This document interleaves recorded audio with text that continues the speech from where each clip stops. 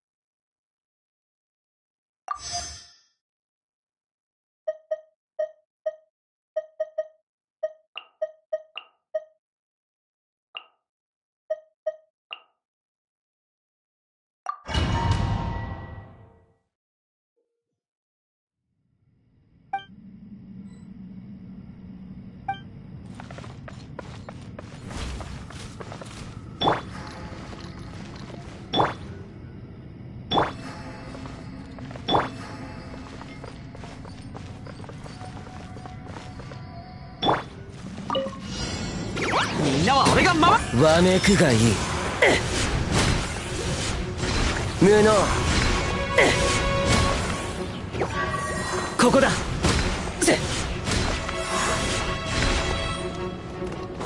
無能。はっ。はっ。へっ。いえ。あれ。もっと泣きわめく。せい。天へと前。せい。これで。いや、全力攻撃だ。消えろ。ここだ。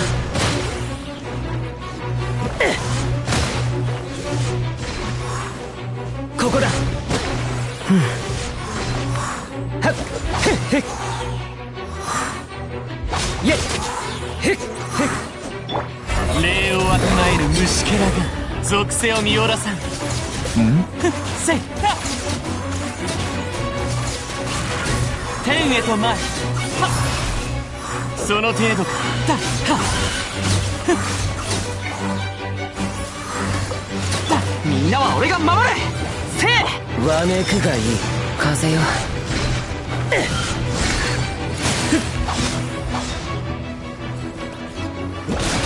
無能。無能。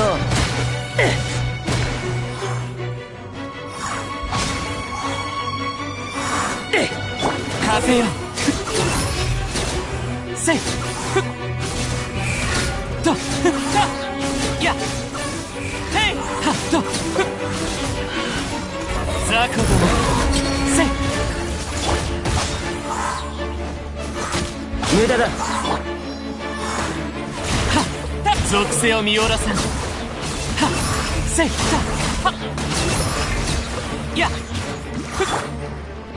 くだらない。へっ西洋などへっはっ風よいえへっくらえ逃がさぬ。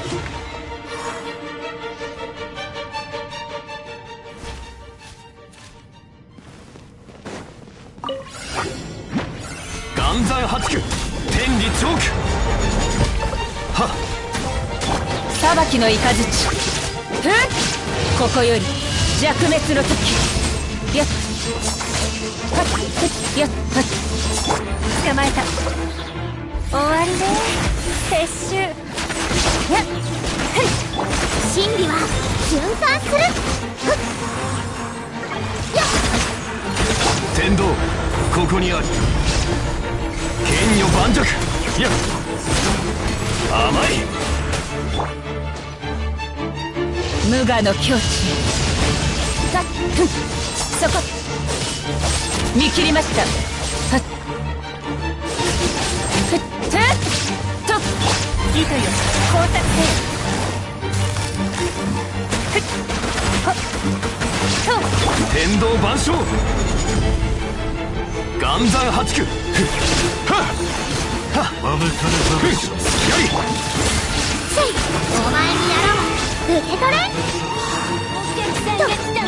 終わりで撤収痛がっちゃいやんよっせいたと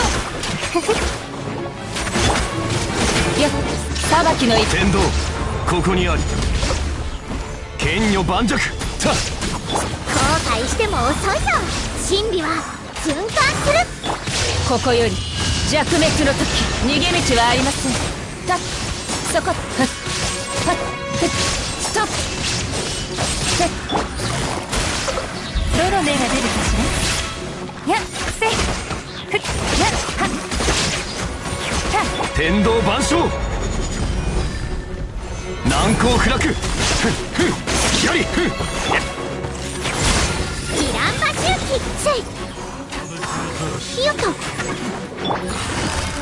かかれ終わりね撤収ほっふんやっせいとやっはっ天道ここにありやっはっふんはっいざた見切りました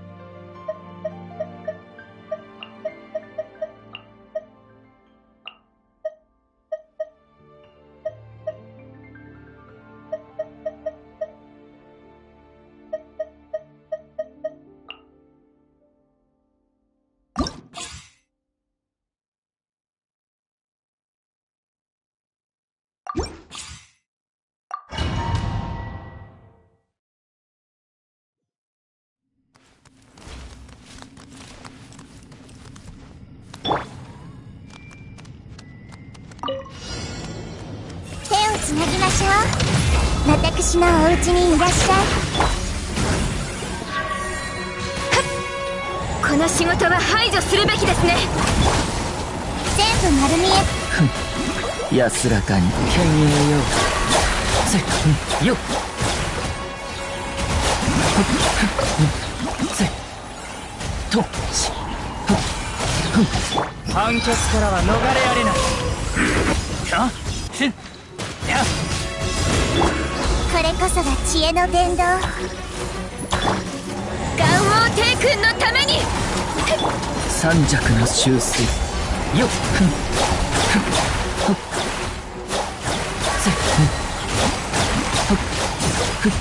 とよっ私のお家にいらっしゃい。勝利をしてやる。お前の罪を。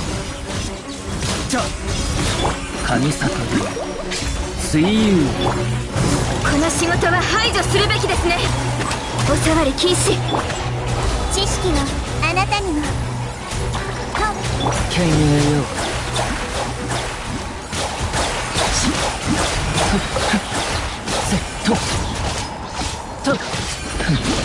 安らかに。瑠璃のように落ちなさい。私のお家にいらっしゃい。無意味な抵抗。この身で万象を粛清する。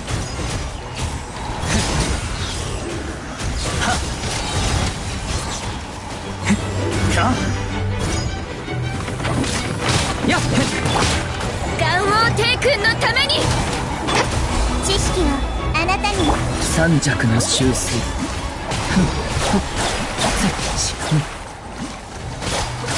よっ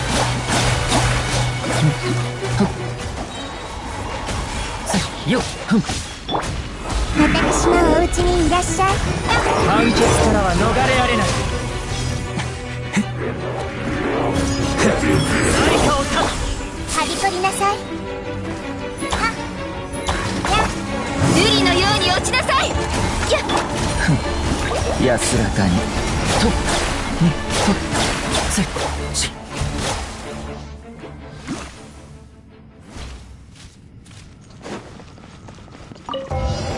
動くべきだ。歌よ錦とな。いくよ。イエーイ。稲光すなわち永遠なり。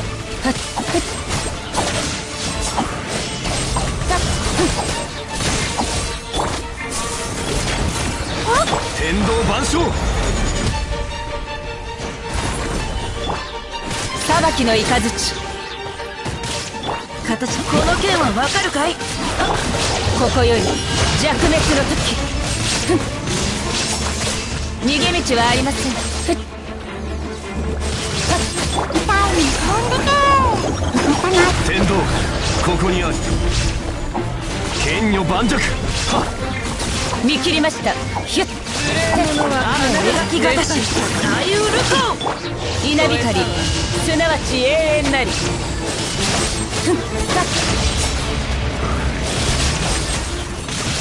せっゆえーぐい出番だよ。いくよ。天理チョーク。はっ難攻不落。逃げ道はありません。無我の境地。てっはっ股間奥義。天道ここにある。岩山八九。痛いに飛んでけ。やてっ裁きの雷稲光すなわち永遠なり。いやどこにいるのか聞かせてもらおう。そこはっ逃げ道はありません。天理チョーク。難攻不落。この剣はわかるかい。はっや歌よ錦とな。せーの。無我の境地。やっせったっはっやっはっ天道万象。ふっせや隙あり。ふっやた隙あり。稲光すなわち永遠なり。裁きの雷はっストップ。やっ、聞こえたわ。てっはっ、痛いの飛んで。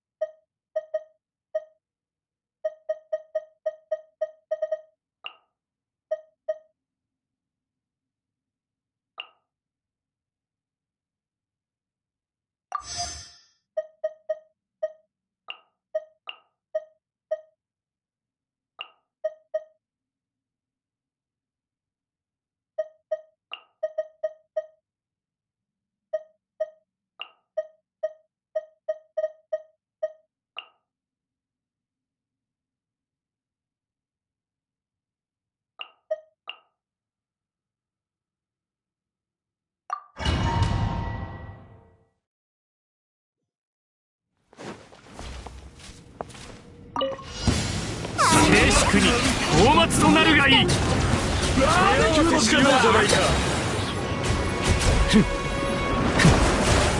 みんながそばにいてくれれば。無我の境地。やっ、寒いから気をつけろよ。逃げるな。海、私は帰ってきた。と神戸を垂れろ。いや、みんなは俺が守れ。燃えろ。逃げ道はありません。稲光、すなわち永遠なり。ふん、はっ、やって。大末となるがいい。静粛に。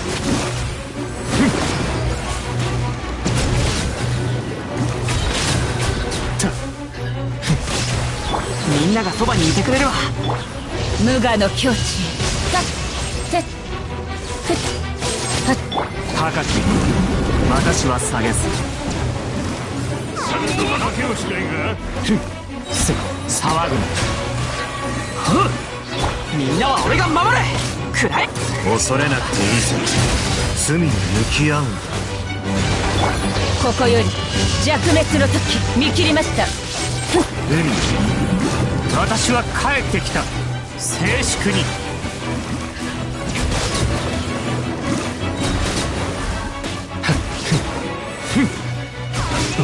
みんながそばにいてくれれば傷なんていらん。稲光、すなわち永遠なり。逃げ道はありません。大末となるがいい。と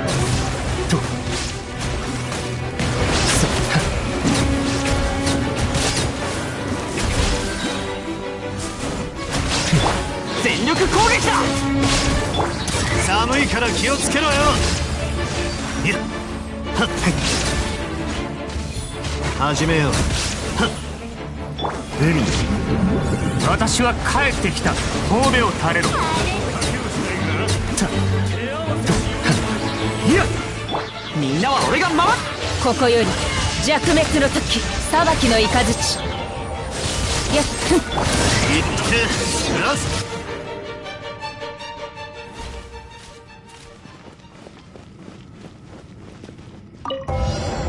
ちょっとしたトリック。天理チョーク。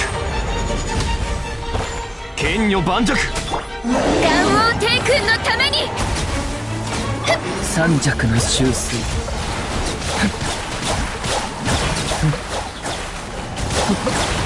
こちらに注目。よっ、風雪の縮図。部外者禁止。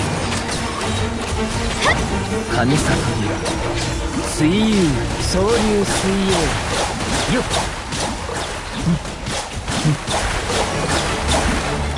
ライトアップ。いや、ここよ。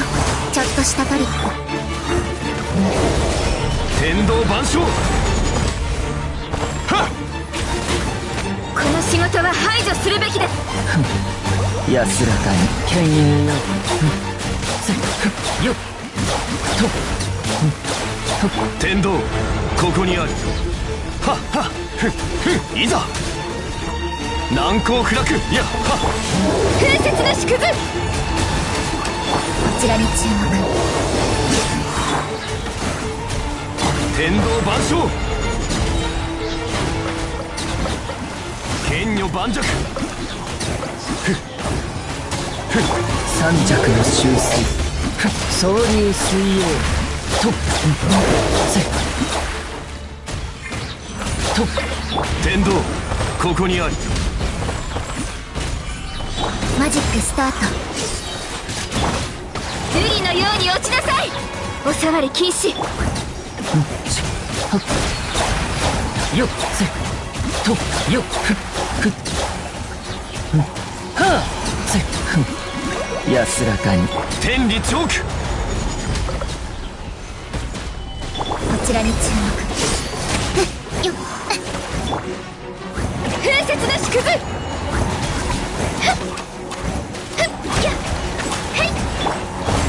岩山八九。天道ここにあり。はっ犬猿よ。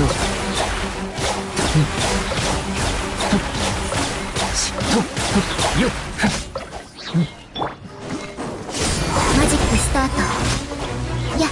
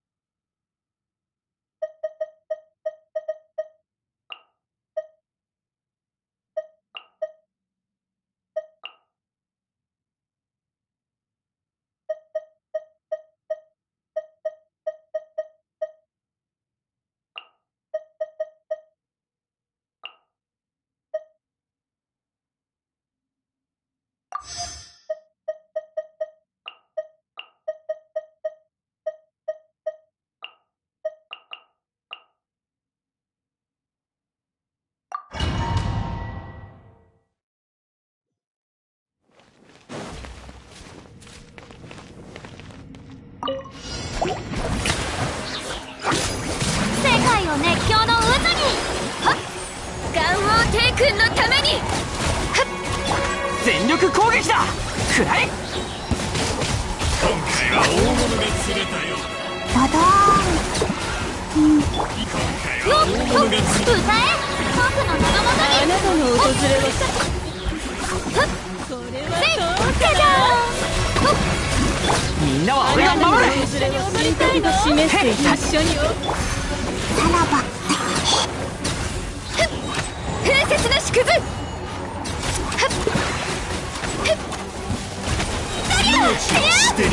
分身の術ドドン。光り輝くがいい。はっ遠くを支えよう。は神格があなたの踊り示していた。一緒に踊りましょう。岩王帝君のために。召喚化粧。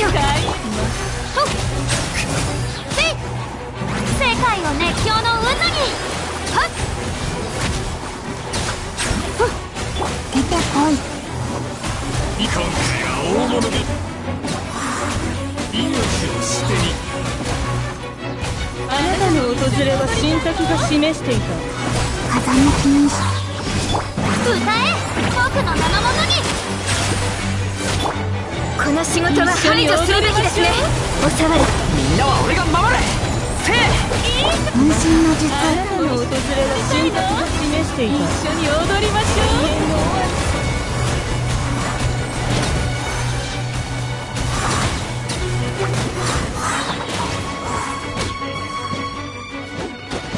全力攻撃だ。世界を熱狂の渦に。開幕だ。よっ出てこい。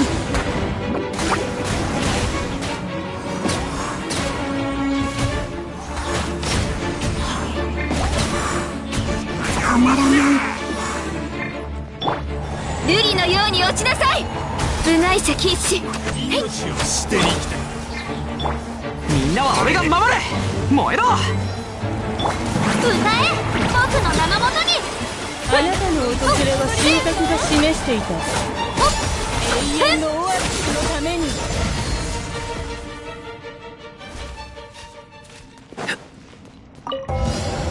ようやくは口に見ない。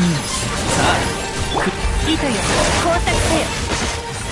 捕まえた。ほっ、準備できたかな。稲光、すなわち永遠なり逃げ道はありません。やっはっしっはっせっ。どの目が出るかしら。痛がっちゃいない。ふったふふとはっよったせふっふん。命の重みを知りなさい。治療しないとな。はい。みんな頑張ってね。ここより弱滅の時。やっ裁きの雷。糸よ、工作せよ。捕まえた。ほっせいよっ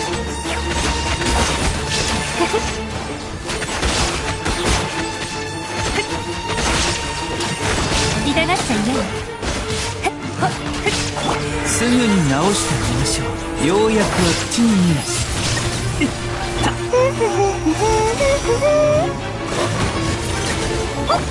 無我の境地、逃げ道はありません。たっやってストップ。はっ終わりね。撤収かかれ。はったとはっふん。さあ婦人寛来です。薬も毒になり得ます。稲光、すなわち永遠なり。ひゅっふんさっしっせっ。糸よ、工作せよ。ほっ捕まえた。やっふっふった急がなく。はっここより弱滅の時。ふっはっはっせっはっさっふんやっ命の重みを知りなさい。終わりね。撤収。やっふん。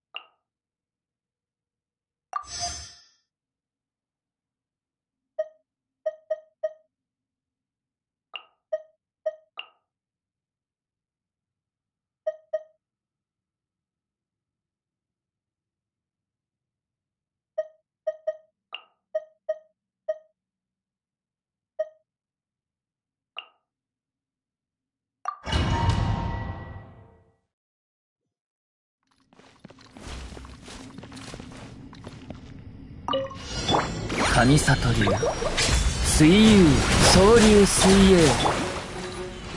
みんながそばにいてくれるわ。元王帝君のために召喚化粧。ひゃっ行くぞ。わめくがいい。ここだ。へっいえひゃっ行くぞ。へっへっひ権へよ安らかにイェッイェッみんなは俺が守るくらえへっ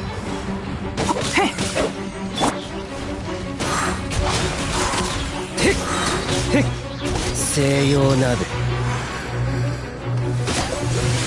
はっぜぜ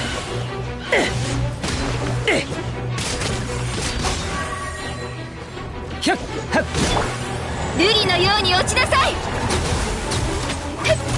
みんながそばにいてくれるわ絆よっ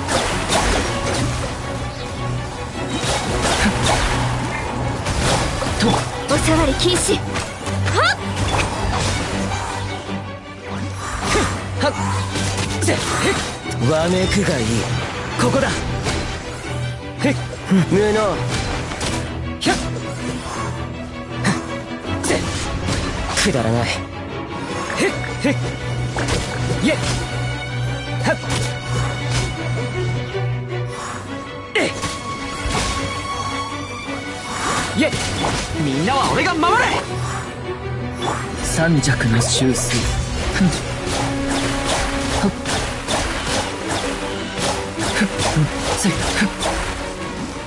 よっよっ元王帝君のために。はっ西洋鍋ぜひゃっはっくだらない無能ここだ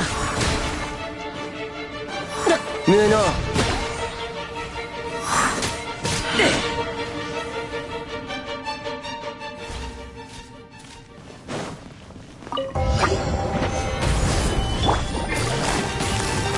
痛がっちゃいない。もっと泣きわめく天へと前はっせっはっはっ天理チョーク糸よ考察せよ。やっ雑魚ども風よはっ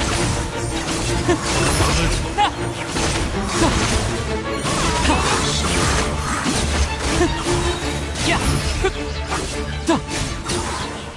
どの目が出るかしら。捕まえた。天道万象剣女盤石無我の境地。てっはっふっせっやっ糸よ工作せよ。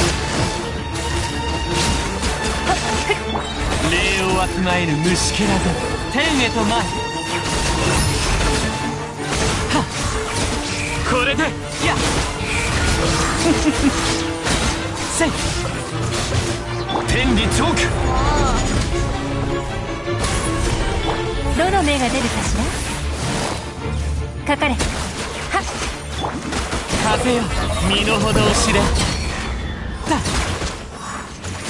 ふっやっはっはっだとふっふっはっ君ごとき僕を直視する気かはっここより弱滅の時裁きの雷。天道万象岩山八九終わりね。撤収。捕まえた。もっと泣きわめけ属性を見下ろさ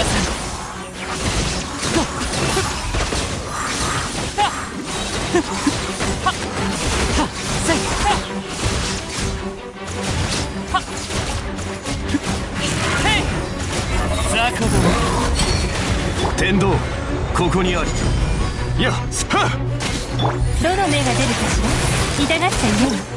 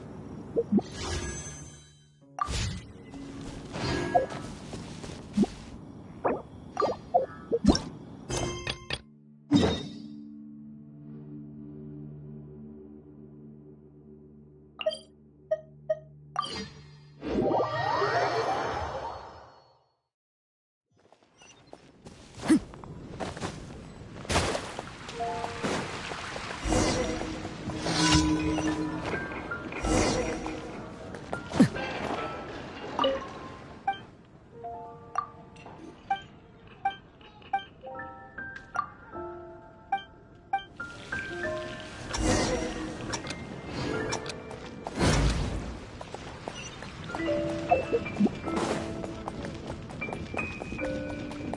井様といいな。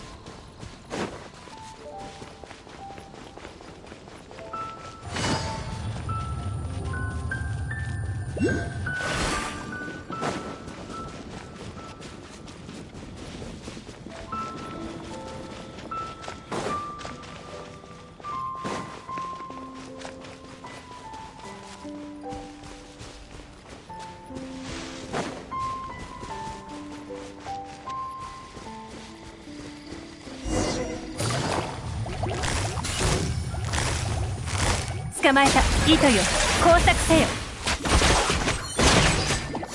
ふっほっとよったほっ。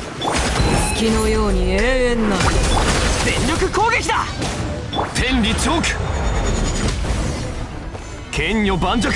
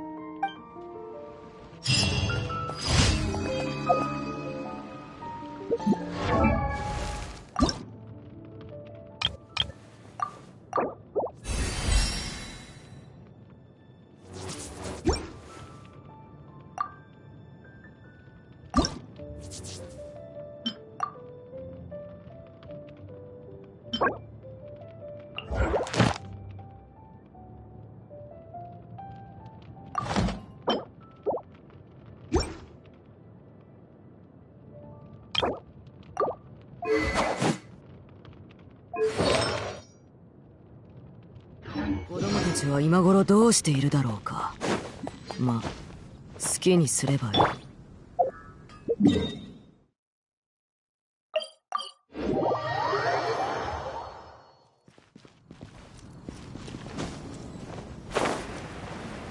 いや岩山八九、痛がっちゃいない。はっふっ。どの目が出るでしょ。たふっほったとやってふっほったはっほったとせ。みんなは俺が守れ。ふっ好きはっやはっはっふっ剣女盤石。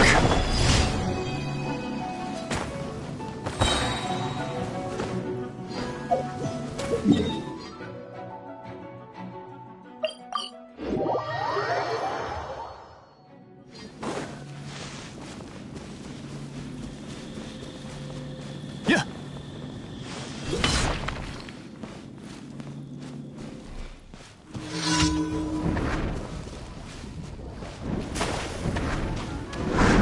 岩山八九、かかれ。やった天道万象。せえ終わりね。撤収。貫こう。ここより登る。やっちょっとやっはっ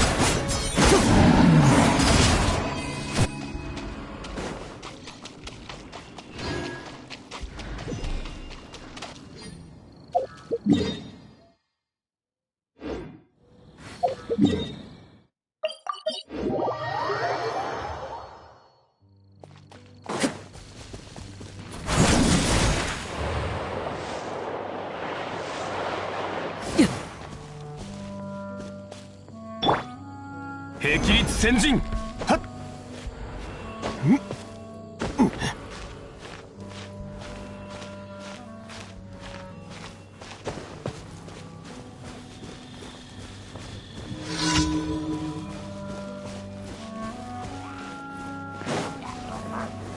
剣女盤石。みんながそばにいてくれる。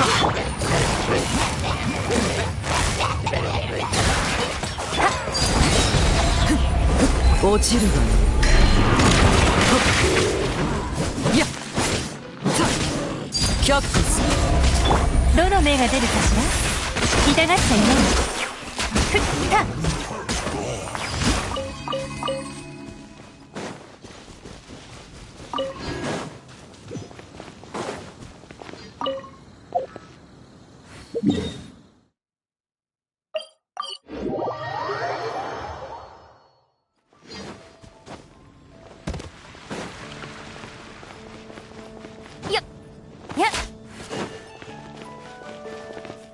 星と深淵を無事今日の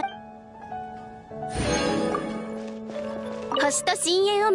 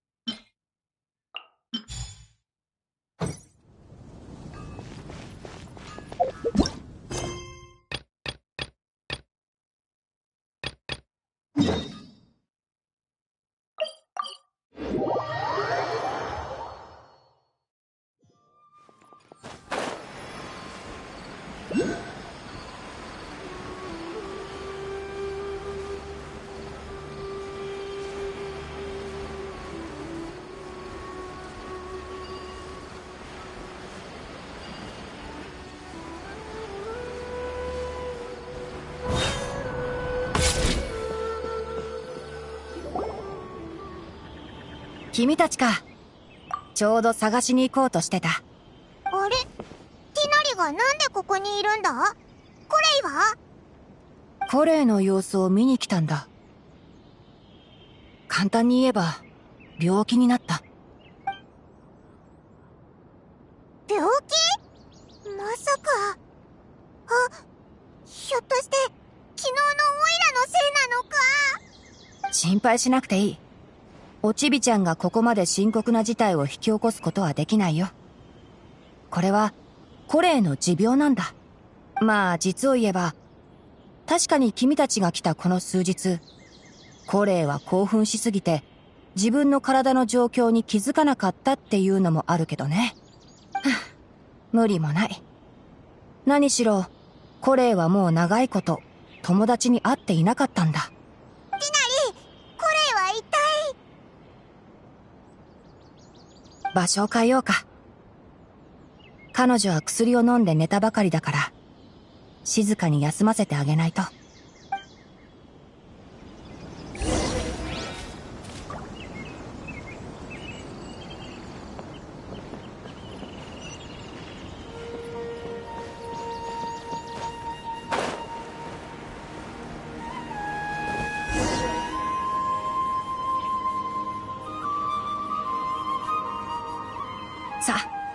さっきの話の続きをしよう。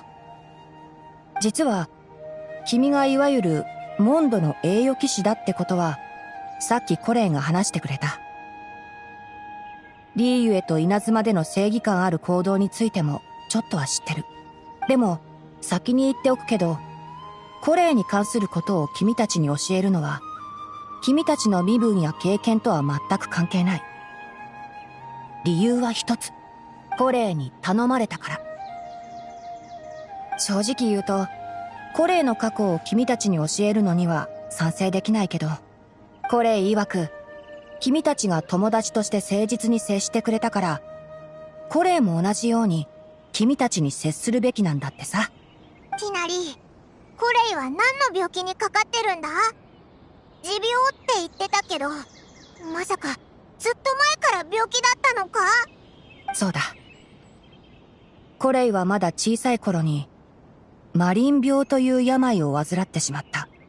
マリン病？これはスメール特有の疾患でね。患者の体に灰色がかった黒い鱗状組織が現れることからその名が付けられた。最初は皮膚が変化した部分に少し痺れを感じる程度なんだけど、症状が進行すると手足の指に力が入らなくなり、時には感覚がなくなることもある。そしてだんだん患者は自分の体を制御できなくなり、やがては完全に動けなくなってしまう。それ、結構怖くないか？待った。まさかこの間、コレイがうっかりしたのも、原因は…マリン病の影響だよ。だからコレイにはなるべく物を持たせず、自分を傷つけさせないようにしてる。適切な治療方法を取れば、病気の進行を効果的に抑制することはできるよ。でも、残念だけど、マリン病を完治させる方法はまだない。だけど、昔コレイの母親に、マリン病を根治できる方法があるって嘘をついて、コレイをファデュイって組織に引き渡した人物がいた。何？ファデュイだって？ファデュイを知ってるんだね。説明する手間が省けるよ。とにかく、コレイを僕に預けた人が言うには、彼女はファトゥスの博士という人のところに送られたそうだ。そいつがどんな治療方法を取ったのかは知らないけど、彼女のマリン病はその時、確かに抑えられてた。だけど、ファデュイのところで過ごした日々は、彼女にとって決して愉快な思い出じゃなかったんだ。彼女は強い。ずっと楽観的に振る舞ってるけど、未だに人から触れられた時、恐怖を感じてしまうことがある。コレイはずっと、たくさんの苦しみに耐えてきたんだな。そうだ、パイモン。コレイからの伝言がある。昨日君を驚かせたことを謝りたいらしい。それから、ごめんなさい。ずっと病気のことを黙ってて、とも言ってたよ。コレイは何にも悪いことしてないじゃないか。謝る必要なんかないんだ。その言葉は、次コレイに会うとき、自分で伝えてよ。彼女は、自分には友情を得る資格がないって思い込んでた。僕の弟子に、二度と同じような苦しみを与えないであげて。おう、ティナリ、任せてくれ。まあ、ひどくはないよ。今回倒れたのはここ数日、体力の消耗が激しかったからだ。薬も飲ませたし、ちょっと休めば治ると思う。でも、コレイがガンダルバー村に来た当初は、確かに今よりずっとマシだった。あの時、彼女はレンジャーの仕事に興味津々でさ、知識も学びたがってた。だから加わってもらったんだ。でも、最近は体力がかなり落ちてきてる。適度な運動はずっと必要だけど、やっぱり長距離の巡回はもう、やめておいた方がいい。さあ、これでコレイの状況はもう全部説明したよ。これから彼女の薬草を取りに行かなくちゃいけないから、話はここまで。連れて行ってくれ、ティナリ。オイラたちもコレイのために何かしたいんだ。まあ、いっか。だけど、ウリンは危険だし、旅人も療養中なんだから、道中は僕の指示通りに動いてね。いい？ああ、わかったぜ。じゃあ行こう。取りに行くのはサウマラタハスって植物だ。マリン病患者の体力を回復してくれる。ティナリ、その植物はどこに生えてるんだ？サウマラタハスはウリンに点在してる。ガンダルバー村の近くでもよく見かけるよ。名前からすると水のあるところで探した方が良さそうだな。うん。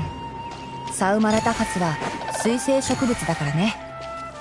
水面に浮かぶ大きな青い花みたいで結構目立つんだよ。でも実は花びらみたいに見えてるのは葉っぱとガクで、花はその真ん中にあるすごく小さなやつなんだ。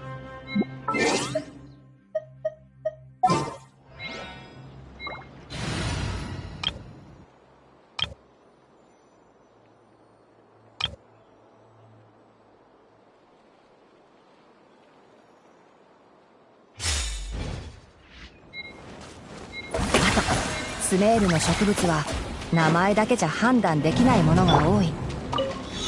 例えばカルパラタハスはツル植物だし、スメールローズもバラじゃないんだ。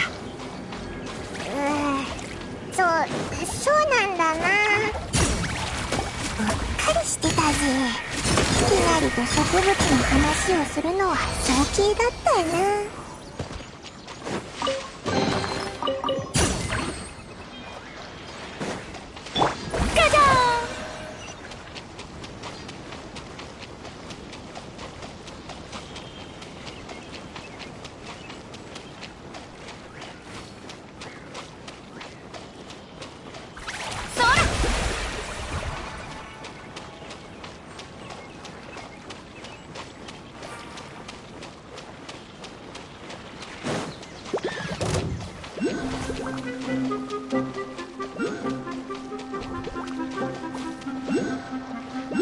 光よ。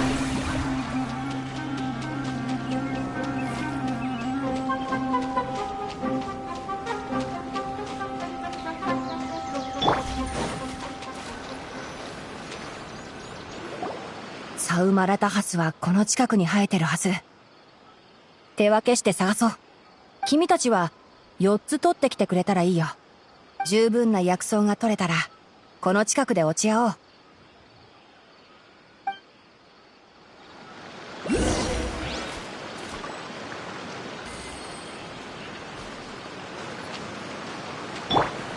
開幕だ。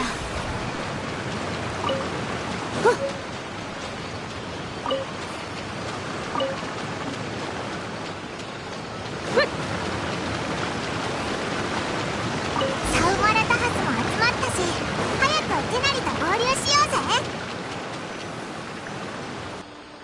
ティナリ、これで任務完了だぜ。どれどれ？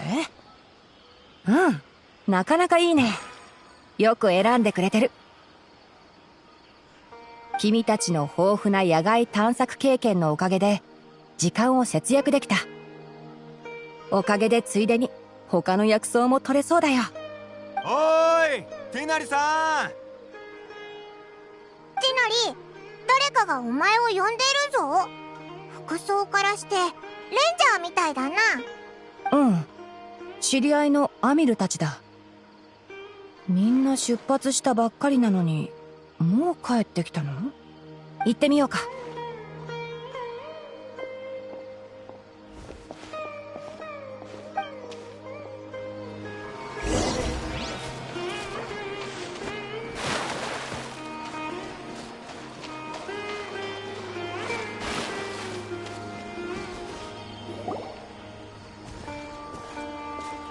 まさかここで会えるとは。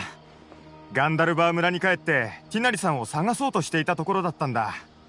何かあったの？ついさっきシーキを見つけたんです。シーキ？君たちのルートは1週間前に徹底して片付けたばかりなのに、こんなに早く現れるなんて。具体的な場所は？すぐ先にある谷の奥だ。今回出現した場所は過酷の狭いエリアをほぼ塞いでたから、すぐ戻ってティナリさんを探すことにした。半径は？すまない、そこまではよく見えなかった。今日はチームに神の目を持ってる人がいなかったし、死域はまだ拡張し続けてるみたいだったので、あまり近づかなかったんです。うん、その判断は正しい。今すぐ片付けに行くから、君たちはこの2人をガンダルバー村まで連れて戻ってあげて。待てよティナリ、なんでいきなりオイラたちを帰らせるんだよ。ああ、スメールに来たばかりじゃこの状況もわからないか。スメールのウリンでは今、一部エリアに独特な異変が起きてるんだ。そのエリアを死域と呼んでる。死域は植物を枯らすだけじゃなく、動物や人の命まで奪う可能性がある。だから神の目がないものは近づいちゃダメだ。そういうことなんだ。この前ウリンには危険なエリアが存在すると言ったのも、君たちを脅かすためじゃない。神の目を持つ者、つまり元素力を操れる者だけが一定時間死域の侵食に耐えられる。そう、だから俺たちみたいな一般レンジャーはただ死域を見つけ位置を記録して、ティナリさんのようなプロに任せるのが仕事だ。何しろ死域の内部に足を踏み入れ死域を除去できるのはティナリさんたちだけだからな。でも神の目を持ってないみたいだが。安心しろ、こいつは確かに神の目を持ってないけど、元素力を使うことに関してはベテランと言っても過言じゃないぜ。へえ、どうやら君についての噂は本当らしいね。だったらいいだろう、一緒においで。いつもは旅の人がガンダルバー村を離れるとき、死域を見分ける方法だけを教えるんだけど、今日は現地でできそうだ。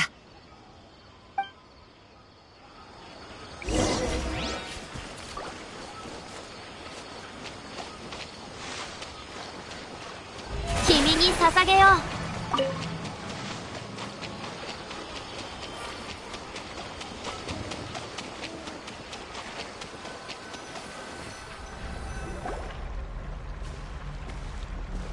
ストップ。もう進んじゃダメ。前を見て。前、あそこら辺が灰色で植物も枯れてるみたいだ。空気にも灰のようなものが漂ってるし、鳥肌が立ったぞ。それが死域さ。旅人、僕はこれから死域の内部に入る。中には死域の病変があって、それを破壊できればこのエリアを救えるんだ。ありがとう。でも君はこれを処理したことがないし、無理だけはしないで。元素力を持っていたとしても、中に入るときっと気持ち悪くなる。もし耐えきれなかったら外に出て休んでて。何しろこれは命に関わるからね。さあ行こ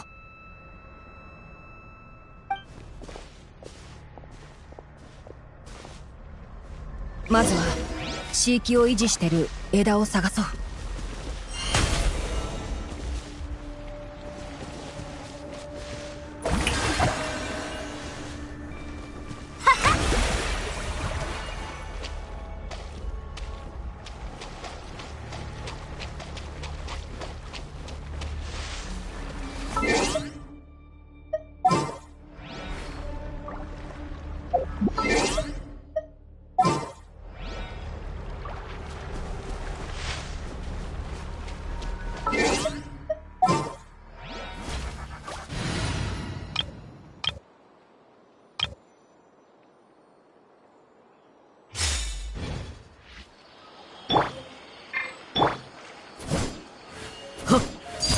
権限。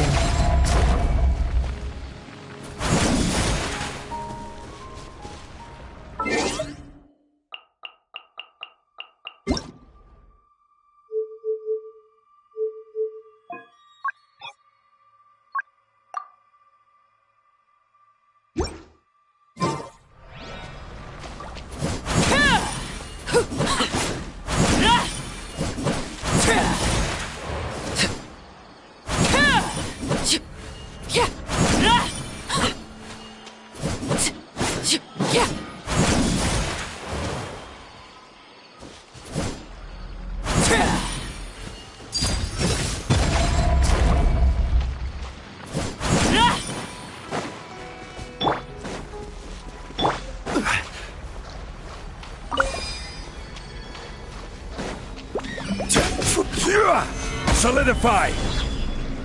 Order guide you!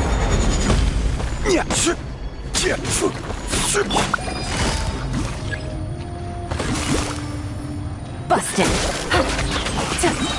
Game's up. Fun's over. Everybody stand back! Gather! Overruled.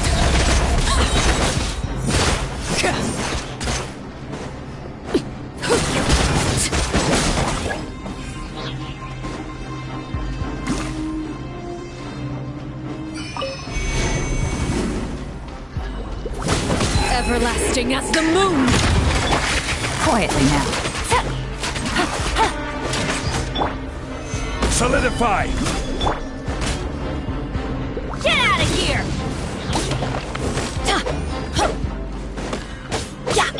Things are about to get dicey. Transfixed!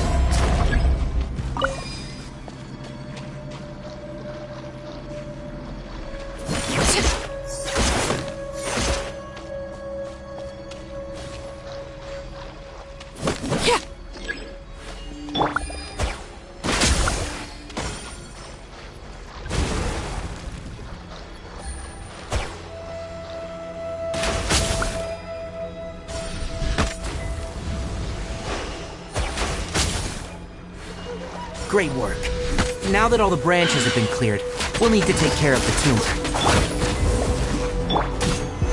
Stabilize! This is order! I'm going in! This is where you belong.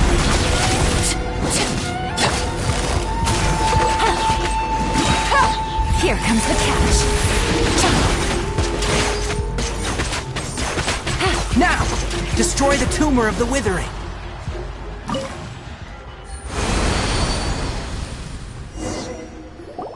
We did it! Everything's returning to normal now! Yes. Thanks to you two, we were able to quickly restore this area back to normal. Tainari? You make it sound like we did well, but why does Paimon have the feeling you're worried about something? It's that obvious, huh? Alright, it's like this. Recently, the rate at which withering zones appear has been increasing. Even though we were able to quickly clear that withering zone, it won't be long before another one appears. If that simply meant more work for me, then that wouldn't be an issue. But it's far more severe than that. The withering is leaving lasting effects on the rainforest itself. For instance, even though we cleared out the withering zone, many of the plants that were affected will not recover. This presents a crisis for the ecosystem itself. Many plants in the rainforest are already in decline, directly impacting the wildlife that depends on those plants. And most disturbingly, as the appearances of withering zones have started to increase, Kale's case of Elazar has also become more serious. Huh? Well, why's that? I'm still not sure of the exact reason. However, I've received word from acquaintances at the academia that similar cases are being reported for patients with other conditions. No, none that we know of. The withering has been recorded in Sumeru for millennia. It's said that it originates from the depths of the world. Oh, by the way, have you heard of Irminsul before?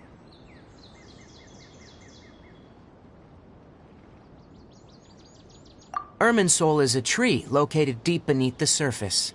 Although it isn't like any tree we know in a biological sense, you can basically think of it as a large tree that grows downwards rather than upwards. I'm sure you've heard of ley lines, right? They're like the roots of Irminsul, spreading and extending from a massive cavern deep underground all the way up to the surface.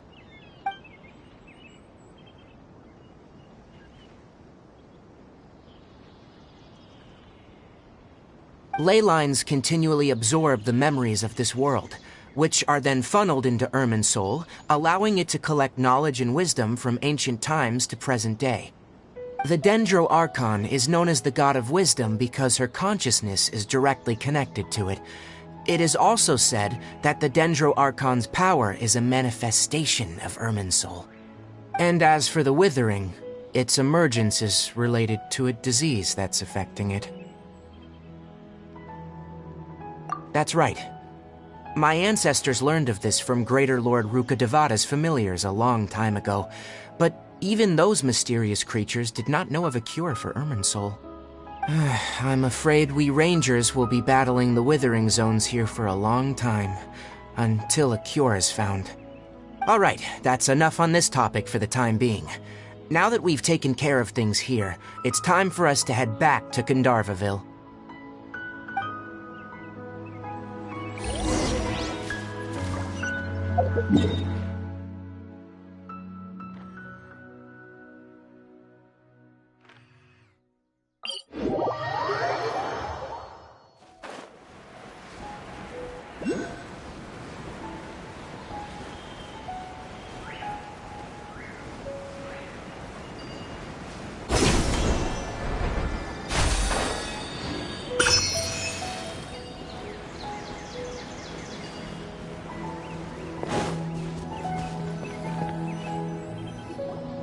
Oh, Tainari, you all made it back. How did it go? The Withering Zone you reported has been taken care of. No need to worry. Huh? Wait, is that? Oh no, Hypatia!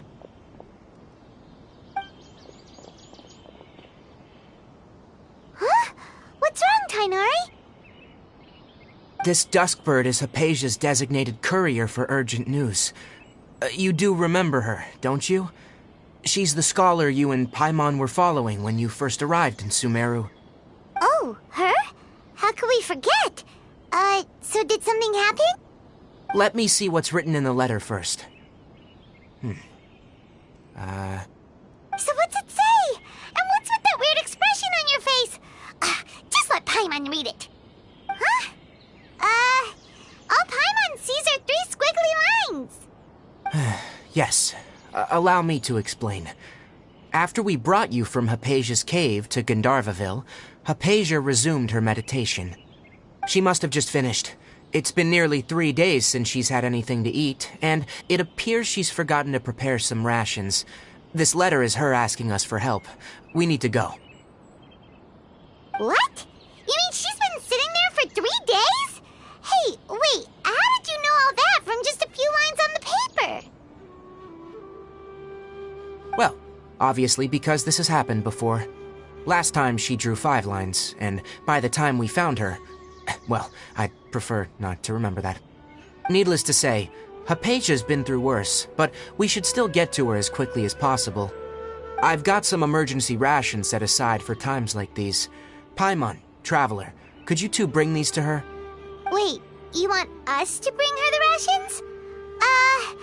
But will the Traveler be okay if her cave is still filled with that funny incense? Let's find out. Here, Traveler, take a smell and see. So, how do you feel? Huh? Really? You're not feeling even a little drowsy? But wait, how'd you know that she'd be okay this time, Tainari? Back when we were clearing the Withering Zone, I observed that she could adeptly manipulate the Dendro element. I knew then that she would be fine. And if I may ask, when I was telling you two about Irminsul's ley lines, was what I described similar at all to what you saw when you were unconscious? That's correct. Those weren't hallucinations at all, though I don't intend to apologize for deceiving you. Because what you saw is of significant importance. Not just for the nation of Sumeru, but the entire world of Teyvat. My forefathers were shown much favor by Greater Lord Rukkhadevata. We took an oath to protect this nation together with her. Now that that duty has fallen to me, it was a part of my responsibilities to ascertain whether you could be entrusted with the fate of Sumeru. Now, after seeing you in action with my own eyes, you have earned my confidence, and I no longer feel the need to hide any secrets from you. When you passed out, your consciousness had connected directly with Irminsul. What you witnessed were actually real memories contained within Irminsul itself. I could try to tell you more, but it would be better if you went to ask Hypatia instead. Her focus on meditation and use of Spirit Borneal are aimed at establishing a connection with Irminsul, just as you did. That sounds nice and all, but will she really help us? Seriously, she completely ignored us the last time we tried talking to her. That was because when you ran into her, she was in a special phase of her training. During that time, she must avoid communicating with others. Please, wait here for a moment.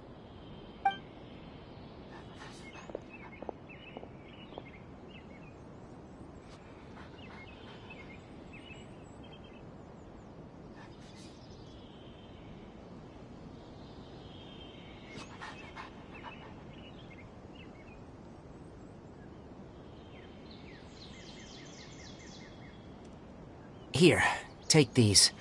It's a meal I packed for Hypatia, as well as some other ingredients. I'm sure it'll come in handy. Also, here's a letter that I would like you to give to her.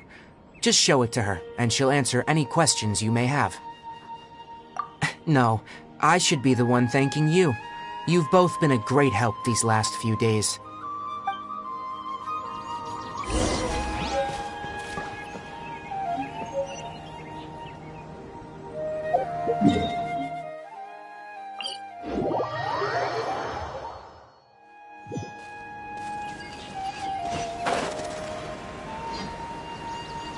Hypatia should still be in the cave.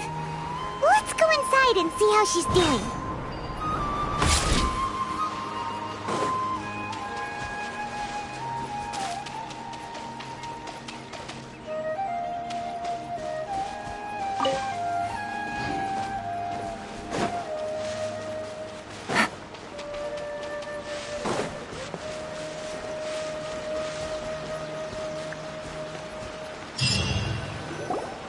Hello? Hypatia? Hey, there's nobody here. Maybe she went out to look for some food. Let's try looking around the area.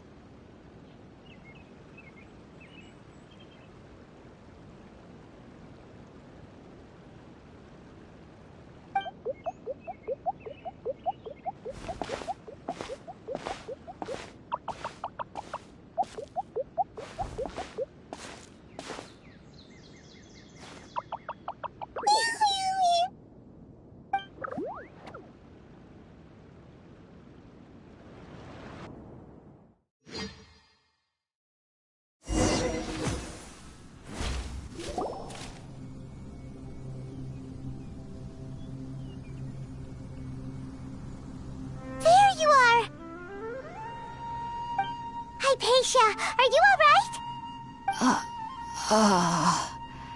So hungry. Need water. There's no way we can get her to eat in her current condition. Let's try finding some water first. Huh? Wait, why does it look super foggy outside all of a sudden? Anyway, let's go look around.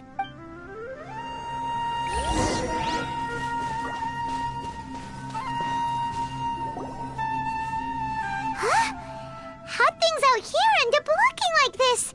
What happened? And where are we? Really? Oh, maybe you're right. Let's go investigate the area.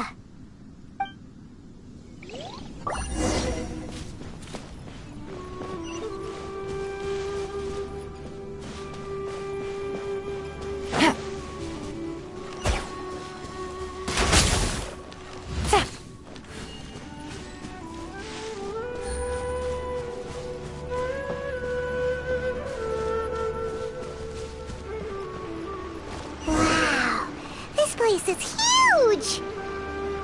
Paimon knew there's something off about that cave. Let's think of a way to get over there and have a closer look. Who knows? Maybe we'll find a lead of some kind.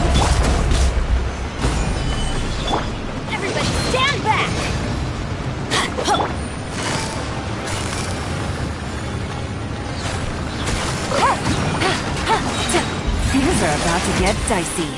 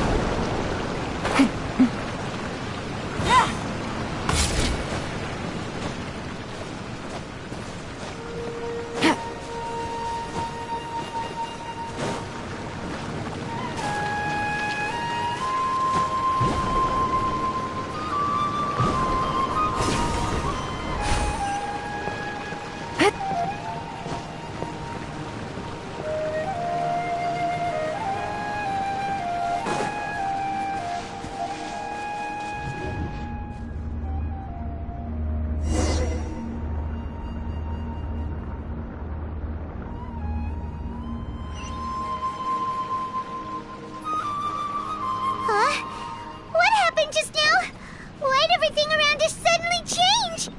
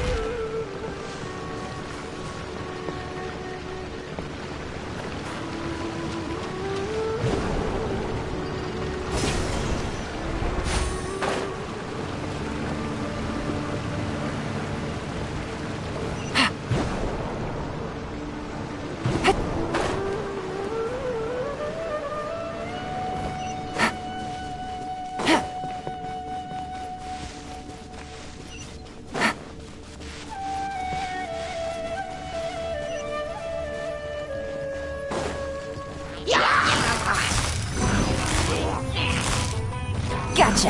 No. I will have order. Laid bare, everlasting as the moon. Here comes the catch.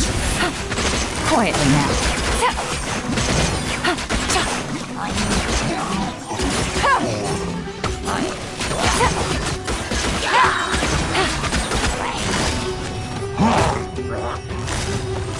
Busted.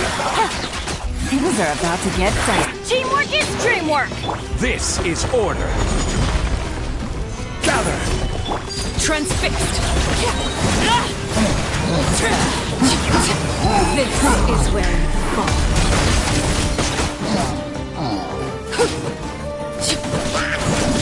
Laid bare. Here comes the catch. Take it easy.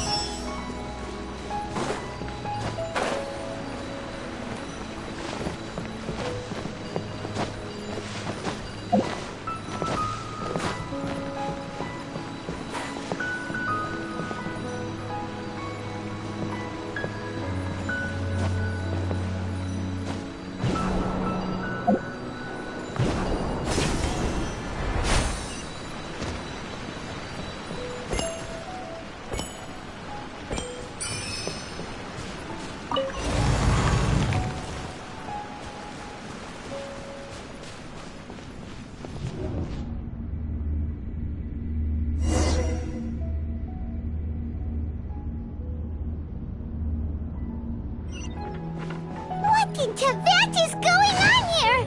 This place is getting weirder by the minute. Hey, what's the matter? You don't look so good.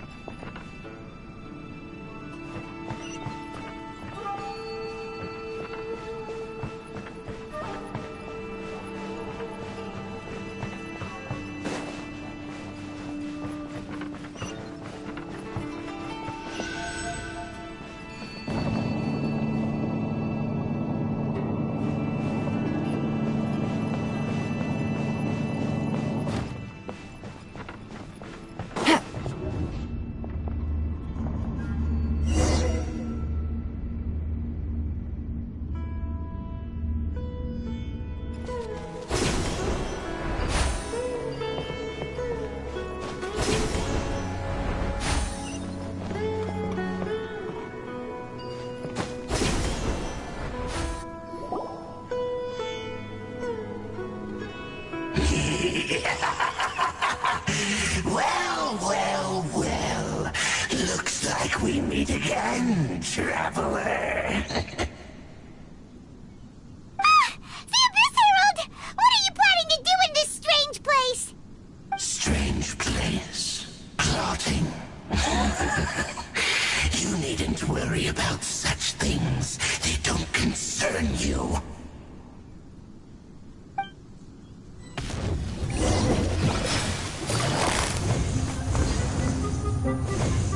Quietly now.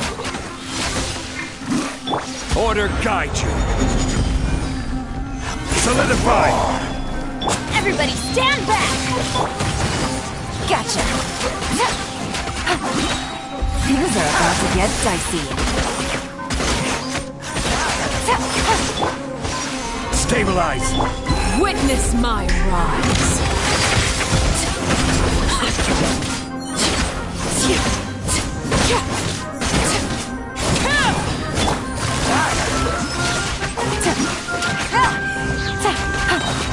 Here comes the challenge. Solidify! It's still done. Let's light it up! I'm going in! Busted.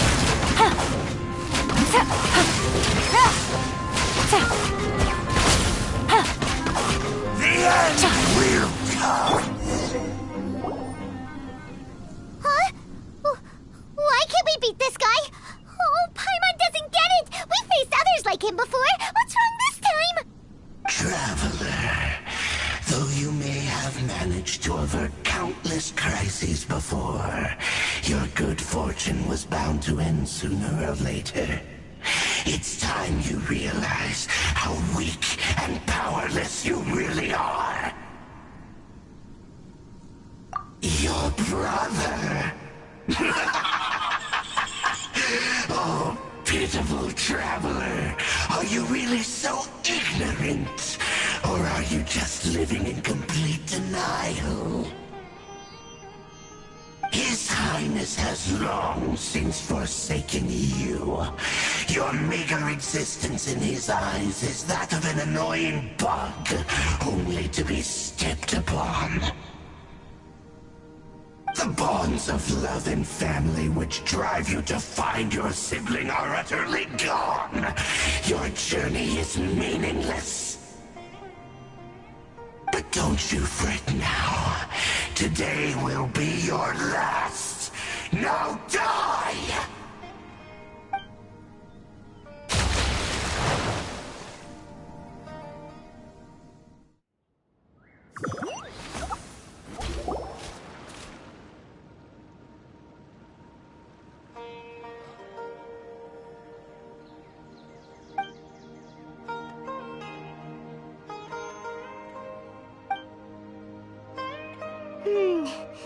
What do we do? We haven't seen Hypatia anywhere out here. Oh, there she is! Quick, let's see how she's doing. Ah, so sweet. Well, the good news is that she's still conscious. Hey, why'd you drop her food on the floor like that?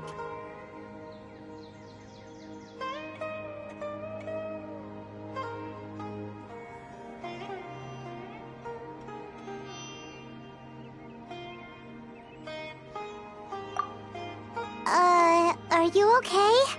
That's really not like you. Anyways, we can talk about this later. We better make sure she's alright first.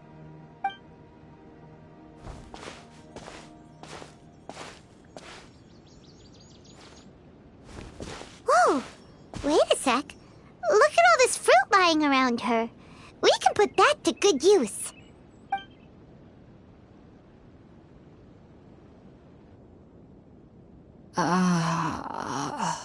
Who is there? Tainari, is that you? Huh?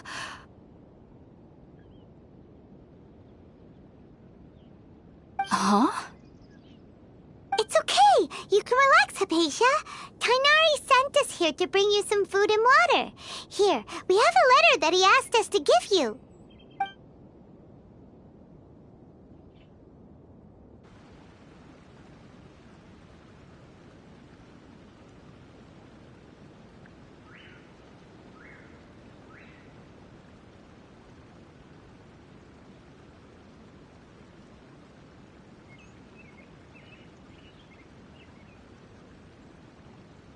I see.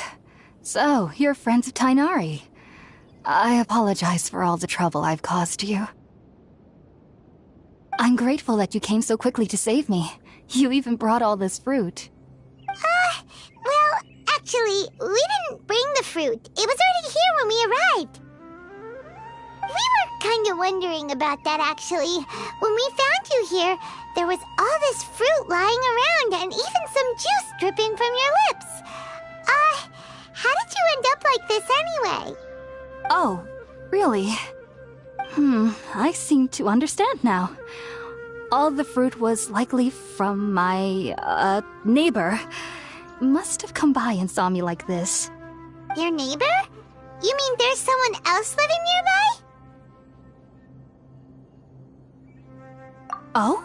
So you're able to see them too?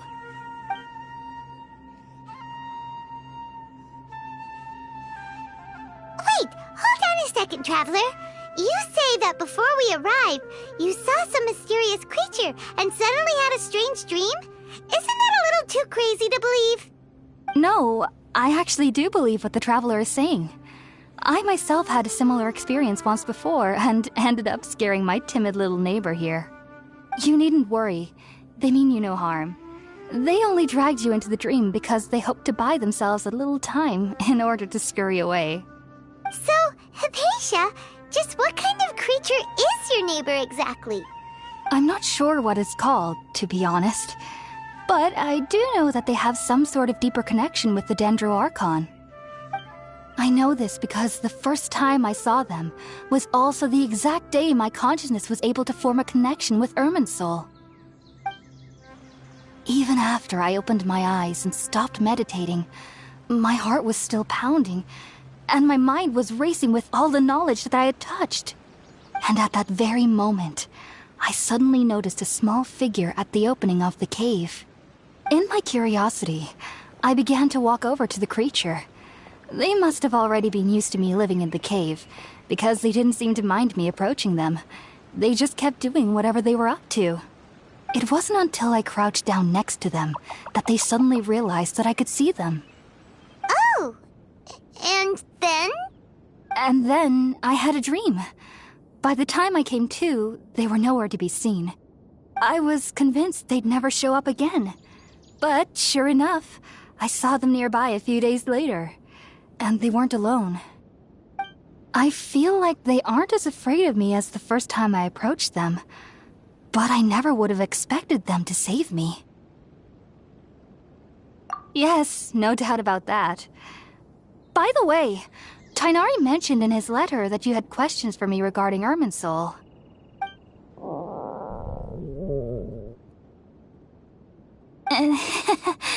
Sorry about that. Sounds like just drinking juice still isn't quite enough for my stomach. Well, if somebody hadn't dropped the food earlier... Anyway, looks like we'll need to prepare something ourselves. Besides, Paimon's getting hungry too. Let's eat first and talk about Irminsul later. Alright, we're up, traveler. Today's menu will feature sweet madame and a radish veggie soup. You'll love them, Hypatia. They're our specialties after all. Sounds good. I've never tried any dishes from other nations before. I certainly look forward to it. It's been so long since I've had a decent meal, too. To be honest, the last time had to be when Tainari came to visit.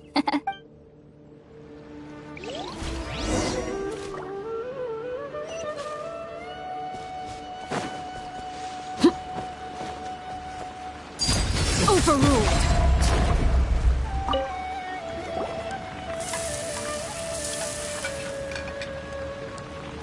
All done! Let's use the empty box that Tainari gave us since we already washed it. Oh, it smells amazing! And the box is a nice touch, too!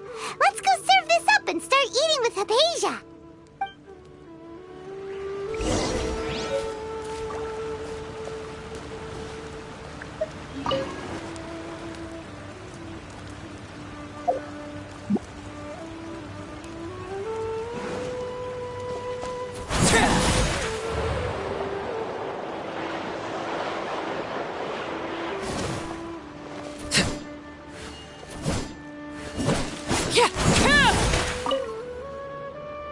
Are you already finished cooking? Smells delectable. I'm truly thankful whenever I can enjoy a proper meal like this. Cooking really isn't my forte.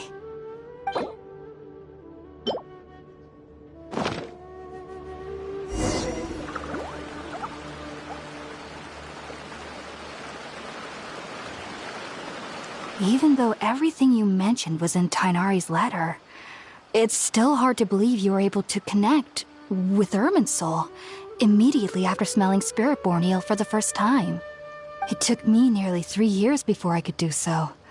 And everyone at the Academia even lauded me as a genius. You should know that some researchers spent their entire lives without ever successfully connecting with Irminsul as you have. So why does this incense allow people to connect to Irminsul? The ingredients used to make Spiritborn eel primarily consist of plants created by Greater Lord Rukkhadevata. These special ingredients are conducive to heightening our senses to the Dendro Archon's power. Since the root of the Dendro Archon's power lies within Irminsul, we can occasionally tap into her powers to peer into the depths of the earth.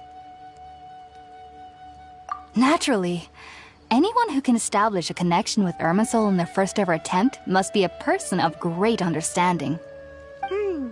Makes sense. But Paimon's got a question. Why was she sensitive to the smell of those plants for such a long time? That was primarily due to her body's unique constitution.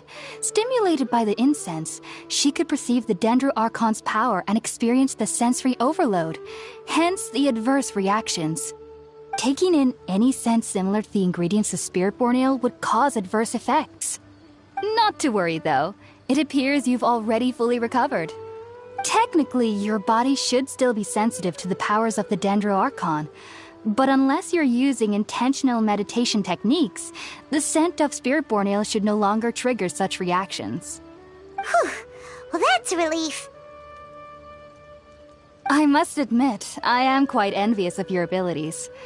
Even if it meant suffering from pounding headaches for the rest of my life, I'd consider it worthwhile so long as I could connect with Irminsul at will. Whoa, you're really serious about this whole thing, aren't you? I am a researcher after all. As a member of the Ritawes Darshan at the Academia, my main area of research is the stars and their connection to the fate of living beings. But there is still so much we don't know, especially regarding the mysteries that lie in the starry skies. Which is why I must turn to the all-knowing Irminsul for answers. If only my perception wasn't so limited. Unfortunately, I cannot guarantee that my every attempt to attune with Irminsul will be successful, or that doing so will leave my consciousness intact. I am currently in the stage of training known as Satyavada life. Many researchers in Sumeru have lost their minds while seeking to attune with Irminsul during this stage. Sages have said that Irminsul contains divine knowledge, and touching such knowledge without the proper preparations and abilities will only lead to one's mind caving in on itself. That's why we meditate alone. We need to ensure that our minds will be calm while minimizing the possibility of involving anyone else. Whoa. So knowledge from Irminsul can be super dangerous. Don't you ever feel afraid of the risk, Hypatia? Of course I do. Especially during nights that are pitch black with no moonlight, and dead silent without even the sound of insects. However, I've been feeling better as of late. I don't get as scared anymore knowing that I have a little neighbor living nearby. I believe that being able to see them is a sort of blessing from the Dendro Archon. But what's strangest of all is that they're clearly an envoy of the God of Wisdom herself, and they have the curious power to make people dream. What's so strange about that? It doesn't sound so out of place for a divine being, does it? Well, it's strange because nearly nobody in Sumeru can ever dream. Oh, is that true? Yes, well, to an extent. Only children can dream in Sumeru. Adults, however, never do. The sages say that wisdom implies rationality, but that which occurs in dreams is often neither rational nor logical. Yes, if one struggles with anxieties, those emotions could influence their dreams. The fact that the people of Sumeru do not have dreams is seen as a blessing by the sages. They believe that Greater Lord Rukkhadevata, the God of Wisdom, is keeping us away from the foolish delusions you encounter in your sleep. I was born into a family of scholars in Sumeru City. Ever since I was a child, my parents would always tell me that I'll know I've grown up once I stop dreaming. I studied hard, enrolled as a student in the academia, and went on to become a researcher. Sure enough, I never dreamed again. But then, on the day I scared the little Aranara, I suddenly saw a dream again. It was incredible. Though I don't exactly remember what I saw, I clearly recall the feeling. I suddenly felt like I was a child again. Back then, I was foolish and ignorant as any youth would be, but I was free of fear.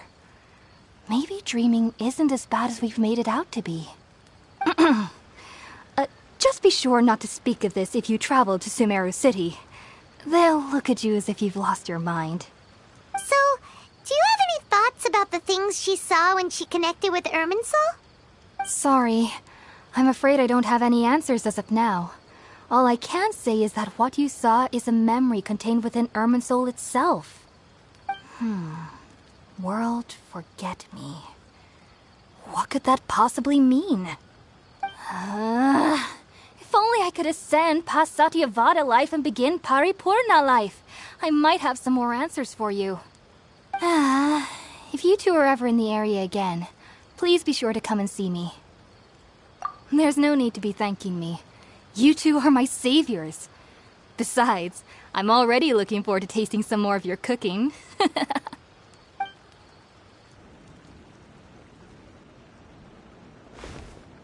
Now that we know Hypatia is alright and had the chance to ask her some questions, Paimon thinks it's about time to head back to Gandharvaville.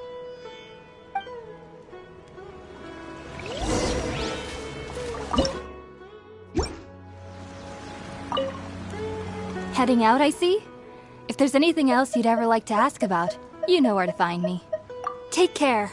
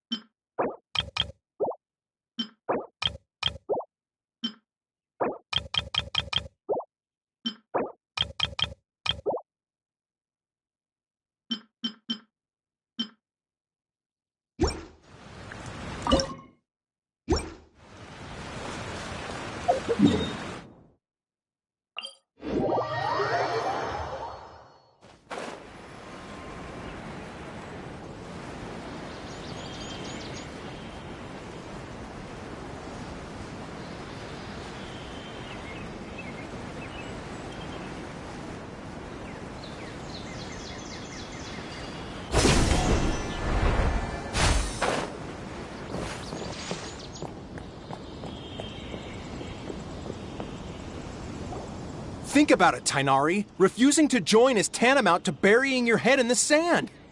I understand that you're a forest watcher and that it's your duty to combat the effects of withering zones. But isn't it evident that such work is not a lasting solution to the problem? As Sage Kage clearly stated, your presence and guidance in Sumeru City is pivotal in finding a cure for Irminsul. How could you possibly refuse? Keep your emotions in check, Ghulam. Let's at least listen to Tainari's reason for declining. We're here to invite him to the Academia, not to cause a scene. Sage Kage, I am truly honored that you came here in person, but I'm afraid I must still decline your invitation. I am merely a forest watcher. How could the great minds of the Haravatat have any need of someone like me? Well, it turns out that your refusal letter had some implications on your master's reputation. He is a renowned sage of the Immorta, after all. So now I've come here in his stead. I see. Well, I figured that given his temper, he would come here and berate me personally. Tainari, your master is an integral part of this effort, and now he requires your assistance. And what exactly does my master need of me, Sage Kage? You'll know once you've arrived in Sumeru City, that is. And, how long will I be required to stay?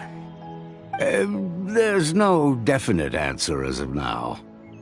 Do you mean to tell me that, despite coming all the way here to Gandharvaville, you still can't answer the questions I laid out in the letter to my master? If that's the case, then I'm afraid I cannot give you a definite answer either. Tainari, but you... So be it. Come, Ghulam, we're leaving.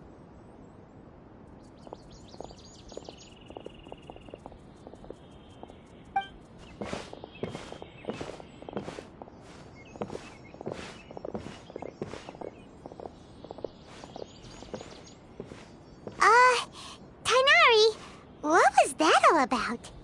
It's nothing.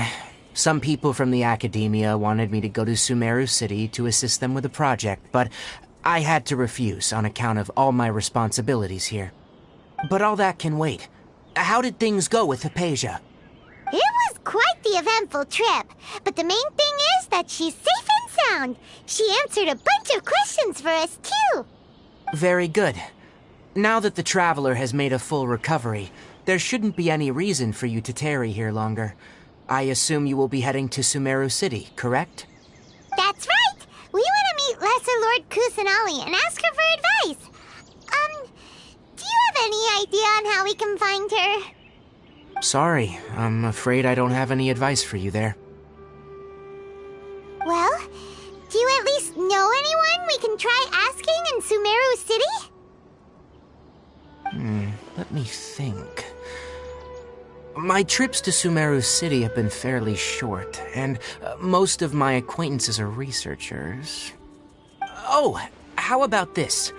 I'll write you a letter of introduction that you can give to a researcher I know. He's from the Immorta Darshan and is adept at gathering information. Asking him might prove worthwhile. Also, when you enter Sumeru City, you'll probably end up receiving something like this item here. I'm not sure if it will ever come in handy for you, but maybe you can give it a try. Oh? What is it? It's called an Akasha Terminal. It's a tool produced by the Academia that utilizes the legacy of Greater Lord Rukkhadevata. Some say that this item is the very basis of Sumeru's reputation as the City of Wisdom. Needless to say, this device and its usage fall under the Academia's expertise, so I'll leave it to them to show you how to use it. Great! Next up, Sumeru City! But wait, before that...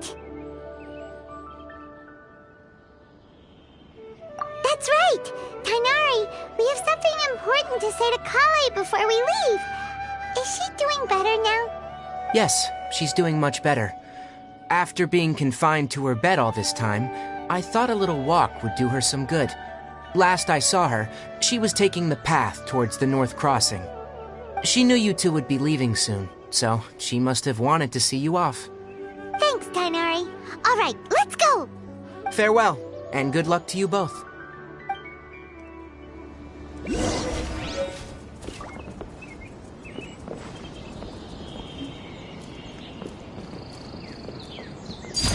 Laid bare. I think I'll start with these questions. The rainforest is the best place to live.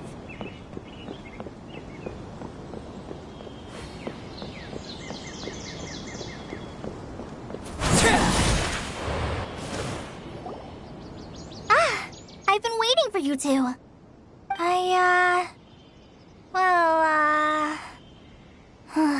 Never mind. I guess I should just wish you two a safe and successful journey. Thanks for waiting here just to see us off, Kale. We're headed to Sumeru City. Don't worry about me. I can take care of myself. My condition won't be getting in the way of my duties. I want to be a forest ranger after all. It's up to me and the others to protect the rainforest here. And, I'm sorry. I should have told you both about my condition when we first met. I just wanted you two to treat me as a normal friend, not some girl that needs your sympathy. But I guess now I understand that the most important thing is for friends to be genuine with one another. There's no need to apologize, Kale. We should be thanking you for trusting us enough to be your friends and sharing your past with us. We're probably still gonna worry about your condition, but that's because we're friends and we care about you. Thank you. That means a lot. Before you leave, I have something for you. Oh? What is it? It's my recipe for pita pockets. I told you that I'd give you a copy, remember?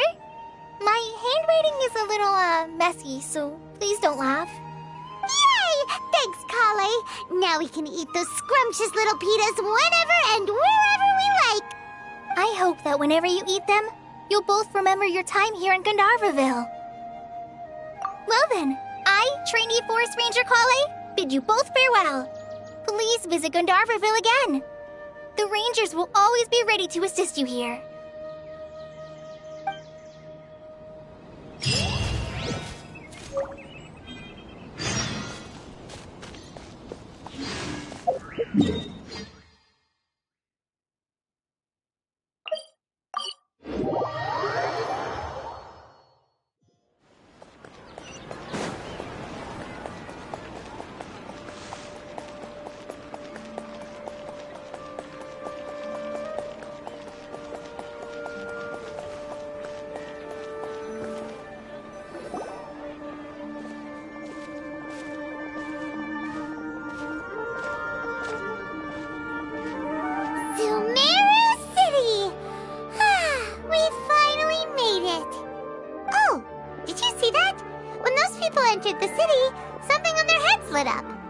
One moment, please, you two. It appears this is your first time visiting Sumeru City. Oh, yeah, that's right. But how did you know that? Because there's currently no information on either of you in the Akasha. But no need to worry, that won't prevent you from entering the city. In fact, the Academia conveniently provides each traveler to Sumeru City with a device. Perhaps you two have heard of the Akasha before. It's our beloved Greater Lord Rukkhadevata's lasting legacy, a treasure trove of collected knowledge. After centuries of tireless research on the Akasha, the Academia created one of its most ingenious inventions, the Akasha Terminal. As long as you are within Sumeru's borders, you may use an Akasha Terminal to connect directly to the Akasha and access any knowledge you need. I should mention that due to technical limitations, the operation of Akasha terminals will be much smoother and more effective in large cities such as Sumeru City and Port Ormos. Oh, so this is the thing that Tainari was telling us about. It sounds pretty amazing. You two are quite fortunate. Until recently, it was standard practice to only issue Akasha terminals to outlanders who spent an extended amount of time in Sumeru. However, this policy was recently changed, and now all travelers are issued one upon arrival. Here are your Akasha terminals. Please handle them with care. It kinda looks like a leaf. To activate it, simply hold it in your hand and say the following phrase to yourself. May the mighty God bless us with their voice of wisdom. Oh, since this little doodad lets you access knowledge, maybe we can use it to find a way to meet Lesser Lord Kusanali. Let's give it a try. May the mighty God bless us with their voice of wisdom.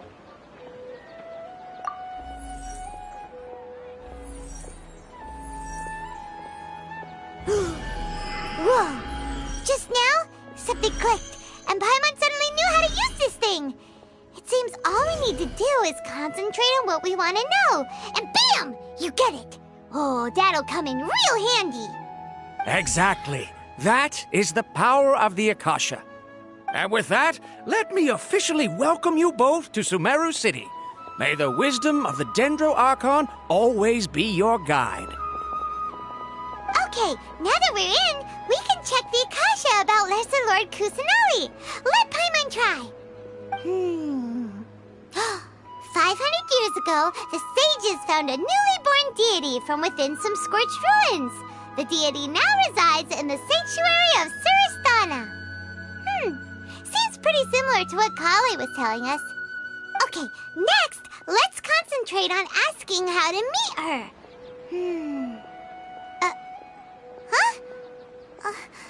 Paimon doesn't sense anything. The Akasha didn't respond to Paimon. Oh, come on! Ugh. Focusing on this question feels like when you have something you're trying to remember and it's on the tip of your tongue, but you just can't think of it. Ugh. Paimon's brain is exhausted. Oh, smart idea. But what are you going to ask it?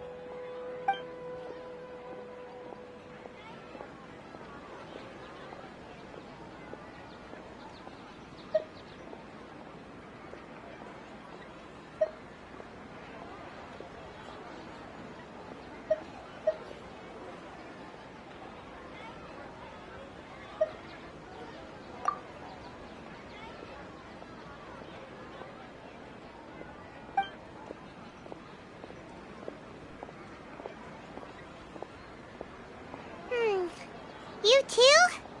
Well, glad it's not just Paimon.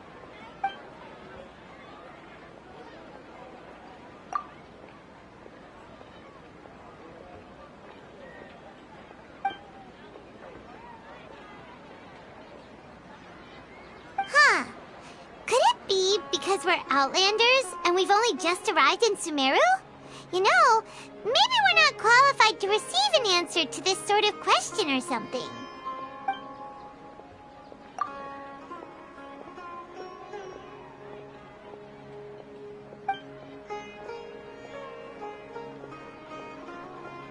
Uh-oh. Paimon's getting all teary-eyed all of a sudden. It feels like the people of Sumeru really missed their Archon. Well, seems no matter which way we try, we can't find anything that'll lead us to Lesser Lord Kusanali. Guess our only choice now is to try meeting with the researcher that Tainari recommended. He's from Sumeru and even has a position in the Academia. Maybe he'll be able to access more info from the Akasha. Let's see. Tainari wrote an address on the letter's envelope. Oh, it's not far from the city's gate. Let's head over and have a look. Hopefully he's at home.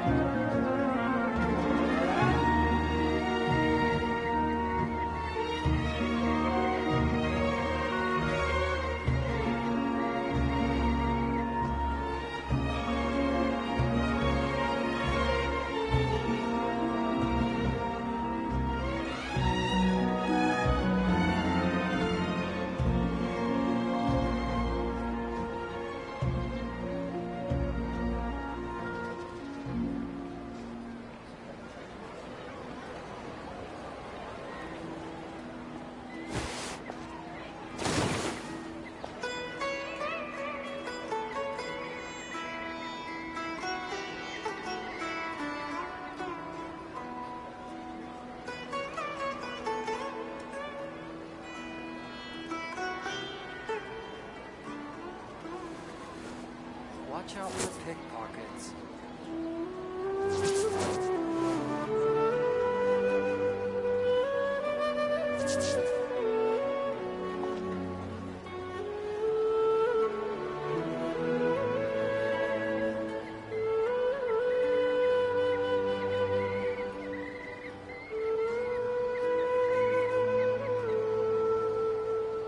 Staring into my eyes is ill-advised.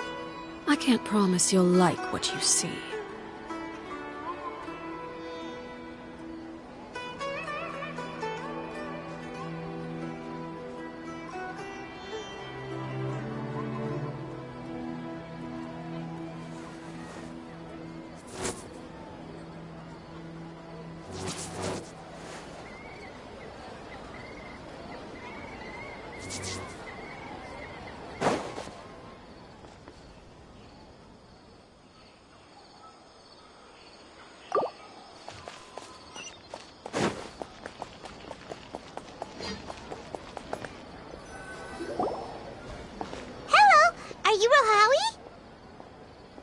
Yes, that's me. Can I help you? Great! You see, Tainari sent us here and... What? Tainari? Please, there's no need to say anything, really. Sure, I admit that the article I published last month wasn't my best work, and maybe the data didn't produce the most convincing results, but...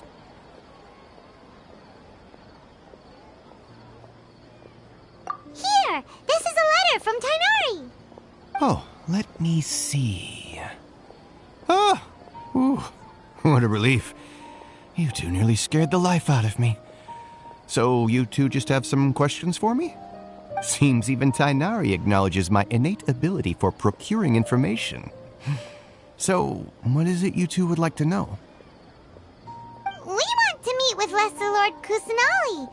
Do you know a way we can do that? You mean you want to meet the Dendro Archon herself? This isn't exactly my area of expertise, but let me see what I can find in the Akasha.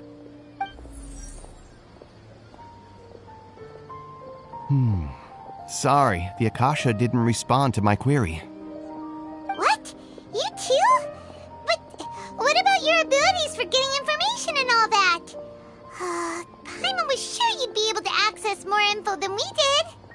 Well, as I said, this isn't my area of expertise. I am but a lowly researcher, so the Akasha doesn't see a need for me to know more about the Dendro Archon.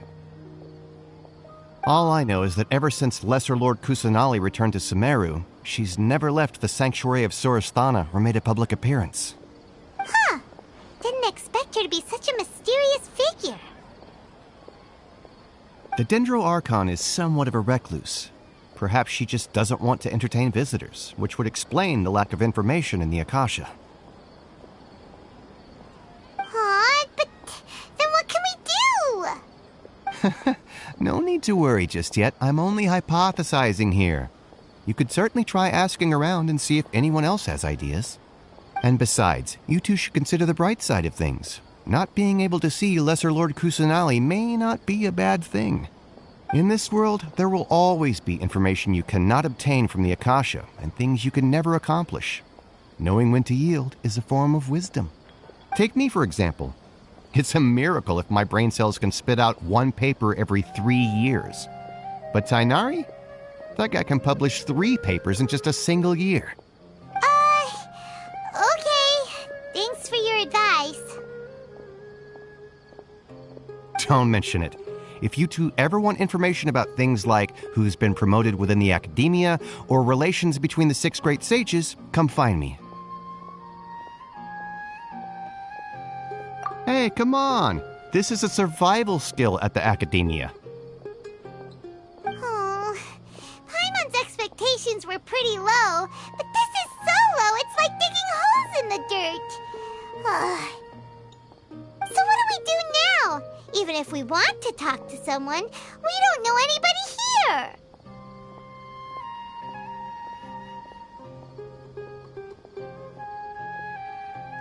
Huh? Like who?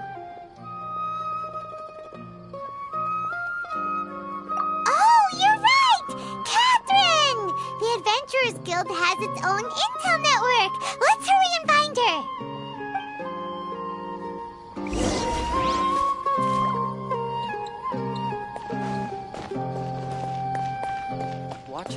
Pickpockets.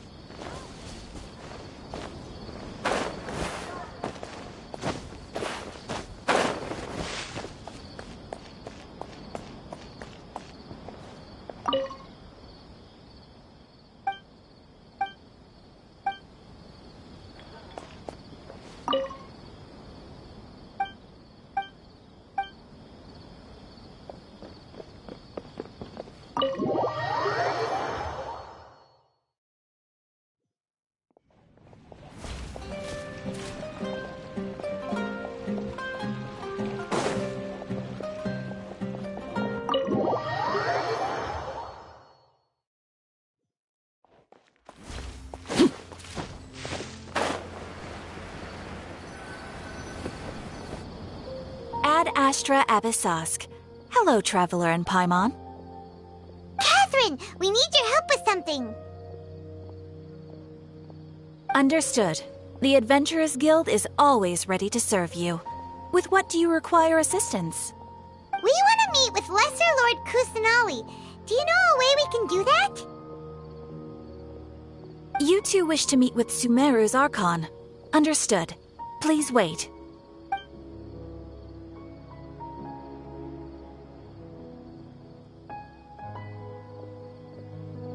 I apologize, but I am unable to call up any relevant information in the Akasha.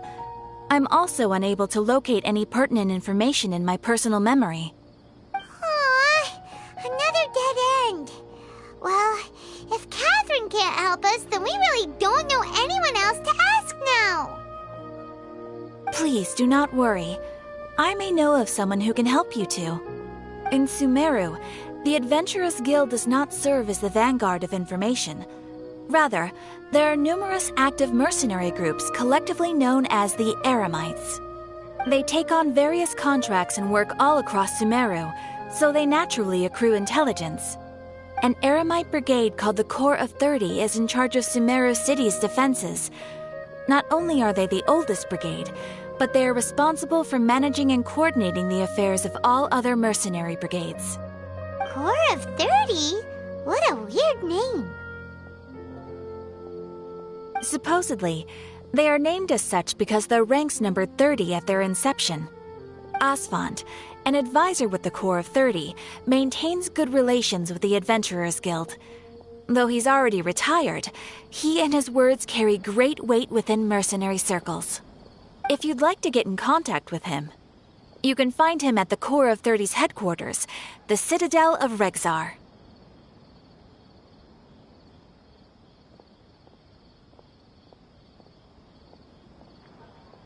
You're welcome. I wish you two the best of luck. We look forward to your exploits in Sumeru. All right, off to the Citadel of Regzar we go!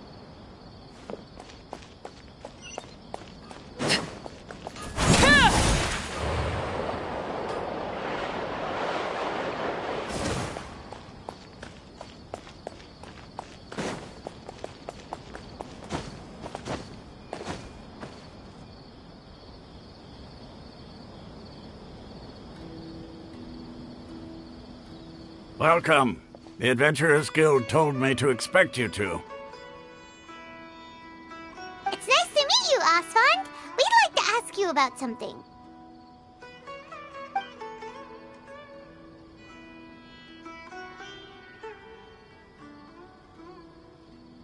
I see. So, Catherine's the one who sent you this way. Ha!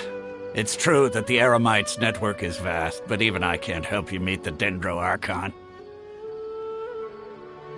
Wait, seriously? That's it?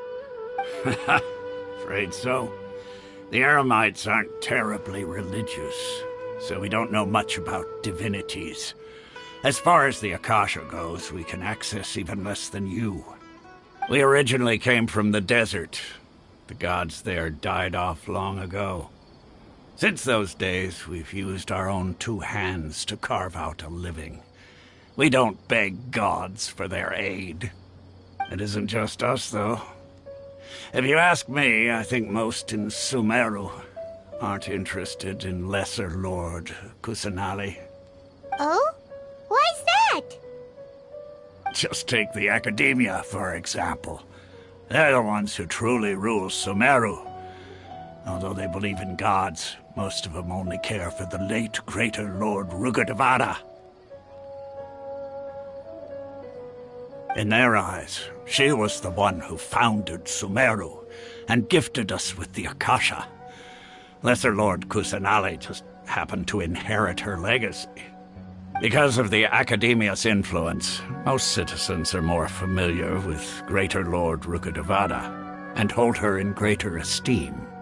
Not to mention that Lesser Lord Kusanali never makes an appearance, and the Academia never announces anything about her. As far as the people of Sumeru are concerned, she's just a god that exists. And that's all. Really?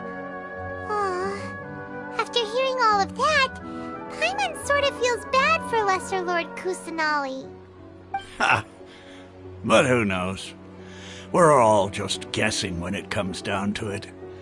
Besides, I'm sure the God of Wisdom doesn't worry about her reputation among people like us. All right. Well, thanks for the info, Osfond. No problem. Always happy to help out the Adventurers Guild.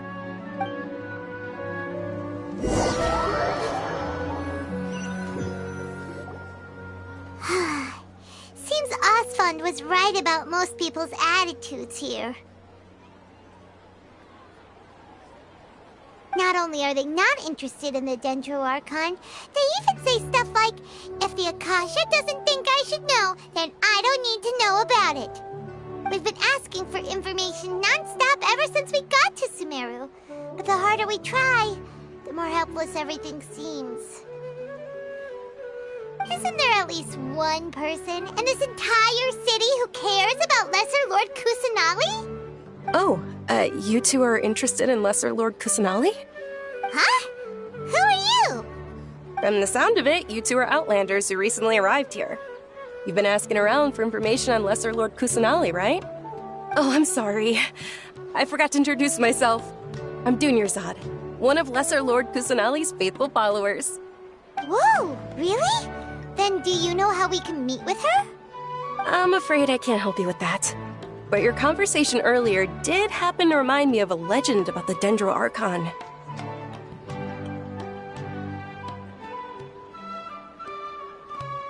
Sure. It goes like this. Long, long ago, there was a man who heard a prophecy. It predicted that a great calamity was about to befall him. Panicked by what he heard, the man sought out the Dendro Archon in hopes that she would bless him with the wisdom to help him escape his predicament. The man journeyed across deserts and through rainforests and experienced tribulations of every kind. However, he still couldn't find any trace of the Dendro Archon. In despair, he thought, alas, the Archon has abandoned me. He then had no choice but to sorrowfully resign to his fate. Okay, and then what happened? And then, the calamity came. But to his own surprise, the man felt somehow emboldened by the trials of his journey. By relying on his own strength, he managed to overcome the adversity. At that moment, a bird perched upon his shoulder. This bird was, in fact, an avatar of the Dendro Archon. She said, "O Archon Seeker, do you now understand? She and her wisdom have long been found by you. Along your journey, we were in every flower and blade of grass, every ray of sparkling sun, and every breath of dancing wind. So long as you continue to think and ponder, we'll be wherever you go." Yeah, thanks for the story! Paimon feels all warm and fuzzy inside after that. In a way. It seems like this story is also one of the Dendro Archon's avatars. Dunyarzad, since you worship Lesser Lord Kusanali, can you tell us anything else about her? Of course. So did you two know that, I'm terribly sorry, but it seems something's come up now. Let's chat another day.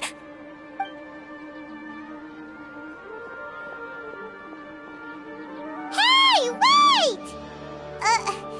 What the heck just happened? It looks like they're searching for someone. Dunyarzad was acting super nervous just now. You think they're looking for her? This stinks! We finally managed to find a lead about Lesser Lord Kusanali! We can't let them get in the way now. Let's see if we can get rid of them. Then we can catch up with Dunyarzad. Hey, have you two seen a brown-haired girl wearing a purple top and a long blue dress? We're looking for her. Did she have bandages wrapped around her wrists? Yes, that's her. Did you see which direction she went? Yeah, she went that way. Quick, after her!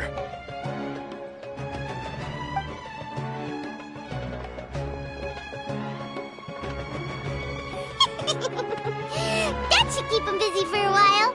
Let's hurry and find Dunyarzad.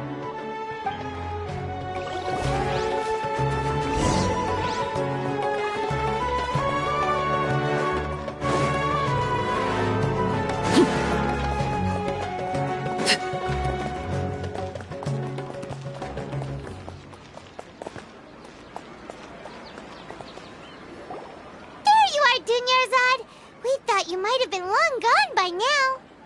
Oh, it's you two. Oh, you startled me there. You can relax now. We threw those people looking for you off the trail. Really? Thank you so much. Unfortunately, I believe there's still more of them out there looking for me. Uh-oh, looks like there are some coming this way. Huh? More of them? Then what are we standing here for? Run! No, wait, my body isn't in the best shape. It's difficult for me to run. Okay, sounds good. There's a tavern on the other side of the port we can go to. They probably wouldn't expect me to hide in a place like that. All right, let's move out. Stay behind us. We'll keep an eye out for anyone looking for you.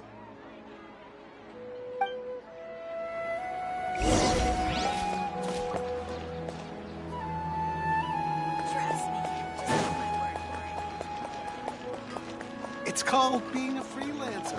All folks just do.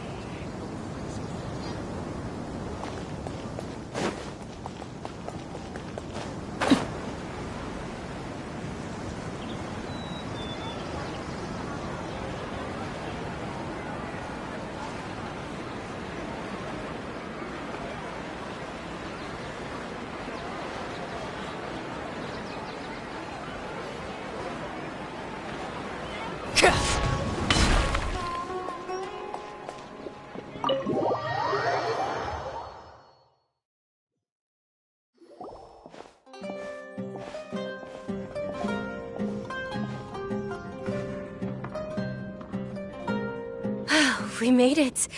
Oh, they shouldn't be able to find us now. Wait! Stand down, Dia!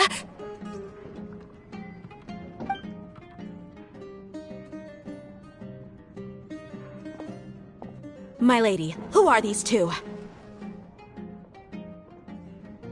They're travelers that I met on the street just a moment ago. They happened to notice that you were all searching for me, so they helped me hide. I see.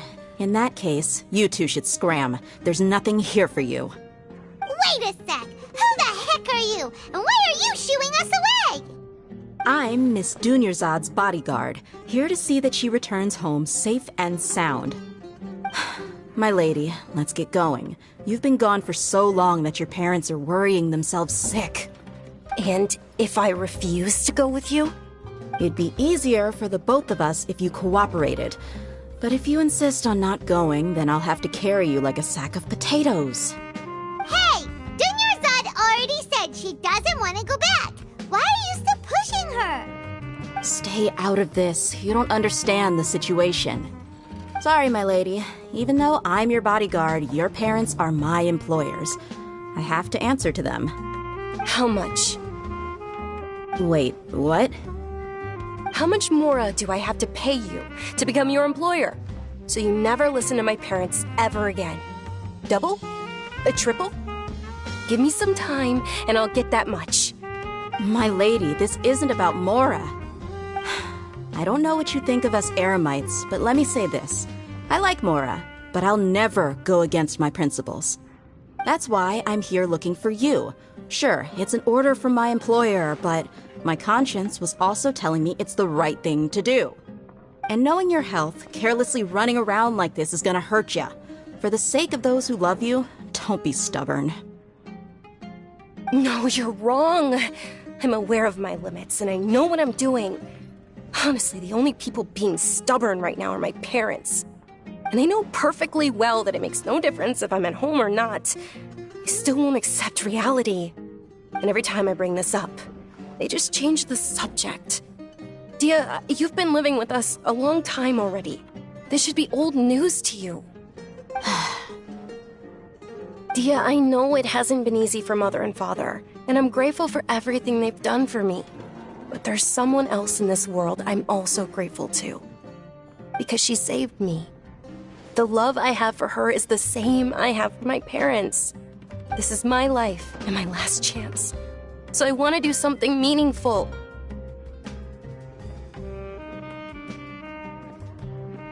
My lady, are you sure what you're doing now is meaningful? Yes, I'm sure. At least, it is to me. Fine, I won't ask you to return home anymore. But let me make something very clear. I'm only doing this because I respect your determination, not because I agree with you. Thank you, Dia. Sorry for being so rude just now. My nerves were acting up. And I even brought up your payment in such an offensive way. Don't worry about it, my lady. I did say that I like Mora. Besides, that's our next topic of conversation. Today's little excursion caused such a ruckus that every single bodyguard at the estate was deployed. It wouldn't be easy to hide things from your old man. Since this definitely won't be your last escapade, here's a little tip. You should at least make it look like your room and things are still in order when you leave. Also, you'll need someone to cover you for when you're out and about. So, I'll let you hire me, my lady. This way, everyone wins. As for the pay, let's say half of what your father pays me. We can settle the bill when we return to the estate. Okay, deal. Yay! Looks like they've reached an understanding.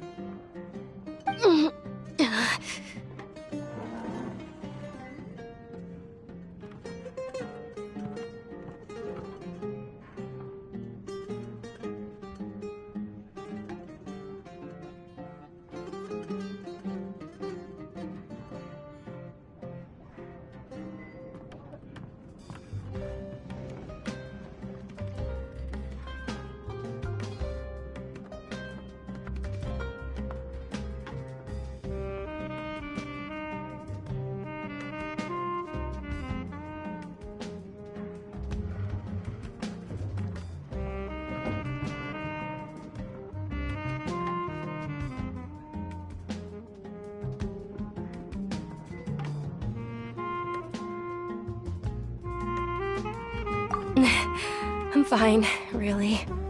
I just feel a little tired now that things have calmed down. My lady, stop trying to look tough. We're already in a tavern, so let's rest up and grab some grub. I'm sorry for worrying you two. If you don't mind, I'd like for you to join us.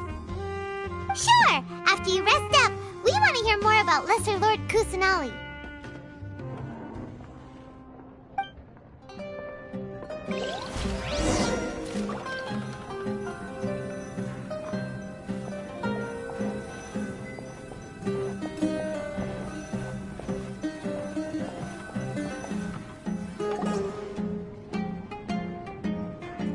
Ha! Well, if it isn't Dia. Haven't seen you in nearly half a year. Word on the street is that you're a bodyguard for the Homayani family now. Ha! Don't you find that kind of work boring? Nah, you get used to it. How about a menu over here? You got it. Huh? Isn't this little Miss Homayani herself? We don't get to serve personages like you very often. We'll be sure to prepare our very best. Thank you, sir, but there's no need. I don't have a lot of mora on me, and I really ought to save as much as I can. But please bring these two the best food you have. They're my new friends, so I want to be a good host for them.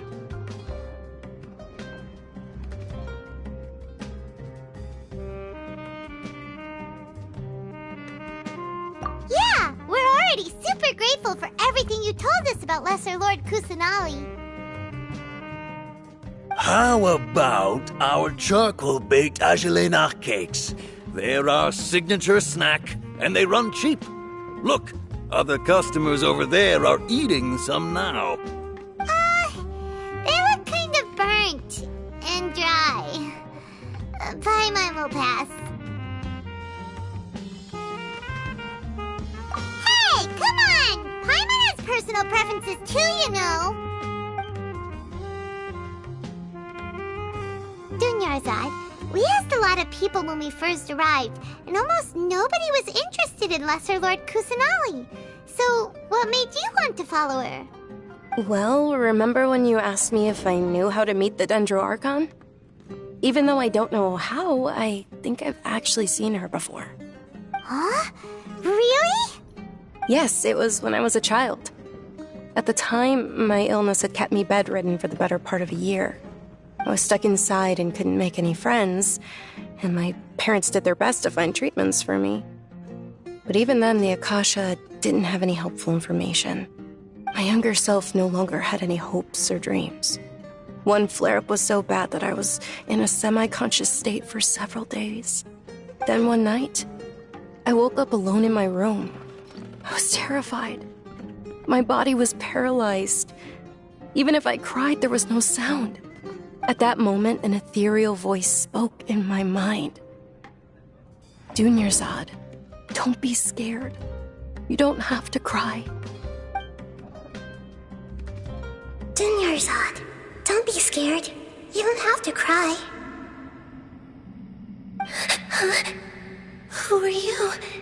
How do you know my name? How do I explain this?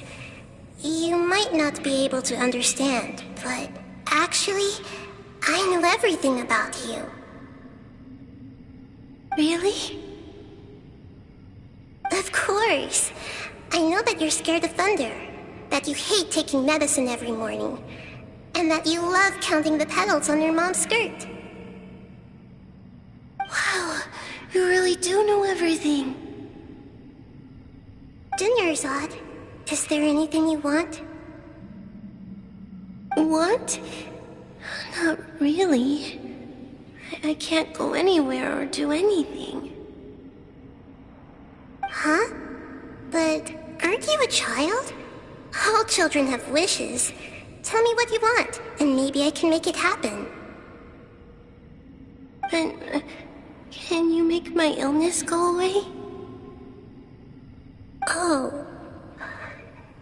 I'm sorry, but I'm not powerful enough to do that right now. Then, can you be my friend? After that, the voice said, Okay, I'll be your friend.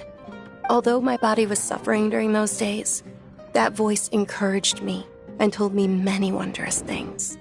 Beyond my window was the flourishing Sumeru city. Beyond the city was a lush rainforest. And beyond that was the wall of Samiel, deserts, and all of Teyvat. Once I finally made it through that bout of illness, I couldn't hear that voice anymore. I told my mother about it, but she said that I must have been dreaming. But I know that that voice wasn't a figment of my imagination. Before that, I had never heard of Teyvat.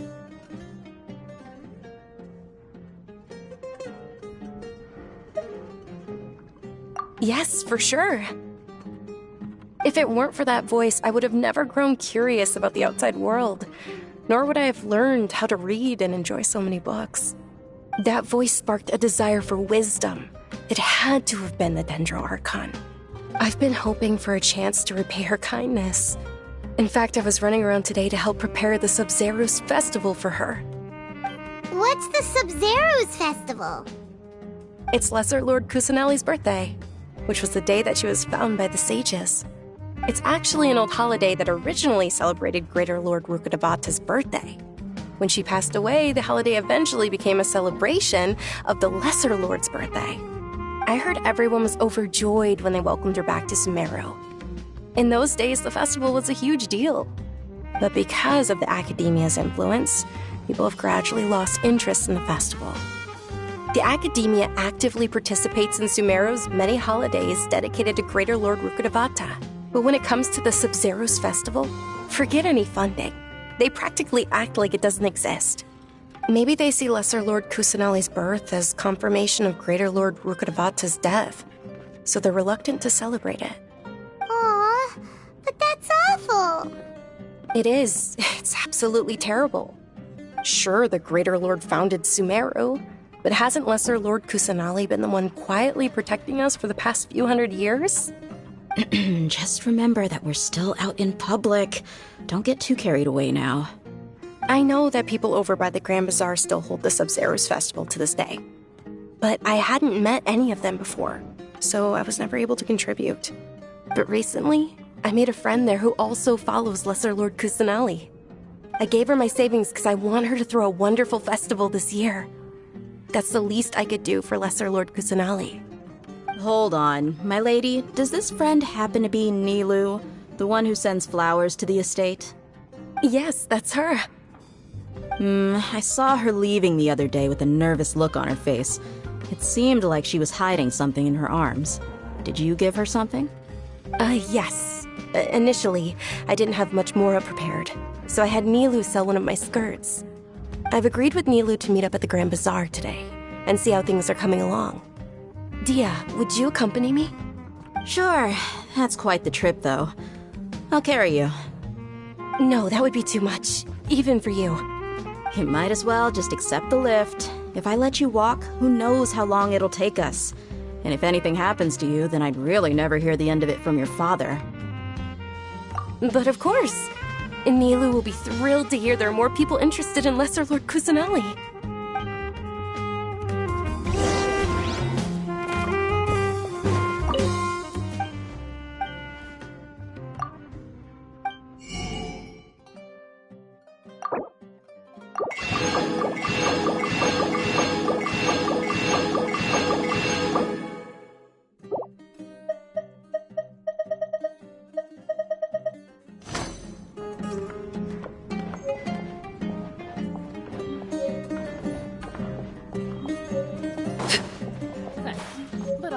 Why don't you join the Corps first? Your theory is just putting the cart before the horse. Your perspective is just tunnel visioning.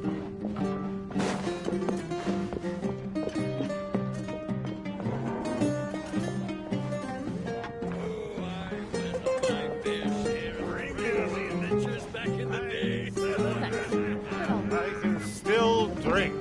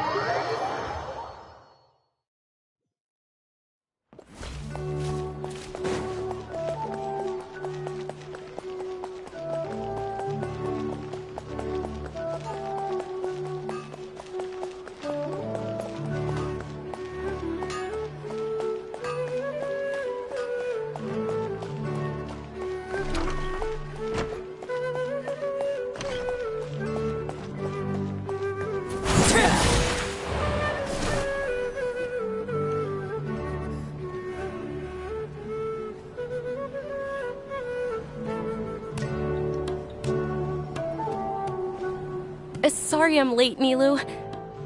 Oh, Dunyarzad. It was taking you so long that I assumed you got trapped at home, but you made it in the end. Uh-oh. But if Dia's here, that means you got caught, right? You could say that, but everything worked out. She's on our side now. Not completely. Oh, and who are these two? Oh, meet the Traveler and Paimon, my two newest friends. They're visitors who just arrived at Sumeru City and are looking for information on Lesser Lord Kusanali. So you're followers from another land? That's wonderful. You two absolutely mustn't miss the Sabzeruz festival. By the way, Dunyarzad, we've already started decorating the Grand Bazaar. It looks spectacular, thanks to your generous contribution. You're very welcome. It's the only thing I could do. Do you still have enough Mora? Probably? But don't sweat it. We've already finished renovating the stage. Come on, I'll show you.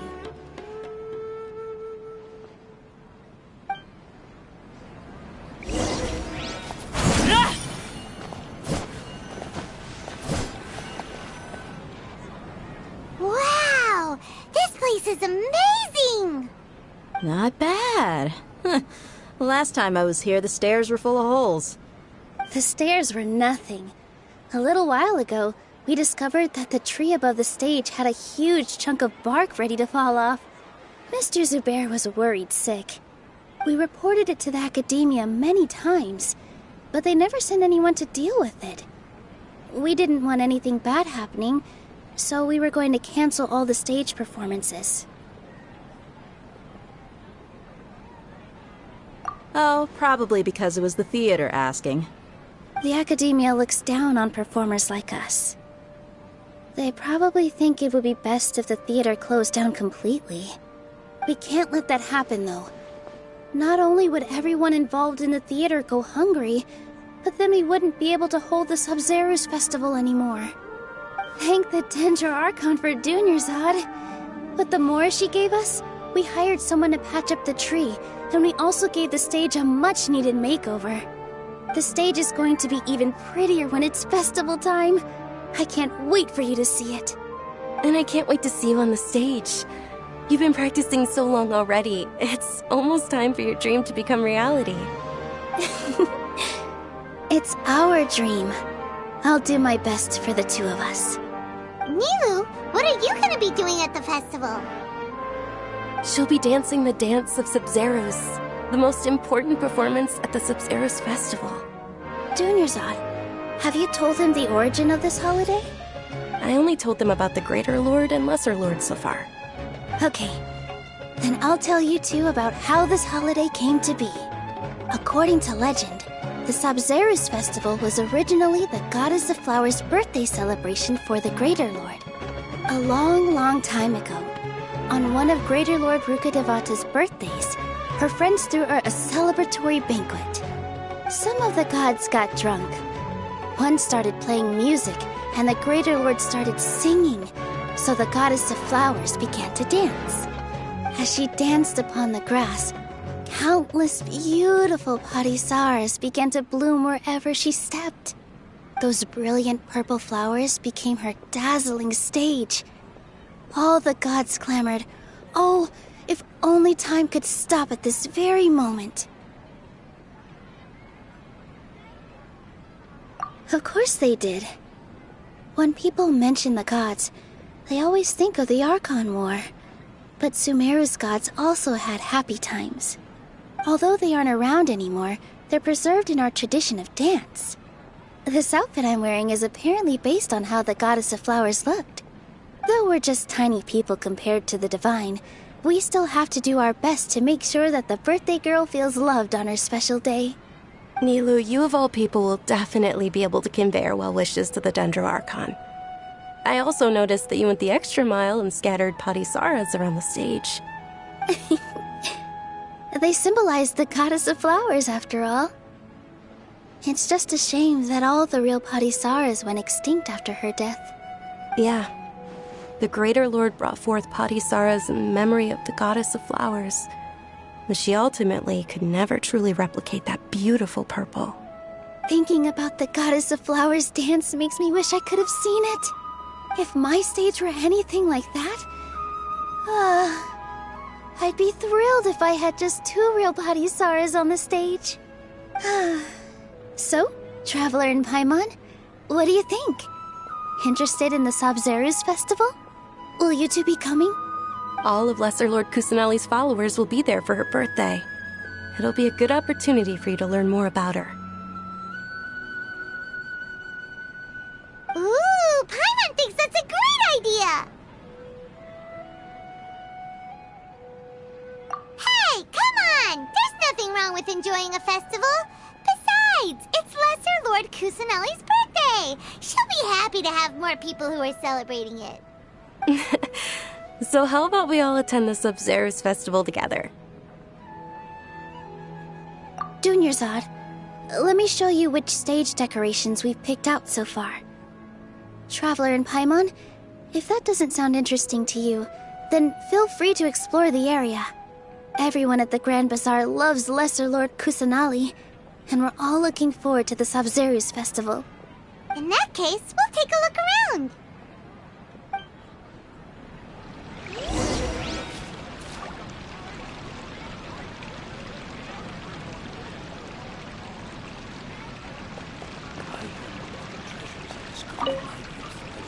Whoa!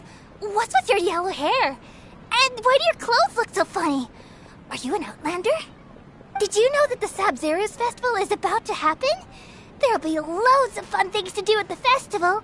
But the best part is when Ferris, the Knight of Flowers, passes out candy to everyone.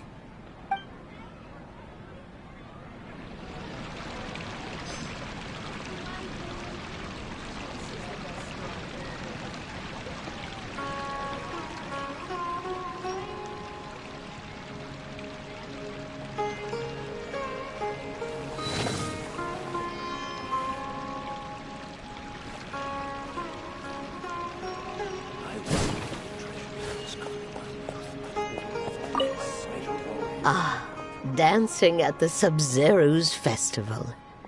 You know, I also danced when I was younger. As a child, I even asked my grandmother why we performed the dance for the Lesser Lord when it was originally done to honor the Greater Lord. My grandmother said that Greater Lord Rukkhadevata is a beloved deity and honored by all. And Lesser Lord Kusanali is too. If the Goddess of Flowers ever knew Lesser Lord Kusanali, then she would certainly have wished to be her friend and hold celebrations for her too. The Sabzeruz festival has been losing its appeal over the years. That is, until a wealthy benefactor stepped in this year and brought the festival back to life. I heard she forked out a lot of mora to make it all happen.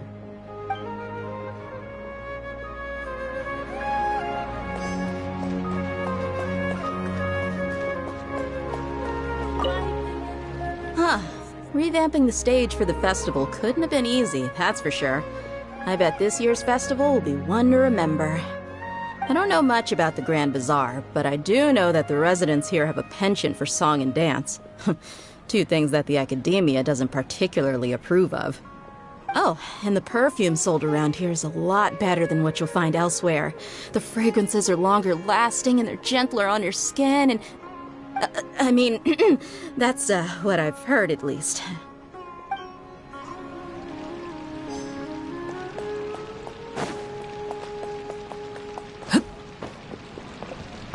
Milu, your outfit looks amazing. There's also something different about you from when we first met up. I thought I'd add a little extra pizzazz to my dress for the festival. See? Wow, did you sew all that yourself? Uh-huh. Sewing is a fundamental skill for everyone in the theater company because we make all our own costumes. Did you know that Mr. Zubair not only can make costumes, but props too? I've noticed that you can't keep your eyes off this crown. Would you like to try it on? May I? Of course. The legends say that the goddess of flowers had beautiful horns on her head, so this crown was made to reflect that. Dunyarzad, you look absolutely stunning with it on.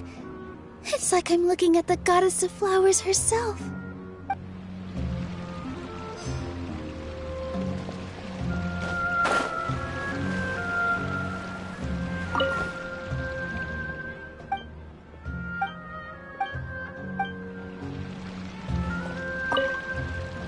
Things are really shaping up, and there's a buzz around the festival this year.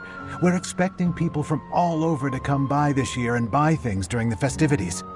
Don't be fooled into thinking that Sumeru City has the best of everything. Some festival snacks are only offered here in the Grand Bazaar.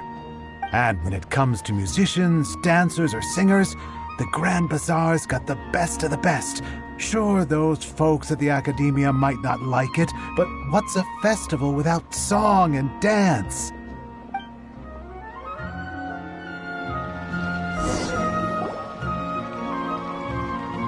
Hey!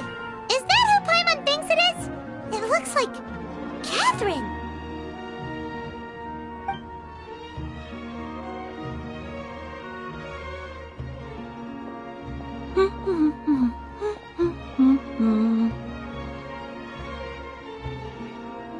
Huh.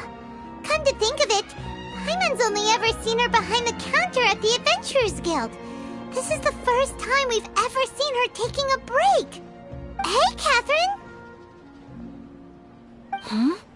Oh, hey! It's the Traveler and Paimon! What's shaken? Whoa! Break time Catherine sure sounds a lot less formal than usual. Paimon was still waiting for her to say Ad Astra Abyssosk. Sure. Standing behind the counter at the Adventurers Guild doesn't require any complicated functions. But saying and doing the same old things over and over again can get pretty monotonous. Like watching the same Fontaine movie day after day. But take you two, for example. You travel across Tevat to enrich your lives and gain new experiences. Well, we enjoy traveling across Tevat and all that, but we're mainly looking for clues about her brother. Yes, you should keep searching. Sometimes the answers we're looking for aren't necessarily at our intended destination. Instead, they're found along the way. Huh. Haven't we heard someone say something pretty similar recently? Anyways, what brings you out here, Catherine? No, not particularly. I guess you could say that I'm loving the recent atmosphere here. If festivals bring happiness to everyone, then that's where their true value lies. Oh, it looks like it's about time for me to be heading back now. Alright, we'll see you next time at the Adventurers Guild. Oh, by the way, thanks for connecting us with the Eremites. We've already made some great friends in Sumeru City thanks to you. I'm sure you two will get along well with the people here. You've already been blessed by the element of Dendro after all. See you around.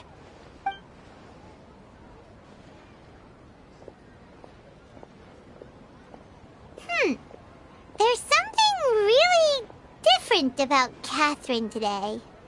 Hey, Traveler. Paimon. Oh, hey, Dia. What's going on? I've got something to tell ya. My lady knows you're looking for ways to meet Lesser Lord Kusanali, and she's been trying to come up with a way to help you. Well, I have an idea that might help. Are you serious? We'd love that! It might not necessarily pan out, so don't get your hopes up too much. I'll need to take you two somewhere and ask someone some questions. My lady is feeling a little worn out at the moment.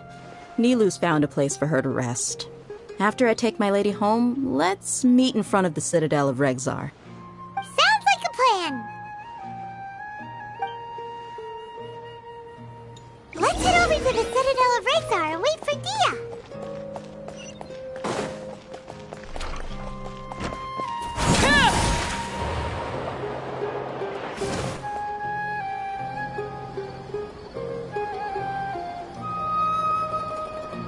Sorry, I'm late.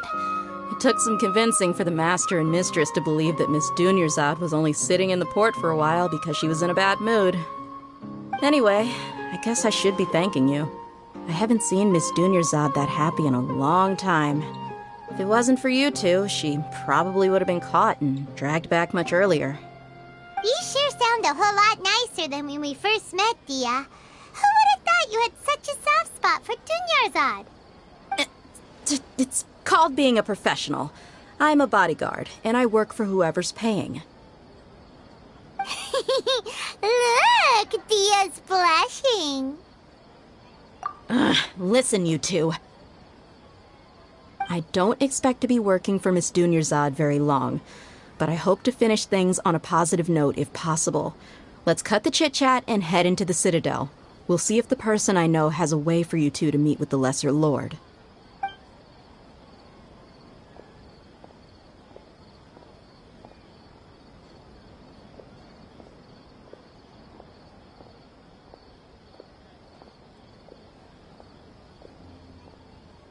Oh, hey, Chief. Ha, Dia! What are you doing here? And well, didn't expect to see you three together. I take it you all know each other already?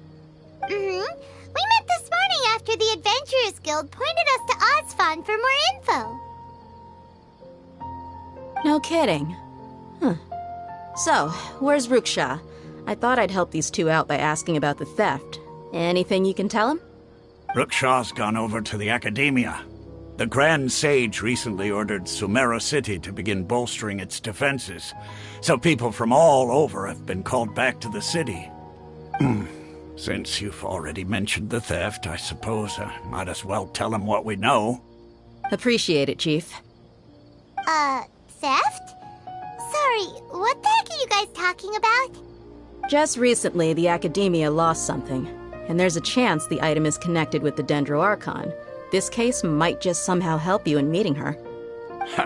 I suppose that's one way to look at it. But if you ask me, the case is more about the Academia than anything else.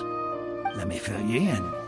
The Academia recently sent a convoy to pick up an important package from Aru village. Word got out, and the convoy was robbed on its way back.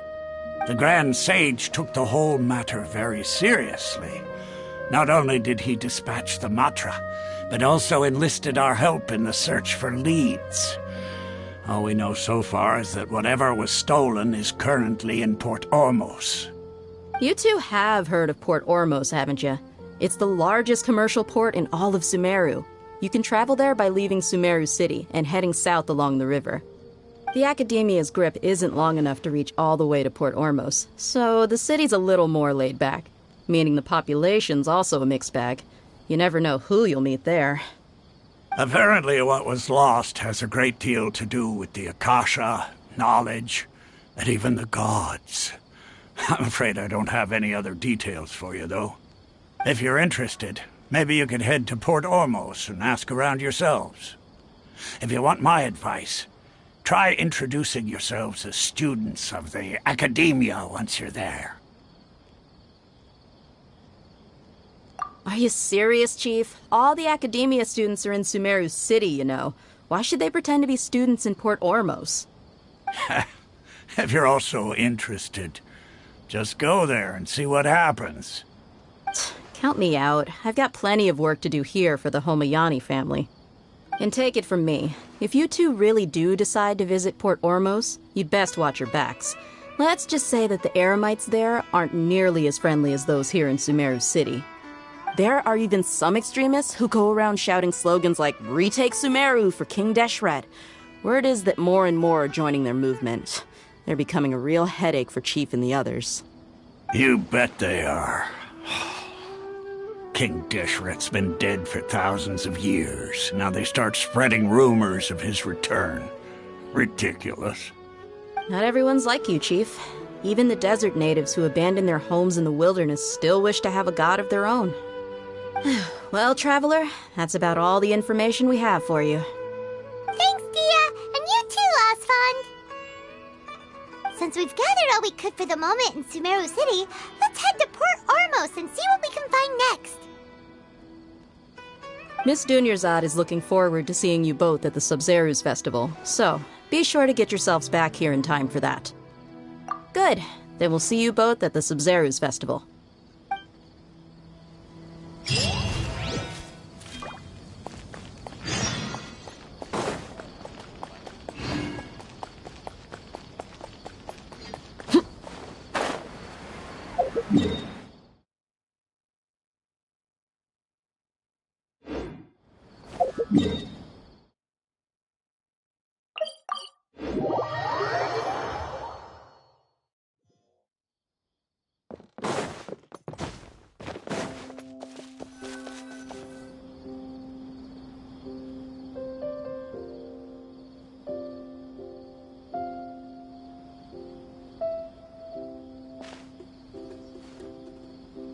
Come and have a good look yourself. Traditional spices of the highest quality, made with pride and experience. You've got a deal. I can't thank you enough for always looking after my business. Believe me, I'm not making this up. Several Aramite mercenary groups are nearly in open conflict, but does the core of 30 care? And that's not all. Did you know that... Wow! Talk about hurly-burly! This place is busy! Guess that's only to be expected for the largest port in Sumeru. Maybe it's because of what Dia told us earlier, but Paimon can't seem to shake the feeling that there's also danger lurking in these crowds. Ooh. Let's get our bearings so we can start looking for leads. We know that whatever the Academia lost is related to the gods. But other than that, we don't have much else to go on. Osfun told us to try posing as Academia students while asking around. Paimon checked the Akasha on the way here, and the Academia doesn't seem to have any research facilities in Port Ormos. Paimon doesn't get it. Won't we look even more suspicious going around saying we're Academia students and asking about the stolen item? Well, given all the people that come through here every day, if there's any information to be found, Paimon bets we could find it in the market. Let's ask around and see what we come up with.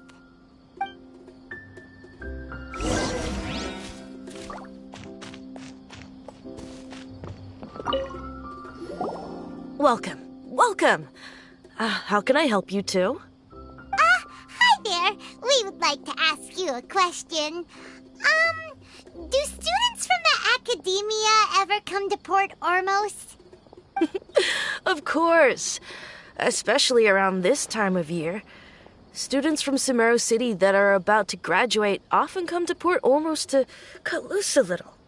Many people often talk about how hard it is to get accepted into the Academia, let alone graduate. But those who finish their studies and go on to become full-time researchers at the Academia have it even harder. Sure, we may not be Sumeru City, but Port Ormos offers beautiful scenery and a stress-free environment. Some even say it's good luck to come to Port Ormos, so students and researchers come flocking here when things get to be too much at the Academia. You see over there? Those are students from the Academia. They've been looking worried and miserable ever since they got here a few days ago. If you ask me, the life of a merchant is better.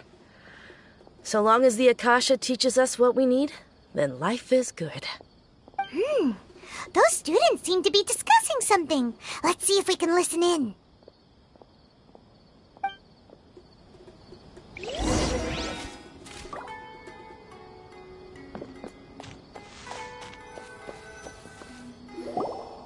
It's no good. I've tried asking around, but I haven't been able to learn anything useful. Not to mention that a bunch of scary-looking Aramite mercenaries have been posted along the streets now. There's been a lot of fighting between the different Aramite factions in Port Ormos. If we choose to move on our own, then it would be wise to steer clear of them. Especially the group that's constantly shouting some stuff about King Deshret and some resurrection. I've even heard that the Citadel of Regzar is starting to get fed up with them. What was that group called again? Ein something or other? They're called Ein el-Ahmar. Today, I heard that the thing we're after might be in their possession at the moment. Wait, come again? Don't you see? Many of the Eremites in Port Ormos deal with trading this kind of thing. They're usually pretty wary of outsiders, but not so with students of the academia. It's because the kind of goods that students are looking for aren't the kind of goods that Eremites are after.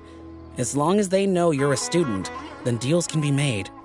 I've heard that Ein el-Ahmar likes to set up shop at the Jafar Tavern. Supposedly, if you're willing to part with 500,000 mora, they'll give you info on anything. Wait, did you say 500,000? If information alone costs that much, then how could we ever afford to buy what we're looking for? I guess we might as well give up on trying to graduate this way. I wouldn't worry too much. Our field of research is very niche. Who else could possibly be after that kind of shady knowledge? I bet it's practically worthless to anyone aside from us. Well, I guess that makes sense. Then the only thing left for us now is to find a way in. Why don't we all just pool our money together and pay for the information? Whoa! Did you hear that? A niche field of research and shady knowledge? It all sounds pretty suspicious to Paimon. Is knowledge something people just buy and sell like that? So, what's our plan?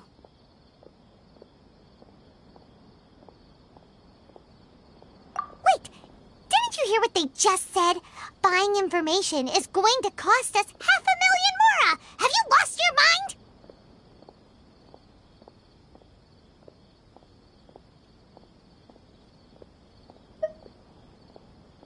Oh, all right. Paimon never thought she'd agree to parting with that kind of mora. But if you know what you're doing, then we should give it a shot.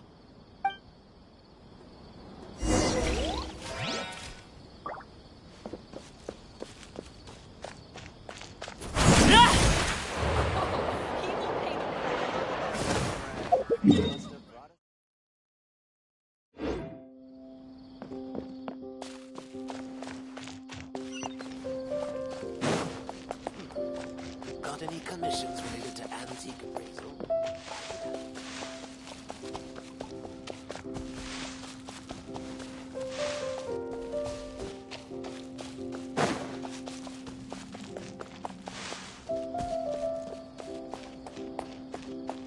This is the place we heard those students talking about.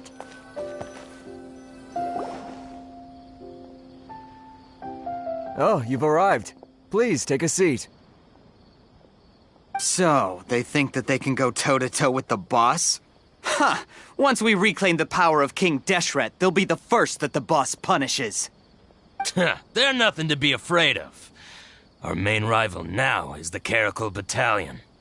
They've also amassed a significant amount of mora this time, so we mustn't underestimate them. How can the Caracal Battalion compete with the boss when they're nothing but a bunch of money-grubbing opportunists out for a quick mora? Yeah, with boss's fervent devotion, he'll be able to use this power to bring our god back this time. Huh. All these guys talk about is King Deshret, so they're probably the ones we're looking for. Greater Lord Ruka Devata. That traitor and her followers must not be spared. The day will come when King Deshret exacts vengeance on Sumeru, and all of them shall be punished.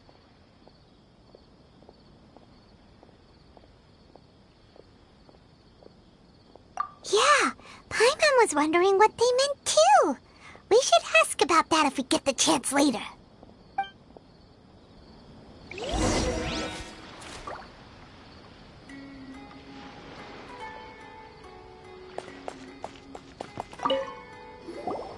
Huh? Who are you? What do you want?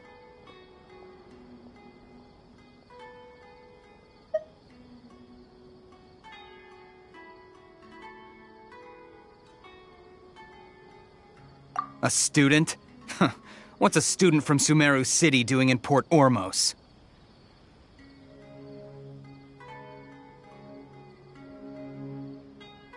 Ah, well, if it's info you want, you've come to the right place. The question is, can you afford it?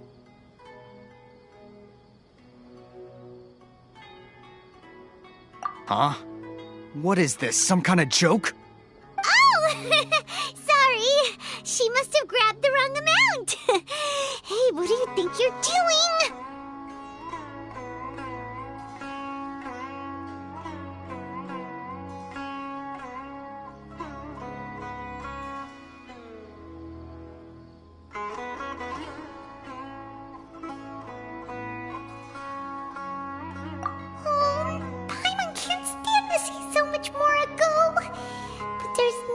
Choice right now. Here, this is the merchant's address. Whatever you're looking for, you'll find it there. Hmm? Well, what are you waiting for?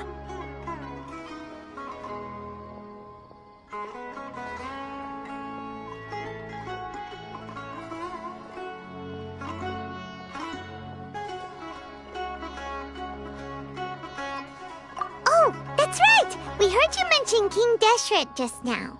We're actually interested to know more because we're, archaeology students! Fine. Since you've already handed over the Mora, I guess I can throw in a little extra info. As you can see, members of Ain al-Ahmar are devout believers of King Deshret.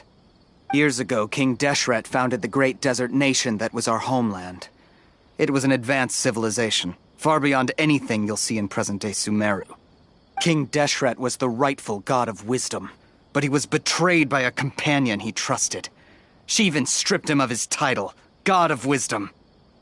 So, you mean the traitor was... Greater Lord Rukkhadevata, yes. That shameless wretch destroyed King Deshret's civilization, and our ancestors were forced to flee to this land where we were made to suffer the tyranny of our enemies. Furthermore, she conspired with the academia to cover up the truth of her actions, and create the merciful and benevolent facade for which she is now known. Ugh, just thinking about it sickens me. But the story doesn't end there, oh no. King Deshret isn't truly dead. The voice of the Oracle has been heard in the desert, prophesying his resurrection. Mark my words, our god shall return. And when that day comes, all followers of the traitor and all the desert dwellers who have forgotten their true god will suffer retribution together. If what I'm saying makes you shiver with fear, it might not be too late for you to become a believer of King Deshret. I don't have anything to say to you academia people about that. I think this conversation has reached its end. Not just yet. This man is a fraud. Huh? You again? Deranged academia lunatic. Yes, it's me again. I already warned you that if you weren't willing to sit and discuss things with me, I'd take measures to make things uncomfortable for you. Listen to me. That address he gave you is fake. Or at least, you won't find a merchant waiting for you there. This group has been boasting all around that they can provide information on a certain item as a means of luring people into their territory. Once you show up, they keep up the act until they have hard evidence that you want to purchase said item. Then they use that to squeeze you for all the Mora you're worth. Hey! Shut it, Al-Haytham! What are you playing at, trying to ruin our business like this, hmm? I told you the other day. I wish to discuss my terms with your boss. Ha! The boss made it perfectly clear that he won't negotiate with you. Yes, and in no uncertain terms. But that was then. It does not preclude him from changing his mind in the future. I'm warning you. Don't push us, or this could get ugly. We don't usually get rough with people from the academia because it just complicates things. For a lunatic like you, though, we might just have to make an exception. If you're suggesting that we escalate this from a verbal exchange to a physical one, I accept. After all, even the Archons used war to negotiate the ownership of Tevat. If, on the other hand, we can't agree on any means of negotiation at all, then I'm afraid my next course of action will sting a little more than the mere falling through of a few business deals. I will jeopardize the Eremites' reputation, which I know you value above all else.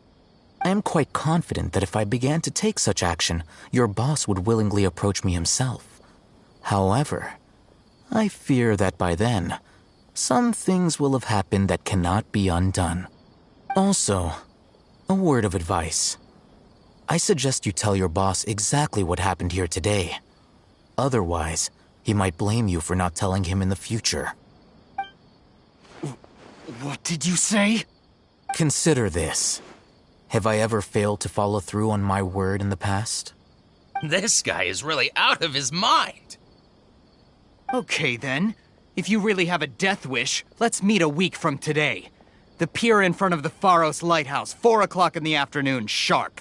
Don't expect us to hold back. Not so fast. First, you return the 500,000 mora to them.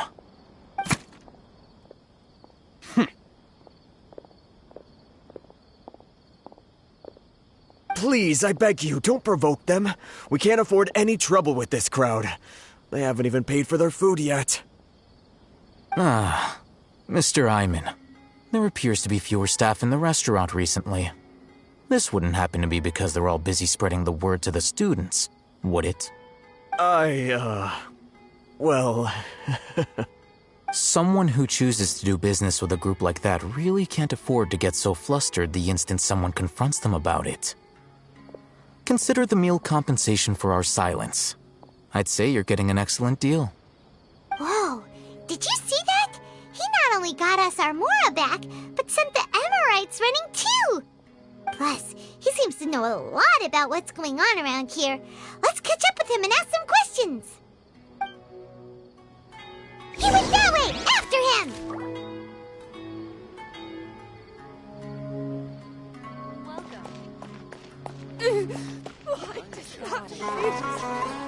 Oh, so then what happened next?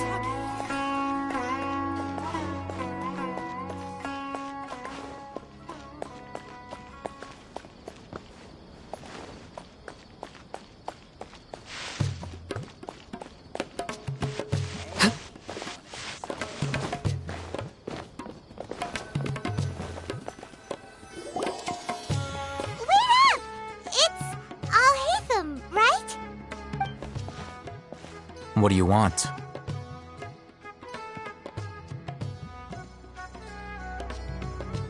No need for thanks. My goal was to get to them, and you two gave me just the opportunity I needed. We're even. Oh, I advise you to keep your distance from them. Since they weren't able to make off with your Mora in the end, they might harass you again in the future. All right. Goodbye. Hold your horses! We still have something to ask you about! Since you tore through their scam right in front of them, you must know the real story about certain something, no? Who exactly are you two? And why are you inquiring about that?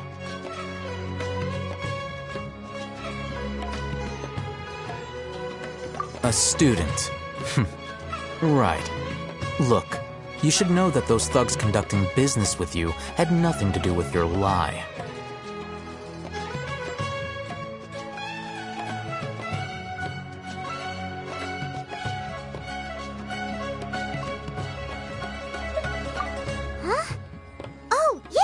She's really strong. Weren't you saying something about a physical exchange? We can help with that. She doesn't even have a vision. Forget it. Maybe not, but she can still use elemental energy. Otherwise, there's no way we'd go asking for info from from guys like that. Those high-headed thugs are definitely gonna bring a lot of backup for your next meeting. Even if you don't go alone, you won't regret taking us with you.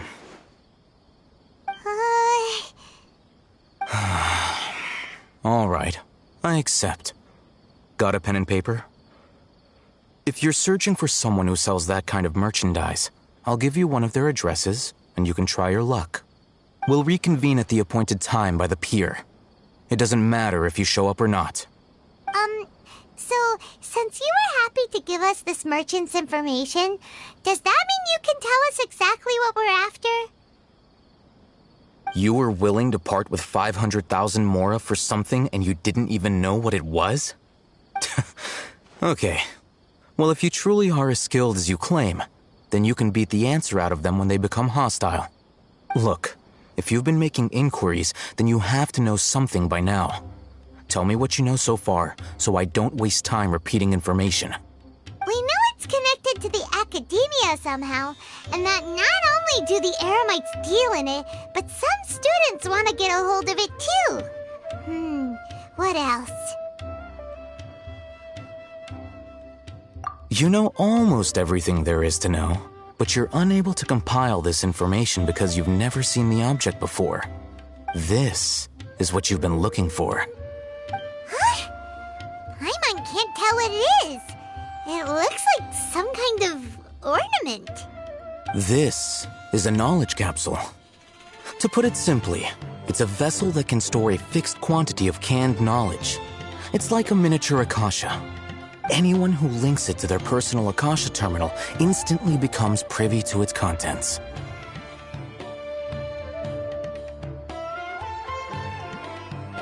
Correct. Anyone. Unlike the Akasha, which heavily regulates who can access what information, knowledge capsules confer their contents without any requisites. That's amazing! It's essentially a convenient and harmless vestibule for knowledge. Unfortunately, it's illegal in Sumeru to privately possess or trade them. They were created as a means for scholars to transfer knowledge gained from Irminsul into the Akasha, and are intended to be destroyed immediately after use. But despite strict regulations, some of these knowledge capsules will always escape destruction. After all, there will always be those in this world who are dissatisfied with life as designed for them by the Akasha and wish to change their fate. Over the past century, a wide variety of canned knowledge has been leaked from the academia. Now, in Port Ormos, the valuable ones are a means to mora for the Eremites. Meanwhile, those which the Eremites deem to be useless to them occasionally prove useful to the common citizens and hapless academia students. Well, I think that about sums it up. Oh, so that's your true objective. With our current arrangement, I don't believe I can offer an answer. You're still resolved. Fine. Let's talk somewhere with fewer people.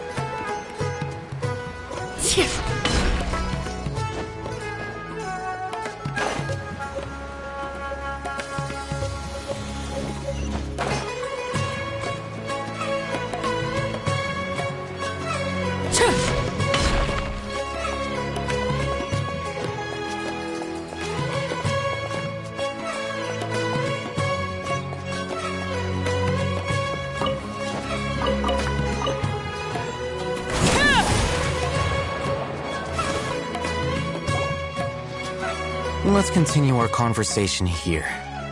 If you wish to learn more about the knowledge capsule that the Academia lost, then you must help me with something.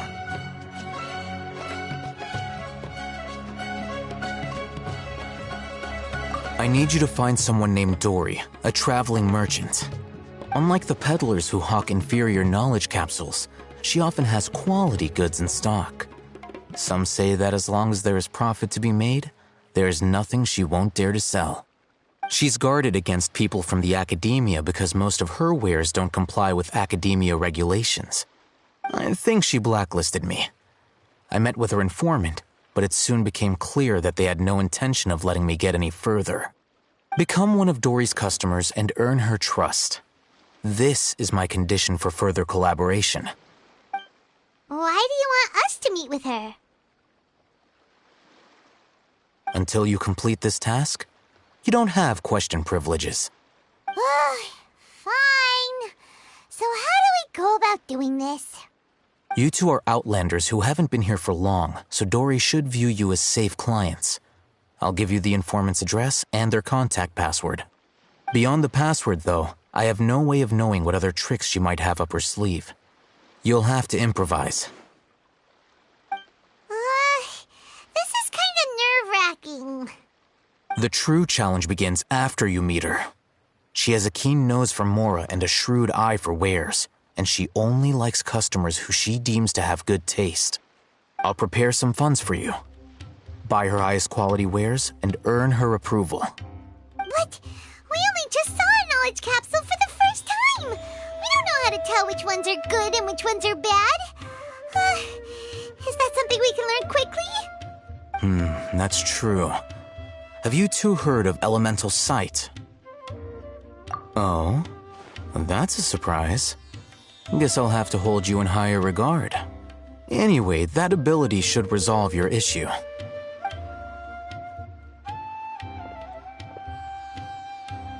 Here are 2 knowledge capsules.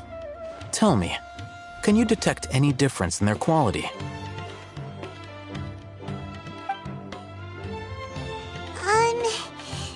They look the same to Paimon.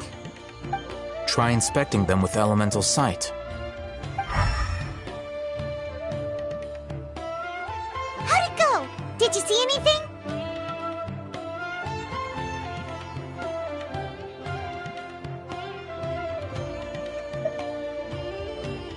Rumor has it that higher quality knowledge capsules generally appear brighter when viewed through elemental sight. That's because knowledge originates from Irminsul, the root of Dendro power itself. The more powerful the knowledge, the richer it is in Dendro energy.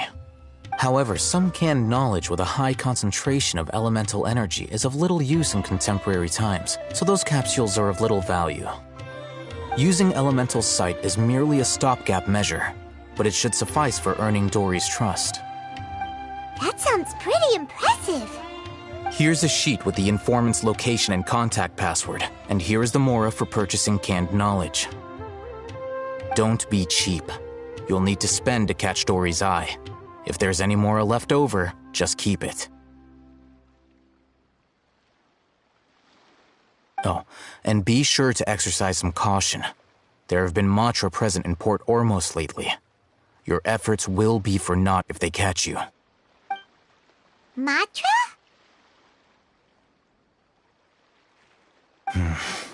They belong to the Academia's regulatory body. They also handle cases of illegal canned knowledge transactions. Like I said, the Academia has banned both their trade and possession. The Matra are razor sharp. You're in for nothing good if they lock their sights onto you.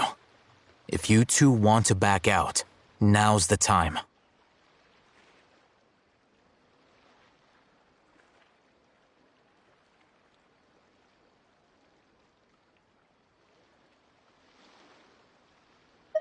Okay, then we have a deal. If you succeed in your dealings with Dory, come find me at the Wikela Funduk. We'll have an open discussion then. Looking at what Al-Haytham wrote, Dory's informant is a trader near Old Ormos. Let's follow these instructions and try to get in contact with him.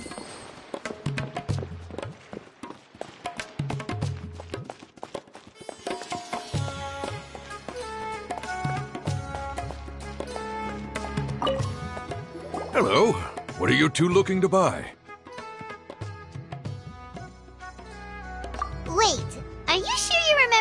right? Paimon doesn't think it was that on the paper. What a unique palate.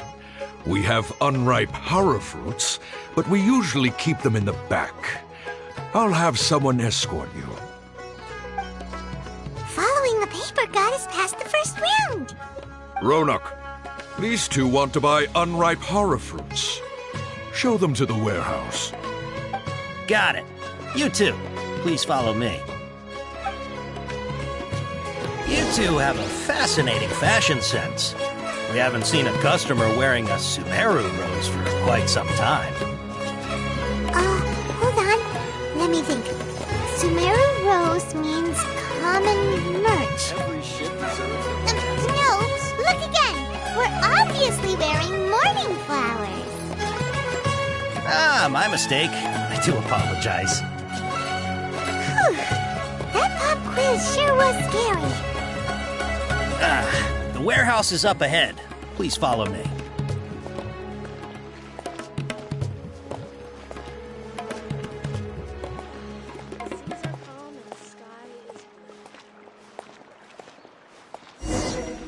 Before I retrieve your products, I need to confirm a few things.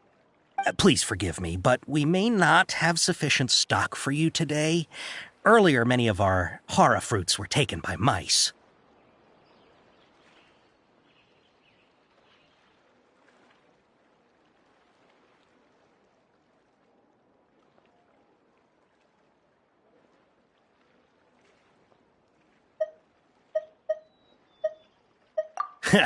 Thanks. If better goods come in, you'll be the first to know.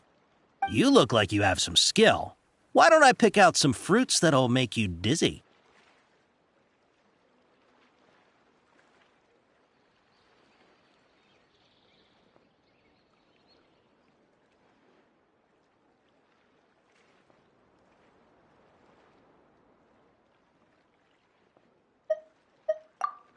Yep, that's the right answer. But eating hara fruit that makes your head and ears ring sounds like a bad life decision. Would you like your hara fruits to be packaged in the Sumeru City or Port Ormos style?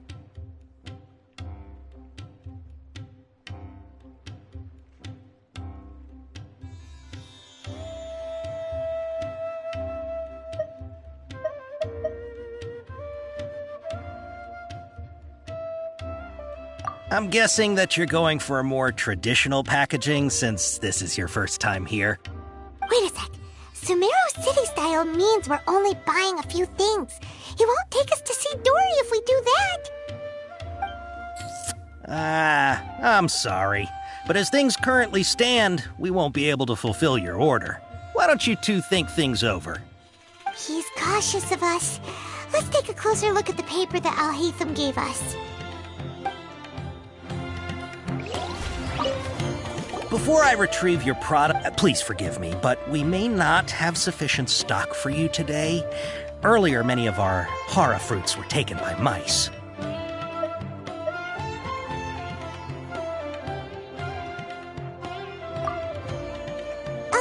Hold on. That's not right.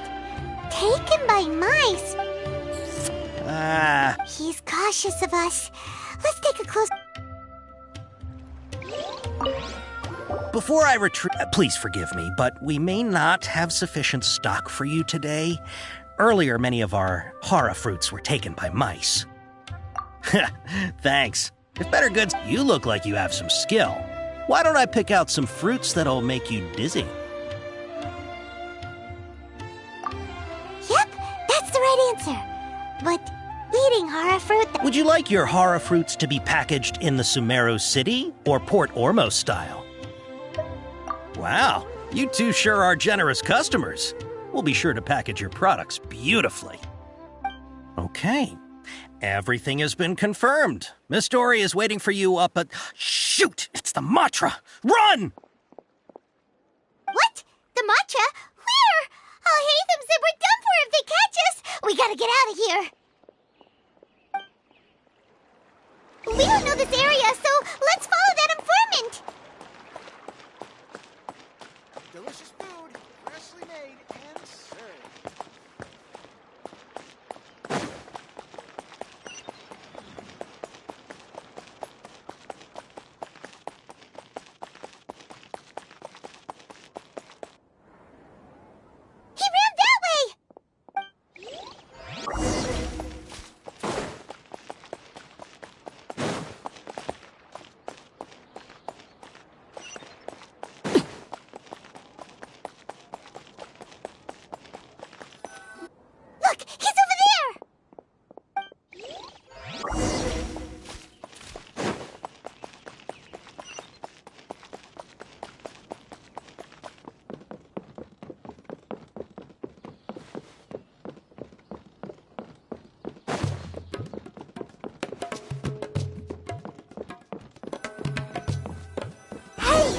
you're hiding from the Rishbaland tiger, come this way!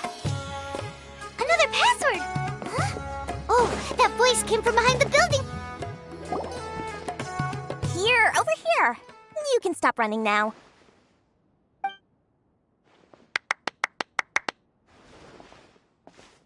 So you were the one who was calling out to us just now. But, are we definitely gonna be safe here? These two good customers wish to buy some horror fruit, Miss Dory. And if there's nothing else, I'll just excuse myself. Oh, very good. Thank you. Huh? Wait, you're Dory? I'm unsure thought you'd look a whole lot scarier. Hey, what are you trying to say, Princess Pea-Brain? I can be scary enough when I need to be, believe you me. If you don't watch what you say, then you can forget about doing any business. But it seems you two have actually done pretty well so far. Not only did you manage to find the informant, your reactions were also pretty sharp. You don't really look like criminals or anything, but I bet my Mora that you've been involved in some shady dealings, haven't you? I'm not sure if that's supposed to be a compliment, but we'll take it. I can't risk doing business with people who start huffing and puffing after just a few paces, no matter how much Mora they might have. Not only will they get caught by the Matra, but they'll also get us into trouble. As decent folks trying to run an honest business, we don't need any of that. Wouldn't you agree? So that's why I prefer to have customers like you. It's your first time here, but don't worry, I won't ask too many questions. Even if you wish to buy enough knowledge capsules to decorate your house with, please, knock yourself out. As long as you have lots of round, shiny Mora, then we're all good.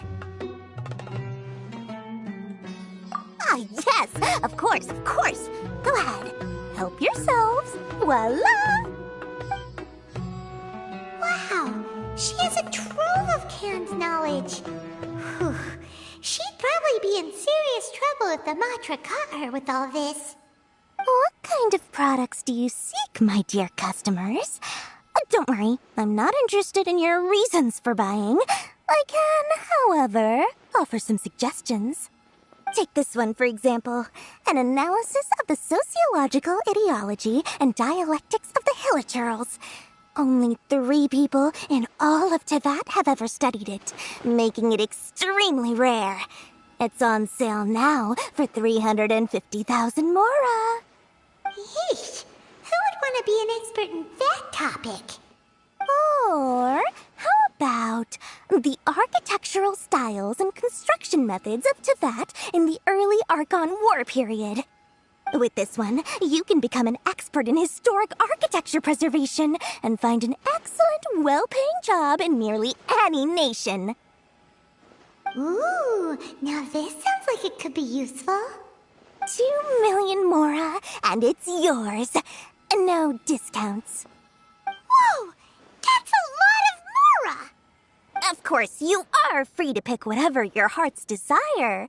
The contents and price of each knowledge capsule are indicated in small text on the body of each one, down at the bottom. All right, let's try the method that Al-Haytham mentioned.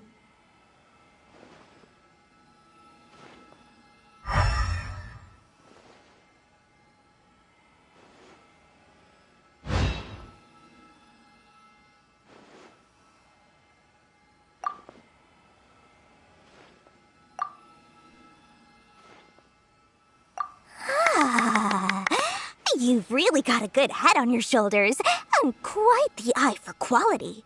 We'll take these, please and thank you. My, oh my, you are blessed with a taste for both the exquisite and the extravagant. Customers like you are a rare breed, 1 in 100. No, 1 in 1,000 even. Listen. I have a special offer for you two.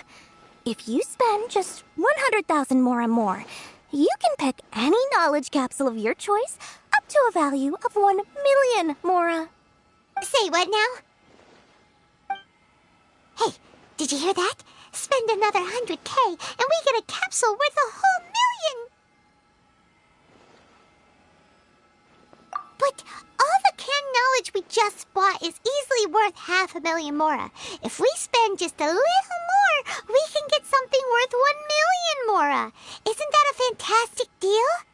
Think about it. We've gone to all this trouble to get this canned knowledge. And so far, everything we bought belongs to Al-Haytham. Aren't you even the least bit curious about how this whole canned knowledge thing works? We're talking instant knowledge here. Don't you want to try it yourself?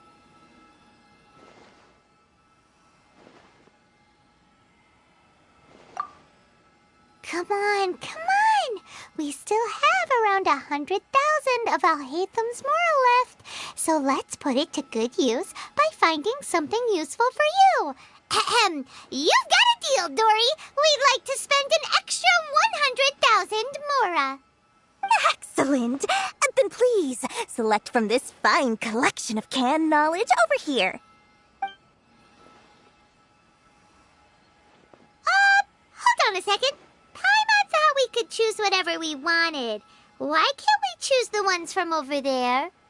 Oh, but my dear customer, the knowledge capsules over here are worth 1,000,000 mora each. I'm sure discerning customers like yourselves will be able to find something to your liking. Please, take your time. Uh-oh, Paimon has a bad feeling about this. Let's use Elemental Sight again to check these.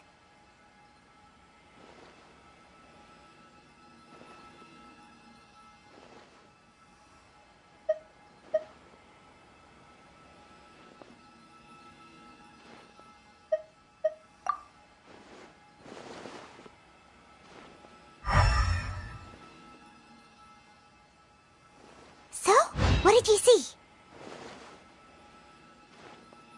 So, they're all worth about the same amount?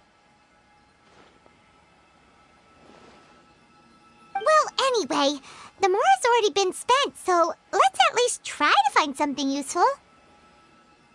Let Paimon take a look here. An introduction to traditional Sumeru brewing techniques, the art of growing spices, an overview of ancient runes. Oh, how about this one? Sword Fighting Techniques 8. Not sure we'd ever find volumes 1 through 7, but at least this knowledge should be useful, right? Let's go with this one.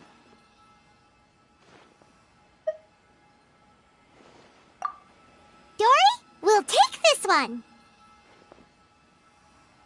All right, very good. I'm expecting some new goods in the next couple days, so be sure to check back again soon. Whether it's canned knowledge or anything else you need, bring your mora to Dory and doors will open. Adherence with Dory went smoothly enough. Let's head to Wakala Funduk and meet up with Al-Haytham. Hopefully now he'll finally tell us about what the Academia lost.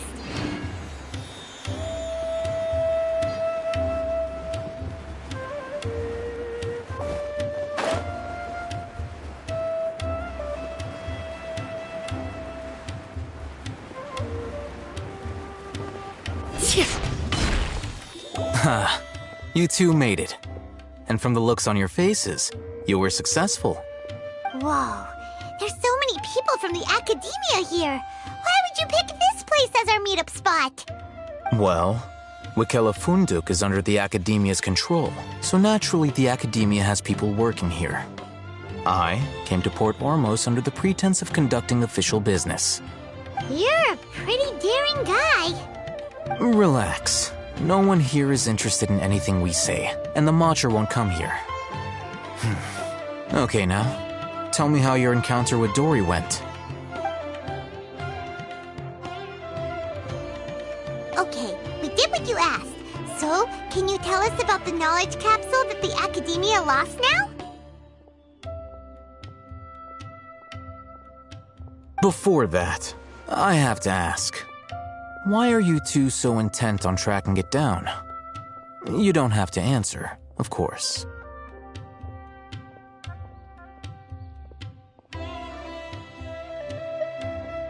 Yeah, she just wants to meet the God of Wisdom and ask her about something important. We've been in Sumeru for a while now, but we still haven't found a way. Academia had lost something that might be related to the gods, we came here in case it turned out to be our lucky break. In that case, you're on the right track. A short while ago, the Academia lost a knowledge capsule in the desert. It's supposedly a divine knowledge capsule. Use it, and you'll gain the wisdom of the gods. Wow, there's really such a thing as that?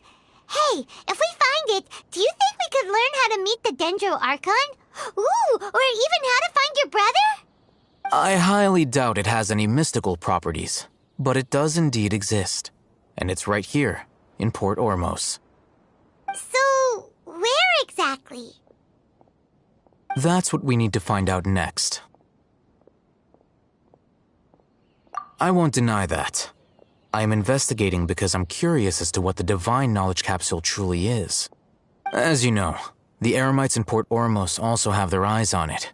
It is an extremely precious item. The knowledge contained within may bring great power or wealth to whoever has it in their possession. Several brigades have been vying for ownership of it as of late, but there is still no victor. My personal finances and connections cannot compete with those of the Eremites. After attempting various methods, I finally managed to reach a tentative agreement with several brigades.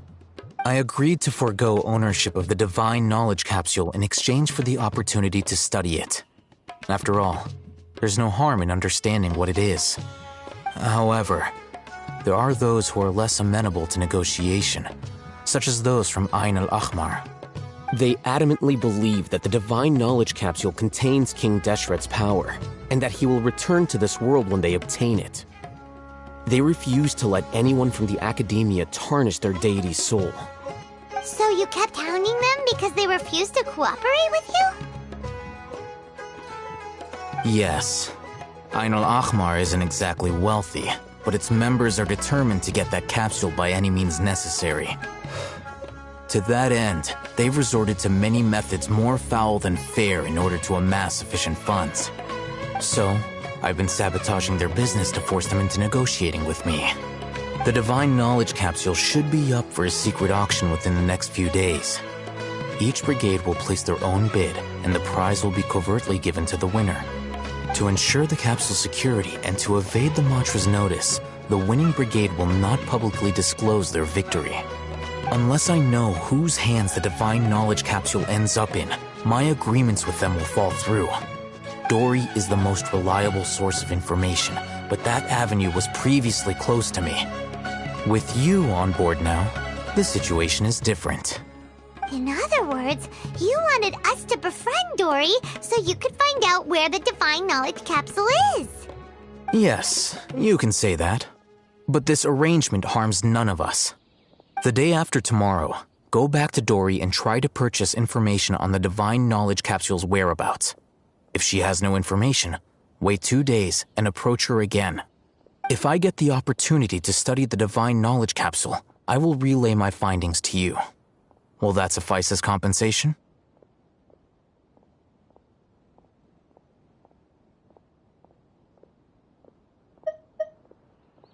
Okay, then we'll meet up in 2 days. Haytham, before you go, we actually bought a knowledge capsule for ourselves, but we're not sure how to use it. You two want to try using a knowledge capsule?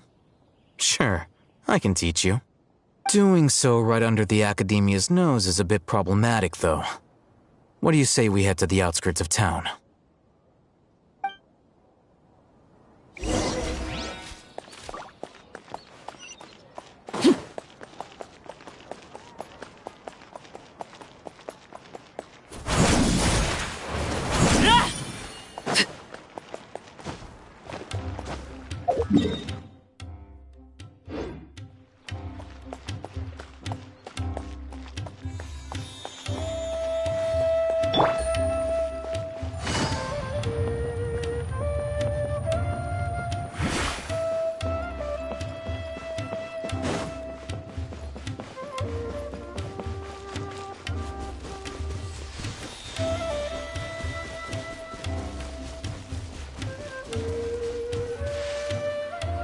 All right, this place works. Show me the capsule you purchased. Here. Sword Fighting Techniques 8. Huh. A combat class knowledge capsule. This class is something of a rare find these days, since most have been taken by the Eremites to augment their battle capabilities. Really? Aw, yeah, what a great buy! If you want to determine the efficacy of this capsule, I can evaluate your combat ability. However, effects will likely be minimal if you already possess a high amount of strength. We can conduct a controlled experiment where you fight 2 battles, one before using this knowledge capsule and one after. While you fight, we can use an Akasha terminal to monitor your various physical parameters. There may be variances in your physical strength between the 2 tests, as well as a disparity in your opponent's abilities. But don't worry. I'll run statistical analyses afterward to mitigate any confounding effects. Wow! Haytham! You must have been one of those guys at the Academia who got top grades on everything. Paimon's curious about something, though. You definitely weren't one of those students who needed canned knowledge to graduate from the Academia, right? So why are you risking getting caught by the mantra for this capsule? When you are unable to understand a researcher's actions, most cases can be attributed to curiosity. This is but one theory. Sounds like you're trying to avoid the question. All right, let's begin the test. Just fight as you normally do.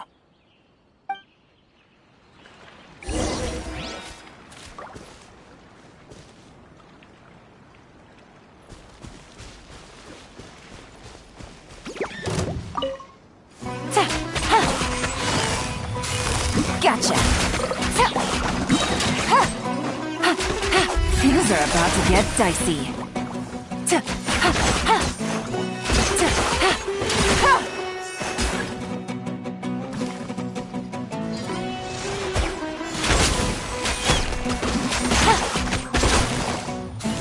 Busted.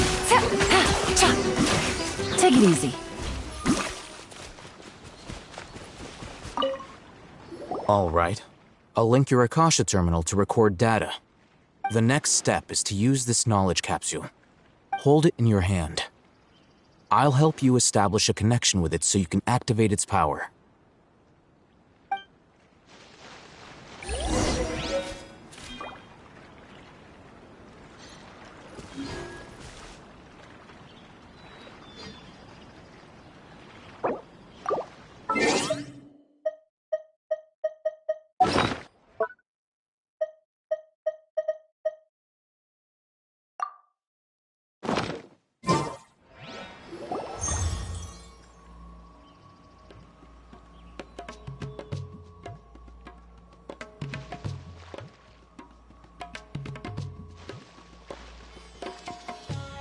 Hey, how are you feeling?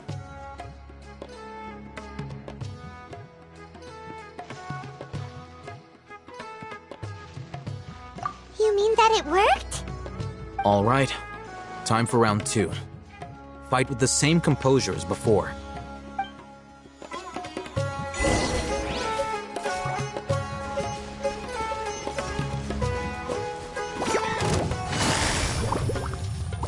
Gotcha. Here comes the catch.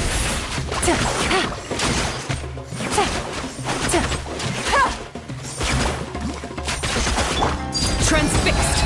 This is where you fall. This is order. Gather. Teamwork is dreamwork. Laid bare.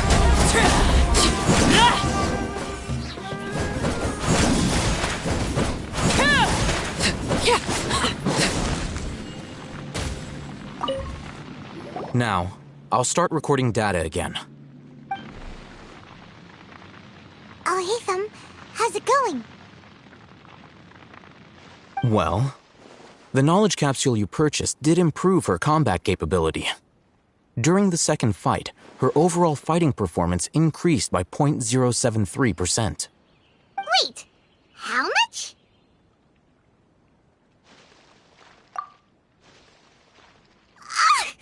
Dory's such a jerk! She totally scammed us! What Of course, this could be because she is so powerful that the capsule's contents were unable to produce a substantial increase. At the very least, this test allowed me to gain more insight into you two. Our deal seems increasingly worth my investment. I'm heading back to Ikela Funduk. I await your response in 2 days' time. This is Mora for when you ask Dory for information. Pay her as much as she requests.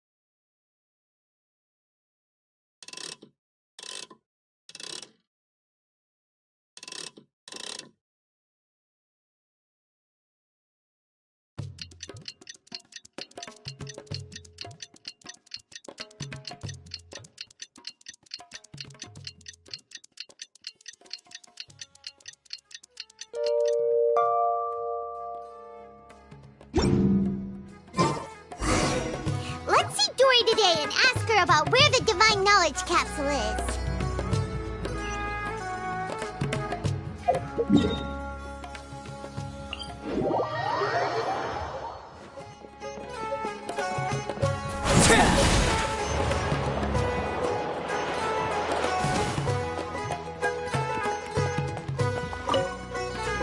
Here, over here!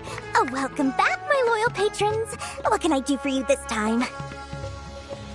You name it. Canned knowledge, supplies, or anything else you need. I'll find a way to get it. Where there's a waterfall of Mora, there's a way. Can you really get us anything we want? Anything at all? Aha! So it appears that canned knowledge alone is no longer sufficient for your opulent appetite. Then please oblige me. Tell me what you have in mind. Oh! I knew customers with pockets as deep as yours would undoubtedly crave something more profound than ordinary canned knowledge. But you know, that kind of information isn't going to be cheap. After all, I had to work really hard to weasel my way into the auction site. Not to mention that if anyone found out that I was the leaker, I would be in big, big trouble. But how can we be sure your information is accurate? Paimon's curious how you just happen to have this kind of info the moment we need it. Because to me, anything of value is what I consider to be my supply. Therefore, I must always be aware of what's hot on the market in order to secure more sales. As for the information's authenticity, well, you've no need to worry about that. I used a camera to take a picture of the transaction. That way, no one can dispute it.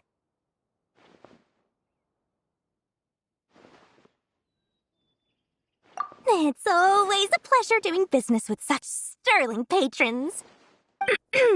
Now that you've paid in full, here's the scoop. The Divine Knowledge Capsule was purchased yesterday by a certain Misery, the leader of Ayn el-Ahmar. Ayn el-Ahmar? You mean the Aramites who worshipped King Deshret? Ah, so you're already familiar with them. The group has done everything in their power to obtain the Divine Knowledge Capsule. After all, they believe it contains the power of King Deshret. That Divine Knowledge Capsule is unlike any other canned knowledge I've seen before. It was glowing bright red. The capsule is clearly visible in the picture I took. You can look for yourself. Thanks for the info, Dory. Please, it's my pleasure. It's all thanks to discerning customers such as yourselves that my efforts yesterday were not in vain. Please, don't hesitate to contact me if you ever need anything else in the future. Mora for Dory opens doors. Well, we figured out where the Divine Knowledge Capsule is. Turns out, it ended up in the hands of Ayn el-Ahmar. Let's head back and talk to Al-Haytham.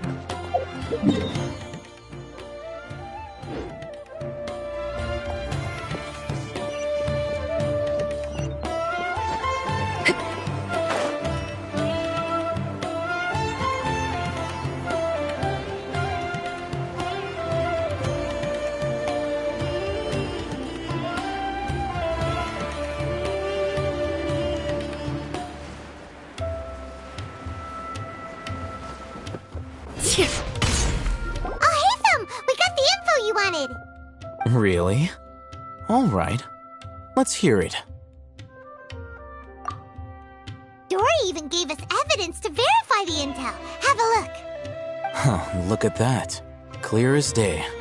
It must have taken some guts just to infiltrate the scene of the Aramites' transaction. But then to get close enough to take a picture like this. Bold move, Dory. Very bold move. All right. The person in this picture is indeed Misery, the leader of Ayn el-Ahmar, and the glowing red capsule he's holding appears to be the Divine Knowledge Capsule. In which case, if we play our cards right, when we confront them next week, we should be able to force them to show their hand. At first, Paimon didn't get why you were provoking these Ayn el-Ahmar guys. But now, it sort of makes sense. Everything's playing right into your hands. After we defeat them, we can finally have a serious talk with their boss and get them to lend us the Divine Knowledge Capsule. Thank you for your time and efforts. Take a few days off while I make some preparations. Let's meet up again on the afternoon of the arranged date, 3 o'clock sharp. See you then.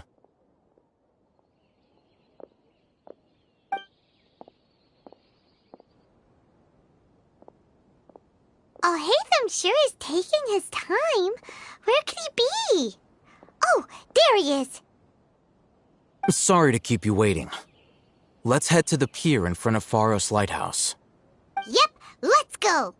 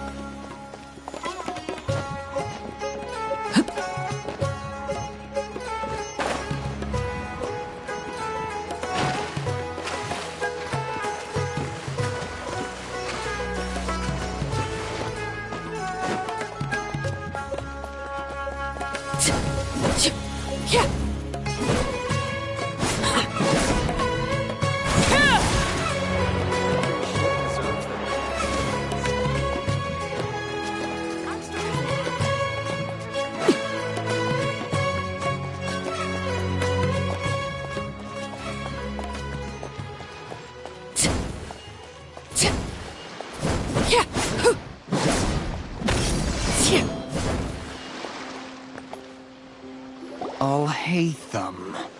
I knew you were crazy, but I didn't know you were crazy enough to actually show up. It was I who demanded that these negotiations take place.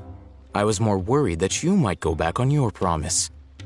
But to your credit, it appears that you're sticking to your word. This is turning into quite an occasion. I also brought some backup. I assume you don't mind. Backup? Aren't you the brat from the restaurant the other day? You've come to support this lunatic because he helped you out? Fine, your funeral. I'm not going to mince my words. Once we're done with you, you'll be nothing more than fish food. Get 'em, boys!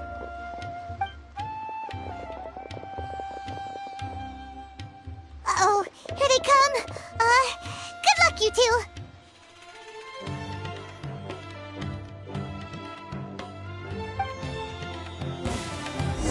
That's close enough. Transfixed.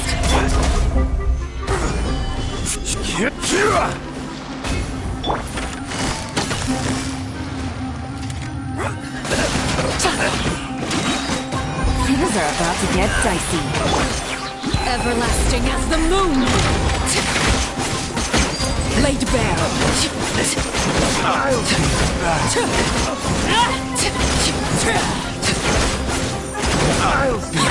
Following orders.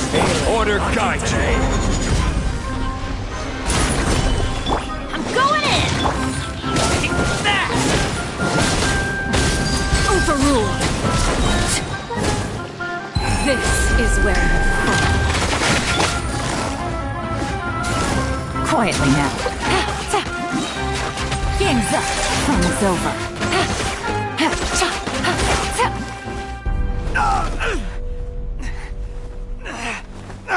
Academia scum!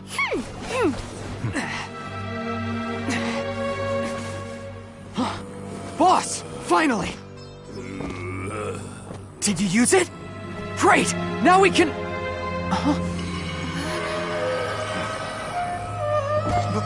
Boss? Boss!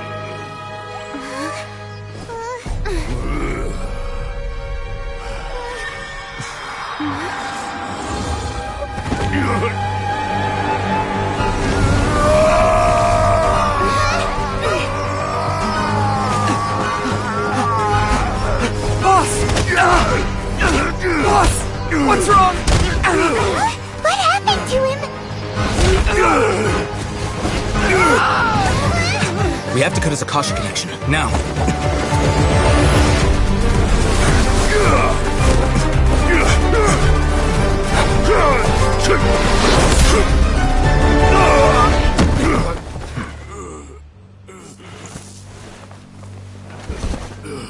Target acquired. Arrest him!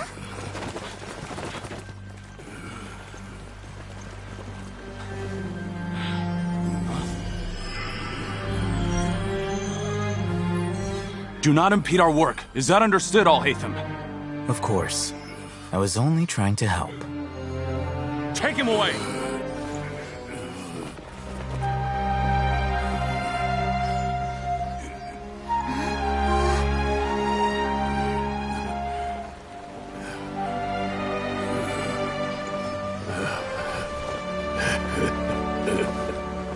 World, forget me.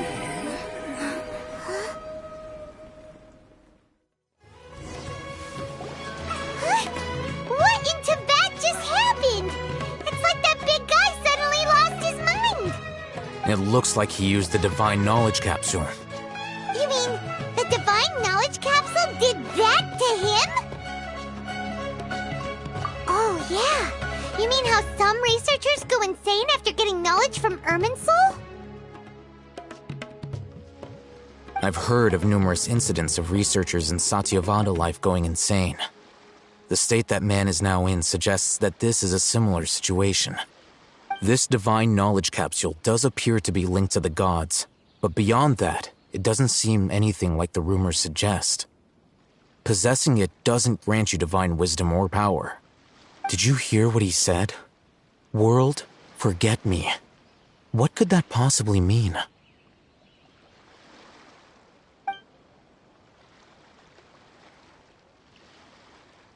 If the mantra took him away, then that means the Academia got the divine knowledge capsule back too. What a shame. We were so close.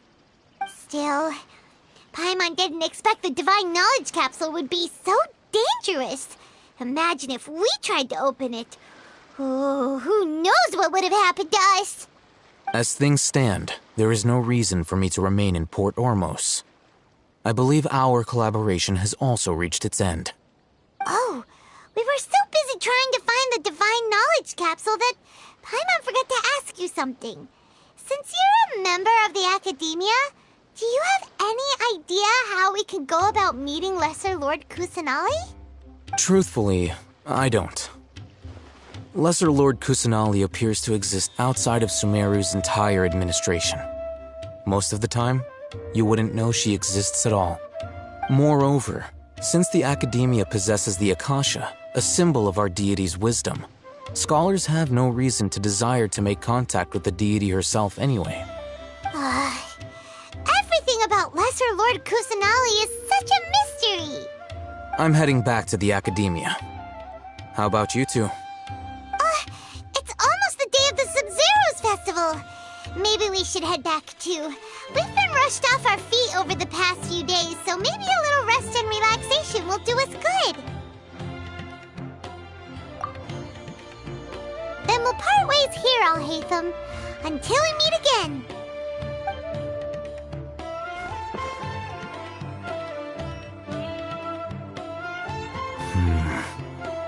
Now, do I deal with this thing first? Or should I produce the report that the higher-ups require?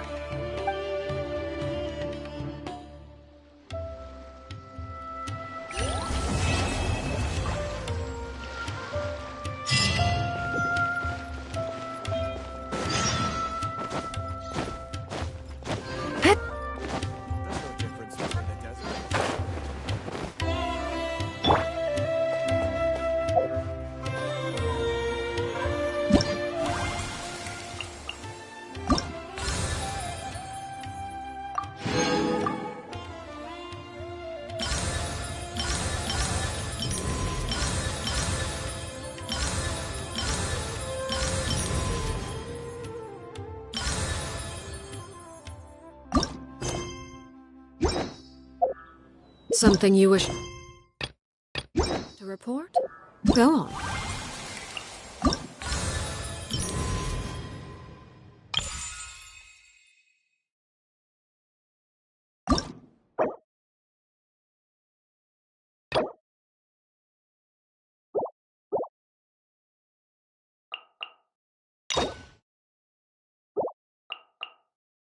You have my undivided attention.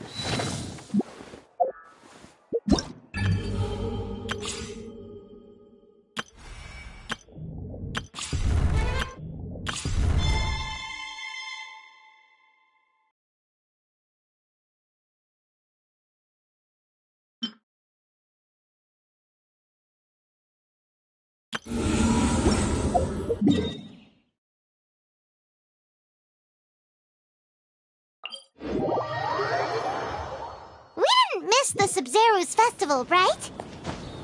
Let's hurry and find Dunyarzad. Paimon thinks she must be around the Grand Bazaar, since she showed us around there last time.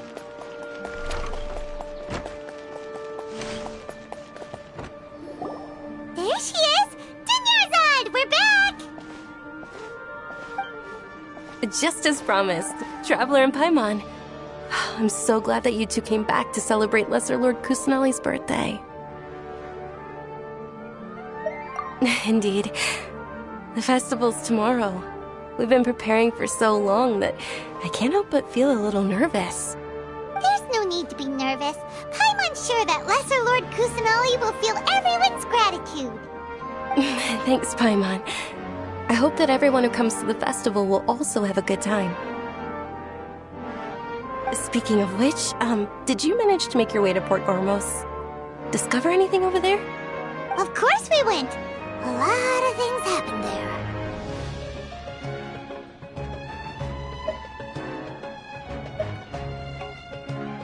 I see. Sounds like you two had another exciting adventure. If there is another chance, I would love to join.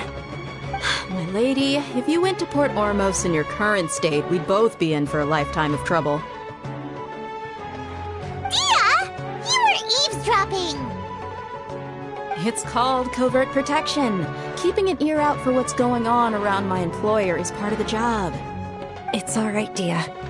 I merely said I would like to go. I know better than to think my body could handle it. The festival's tomorrow. I've been doing nothing but causing trouble for you. So, Dia, please take some time to relax. I'll be fine.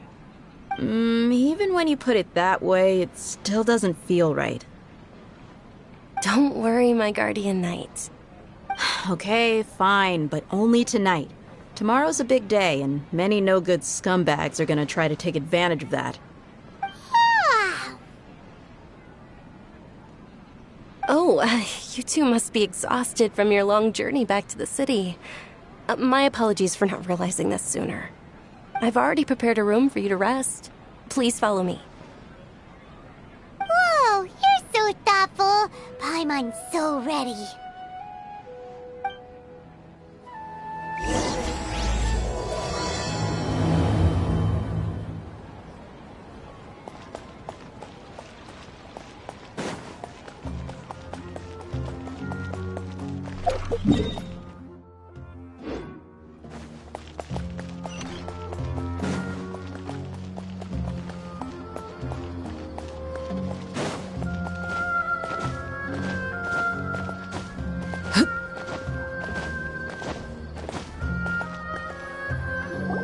Here we are.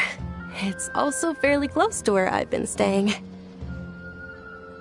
looks really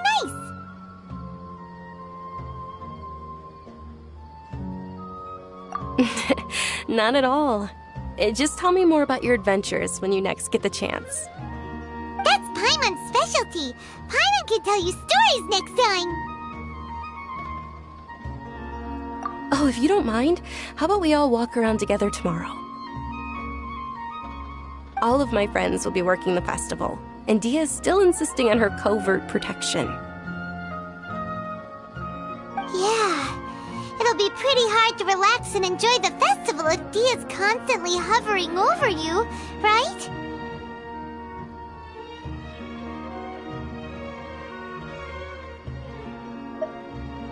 Then let's meet at the nearby bazaar first thing tomorrow morning. Have a great night. It's a deal. Good night, Dunyarzad. I may be too excited to fall asleep tonight. See you tomorrow. Paimon's starting to really look forward to the Sub-Zero festival too. Will there be lots of yummy food? Oh no. Thinking about food is just gonna keep Paimon up all night. The earlier we sleep, the better. Let's go inside, traveler.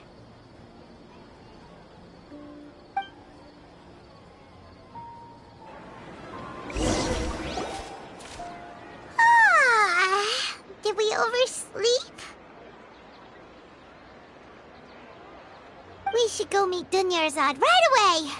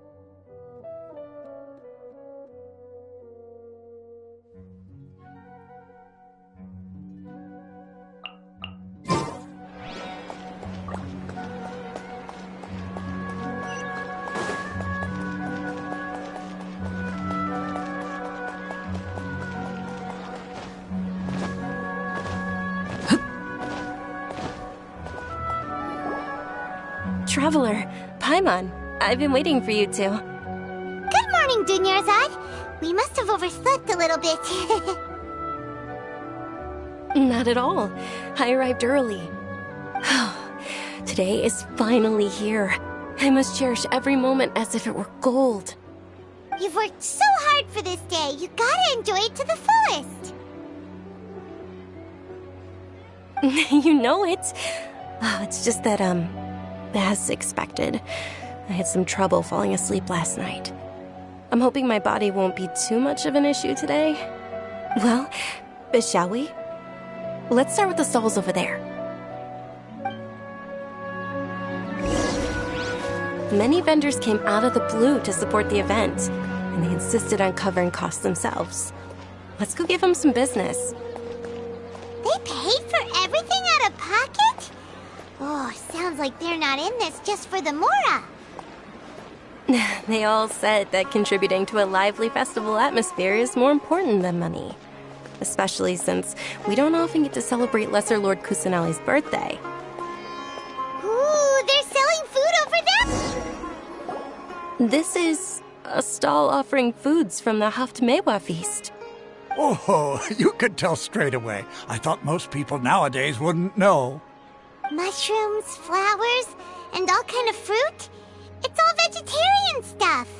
Oh, Paimon's a little disappointed. So, what's the Haftmewa feast you mentioned just now? It's another Sub-Zero's festival tradition. People used to set their tables with 7 different foods. Generally speaking, the most common selections were foods like Rukashva mushrooms, Nilopala lotuses, Sumera roses, Sunsetias, Kapalatas, Hara fruits, and Zaytun peaches.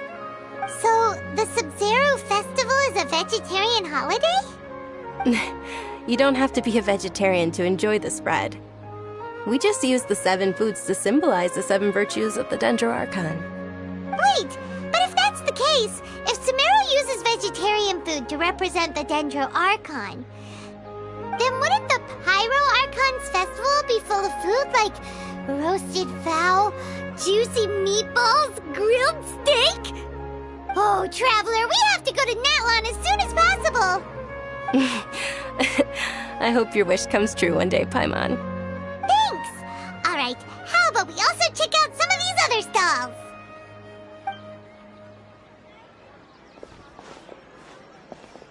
Dear customers, would you like to try your hand at alchemical divination? What's alchemical divination? Those two things sound like they'd be fun to try together. Right? I thought the same when I first heard about it. It is said to be a mysterious craft invented by none other than Lesser Lord Kusanali herself. So, how does it work? It's quite simple. After you give me any 2 alchemical reagents, I'll use them to perform a random transmutation. Sure sounds random. So random that it will probably fail.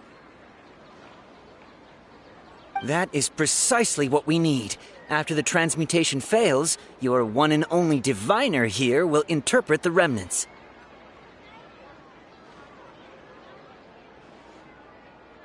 Well, according to Lesser Lord Kusanali, everything is interconnected, and all that occurs can be traced back to fate.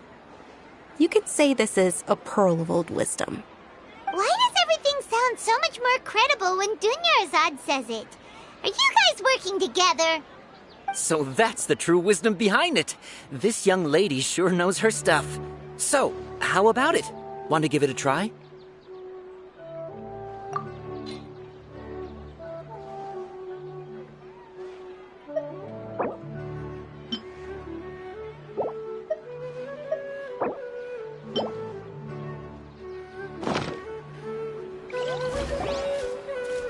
Okay, one moment. It's the moon. Paimon wants to take a look too! Is it? It looks more like a pie that Paimon bit into. Generally speaking, the moon signifies... It means... Wait a moment. Is he really looking it up in a book? Oh, I remember now. It means illusions and lies. Illusions and lies? That sounds rather ominous. Yes, but this book says that if you trust your intuition and overcome your fears, the sun will surely rise. He's not even trying to hide his book anymore. Naturally, fate will only ever show you the beginning of a journey. It is up to you to forge your own ending. Oh, thank you so much. I'll keep that in mind. Oh, it's nothing. I'm just learning as I go. Guess that was still pretty interesting. Okay, on to the next stall. They say the Sub-Zerus Festival... The Diviner's interpretation is the most important part of alchemical divination. I just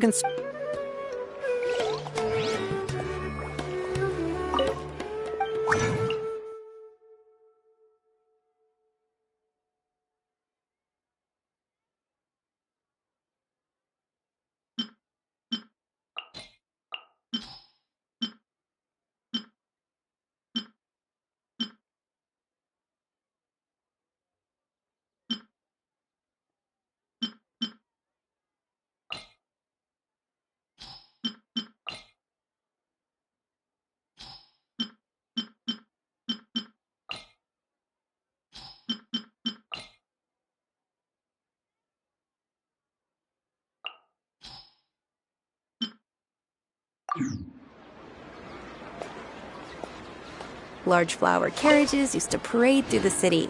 As they headed towards Port Ormos, people would throw flowers, candy, and liquor all along the way. Dunyarzad's eyes are sparkling right now. I wish I could have seen that spectacle. But if you ask me, I'm sure Nilu's Dance of Sub-Zerus will be just as impressive.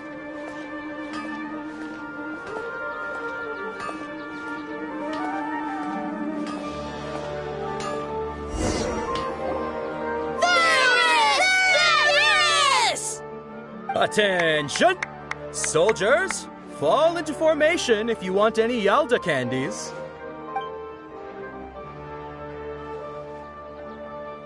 It's a weird guy with a weird hat. Hey, it's Dunyarzad! Wow! Miss Dunyarzad, the children love you even more than the Yalda candies. In the few short days it took to prepare for the Sub-Zerus festival, the children have all grown very fond of you.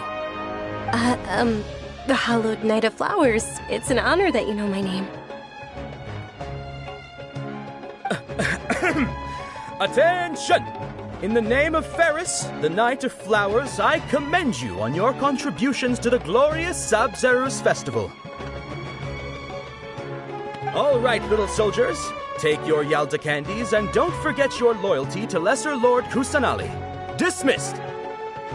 Yes, Knight Ferris! Just what is going on here? Ferris, the Knight of Flowers, is another Sub-Zerus festival icon, and one immensely popular with children. In the past, the actor portraying Ferris would also sit on a flower carriage. It's all thanks to Miss Dunyarzad's sponsorship that the children can make such wonderful memories today. As are we to you, Vihar. Oh, not at all. Oh, speaking of tradition, do you want some Yalda candies? They're a festival staple, and I happen to have some boxes readied here. Take a look and pick whichever one you want. Whichever one? Don't these boxes all look the same? That is the fun part. Each box contains a random flavor. It's up to the luck of the draw. Flavors include lavender melon, hara fruit, sunsetia. Ooh, those all sound pretty good. And there's also lizard tail and oni kabuto. Huh? What's up with those two flavors? Oni kabuto is a little spicier than lizard tail. Dunyarzad, you tried them before? Traveler, help Paimon pick one. Paimon wants the sunsetia flavor. It's all right. Paimon believes in you. I also believe in your intuition. Great. These boxes of candy are numbered 1 to 5 from left to right. Which one do you want?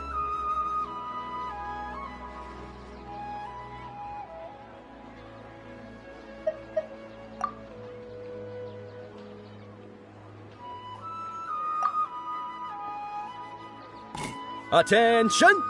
That's unfortunately lavender melon.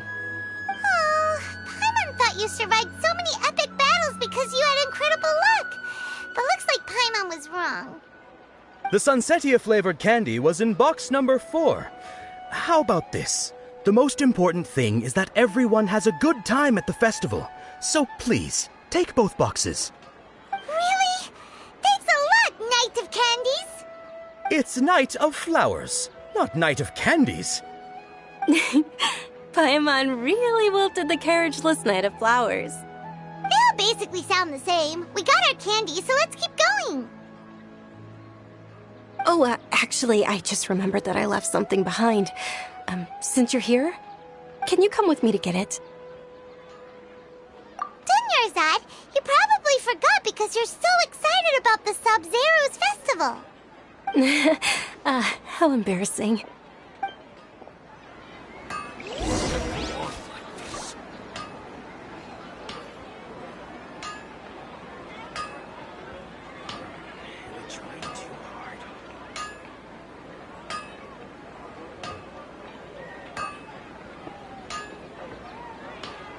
What could the children be up to? Never mind. Let them do as they please.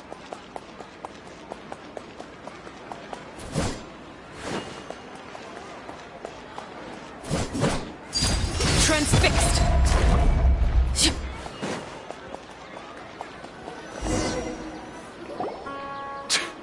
We're too late. Who knew the little lady was such an early riser? I know, right?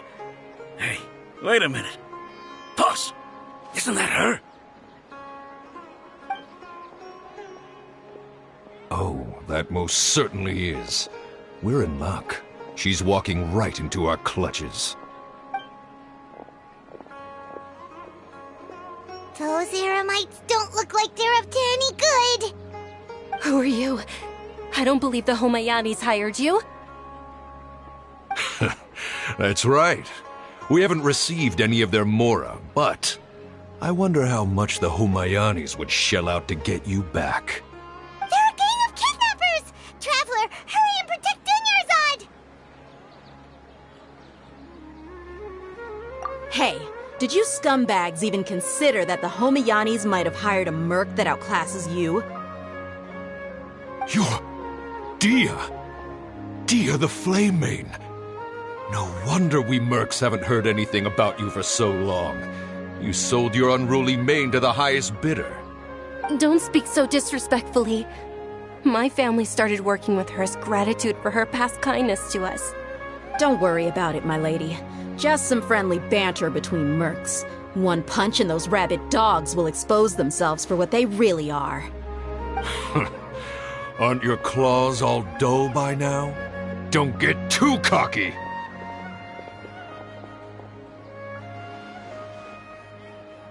Traveler, take Miss Dunyarzad to a safe location. No, we're gonna stay and help. There's too many of them. You're right. All right, fine. Please be careful, Dia. Don't waste your time worrying about me. This is my job. Look out for yourself. After I've wiped the floor with them, I'll go find you all.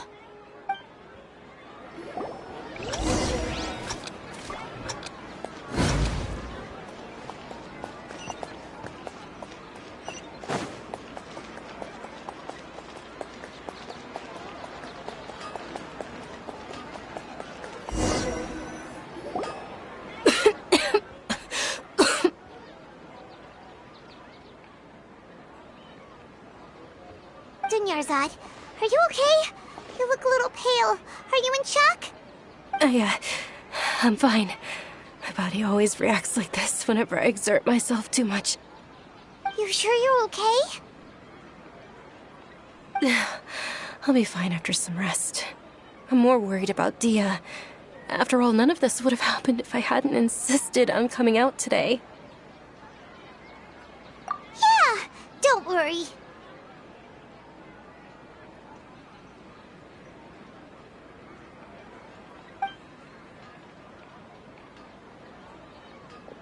My lady, Traveler, found ya. Dia! You took care of them so fast! Any more of them? Or rather, did anyone follow you?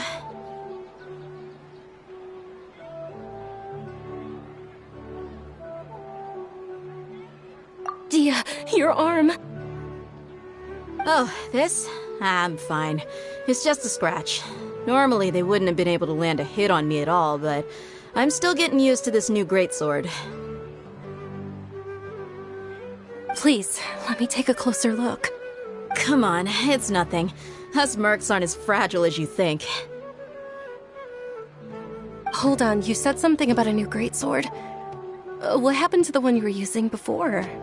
About that. Well, I sold it, because I was low on Mora. Stuff like this happens every now and then. It can't be. The anonymous donation that was used for the venue's final round of preparations?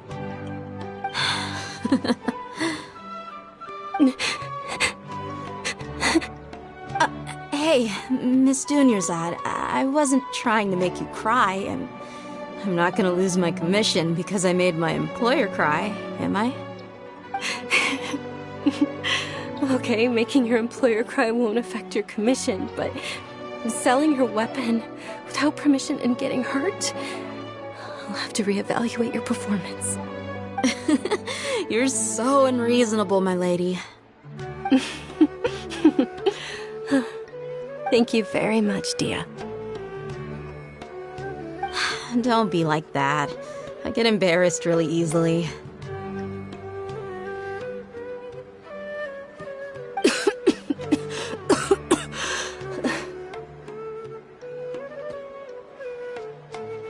Are you feeling unwell again, Dunyarzad? My lady, your condition. Traveler, can you take her somewhere to rest? I'll look around the area to make sure we're safe from an ambush. Truly, I'm sorry for the trouble, everyone.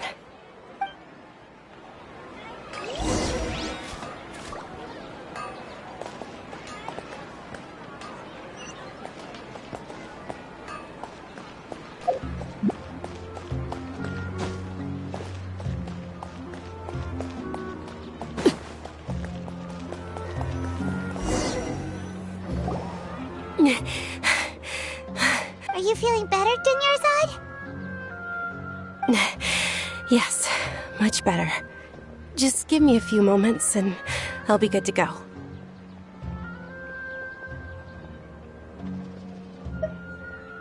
I didn't realize you were concerned about it.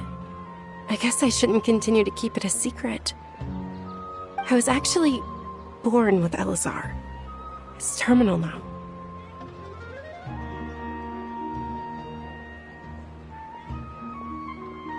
Can't believe it's Elazar! Oh, you've already heard of Elazar. In that case, you probably know about its severity.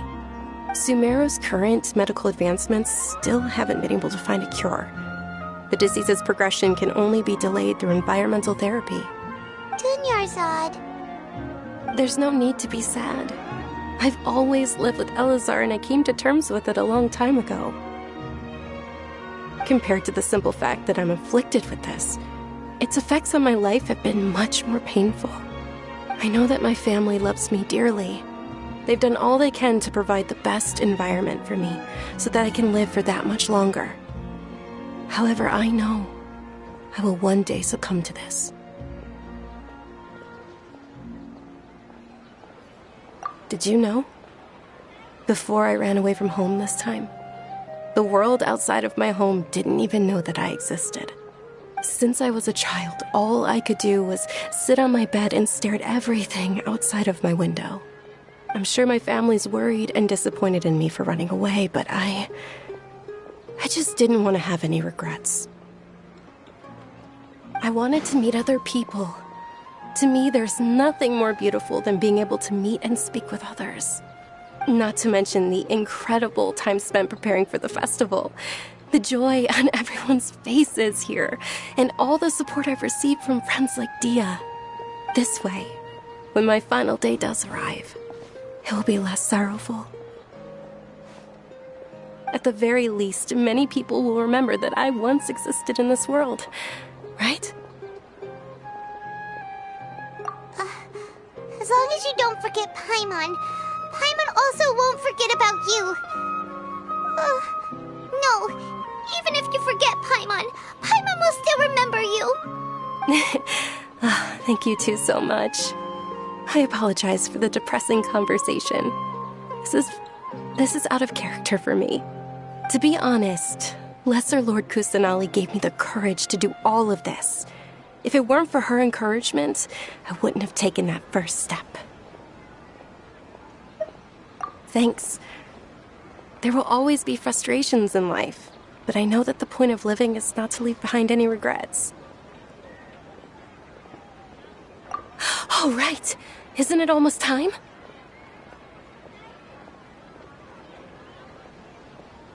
Huh? Almost time for what? Isn't the Dance of Sub-Zeros about to begin? It's the part of the festival that I've been looking forward to the most.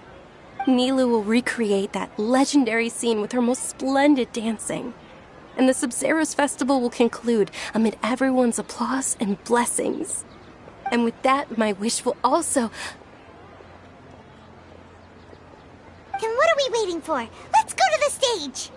Yeah, we should still make it in time.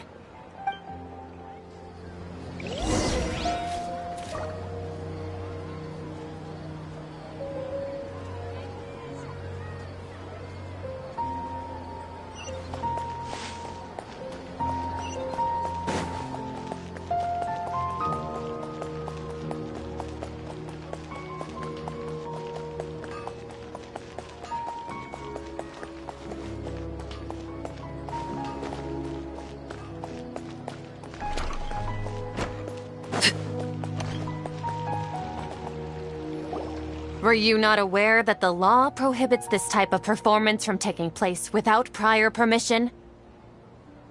Over there! Someone's yelling at Nilou! I think I just saw the Academia's Grand Sage. Why is he here in person? But the Dance of Sub-Zeros is one of the key parts of the Sub-Zeros Festival. If we can't perform it... The Sub-Zeros Festival. The law also prohibits the private hosting of large-scale religious festivals. Only the Academia can host such an event. If you continue to resist, we will have to order an investigation into every single event organizer. The Grand Sage has already granted you much leniency. I advise that you exercise tact. How did things turn out like this? The Academia was originally responsible for the Sub-Zeros Festival, but they failed this responsibility for many years. I need to speak with them. This is a hard pill to swallow, but you're right. Things would only get worse. Art, dance. Aren't you ashamed of pursuing such frivolous and meaningless activities in this land of knowledge and reason? Our Archon created the utopia that is Sumeru City for all scholars who sought validity, verity, and truth, while people like you wish to defile it. No.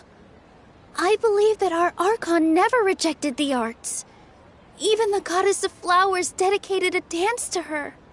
With your lack of intellectual credentials, I do not believe you are qualified to debate with me. What you should be doing is finding workers to tear down this ridiculous eyesore.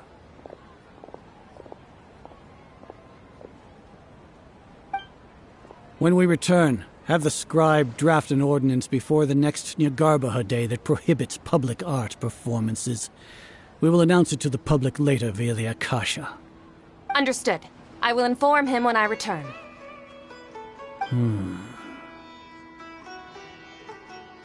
The Sub-Zeros Festival. Go celebrate the birth of that god to your heart's content. Nilou, are you okay? Oh, Dunyarzad. You all saw that just now? The Grand Sage ordered us to stop the performance. Yeah. Let's go somewhere the Academia can't find us and perform there. But how do we let everyone know? And what about the atmosphere on the stage? Or we could get people to block them off so they can't interrupt the performance. No. They just threatened to investigate the organizers. If we were caught... Milu, it's all right. Don't worry about it. But you've been looking forward to the Dance of Sub-Zero so much. And I know how important this festival is to you. I don't want you to have any regrets. It's okay. Seeing you care this much about my feelings is more than enough. It would be too risky to continue the Sub-Zero's festival at this point. I don't want to get everyone in trouble. If you say so. But... you can sneak out for the next Sub-Zero's festival, right? We'll make sure the next one is a smashing success. The next one. Yes. Okay. It's a promise. It will be a smashing success. Paimon can't believe this is how things turned out. Those heartless geezers.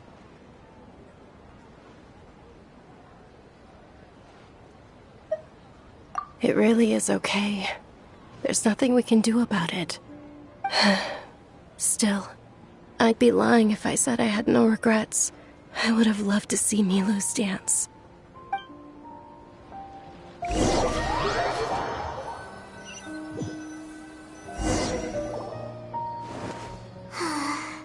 A lot happened today. It's a shame the festival ended the way it did. Nilu and Dunyarzad promised to make the next Sub-Zero's festival a success, but Dunyarzad is running out of time. Yeah.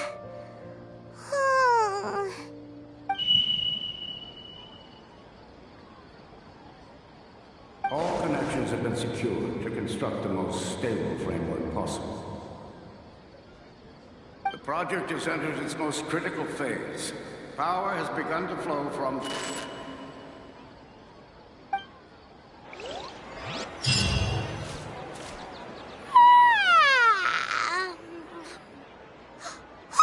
We're gonna be late! It's all because you wouldn't get out of bed! We should go meet Dunyarzad right away!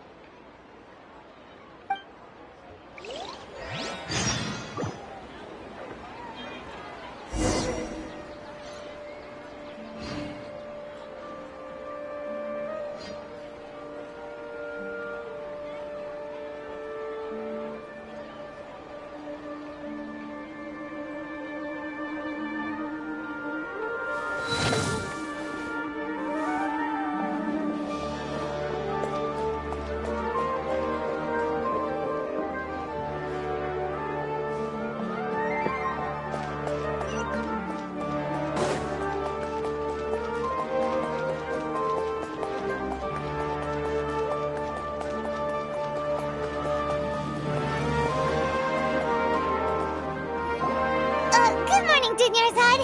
Sorry we're late. Not at all. I arrived early. You seem kinda tired. Did you not get enough sleep? I'm doing well. There's no need to worry. Shall we go? Let's start with the stalls over there. Sure! Traveler? Why are you just standing there? Let's get going!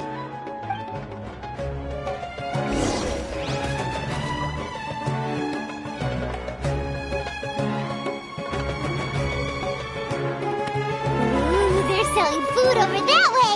Let's go take a look!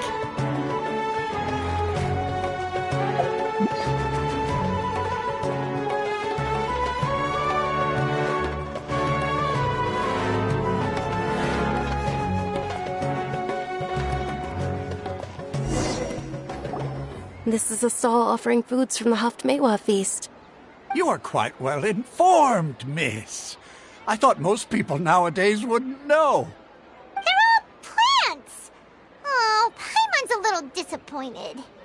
Actually, what is the Haftmewa feast you mentioned just now?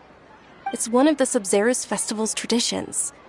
People used to set their tables with 7 different foods to symbolize the 7 virtues of the Dendro Archon.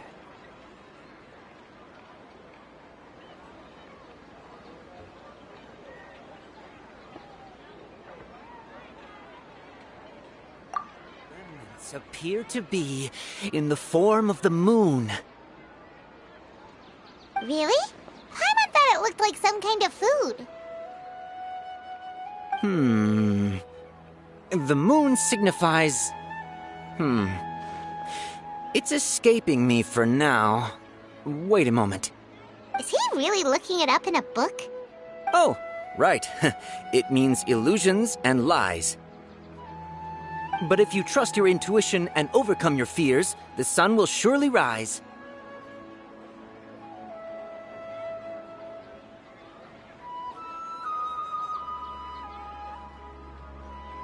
Understood. I'll keep that in mind. Oh, it's nothing. I'm just learning as I go. Guess that was still pretty interesting. Okay, on to the next stall. So, where to next?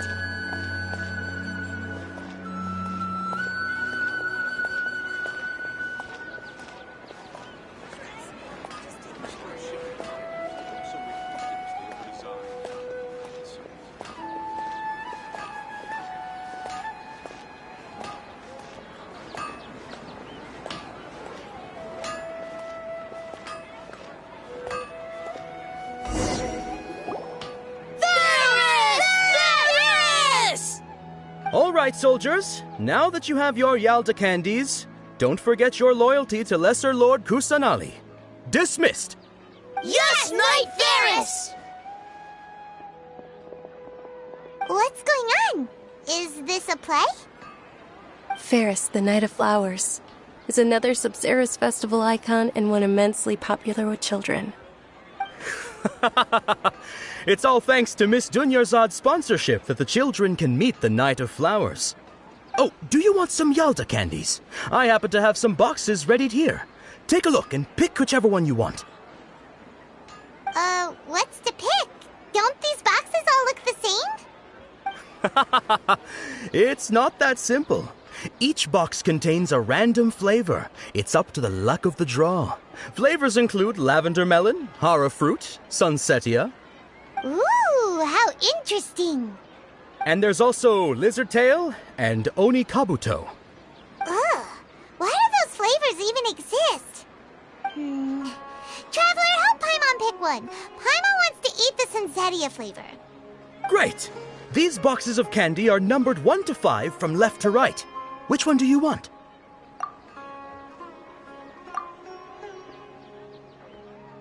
Ah, excellently chosen. Number 4 is indeed sunsetia.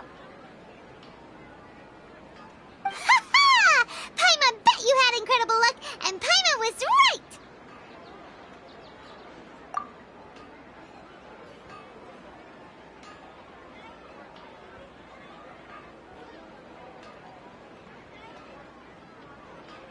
Huh? How's that possible? It's obviously random. Maybe we didn't sleep very well last night. Or maybe we slept too much.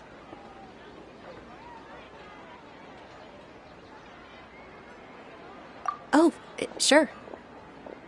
Huh? Where are you going? You're just gonna walk off like that?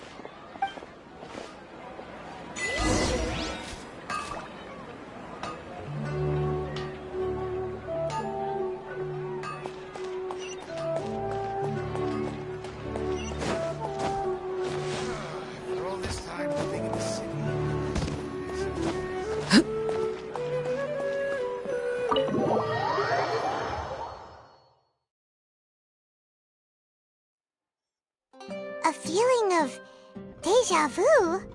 Oh, Paimon knows what that is. It's when you feel like you've already experienced whatever is going on. In that case, Paimon also felt something like that today. But that's just our brains playing tricks on us, isn't it? So why'd you run here in such a hurry?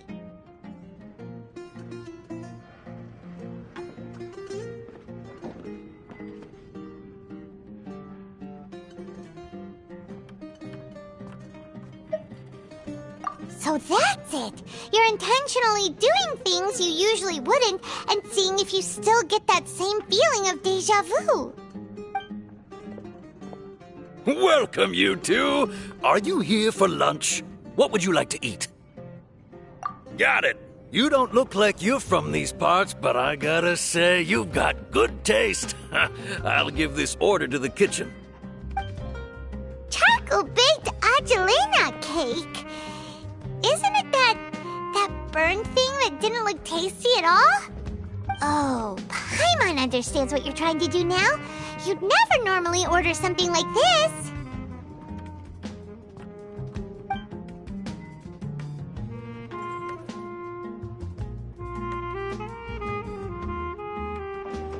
That thing?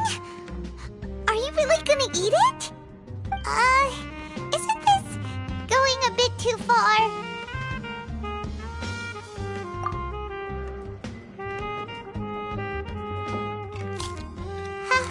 How was it? The look on your face is telling Paimon that it tasted awful. Then, you mean...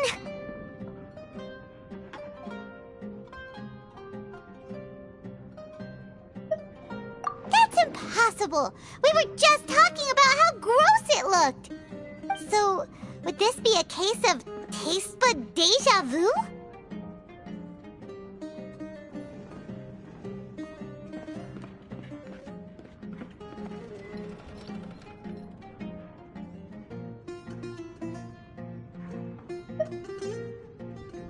Paimon also gets the impression that we've been here many times, even though we aren't regulars. How about we go out again and try something else?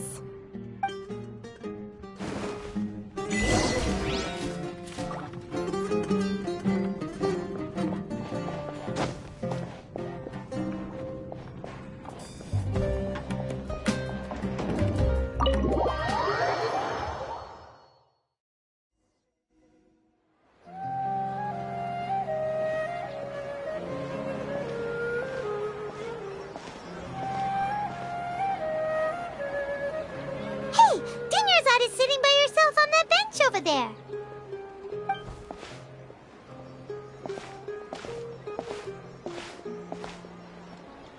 What a coincidence, Dunyarzad. We meet again.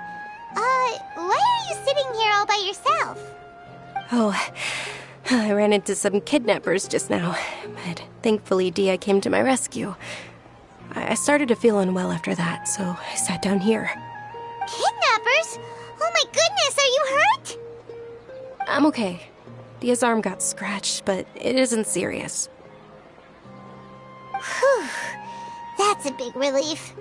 But, Dunyarzad, you seem a little down today. It's the Sub-Zero's festival, and you've been looking forward to it so much! Not at all. I've always been like this. Excessive physical exertion or strong emotions tend to aggravate my illness. Besides, no matter how amazing today may be, it is but a single day. After however many more days, my time will come to an end. Paimon doesn't quite follow you, and Paimon feels like something's really got you down right now.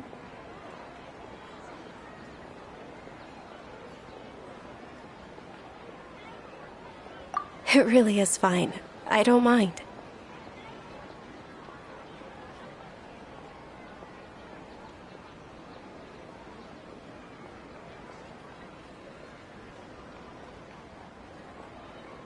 Huh?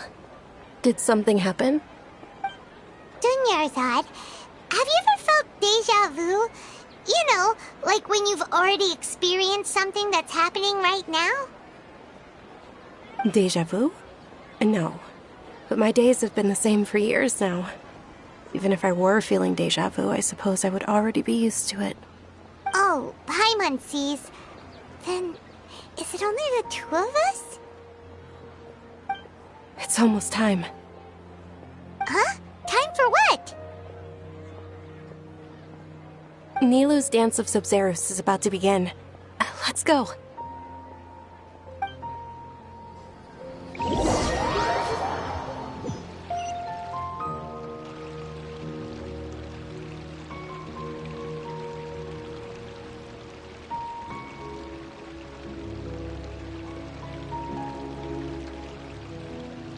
With your lack of intellectual credentials, I do not believe you are qualified to debate with me.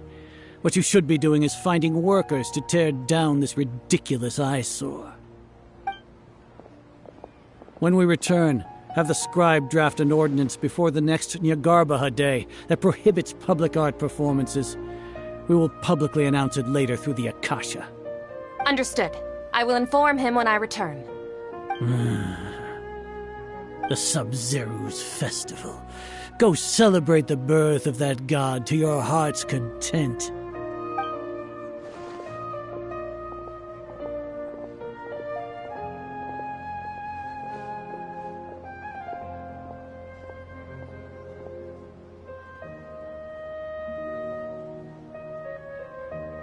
Milu, are you okay?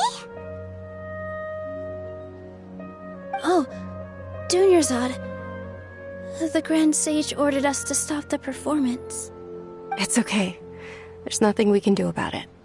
But you've been really looking forward to this. I don't want you to have any regrets. It truly is unfortunate, but I don't want to cause trouble for anyone.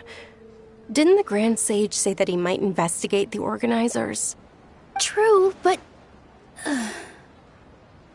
Well, okay. I'll just have to try again next year.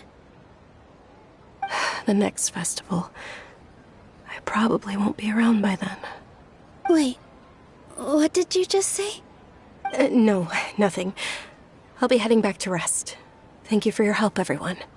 Paimon can't believe what those heartless geezers did!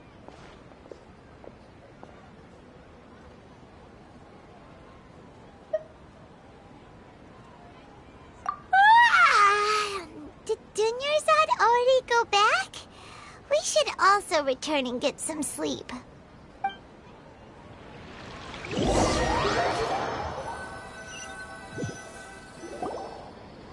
So, in the end, you still couldn't figure out what that deja vu feeling was all about? Maybe it really was because of exhaustion. Same here. That's why Paimon stopped thinking about it halfway through the day. Then, how about we settle in and get a good night's sleep? For now, we can chalk things up to exhaustion. We can do more thinking tomorrow.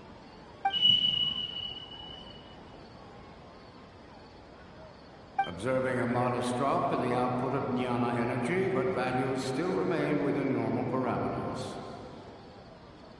Continue to monitor for variances in the data and find the cause as soon as possible.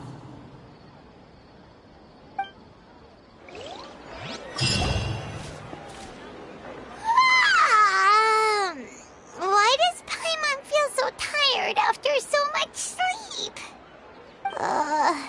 Anyway, we should go meet Dunyarzad right away.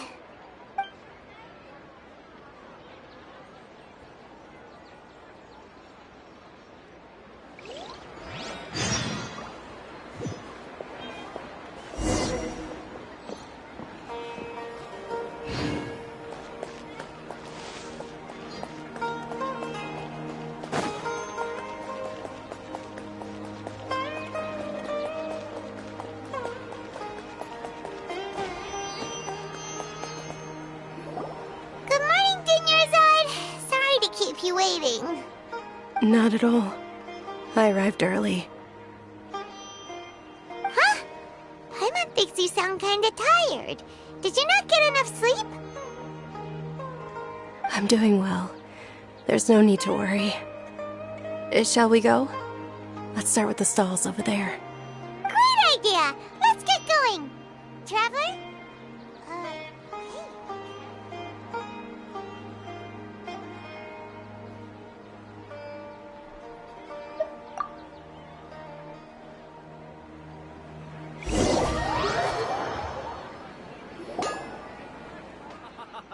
It's all thanks to Miss Dunyarzad's sponsorship that the children can enjoy the Sub-Zeru's festival.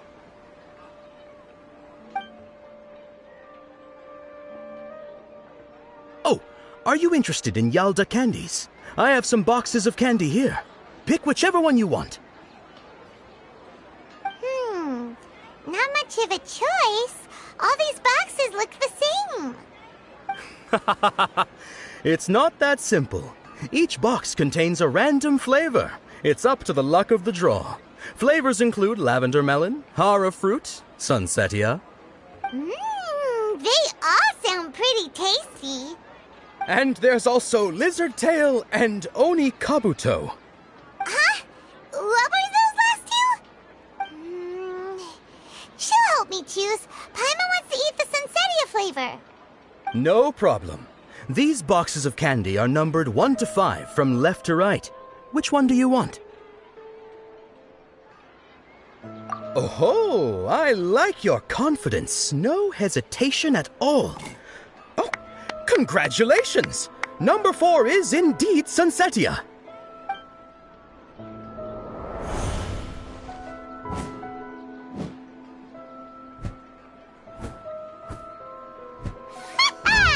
Paimon knew she always had incredible luck.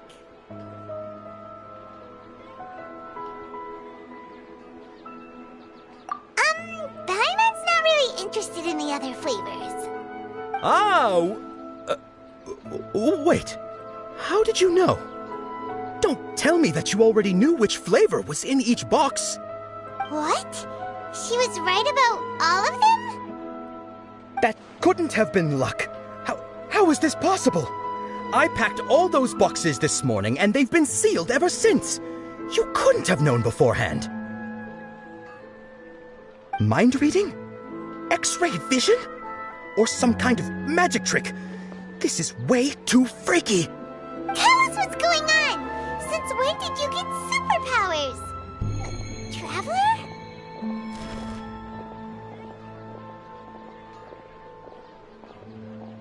Hey, where are you going?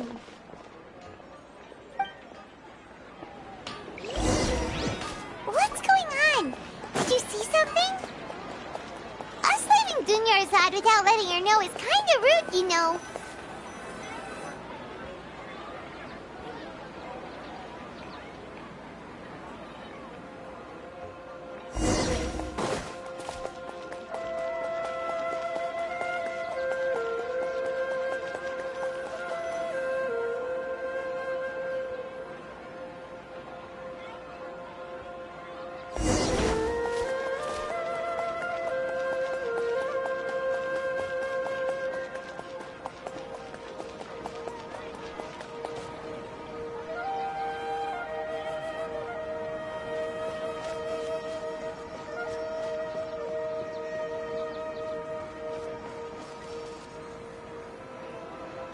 What are you looking for?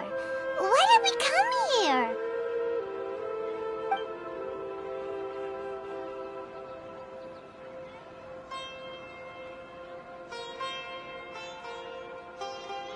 Traveler?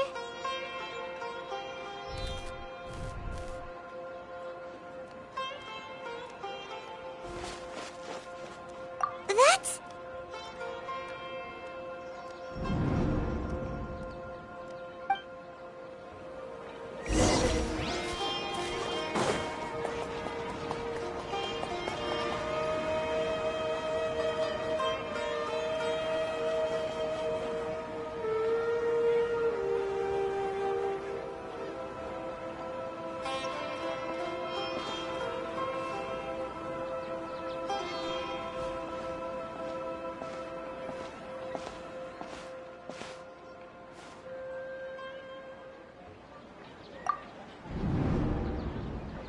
Look! That's... Isn't that Dunyarzad?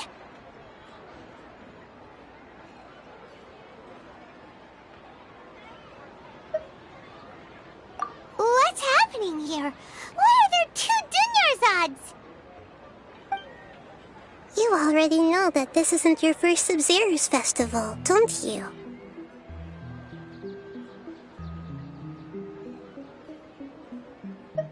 I'm sure you already know how to use this. A knowledge capsule? Where did you get it? What's inside? You should use it too, Paimon. You know Paimon?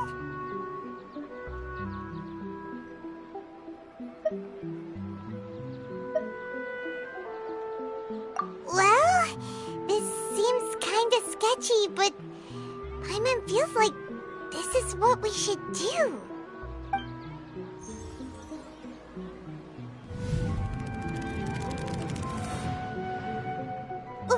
What the?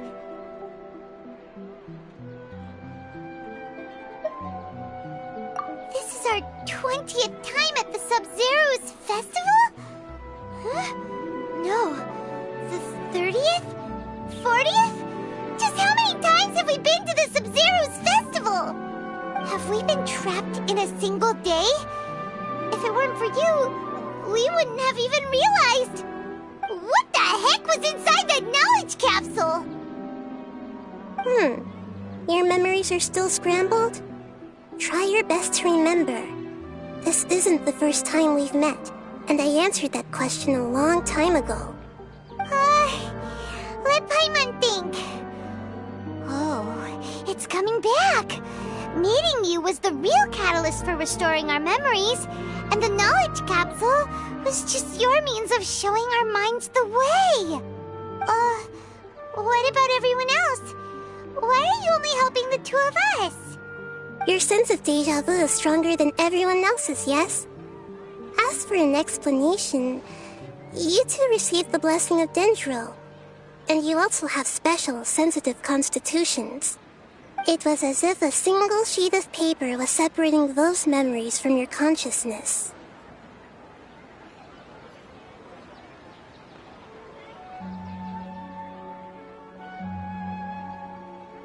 A familiar question. I think this is the 7th time you asked that. As you can see, she isn't doing well. You probably sensed it too. The Dunyarzad you were just with is different from the first Dunyarzad you met. That first Dunyarzad is in front of you right now, and she doesn't have a lot of time left.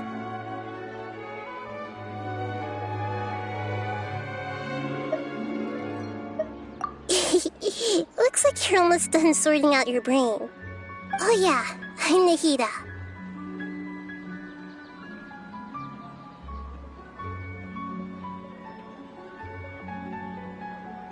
Good. You passed the test. What's happening? You can awaken our memories, and you seem like you know what's going on. Oh, wait. Please don't tell Paimon even you don't know. Everything in this world runs in a loop. This cycle is called the samsara. You, me, and everyone else are all stuck inside the one-day samsara. As for the truth, that's on you to find out. If you were told the truth instead of discovering it yourselves, it would literally blow your minds. I don't know how you'd be after that. I can only give you surface-level help, like bits of information and subtle hints. For the rest of the time, I'll be doing all I can to slow down Dunyarzad's illness. She looks like she isn't doing well at all. Her illness gets worse after each Sub-Zero's festival. If we can break out of the samsara, I might be able to save her. But as things are right now, she's just a small bird in the sky that's about to lose its last feathers. All I can do is raise a gale to delay her fall. You sure love to use weird analogies. Analogies are wonderful tools. They let you use existing knowledge to understand unfamiliar things. Okay, so, with what you know so far, what do you think the truth is?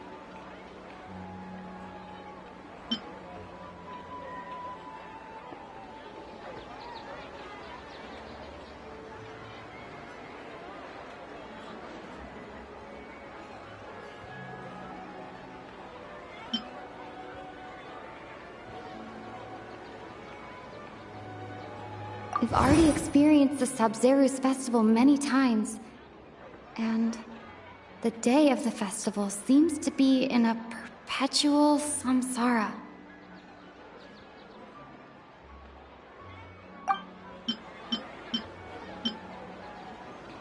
What's happening right now seems to have happened before. This feeling has been getting stronger and stronger.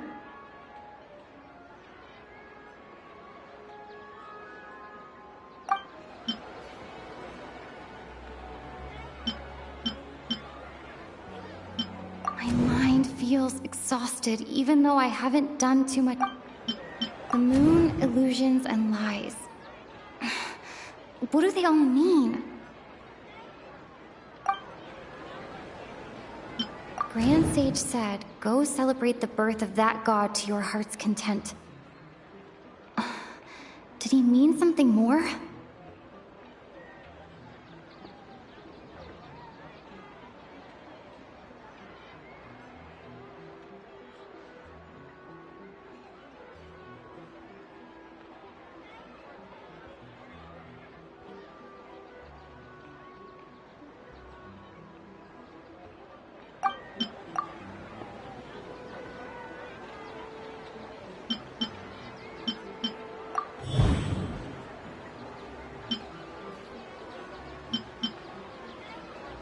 We've already experienced this.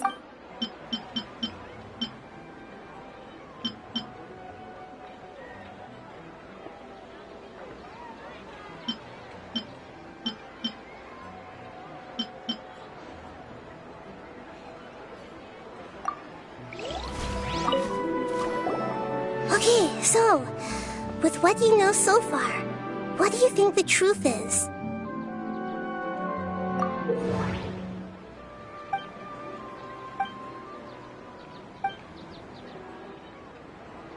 We've already experienced this. That should be a time loop. You've given similarly wrong answers in the past. A pity. Still the wrong answer? Paimon thought that made a lot of sense. It feels like time's just repeating itself. A simple time loop can't explain some of the phenomena. You two are still missing a lot of information. Unfortunately, I can't give you any more hints.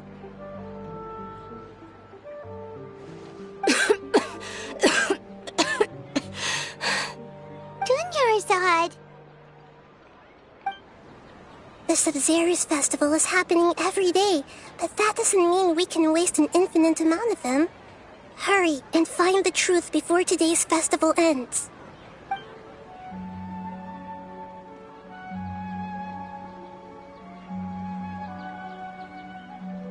Let's think about our current situation. To save Dunyarzad, we have to escape the samsara of the Sub-Zeru's festival.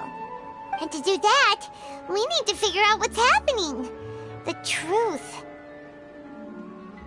Nahida rejected the idea of a time loop, so we must have missed something, right? Paimon's memories say that we've already done this many times, but let's go talk to people again. It's more productive than sitting here and scratching our heads. Why don't we start with those stall owners?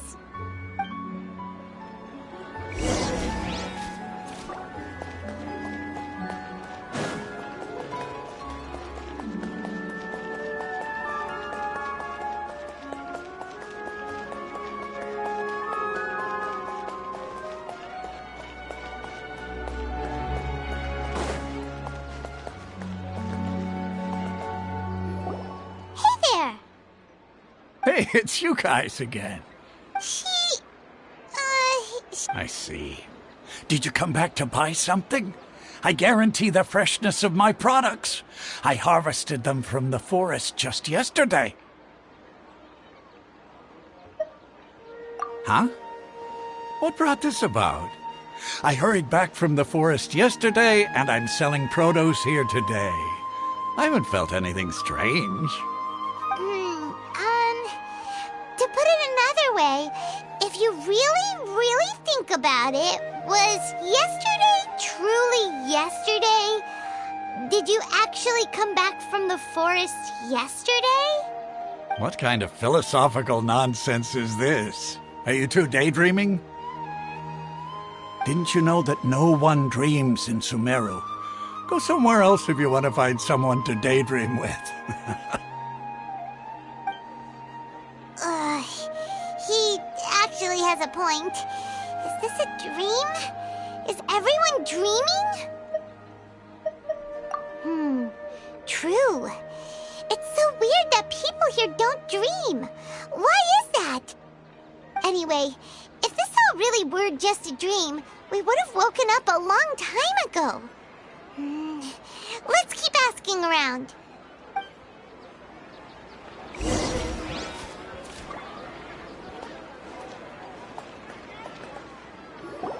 Oh, it's you two. Was my divination so accurate that you felt compelled to compliment me in person?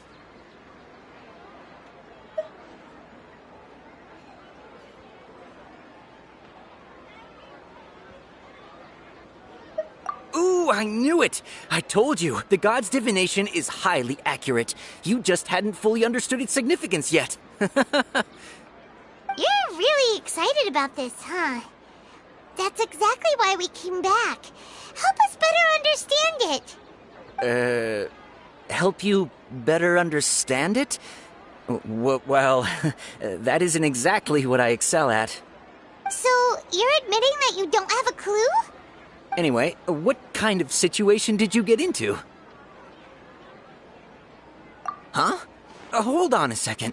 I thought you guys just lost your wallet or fell for a scam. What you just said, are you serious? Does that kind of thing actually happen in real life?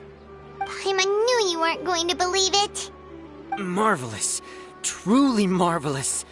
I believe you. Recall the interpretation of your divination, the moon, illusions, and lies. It really felt like an omen. When you say it like that, the divination does sound like it's related to what's going on. Can you read any more into it? I believe that the Archon's revelations are never more than vague hints. Anything more specific is beyond the reach of mere mortals. The book only says, if you trust your instincts and overcome your fears, the sun will surely rise. So that's how it is. Looks like fortune-telling is just fortune-telling. It's no good for practical problems. We haven't made any progress. Who else can we talk to? Paimon remembers that we tried talking to her a couple of times, but she always thinks we're playing pranks on her.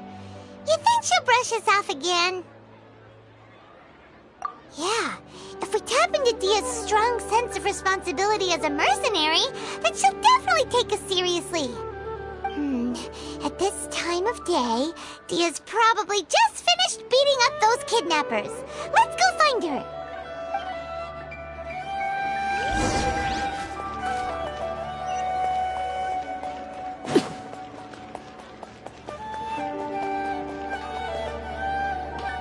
I'm fine, my lady. It's just a scratch. Perfect timing. Both of you are here. Paimon, Traveler, you came at just the right time. Listen, there was a dangerous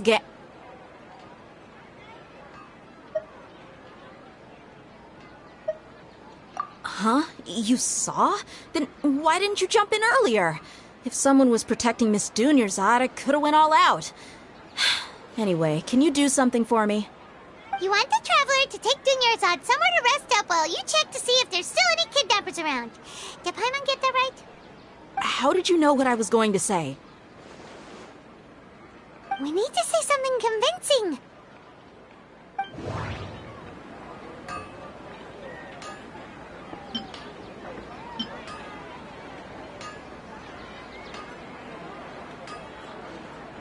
Dia sold her greatsword to raise additional funds.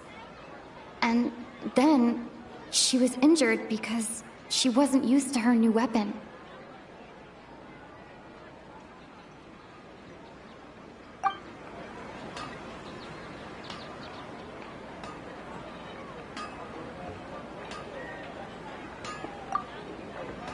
traveler?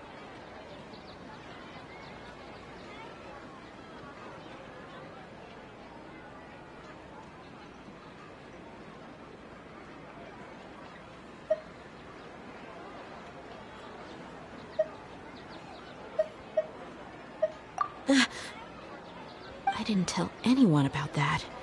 Including Miss Dunyarzad. You couldn't have known. And just now, you literally took the words right out of my mouth. What's going on? Alright, so this is the situation.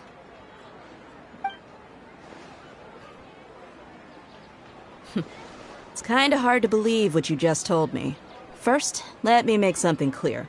Most of us desert dwellers might not be the scholarly type, but we do have basic common sense.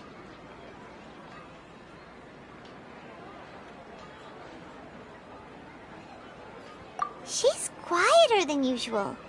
Uninterested in anything and really gloomy. Yeah, she isn't the same as before, but her parents said that this is how she was like at first. Huh? At first? I don't quite understand what you're all talking about. I'll go rest on the bench over there.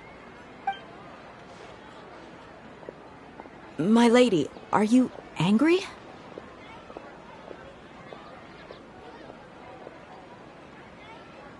All right, I'll give you the benefit of the doubt since you knew about my greatsword. Let's make this a quick trip. Miss Dunyarzad isn't completely safe here.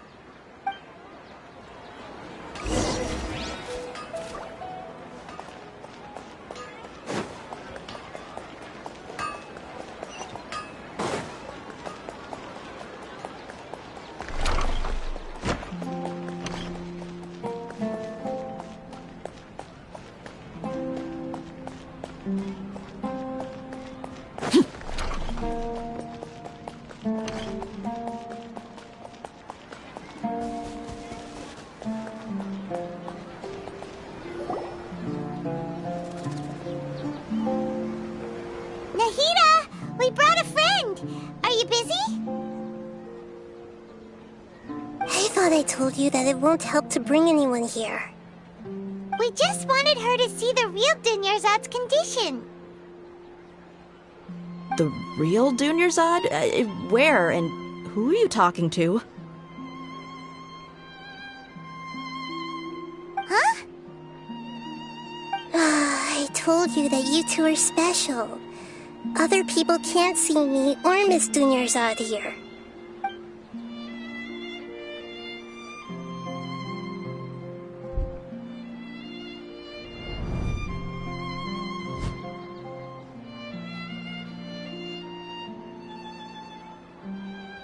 Hold on. Over there. Is that? Wow.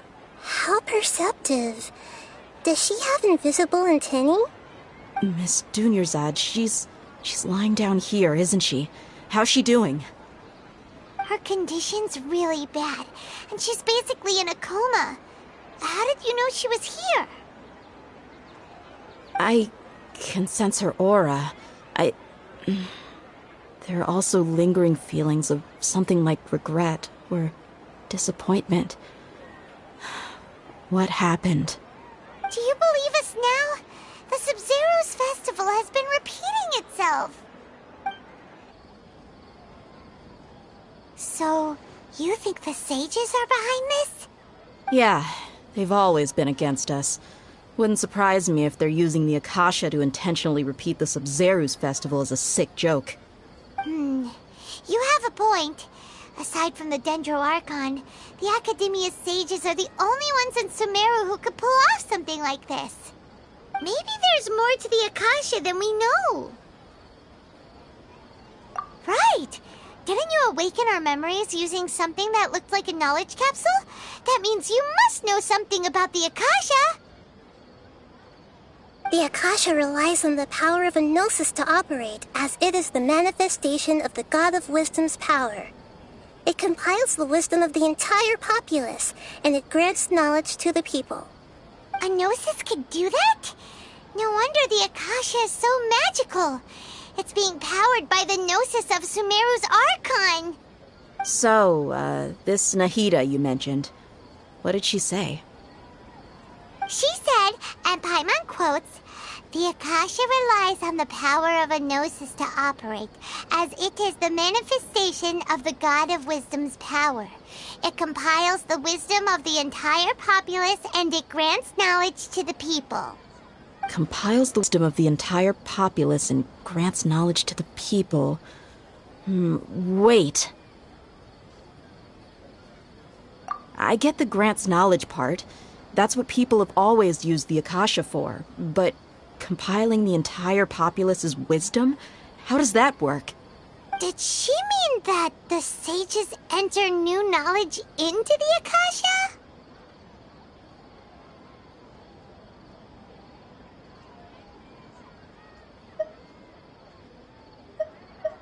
Oh, yeah. That sounds about right. What do you think?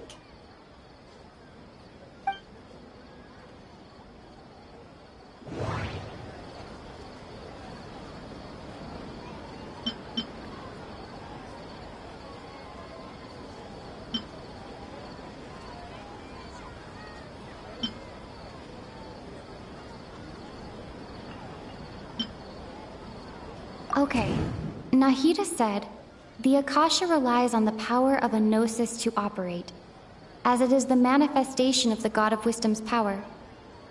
It compiles the wisdom of the entire populace, and it grants knowledge to the people." My mind feels exhausted, even though I haven't done too much thinking. What is going on?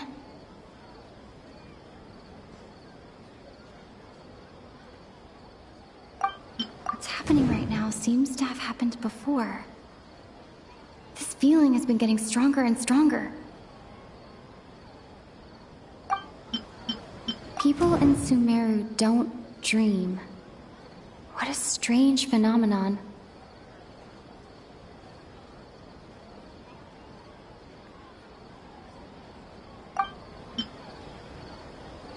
Okay, Nahida said, "The Akasha relies on the power of a..." That doesn't sound right. I need to carefully...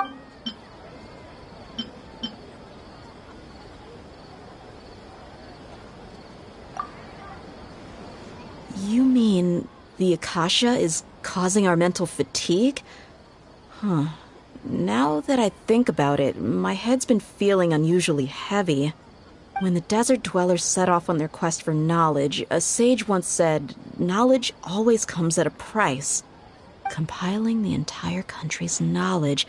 You think the Akasha pulled a 180 and is extracting information from us?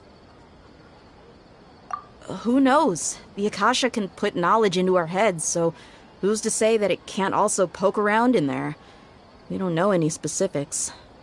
What's the point of doing something like that? Just think about it. If you could combine the knowledge of every single person in Sumeru, then you can basically turn Sumeru City into a single massive brain. This hive mind could make breakthroughs in problems that even the smartest geniuses can't crack. An excellent deduction. And the analogy comparing Sumeru City to a massive brain? I love it. In that case, we should take off our Akasha terminals right away. Maybe that'll solve this problem. Yeah, I was only wearing this for show in the first place. Didn't expect the sages to cook up such a conspiracy. Mark my words, when this is over, I'm getting evidence and exposing this whole thing to the public. How does everyone feel?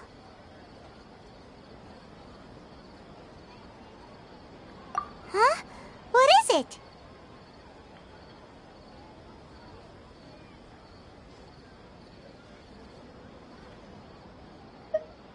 Oh, that!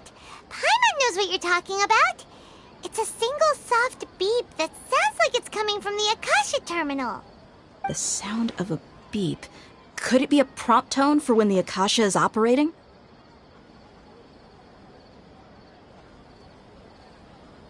That's probably an important clue. We weren't using our terminals, but we heard a beep anyway.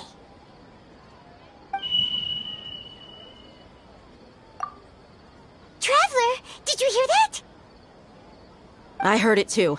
Our ears aren't messing with us. There was definitely a beep, but it sounded like it was coming from inside my head. We took off our Akasha terminals.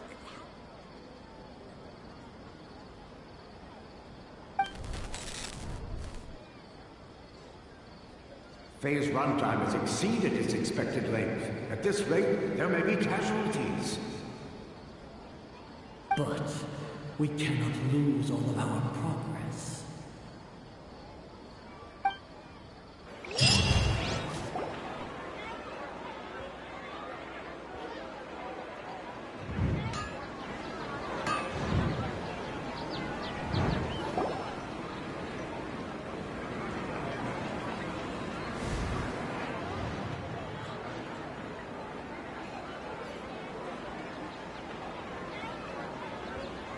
Paimon remembers everything! Good. You adapted quickly this time. We definitely took off our Akasha terminals last night, but we still heard that beep. Why is that?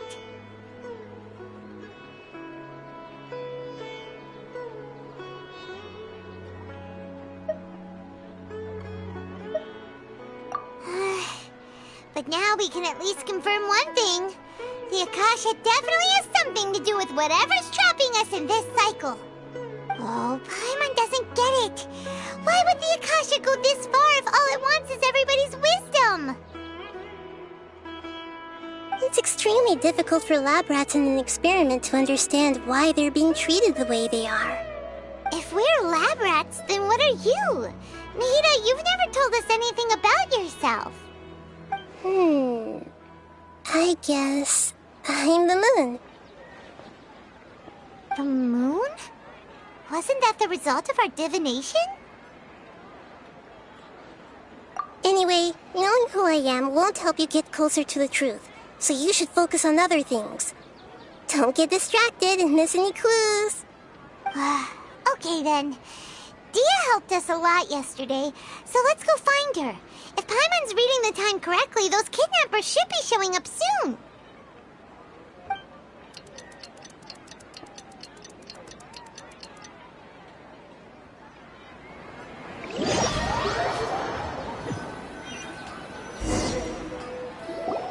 Ah, there you are. I've already taken care of those kidnappers. My lady, did you get hurt?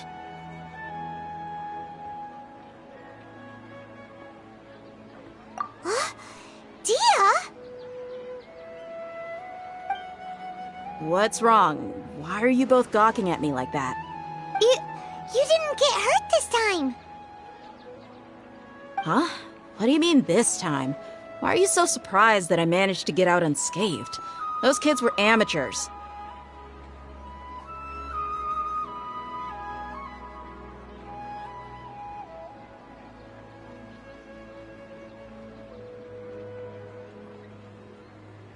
Shh!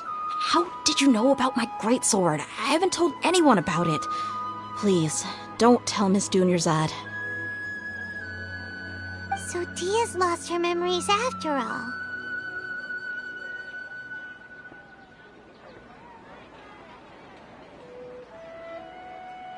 Anything strange? You already know that I got a new greatsword. If I had to say something, it's weird how such a new weapon could feel so familiar. It's as if I've already used it to fight a countless number of battles. You're saying that although you don't remember using it, your body feels like it does? That's right. Both mercenaries and warriors heavily rely on muscle memory. Only knowing the theory of battle won't get you anywhere. Traveler, what do you think?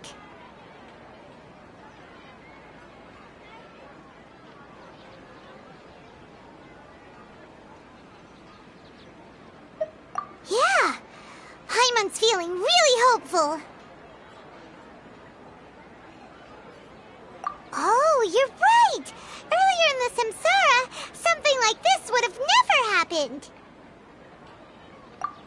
have no clue what you two are talking about, but it's still dangerous here, so... So you want us to take Dunyarzad somewhere else to rest while you check if there are still more kidnappers around, right? How did you know what I was gonna say? Can you read minds? Forget it.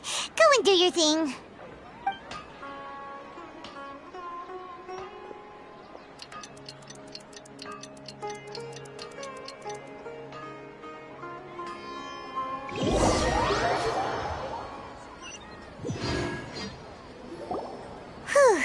It's finally nighttime.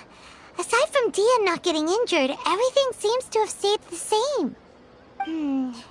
Listen, Nahida, we found out that Dia got out just fine today, even though she got injured every other time she fought the kidnappers. Do you think the Samsara has been broken? Have we saved Dunyarzad? Really? Good job on all that progress. Get some good sleep tonight. Hey, what kind of an answer is that? Tomorrow will come. Everyone assumes this is common knowledge, but the only way you can know that for sure is if you experience tomorrow. How many todays has it been? Is it possible that today will be followed by yesterday? Does tomorrow truly exist as anything beyond a made-up concept? It's even possible that this entire world is a lie, and the history of the whole world has just been one endless Sub-Zero's festival. Okay, no more. Paimon's brain is already shut down. That's why it makes no sense to waste your energy thinking about things you will learn tomorrow. Get some good rest. You know, use the bathroom and flush your anxiety dookie away. Huh? Hold on, what did you just say? Did Paimon hear you correctly? Huh? People always say they feel a sense of relief after they take a duk-duk. That's why I suggested you could try that. Is that so strange? It's so strange and so against common sense that Paimon's at a loss for words. You were sounding kind of smart just a minute ago. Yeah, even though it's happy and lively at the Sub-Zero's festival every day, it feels like it's been a long time since we've really gotten to relax. Let's go back to our room. Continue the harvest. Compared to what we stand to achieve, these sacrifices are trivial.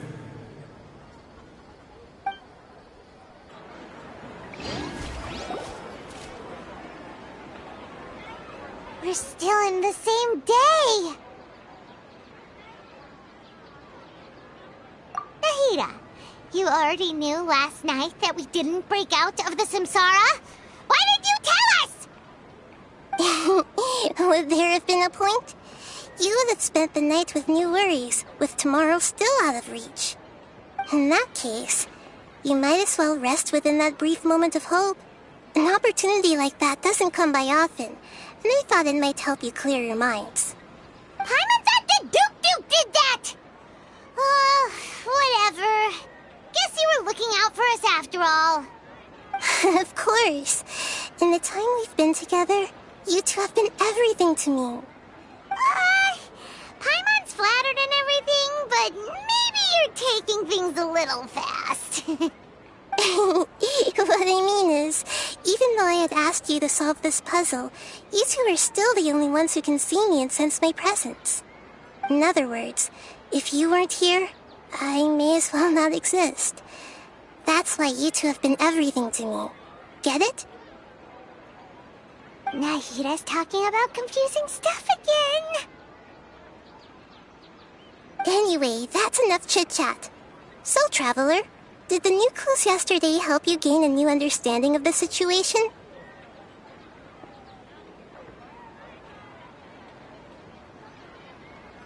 Huh? Why are you scrapping your previous theory?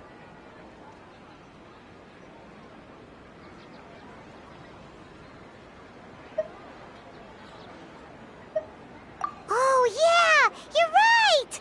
Gosh, how did we not notice that? In a simple time loop, people's physical conditions should also reset. So, what's your new hypothesis?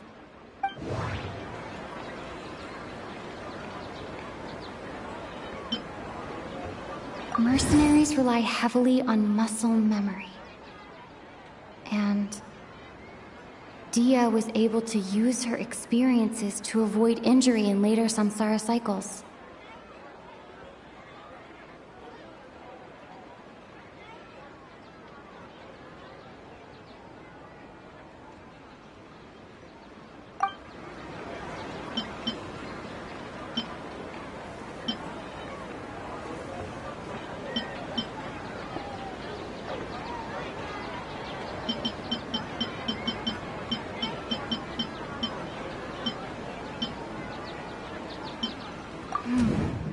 The beep is a prompt tone for Akasha operations.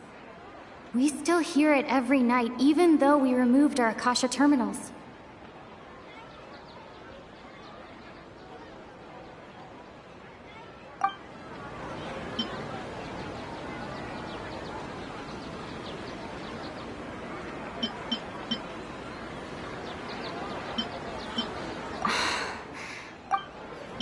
Okay, Nahida said, the Akasha relies on the power of...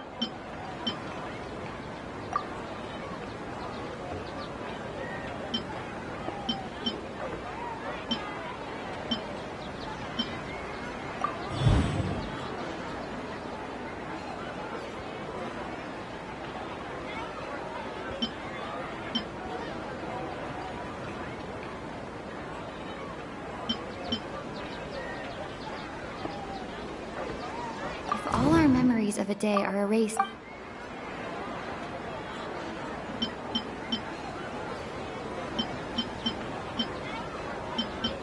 We've already experienced the moon, illusions, and...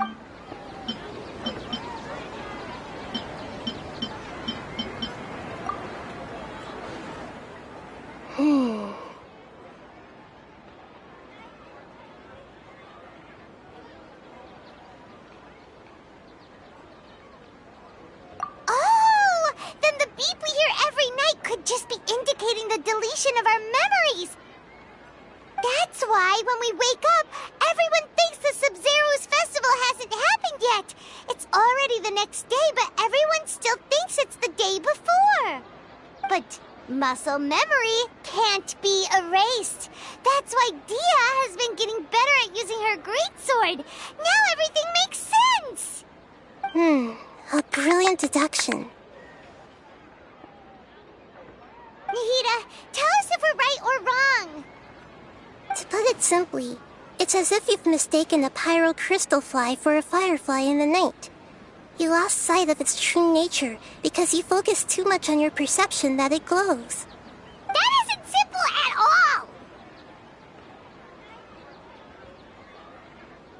all! Why don't you go talk to Miss Dia again?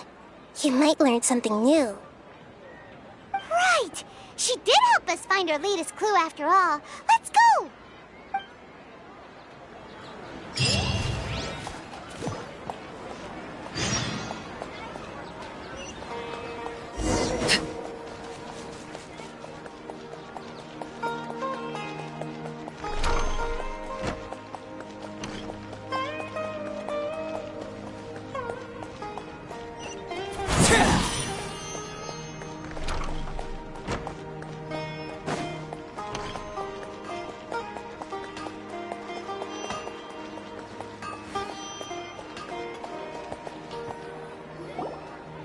There you are.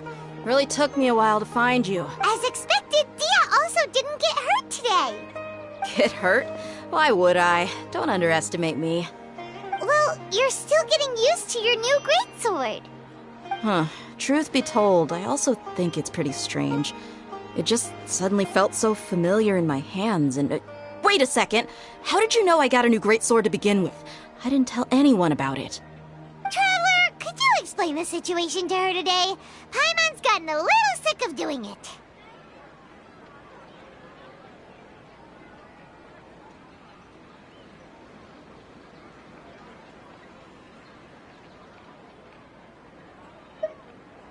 Oh, that works!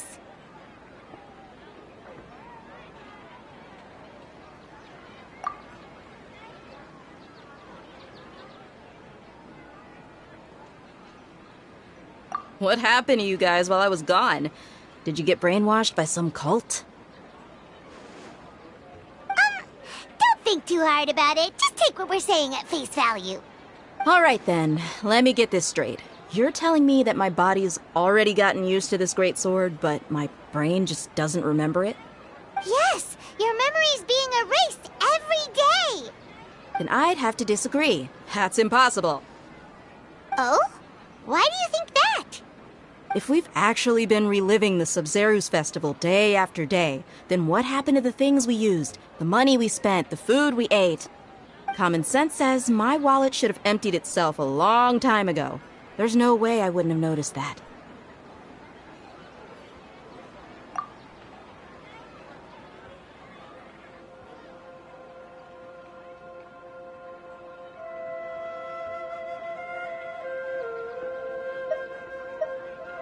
Right!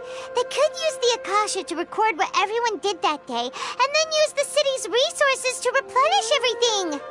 It's not very likely, but it's also not impossible. No, it is impossible. I've got proof. You have proof? Where? You two are surprisingly serious about this nonsensical discussion. Fine, I'll play along for a little longer. Come with me, Miss Dunyarzad. Please come along as well. I still can't guarantee that this area is safe.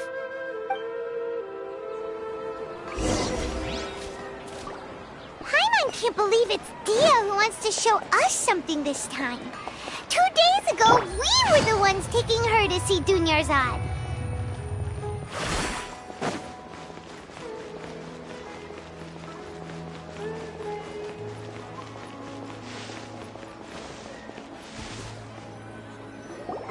This is it. Huh?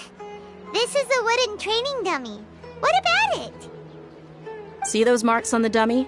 Those are the result of several days' worth of practice. Let's say the sages didn't replace it every day. Shouldn't it be hacked to pieces by now? That's true, but what if they did? Then the sages would have had to reproduce every mark I left during previous training sessions. I'm a professional fighter. My martial school has always emphasized the importance of refined control. The force, angle, and entry point of each strike is calculated and deliberate. That's why I remember every mark on the dummy, as well as my state of mind as I made each strike. It's just as they say, each swordsman has their own unique style, and even the same swordsman can't make the same cut twice. It would be impossible to copy these marks. Is it really impossible?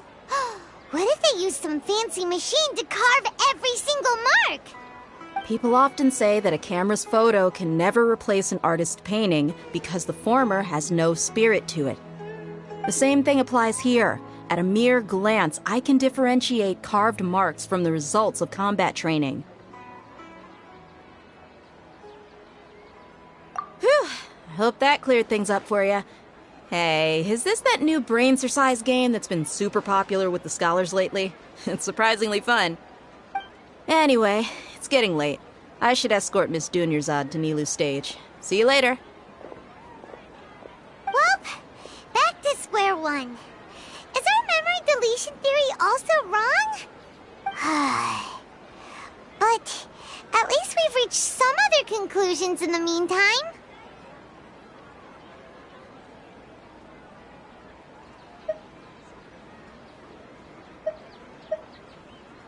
Yep, that's true. So, can we think of any new ideas right now? Strange? Paimon feels like everything's been strange lately.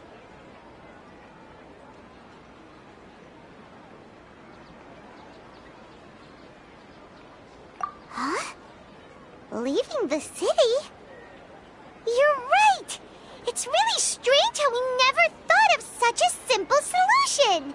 Many things should become clear if we can confirm the flow of time outside of the city. Paimon can't believe it! Did we miss this because we're tunnel visioning too hard on our other theories? Or because we're just too tired?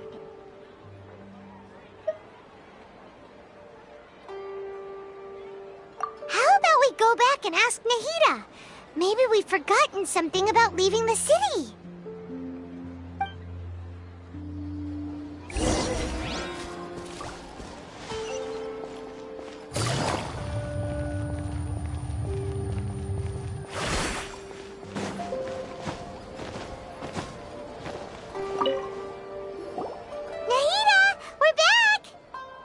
back early today. Did you find something new? Sort of. We're mostly sure now that we're not in a time loop. And we also aren't in the real world. But at the same time, we have a new question.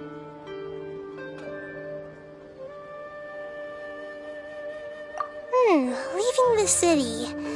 As far as I remember, you've mentioned your plans to do that twice before.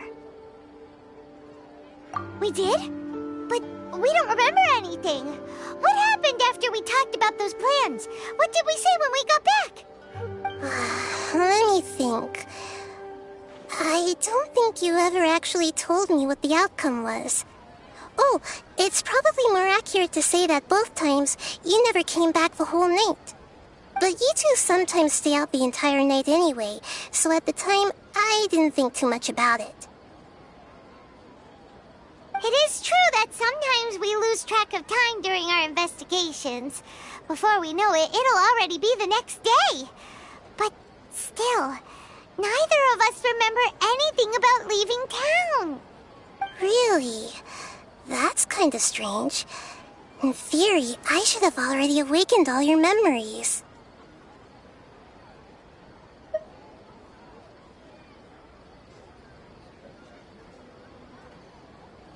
Yep, something here's definitely fishy.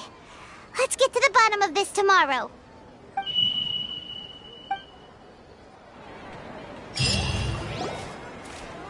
Our memories are back! About that... Well, where should Paimon begin? Traveler, aside from your memories that were just restored, I have another message for you.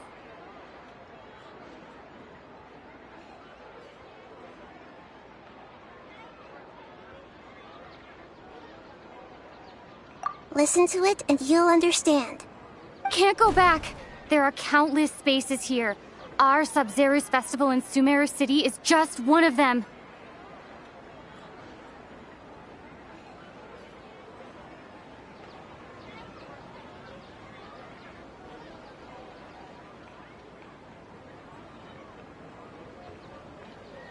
Traveler, you should be missing 2 days' worth of memories. Paimon will fill you in. It's time to carry out our plan from yesterday. Okay, let's go!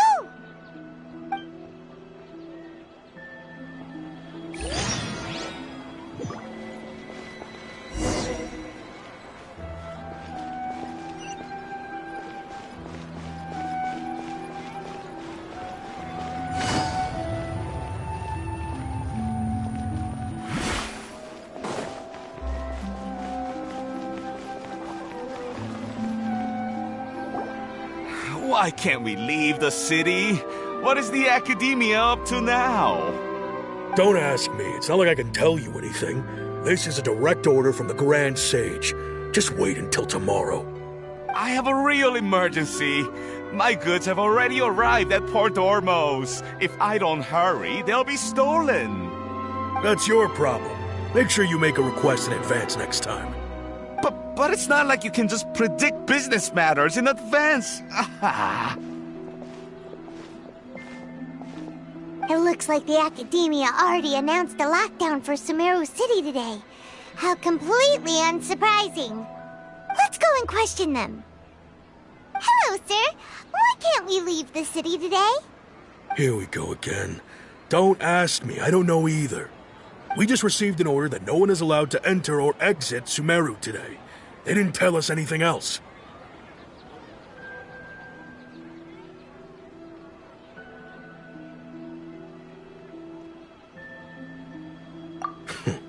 Angering me won't get you anywhere.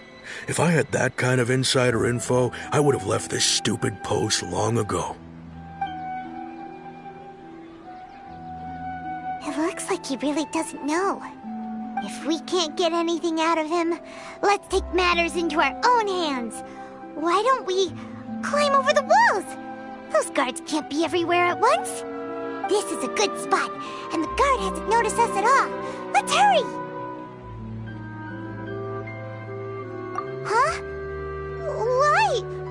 you going to leave Paimon behind?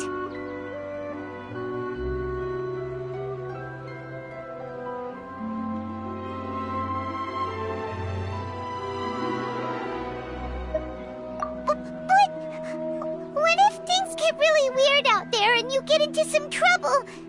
Then Paimon won't be able to help you. Oh, Paimon knows that Paimon... Okay. Promise Paimon that you'll come back as soon as possible. Just a quick look. And please...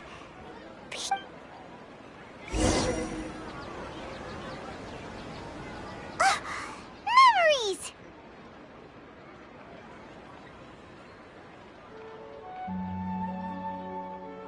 Traveler!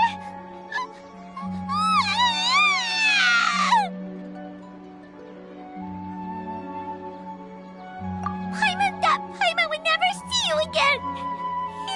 You just disappeared! Paimon waited for you for hours and hours at the city wall and you never came back! You promised Paimon that you were only taking a quick look!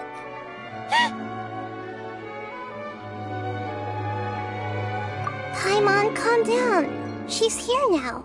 I don't think she understood what you were saying. Paimon doesn't care! Paimon wanted to go look for you, but you also said that Paimon should stay! Paimon was so worried and so scared the entire day!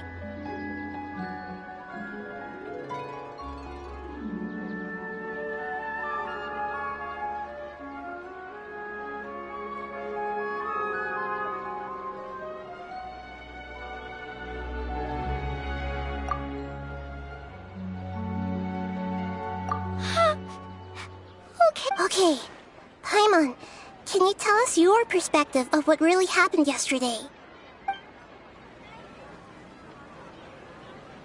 I see. Using two people's different perspectives.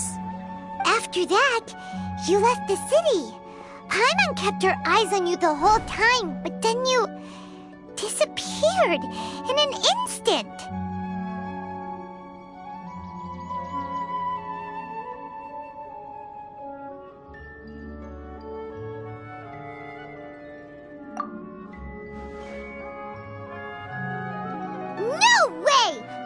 Was watching you with the fullest attention. What's your perspective, Traveler? You sure you don't have any memory of this? I guess that explains everything. You also lost your memories the last 2 times you tried to leave the city. Those days' memories can't be awoken. So, if we leave the city, our memories will be completely erased? It really sounds like something big outside of the city is being hidden on purpose. But this way, we'll also never discover what's outside. Something like a message?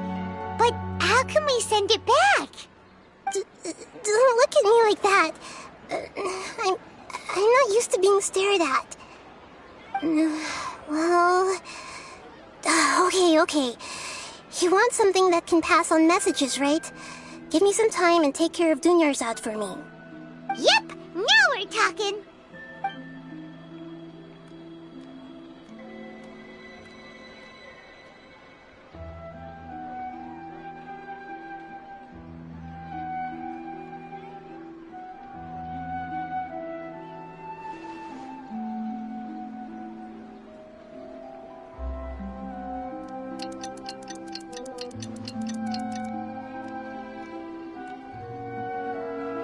I'm done.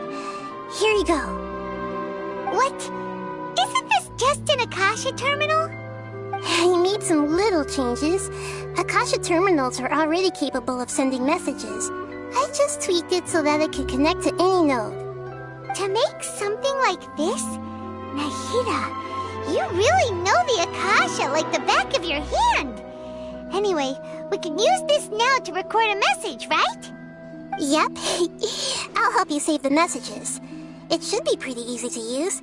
I just can't guarantee the user's status and signal coverage when they're outside the city. We'll never know until we try. At least we're taking the initiative now. Let's go then. Let's Let's expose those sages!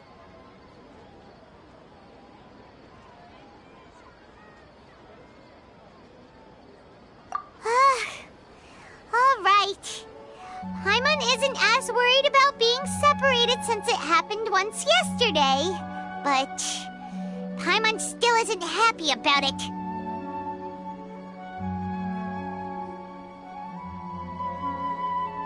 Okay, see you tomorrow, Traveler! That covers everything that's happened so far.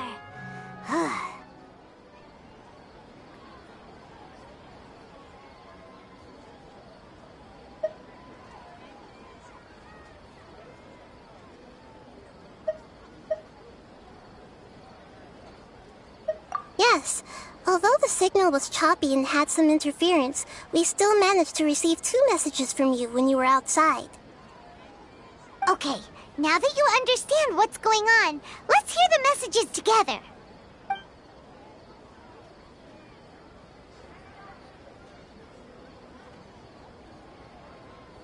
Can't go back. There are countless spaces here. Our Sub-Zero's festival in Sumeru City is just one of them. I've entered another space. Before me are flowing sandstone and howling fish. Impossible and surreal sights. All these spaces are empty, except for the occasional ones that contain mute puppets rather than people. I can't sense any human presence.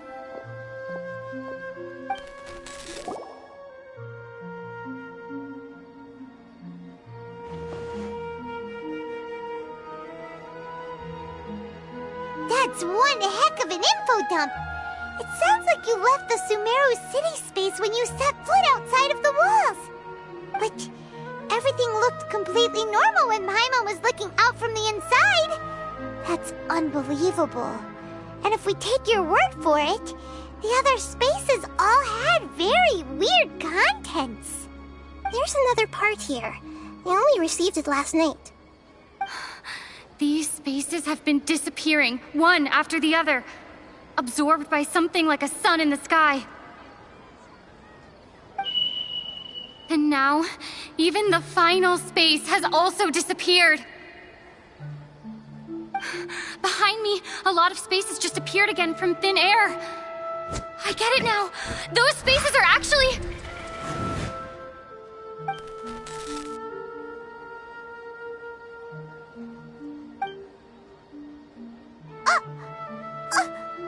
Why did the message end right there? What did the Traveler want to say? What are those spaces? Probably because yesterday just happened to end at that moment. Oh, right. Paimon did hear a beep from the Akasha. Did it come from here or from the message? The message. It should have come from the Traveler's Akasha terminal. After the beep, Traveler said even the final space has also disappeared. Traveler, what do you think that final space could have been?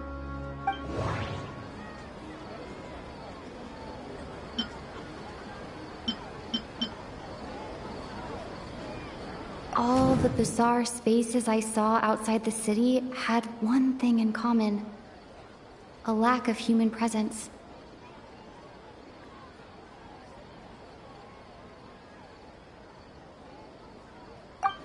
Was that space actually the real world? But wouldn't a real space just randomly disappearing like that be catastrophic? My impression is that each day in this samsara only ends at the sound of that beep from the Akasha.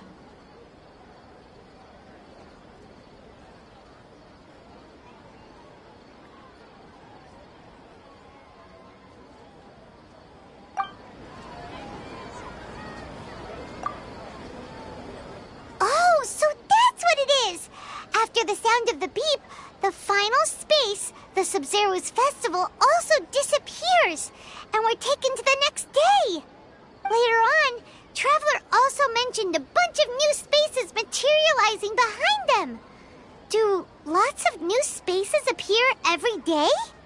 Paimon's head is spinning. Just what are these spaces anyhow? Well, consider this. For all the horrors of the Archon War, at its heart, it was just a game where a bunch of gods fought over 7 seats. So no matter how strange or spooky things may look on the surface, maybe all they point to in the end is a small and simple secret. Wow, the Archon War, huh?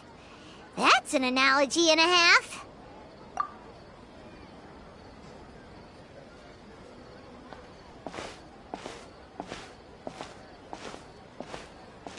Hey! Where are you going?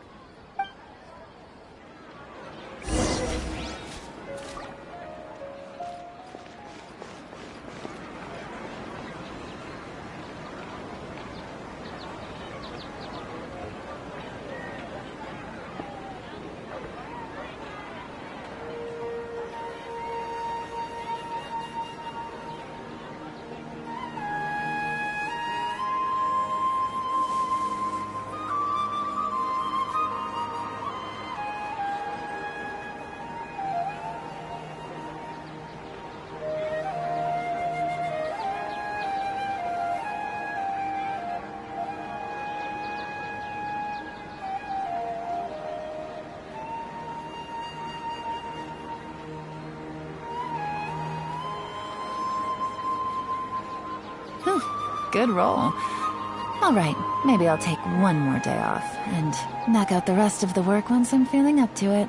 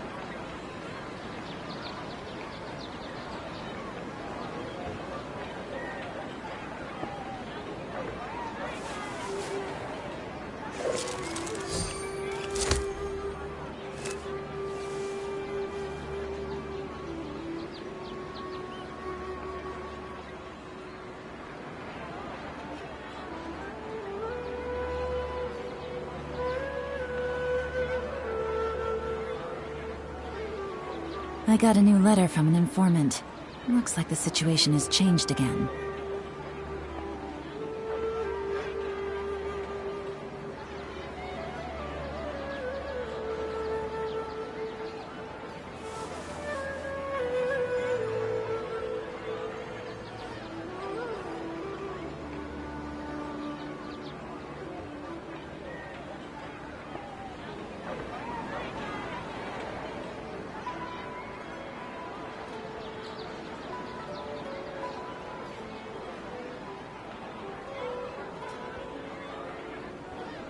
Navigating the world is a whole lot easier with a few different identities to choose from. Need me to come up with some for you?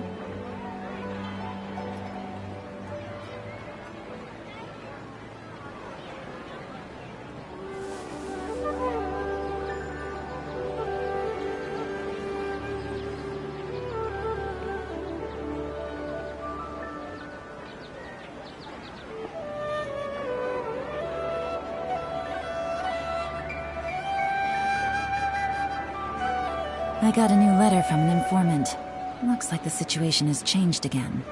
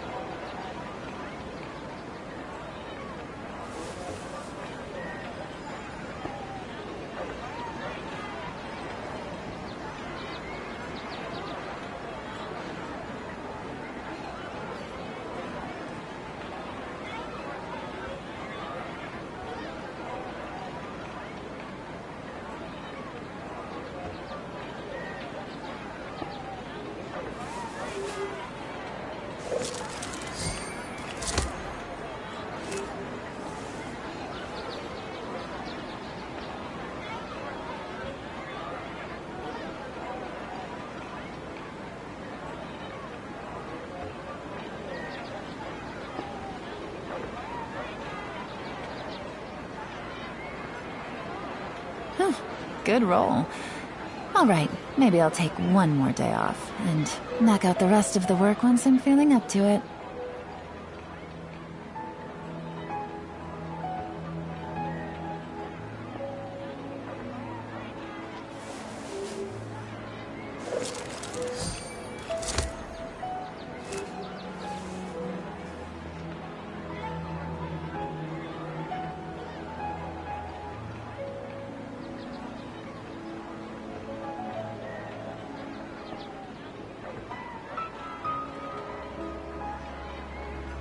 I got a new letter from an informant.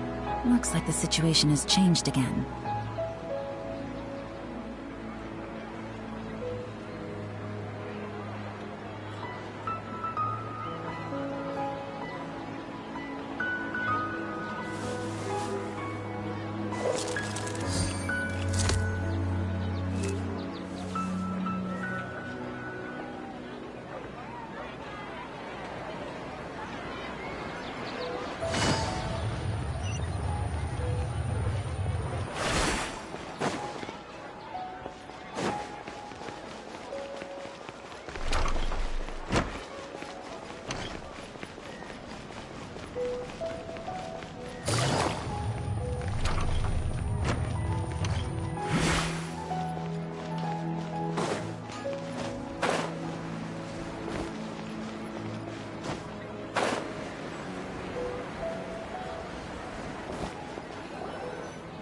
Do you want some alone time to think? Alright then, Paimon won't disturb you.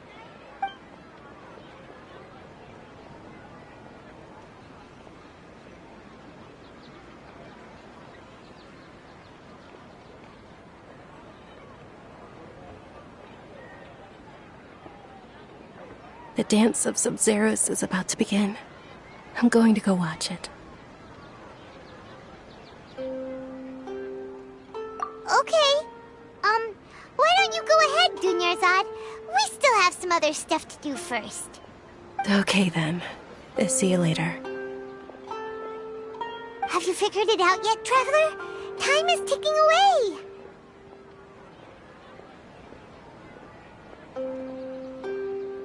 Awesome! What is it? Paimon wants to know. Oh, wait, no. Let's meet up with Nahida first. You can tell us both together. This time, we're gonna get to the truth.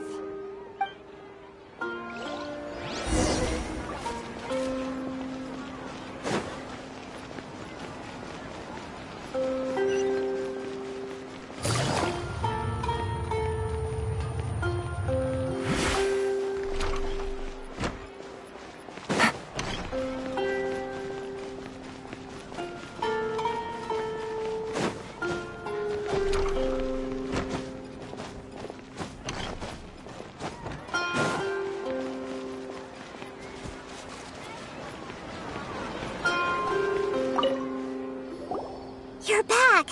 I've been waiting forever for you two. Judging by the looks on your faces, are you ready to take your Sub-Zero's exam and graduate from the festival?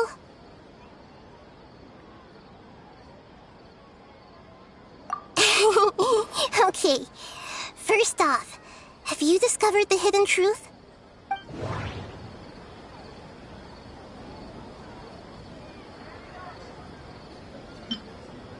We've already experienced the Sub-Zero's festival many times, and the day of the festival seems to be in a perpetual samsara.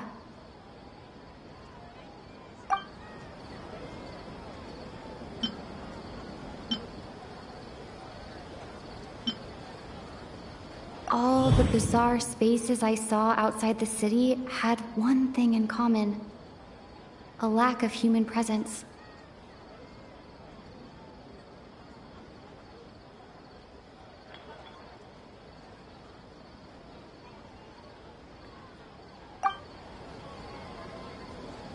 Those spaces remind me of dreams.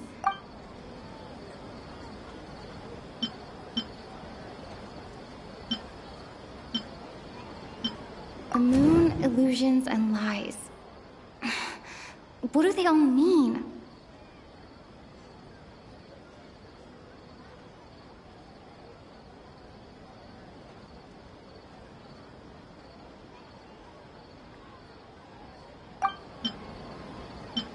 People in Sumeru don't dream. What a strange phenomenon.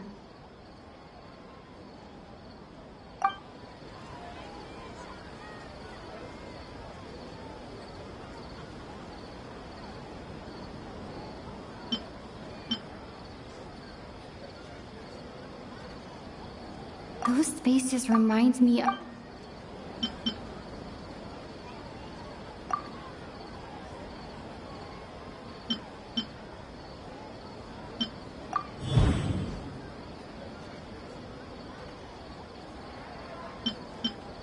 People in Sumeru.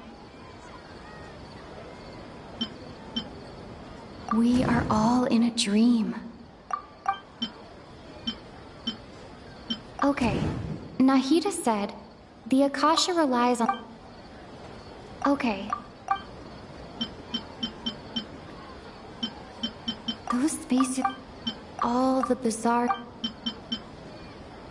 The moon... People in Sum...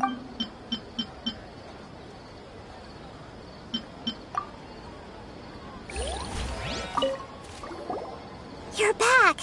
I've been waiting. Are you ready to take your Sub-Zero? Okay. Okay. Nahida said... People in... The moon... We are... Those space... All the... We've already... Okay. That doesn't...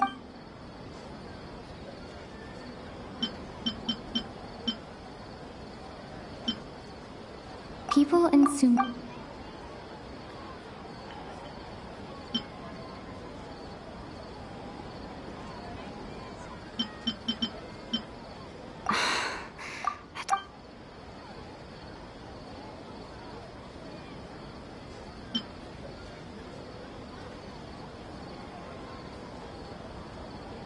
The moon illusions...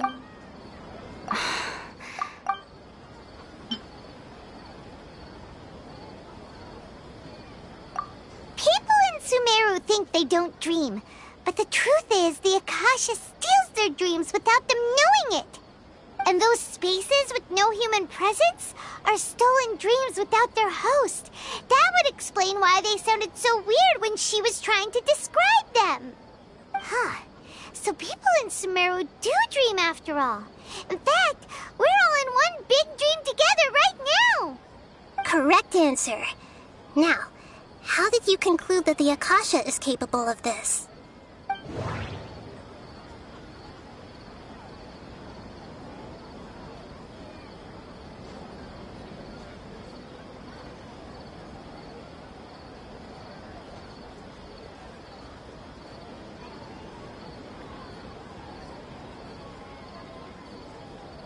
The Akasha relies on the power of a gnosis to operate.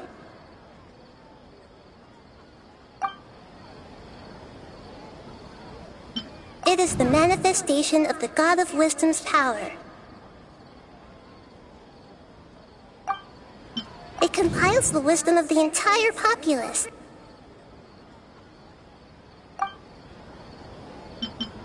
And it grants knowledge to the people.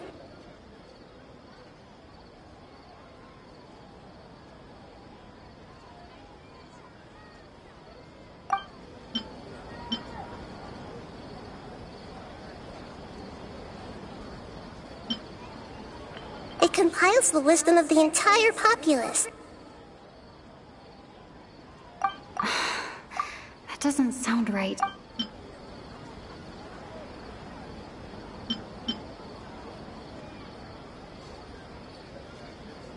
And it grants knowledge to the people.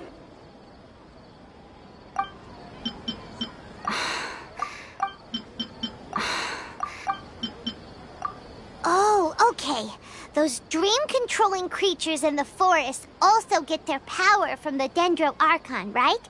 That would explain why the Akasha has the ability to control people's dreams, too. But is stealing everyone's dreams really how the Akasha compiles their wisdom? Isn't there anything more to it than that? Dreams are fantastical, complex, and full of imagination. People's brains are the most active when they're dreaming. In other words, dreams are rich bundles of human wisdom. So in other words, the complete opposite of how Hypatia understood it. Paimon remembers her saying that the sages think dreams are foolish delusions, and the fact that no one dreams is a blessing from Greater Lord Rukkhadevata. So it was all a dirty trick? The real story is that the sages from the Academia are using the Akasha to steal people's dreams for their own use, huh? Oh? By the sounds of it, you understand the current situation pretty well. So then, what about the samsara?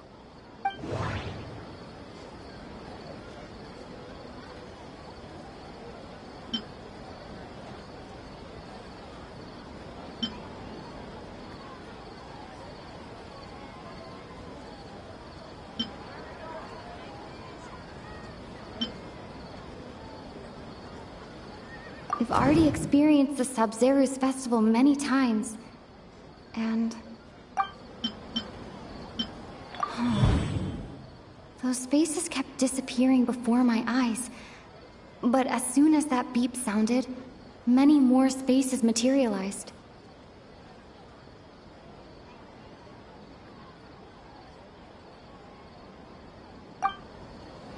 Those dreamscapes kept vanishing. But as soon as that beep sounded, more new spaces appeared.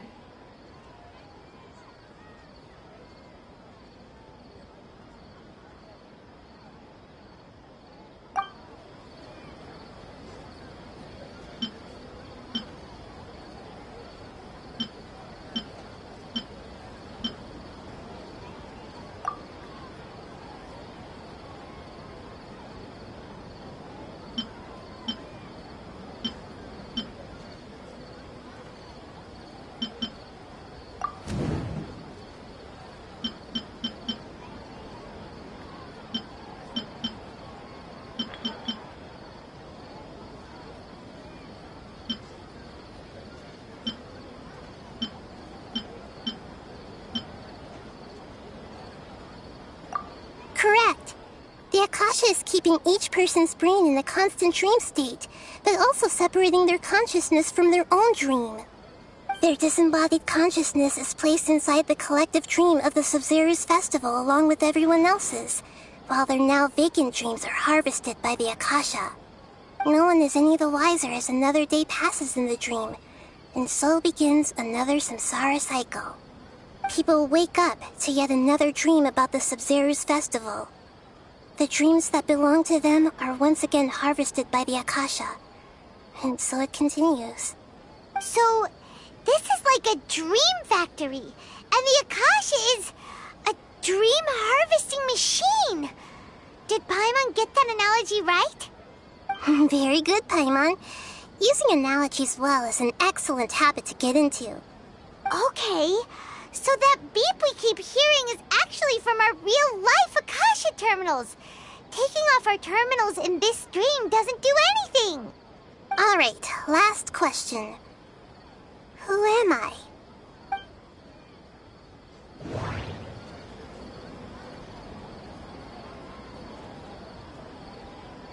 They say that alchemical divination is the Dendro Archon's divine revelation. So then, if Nahida has referred to herself as the moon...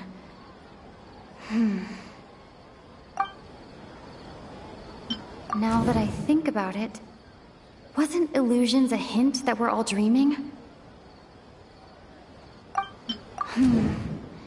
Now that I think about it, wasn't illusions hinting at the sage's deception of Sumeru's people?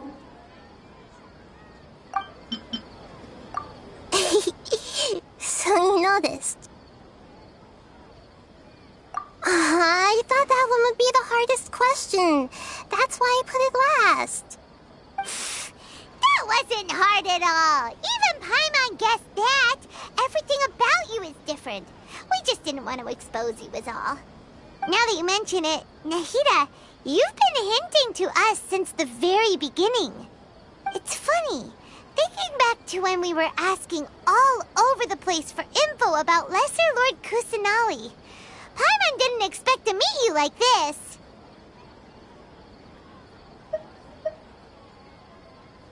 Yes, those can wait until we're back in real life.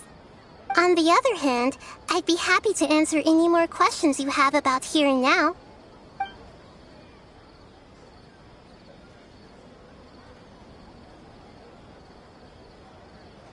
You asked me this question before. My answer was, it would literally blow your minds. Now that you know this is all a dream, this answer should hopefully make more sense. Have you heard the saying, don't wake a sleepwalker?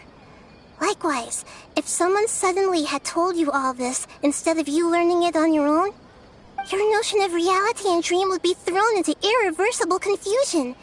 I couldn't expose you to that kind of risk. That's why I could only give you very subtle hints and some suggestions. Long story short, I'm really sorry I had to keep you guessing.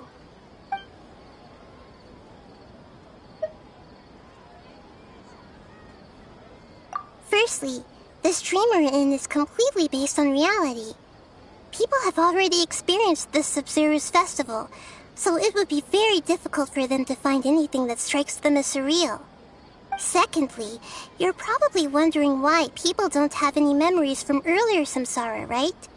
That's because people don't remember their dreams most of the time anyway. And in any case, their actual dreams are being taken away from them by the Akasha. So whenever they wake up in this dream of the Sub-Zero's festival, they don't remember anything from their previous identical dream. That reminds Paimon. Traveler had a dream when we were in the Avidia Forest, but couldn't see what it was about after waking up. Is that an example of what you mean? Yes. Only after receiving the blessing of Dendro can a person gain the Dendro element's dream-enhancing power. That explains the feelings of deja vu. Meanwhile, everyone else has no idea that they are in the Sub-Zero's festival samsara, while their dreams are stolen from them over and over again. Can humans really keep dreaming forever like this? Will it ever end? And if so, when? You might say your mental fatigue has already answered this question. Eventually, there's only so much that people can tolerate. Especially those whose health is compromised to begin with, like Dunyarzad. This relentless exploitation takes an even harder toll on them. People's lives are at stake here, and nobody knows a thing! We've got to put a stop to this!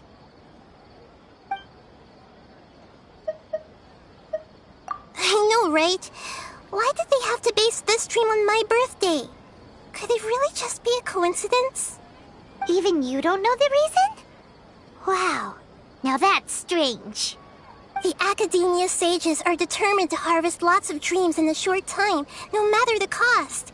They have to be up to no good. Unfortunately, I don't know anything about it. Traveler, do you have any information?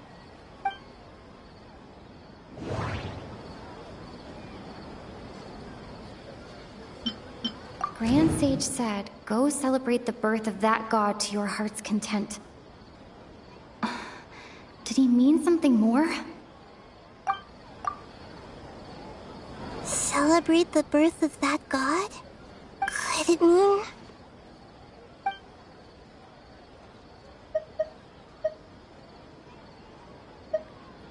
deceiving the people of Sumeru with no regard for their safety. No matter what they're trying to do, this is unforgivable. After we end the Sub-Zero's festival samsara, we have to look into them. How can the sages of the Academia do this behind their Archon's back? This is ridiculous! In the end, I'm just the moon.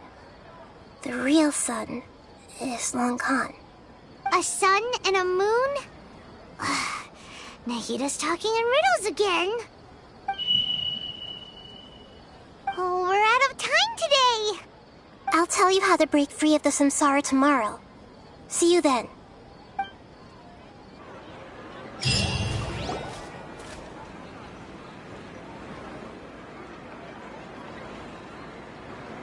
Good morning, Nahida.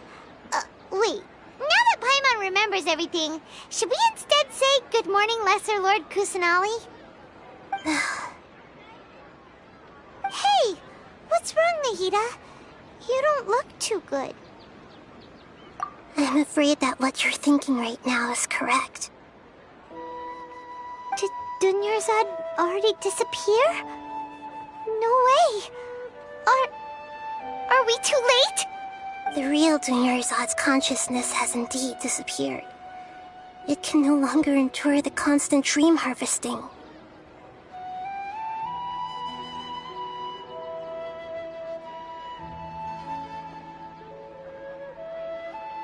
Paimon can't believe it. Wait, so what about that other Dunyarzad? Just what is she? Is she also going to disappear? She's actually something like a puppet, but not completely. The real Dunyarzad's consciousness could no longer keep playing her role in this dream. So another Dunyarzad appeared to replace her in the dream. Just like the grass and the trees, that Dunyarzad is just a building block of the dream that helps to keep it going. But personality-wise, she's nothing like the real Dunyarzad. Puppets are stiff and can't copy a living person's vitality. After all, they're just there as filler. You know, speaking of which, the old Dunyarzad might not have been too different from a puppet. Dunyarzad truly believed that she met you within her consciousness, and it was you who inspired her. So you do remember her after all. Yes. Back then, her family was overly protective of her. No one cared about her personality or thoughts. It was as if she only lived to stall her Elazar. I just gave her a little wisdom so she could look at life in a new way, so that she could be her own person. But even so, she still...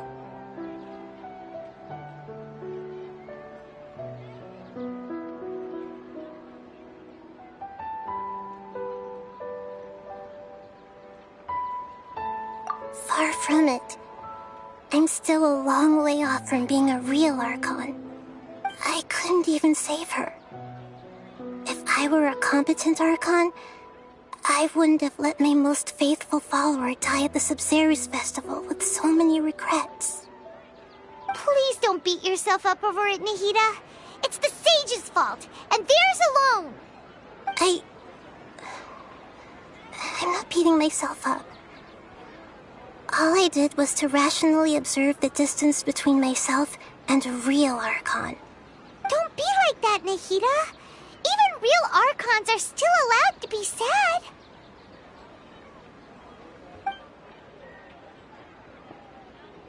To prevent more tragedies like this, we must end the samsara as soon as possible. Great, but how do we do that? Although the Sabzeruz festival dream is under the Akasha's control, only humans can dream. Even the Akasha is unable to create them. That means this dream belongs to a host who created it. Huh? So, how should we find that person? Well, if this is someone's dream, then everything here must come from deep within their consciousness. Which means, with the power of imagination, they can change anything in this dream. Imagination? What do you mean by that? Imagination means breaking through what you perceive as normal. Like when the server at a tavern brings a plate to you, you'd naturally assume that food is on it. However, if you're the dream's host and you become aware that you're dreaming, when you imagine gold and more on the plate, the dream will respond in kind, and the server really will bring you gold and mora. But right now, our host is unaware that this is a dream. No matter how many times they're served, it will always be food.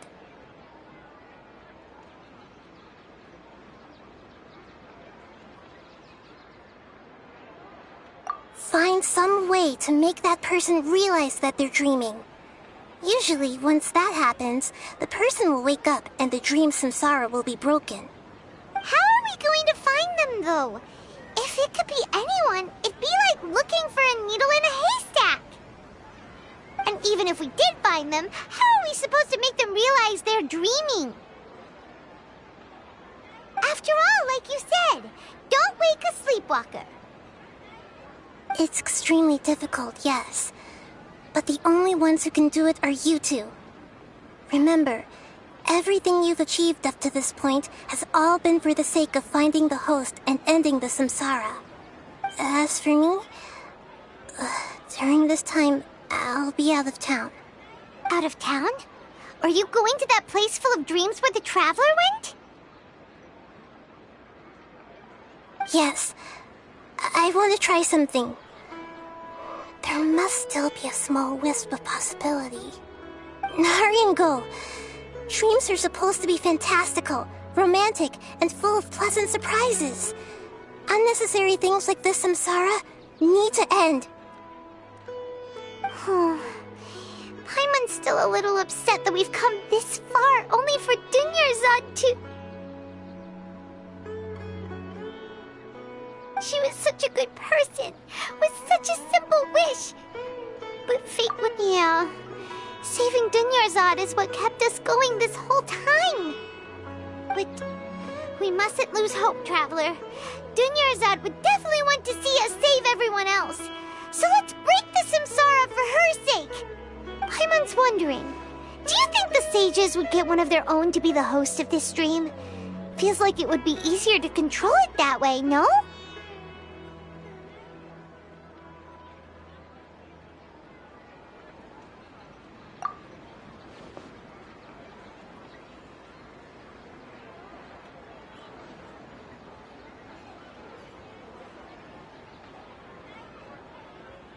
Huh. That's true. Plus, the sages probably weren't counting on there being other factors beyond their control, like Nahida and us. So, who do you think the host of the dream is?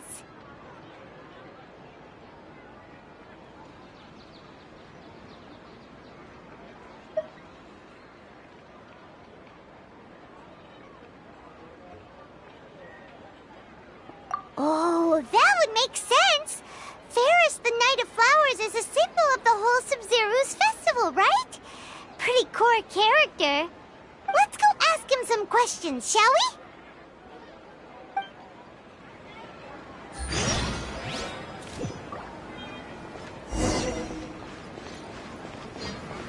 Take it easy.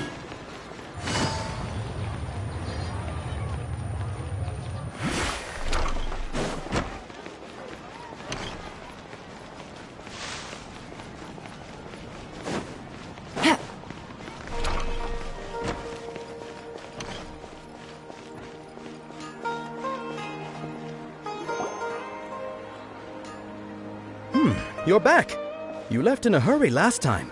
Is everything okay? Everything's fine. Just, it's a little hard to explain. Would you mind taking part in a little experiment with us? An experiment? That came out of nowhere. I'm listening, though. What do you need me to do? Could you make a wish? You want me to make a wish? Is that a new Sub-Zero's festival tradition or something? Less questions, more wishing! Okay. My wish. Okay. I'm a little nervous saying this out loud, but I want Miss Dunyarzad to be happy. Oh. I noticed earlier that she looked a bit down, and she wasn't really talking to anyone. She just doesn't seem like herself. She's always so gentle and kind, and all the kids love her. I've also wondered if the reason she asked me to be Fairest Knight of Flowers is because I'm special to her, or something. So, you have a crush on Dunyarzad? Oh, is it that obvious? After what I just said, I guess it is. When she placed the hat of the Knight of Flowers onto my head, she said to me, I want everyone to have a happy Sub-Zero's festival. What she didn't realize was that I'm not that interested in how everyone else feels. In that moment, I just wanted to be her Knight of Flowers for the rest of my life. 50 years, 100 years, I'll serve her till the end of time. Okay, yeah, that was a bit much. Felt like the right moment to get it off my chest, but that was pretty embarrassing. Okay, I'm ready to make my wish. I would like Miss Dunyarzad to appear in front of me right now with a smile on her face. Here goes.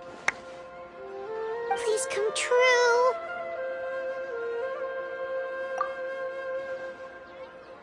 I'm gonna open my eyes. Oh, you're... What? Faki? Sorry, but only one portion of Yalda candies per person. Back home you go. Nice try, you two. Anyway, never mind. I don't need to see her appear right in front of me. As long as she's happy. Guess he isn't the host of this dream after all. Should have expected it wouldn't be this easy.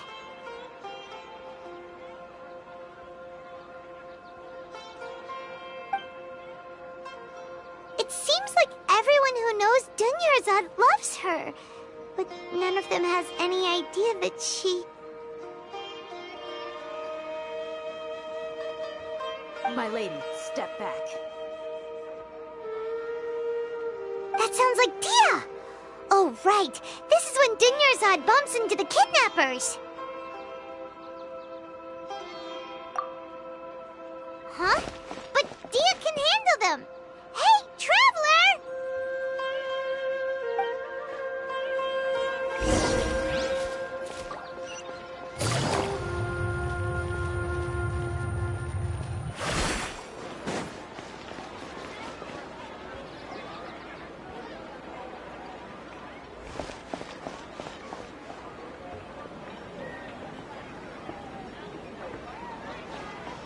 Oh, it's you. Great timing. Please take... Hey, this is my job. The Homiyanis pay me, not you. Fine, alright. Knock yourself out. Why are you so worked up anyway? It's not like I don't trust your fighting skills. Anyway, watch yourself.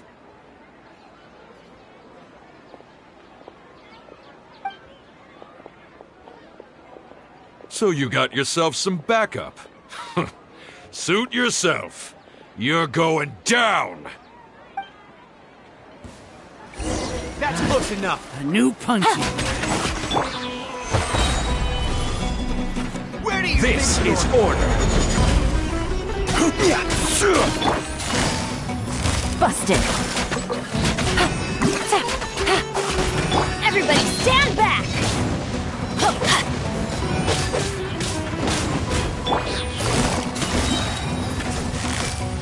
Gotcha.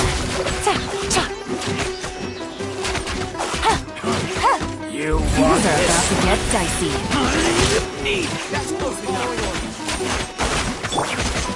Solidify. Laid bare.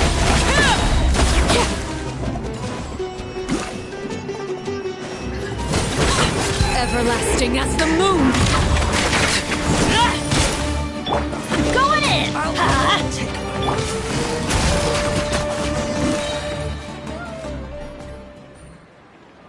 Traveler, were you just taking your anger out on those guys?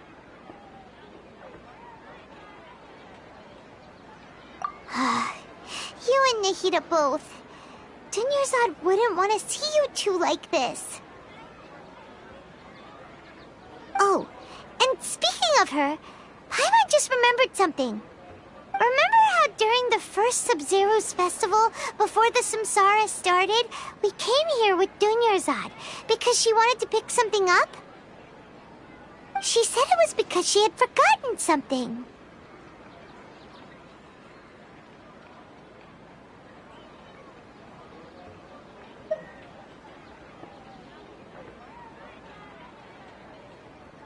Okay, so Paimon's memory is working so far.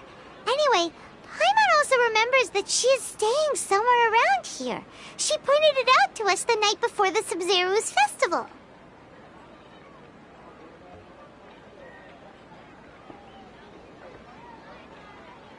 Yeah, even if it's only a tiny clue, it'll probably still help us more than this needle in a haystack search.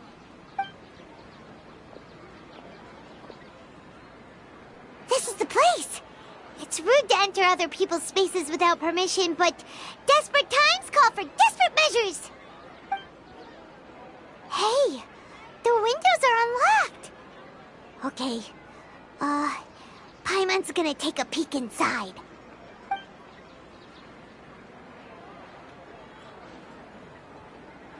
This was only a temporary residence, so there was pretty much nothing inside except this book on the table. Should we open it?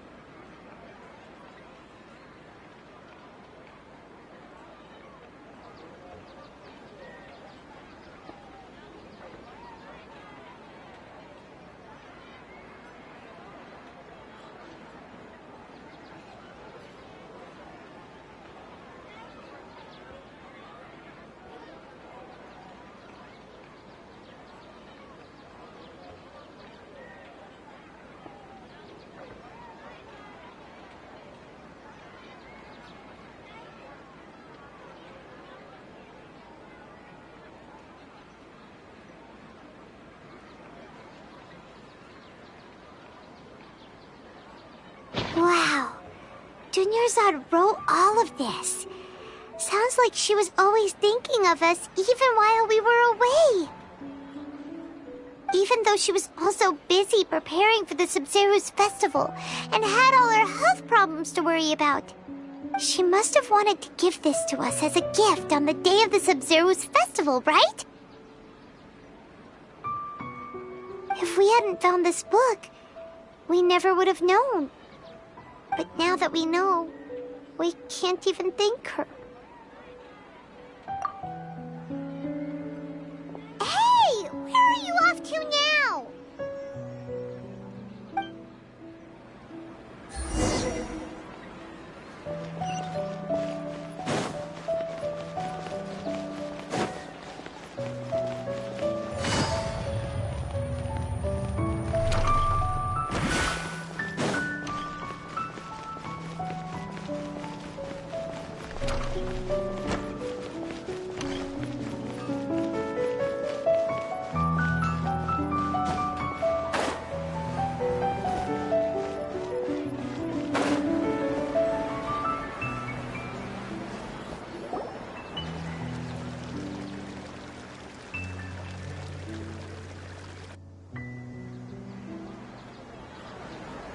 It's Dunyarzad's puppet.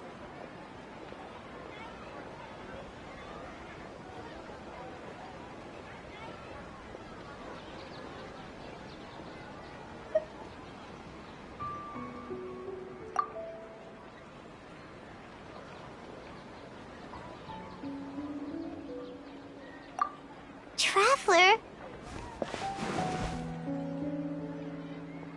You must be exhausted. Come to think of it, we've been stuck in this place for a really, really long time. Heck, even the last time we were chatting happily with Dunyarzad feels like an eternity ago.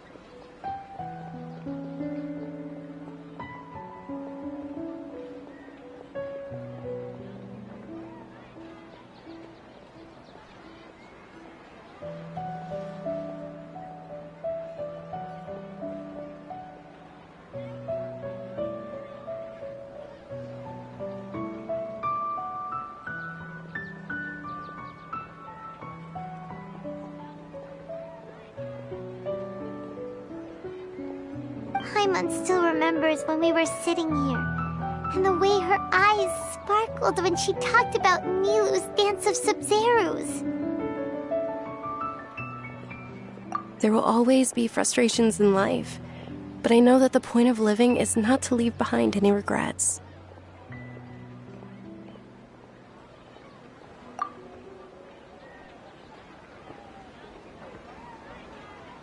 That was what the real Dunyarzad said, wasn't it? Does that mean... Yes, Traveler. What is it? Oh, so she's still just a puppet. But just now, how come...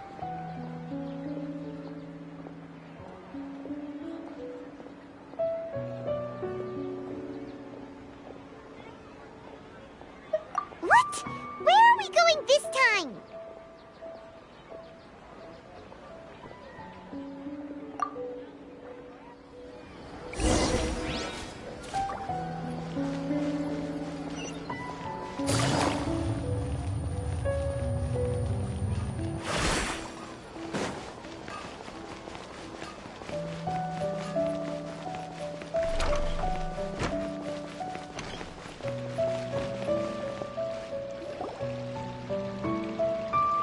If you continue to resist, we will have to order an investigation into every single event organizer.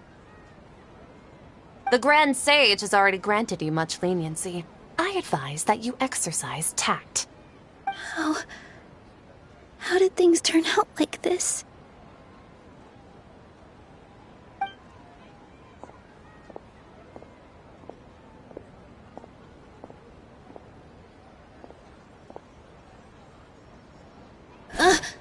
Traveler? You don't have to get involved. He's a sage from the Academia.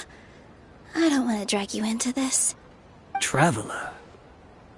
Traveler? What the heck are you doing? If you get arrested by the Academia, that's another day gone to waste!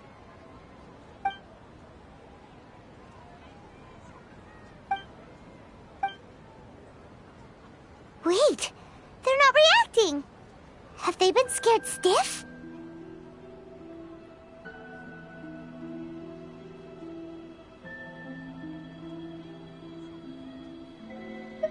Oh, of course! If this is the Sage's plan, they wouldn't put themselves through this! So they're just substitutes! What is this? What happened to the Grand Sage and his entourage?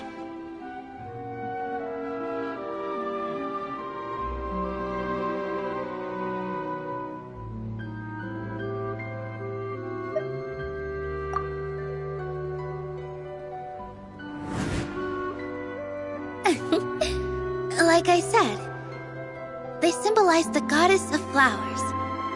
It's just a shame that all the real Padisaras went extinct after her death. Yes. The Greater Lord brought forth new Padisaras in memory of the goddess of flowers. But she ultimately could never truly replicate that beautiful shade of purple.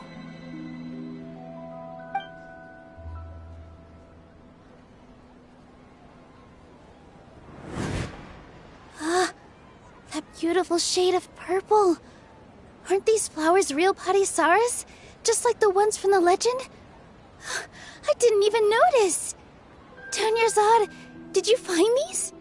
But didn't you just say all the real flowers went extinct after the goddess of flowers passed away? So, how? Yeah. What's going on here? Huh?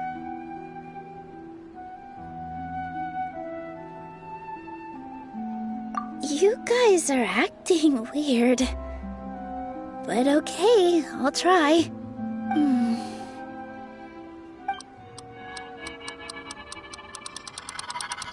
Hey!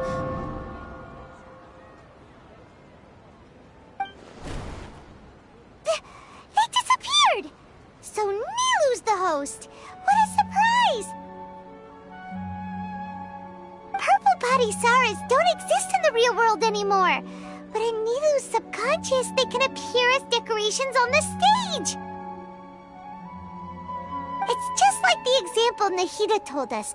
People assume there will be food on a plate, and Nilu assumed there would be real patisaras in the flower pots. So when you saw the flowers, you instantly knew it was Nilu?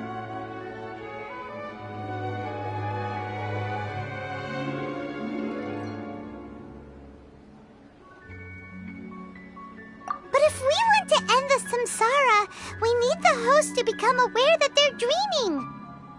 How should we make Nilu realize that? Am I dreaming? Huh?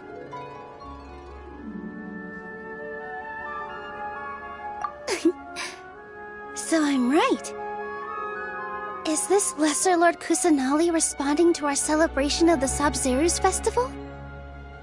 Wrong guess, but you aren't completely wrong either. The point is, what made you think this is a dream? As far as you know, people in Sumeru don't dream, right? Yeah, but have you heard the tale of the first sage? To prevent a calamity, he went on a journey to find the Dendro Archon. Ooh, sounds familiar. Dunyarzad told us a story like that when we first arrived in Sumeru City. So it was about the first sage, huh? Yep, but in the part you heard, he hadn't become the first sage yet. There's more to the story. His piety and wisdom were acknowledged by the Dendro Archon, and she finally gave her blessing to him.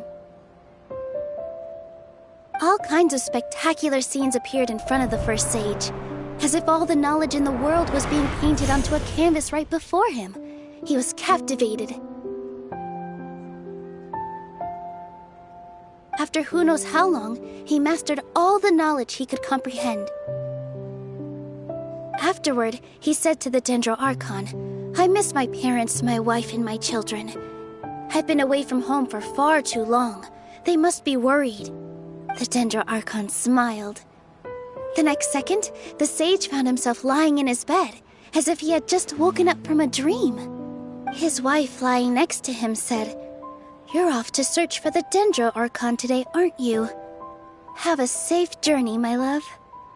In the end, the first sage took care of many disasters in Sumeru City and founded the Academia. What a happy ending.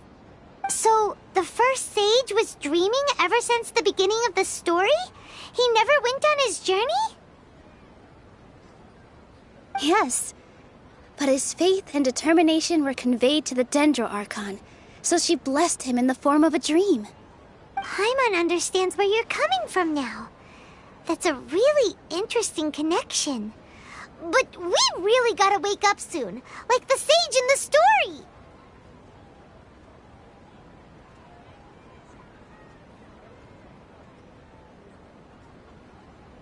I see. Well, it just so happens that today's Sabzeruz festival is almost over too.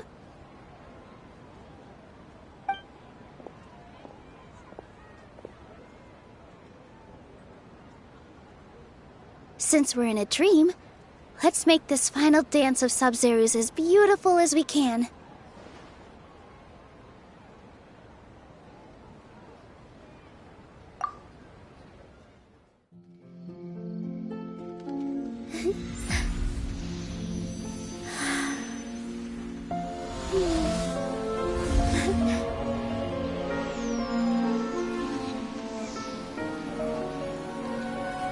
The wait is over, everyone. I dedicate this to our god, the dance of Sabzeruz.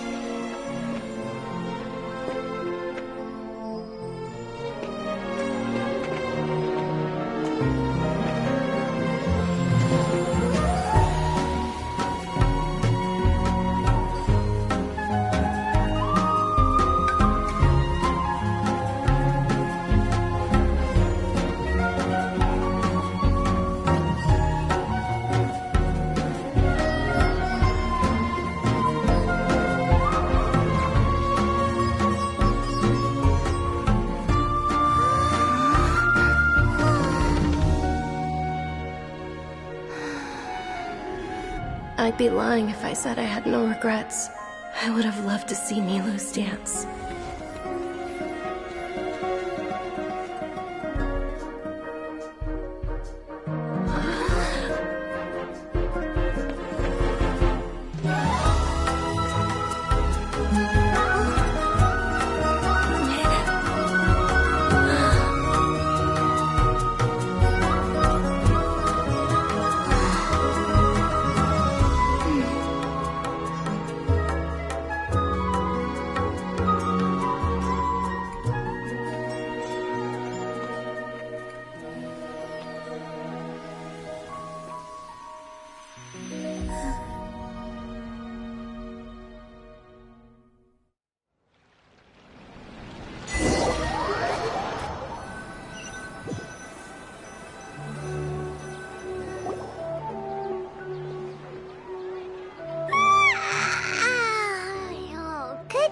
Traveler. Oh, Paimon feels like she's been asleep for the longest time. Paimon's head feels super heavy. Did we oversleep? Do you even remember going to sleep last night? Paimon thinks it was after the Sub-Zero's festival. The Sub-Zero's festival! Have we finally escaped from the Sub-Zero Samsara? Quick! Take off your Akasha terminal!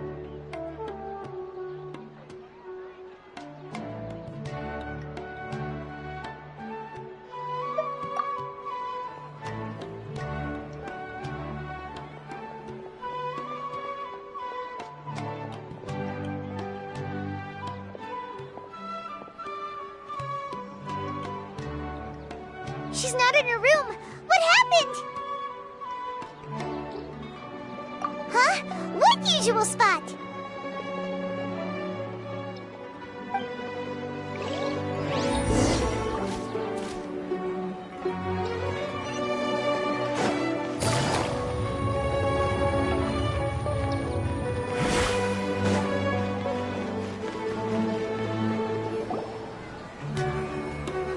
Well done, Traveler and Paimon. And thank you, Dunyarzad, for organizing the Sub-Zero's festival for me. I'm sorry, who are... Dunyarzad! You're okay! Oh, don't scare us like that!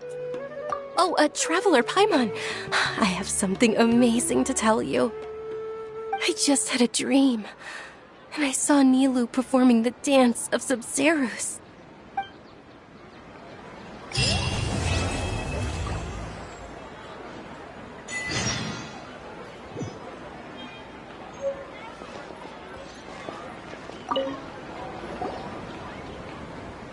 You're actually Nahida, aren't you? Paimon felt like Catherine was acting weird when we met at the Sub-Zero's festival. And... Dunyarzad, did you save her? It's a really long story. We shouldn't disturb her. Her consciousness is still weakened. Let's chat somewhere else. How about by the Traveler's favorite bench?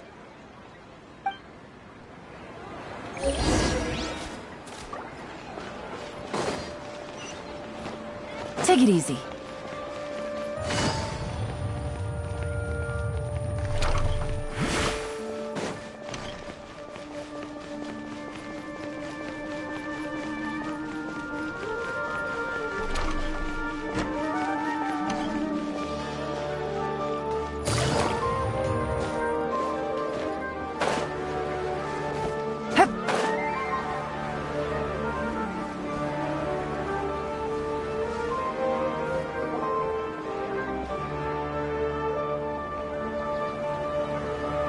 Let's talk about Dunyarzad first.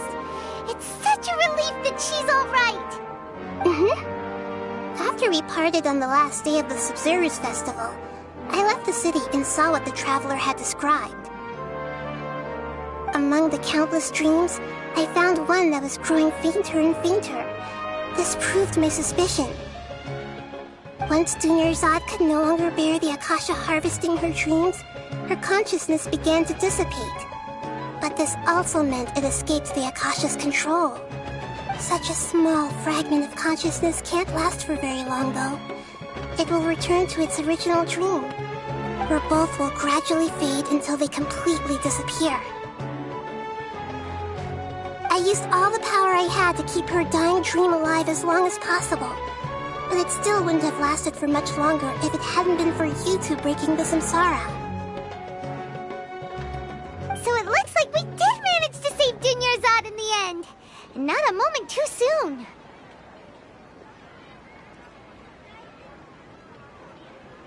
Huh? Why are you two smiling so happily? I thought you'd be so moved that you'd start crying. I need to spend more time observing human emotions. Both are fine. Everyone reacts differently. All right. You two must have a lot of other questions for me, right? After all, you saved my faithful believer. As your reward, I will answer any and all questions. At the Avidia forest, there was this incense that made the traveler fall unconscious and dream of a huge tree, red sky. You also heard someone's voice, right? It said world and forget me. Yeah, so you do know! We've been wanting to ask you what that was about, and if the red sky was related to Conria. It seems like the traveler established a connection to Irminsul.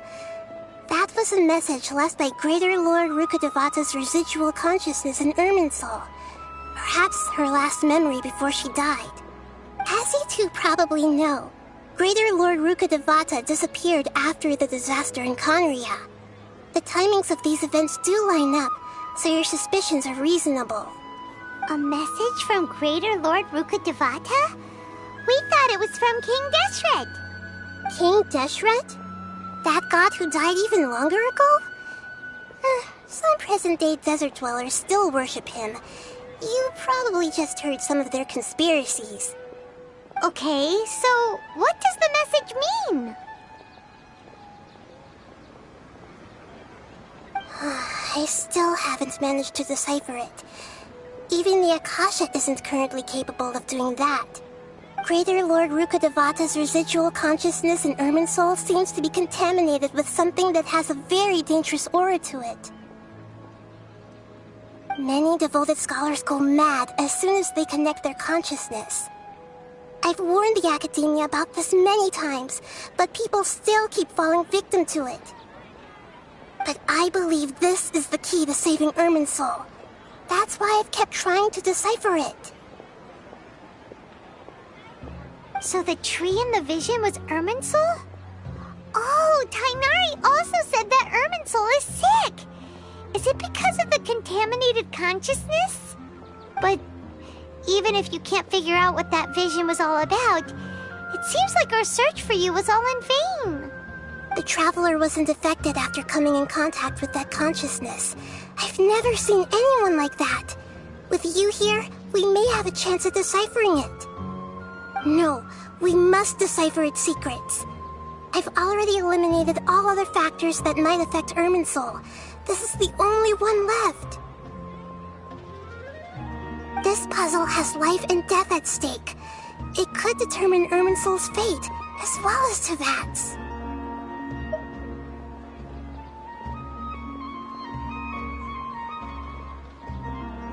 To be accurate, I'm using the Akasha as a medium to occupy Catherine's consciousness. How did you do that? Poor Catherine. Does this mean you can also occupy other people's consciousnesses? Theoretically, I can enter anyone's mind as long as they're wearing their Akasha terminal. The Akasha is the legacy of Greater Lord Rukkhadevata. As Lesser Lord Kusanali and the first Akasha terminal, my consciousness has always been linked to the Akasha. I've always respected my people's free will, so I've never actually occupied their consciousness. When necessary, I just borrow this bionic Snezhnayan puppet. Hold on. Did we just learn some deep, dark secret? So Catherine is... No wonder Paimon felt something was off about her. What about your own body? Why do you need to borrow other people's? Don't you live in the sanctuary of Surasthana? That story begins a long time ago. After Greater Lord Rukkhadevata disappeared, the sages found my newly born self and took me back to Sumeru. At that time, I was young and weak. The sages kept me in the sanctuary of Surasthana, ostensibly for the sake of protecting me. But I've hardly heard from them since. However, I do understand that they had hoped to find Greater Lord Rukkhadevata instead of me, a symbol of her passing. The sages basically put their new Archon under house arrest? How dare they! Why don't you teach them a lesson, Nahida? In some ways, they aren't wrong. Greater Lord Rukkhadevata was omniscient and omnipotent. Even after her death, the Akasha is still empowering this nation. And I'm still really far away from being able to call myself the God of Wisdom. Moreover, the Academia is also more proficient at governing this country. My existence has little meaning. Yeah, you got a lot of believers. Just look at the Sub-Zero's festival. Everyone who showed up truly loves you. Thank you for the kind words. But I honestly don't need physical freedom as long as I can connect my consciousness to the Akasha. Trying to find a way to save Irminsul is my life's mission and top priority. I will work on that, and try to live up to being a deity in the meantime. Every once in a while, I will also take up the duties of the God of Wisdom and enlighten a lost soul here and there. Doing all that should be enough.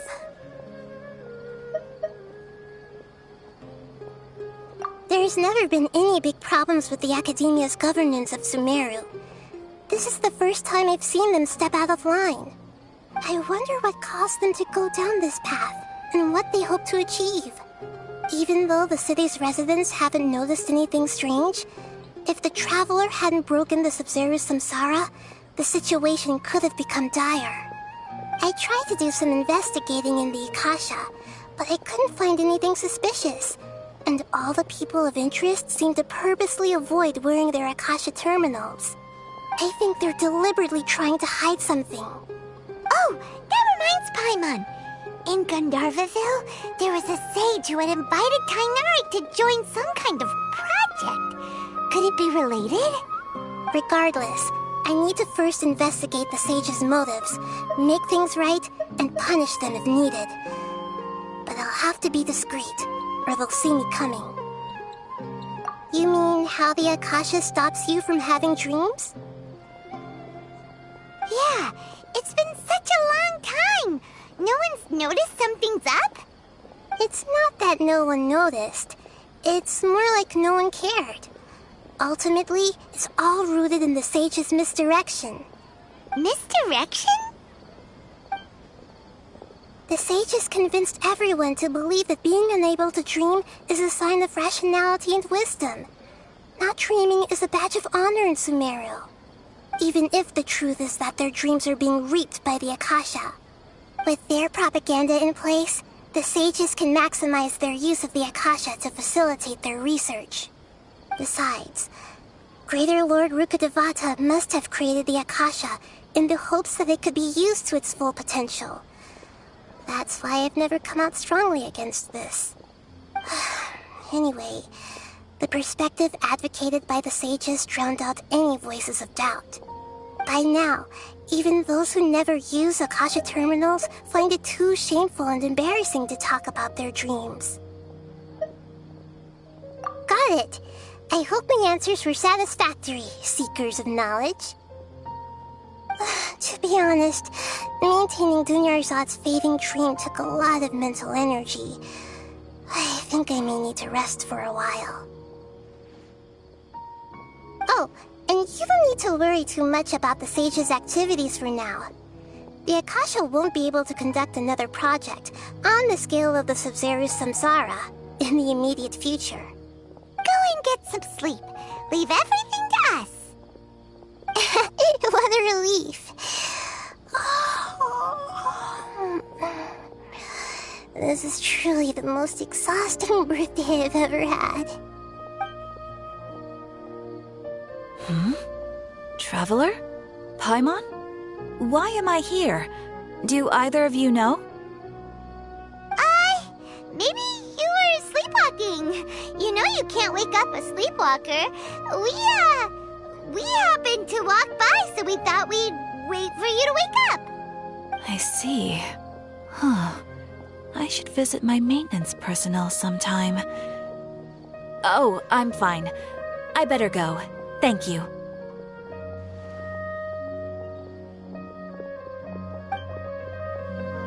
We spent quite some time in Sumeru City, but ever since we last said goodbye to Lesser Lord Kusanali, we haven't heard anything from her. Oh, we can't just keep waiting around like this. Let's go find Catherine and pick up...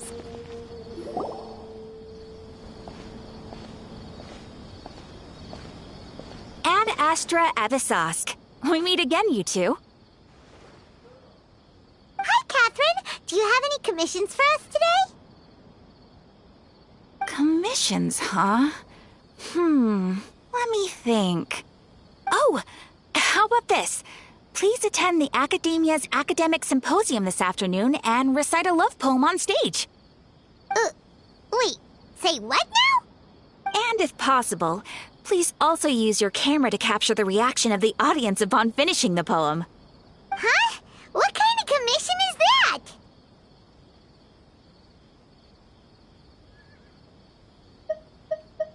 I see. It appears that you're not interested in this commission. In that case, please go to Port Ormos and convince the Eremites there to spend some time volunteering at the local orphanage. Hey, that's not any better.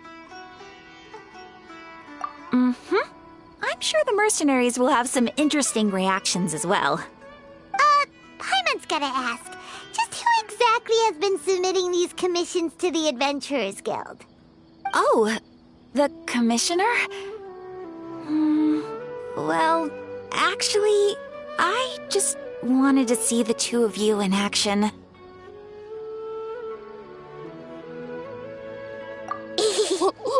Was it so obvious? I was hoping you would actually take one of those commissions. That kind of chance to observe humans doesn't come by often. Ah, so it's Nahida. Paimon just knew Catherine wouldn't crack those kinds of jokes. When did you get into her head? From when she said, Ad Astra Abyssosque. So it's been you this whole time? Are you done resting up, Nahida? Yes. I've been sleeping ever since we parted ways, and I even had a really, really long dream. It was another dream about the Sub-Zerus Festival, except it was a happy one. In my dream, I was sitting in the middle of a flower terrace, and everyone in Sumeru City was holding hands as they danced in circles around me. They danced round and round, and everyone looked really happy. I also got to sit on a gigantic flower carriage. Ferris, the Knight of Flowers, raised me really, really high above the ground, and I was throwing an endless amount of Yalda candies at the children. You know, Nahida, maybe your dream is how the Sub-Zerus Festival really should be. It's meant to be a joyous time where everyone gets together to celebrate your birthday. Huh? Wasn't I describing a really happy dream? Why are you both looking at me like that? Wait, could this be an example of the emotion known as pity? No, we aren't pitying you. That would only make everything worse. We just don't want you to feel too sad. By the way, have you had a chance to visit Dunyarzad? How's she doing? The Homianis haven't allowed any visitors after the festival, so we haven't been able to check on her. Yes, I paid her a visit right after I woke up. She was resting at the time. Her condition is stabilized. However, since Elazar is a manifestation of the withering on the human body, we can only cure it by finding a way to take care of Irminsul's own withering. But for the moment, our top focus should still be figuring out what the sages are up to and what they're planning. Right. Who knows what'll happen if they manage to pull off another scheme like the Samsara of the Sub-Zerus Festival? So our first priority should be investigating and putting a stop to the sages' activities. As for how we should pull that off, let's discuss it somewhere else. There are too many adventurers around here. Oh, good point. Sorry, adventurers. We're gonna be borrowing Catherine for a little while.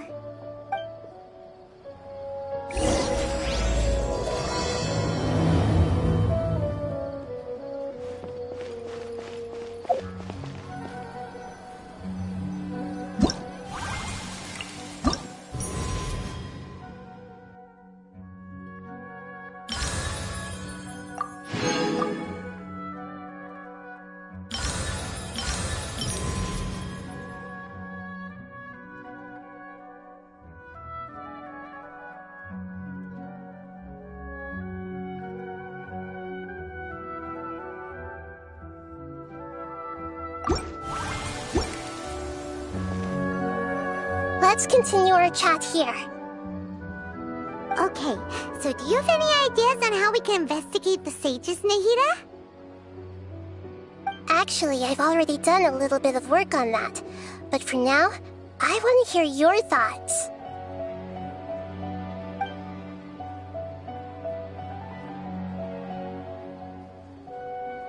I've already tried that, but all the key members of the Academia, even the core 30 guards, intentionally avoid wearing their Akasha terminals. It seems that from the very beginning, they've been guarding against info leaks from the Akasha. Of course, it could also be because they're wary of me. Have you already caught the sage's attention? I'm guessing not yet.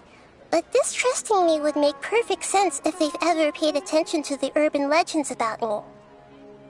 In any case, I probably can't take over their minds directly.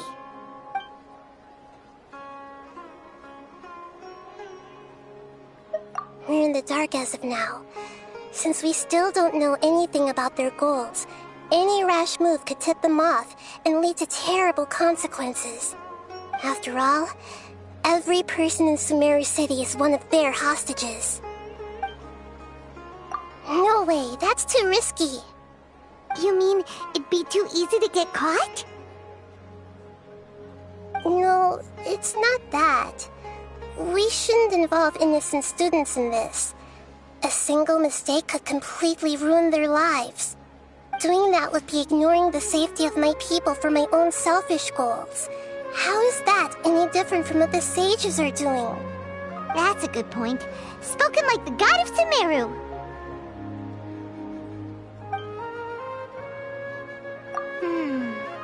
Are we really out of ideas? Nahida, you're super smart, so you already have something in mind, right? Don't keep us in suspense. Spill the beans already. According to a popular theory from the Vahumana Darshan of the Academia, rejecting impractical motions at the beginning of a planning session will give more weight to the actual proposal. Okay, but aren't you the god of wisdom? You don't have to use that kind of gimmick to make us take your ideas seriously. Well, I've been thinking that if I can't directly possess the leaders, and if I can't get ordinary people involved, then I should find someone who's already involved, but hasn't decided to side with the sages. You're saying we should recruit a spy? That does sound like it could work.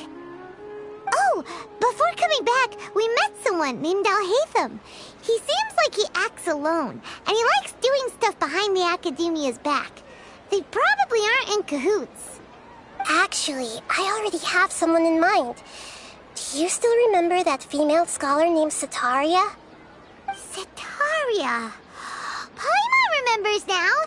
Isn't she the one who's always trailing behind the Grand Sage of the Academia? We ran into her basically every time the Sub-Zero's festival repeated itself. You could even say we're old enemies by now. Paimon still remembers the smug and mean way she always spoke to Nilu. I've always liked observing all kinds of people, and Setaria has always stood out from the crowd. She was born in the desert and was hailed as their greatest genius. Her academic gifts allowed her special admission into the Academia, and also gave her the opportunity to serve as the sage's assistant. Oh, Paimon didn't know she was from the desert. She must be pretty special then. Paimon feels like most of the desert dwellers around the city are working as mercenaries. The name Setaria means star. When she lived in the desert, she shone like the brightest star in the night sky. Later on, she was chosen by the sun. The star was given a place in the daytime sky to complement the sun's dazzling light. Soon after, the star witnessed the sun scorching the earth, which brought forth many disasters. The star began to waver. Instead of staying beside such a sun, wouldn't it be better to return and light up part of the night sky? But in the end, she couldn't give up the radiance of daytime. To cope with her shame, the star buried her guilt and closed her eyes.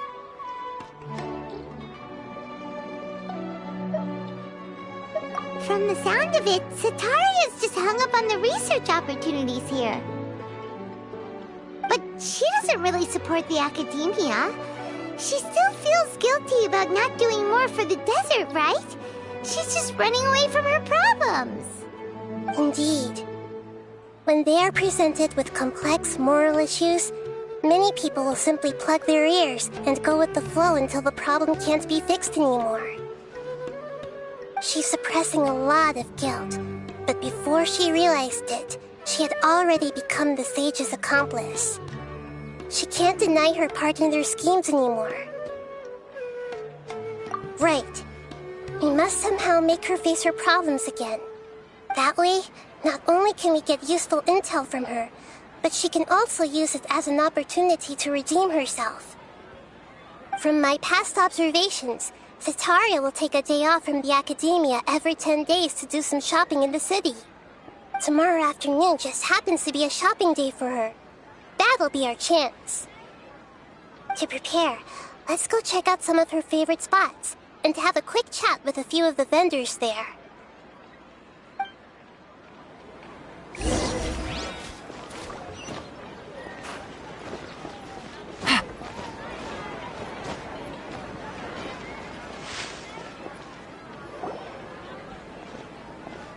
This should be Sataria's favorite fortune-telling spot. So should we ask the fortune teller about Sataria? No, I already have enough information on Sataria. The most important thing now is for you to pay attention to the vendor's talking style and key characteristics.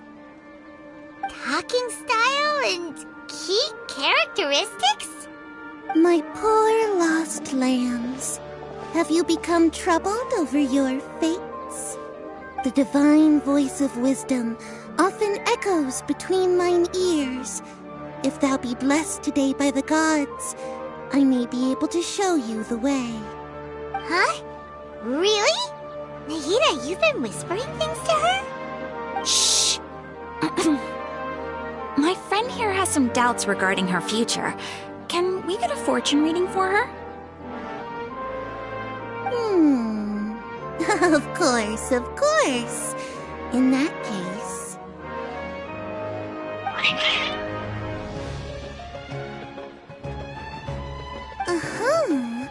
It would seem that Harut and Marut are quite wary of you.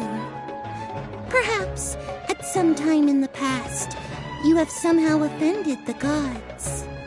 Only mocking the god of Animo, questioning the lord of Geo's financial savviness, and brawling with the god of Electro. Do those count? Oh, nothing.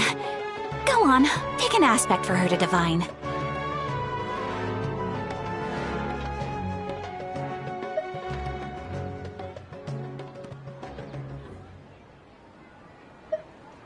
Health prospects. No problem at all.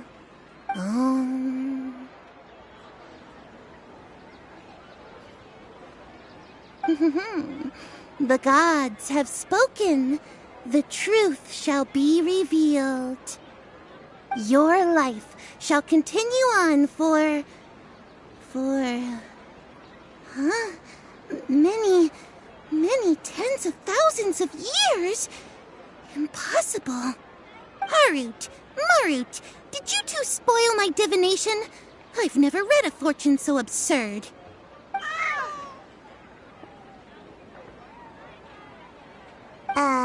Actually, Paimon thinks this is probably the most accurate fortune-telling you've ever done. I admit that the orientation of today's celestial matrix is, suboptimal. As such, there will be no charge. Is that so?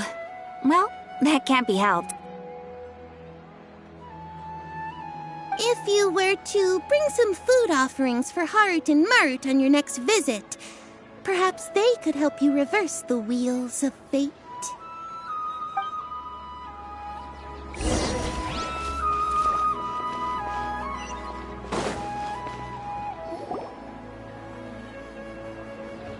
Is this another one of Sataria's favorite stalls? Yep. It belongs to a king. His father helped Sataria a lot when she first moved to Sumeru City, so she still comes by whenever she has time. When I start talking with him, listen carefully to the details of our conversation. Ah, dear customers. Would you like to look at some pottery? We caught wind of your great craftsmanship, so we specifically came to take a look. Oh, I recognize you. Aren't you Miss Catherine from the Adventurers Guild? Sounds like I'm in for some big business. Speaking of, where did you learn this trade? I suppose you could say it all started with my dad. He's a mason by trade, but I picked up an interest in clay while apprenticing for him. After that, I began making pottery by myself in secret, and I simply changed trades when my works turned out well. Although it's a pity that I'm no longer making much use of the knowledge provided to me by the Akasha. That's nice. You're making a living doing something you love. So is your father still working as a mason? Oh no, not anymore. A few years back, he fell from a roof and broke his leg. Since he had already saved enough mora over all these years, he's just enjoying the retired life in Port Ormos nowadays. I see. We wish him peace and happiness in his retirement. I'll have someone in charge of logistics at the guild come by another day for some goods. We'll leave you to it. Take care now. No problem. Rest easy, all our goods are sure to meet your every need.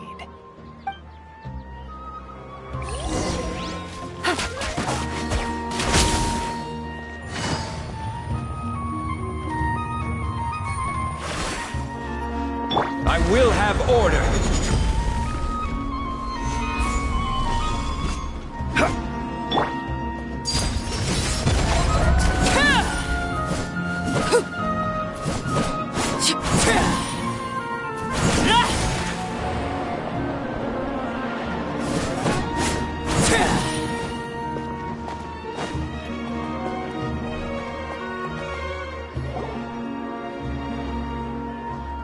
This should be our final stop. Sataria is always thinking of this restaurant when she's working at the academia, so she always comes by whenever she's out in the city. Nahida, you've really thought of everything. It's my duty to protect Sumeru's citizens, after all. Hi there. I feel like I've seen you down by the docks before. Huh? Sorry, I don't quite remember. If I recall, you were having a discussion with someone about shipbuilding at the time. Ah, that's right! I've always been really interested in feats of marine engineering. After all, I grew up in Liyue Harbor and spent my entire childhood staring at the ships going in and out of the port. I came to Sumeru to study, but failed to make it into the academia due to my lack of talent. But I'm still discussing all kinds of problems with different scholars, and I'm continuing to study and perform research from the restaurant's basement. I'm sure I'll get into the academia after their next round of exams. What an admirable spirit for learning! Amazing! Sure, but you'll find hardworking people wherever you go. So this restaurant has a basement as well? Huh. First I've heard of it. That's right. It's not usually open to patrons. Most of the time, employees use it for breaks or to hold private events. I see. Guess that makes sense. Well, good luck with your studies, Miss Chishan. Thank you so much. As long as I can make it into the academia as an official student, I'll be happy.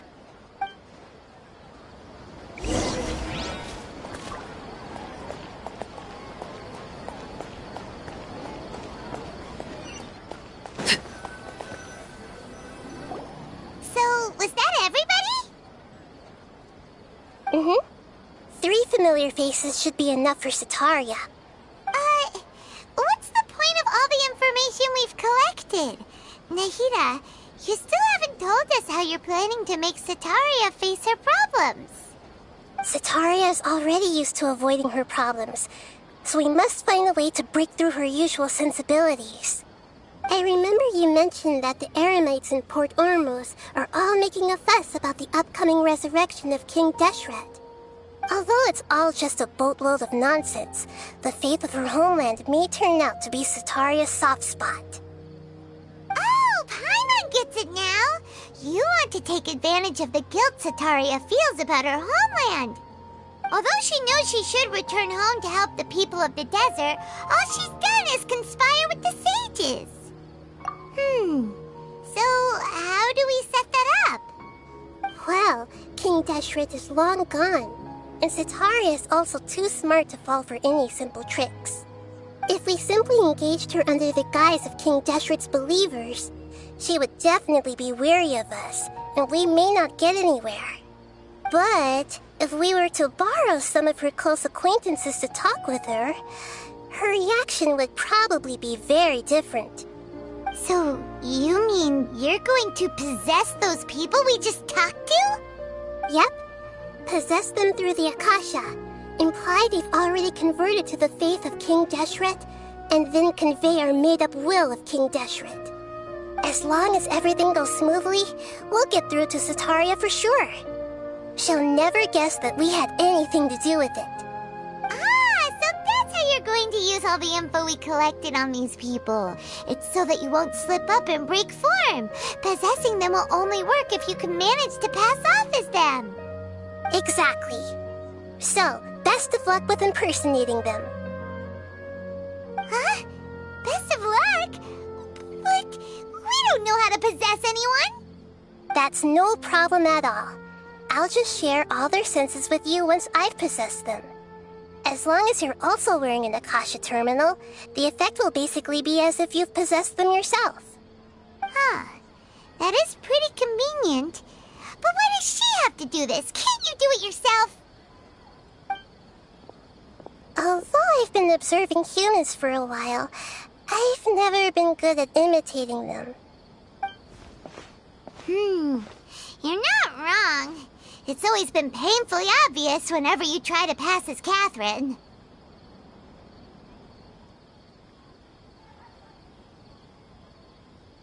If it was at all possible, I would have preferred to leave these people alone. But seeing how things are now, I probably should just accept it and push on. Yeah, don't beat yourself up over it. We're only doing this to help everyone, and we'll only be borrowing them for a little while anyway. Alright, then let's give it a go tomorrow afternoon.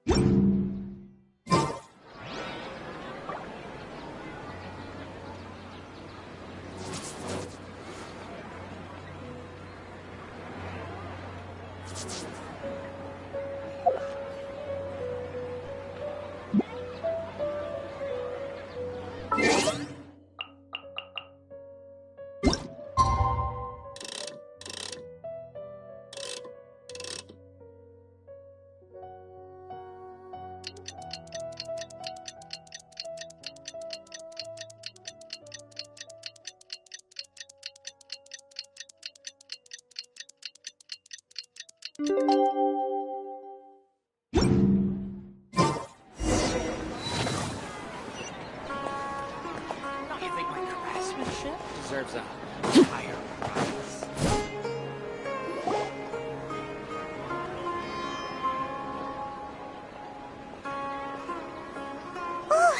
she comes! Satori is here! Let's quietly follow her. Once she starts talking to her acquaintances, we'll find a safe spot to begin possessing them. As for how we'll sway her to our side, I'll leave that to you. I trust you'll know what to say. Paimon's starting to feel kinda nervous. Okay, let's go. Looks like they've already started talking. Let's find a hiding spot and get started.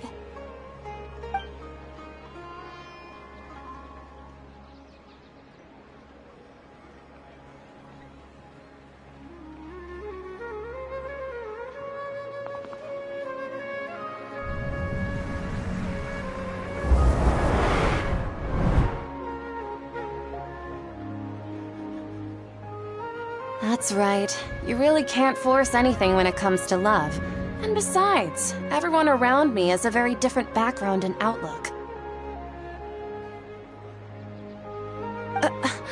Are you still listening to me, Nabia?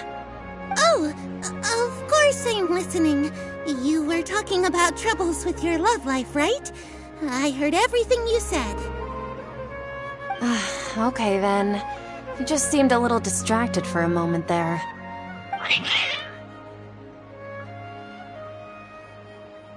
Strange. Your cats seem pretty worked up. Is something wrong? I always thought they were quiet, happy kitties. Oh, what are their names again?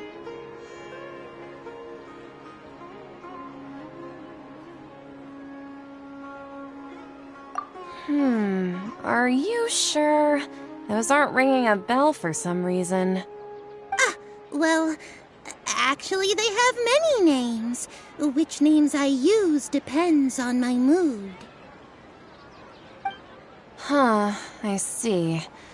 I imagine that must be hard for the kitties, too.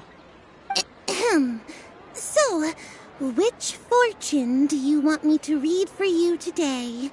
You must have come for another echo of the divine voice of wisdom. I'd like to get another reading on my love prospects, but to be perfectly honest with you, I feel like I've been a real mess recently. A mess? Well, could you do a reading on how long it'll take me to finish my current project at work? I really just want to get it over with. I hear you. No problem at all. The gods will reveal the truth.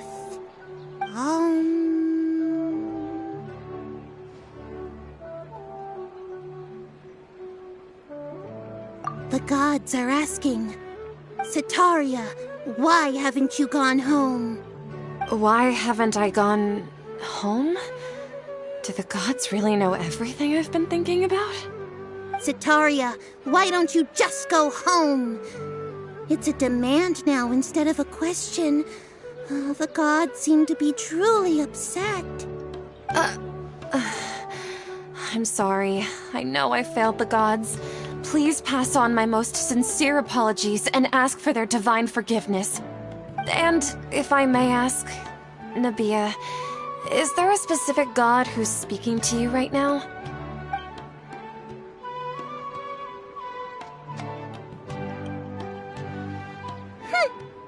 What an inconsiderate and naive question. The god who is speaking to me is, of course, the wisest and mightiest of all, King Deshret. King Deshret? No wonder he would make such a demand of me. Wait a second. King Deshret passed away a long time ago. Even though news of King Deshret's resurrection has been spreading like wildfire, it's all just a misinformation campaign from the academia. How can King Deshret still exist in real life? What insolence! I am King Deshret's most loyal believer. Do you wish to refute his voice of wisdom? Oh, no. As a child of the desert, I am only reveling in his power upon learning that his divine glory has touched even this city. I will think very carefully about his demand of me. I'm sorry. I must go now. Wait!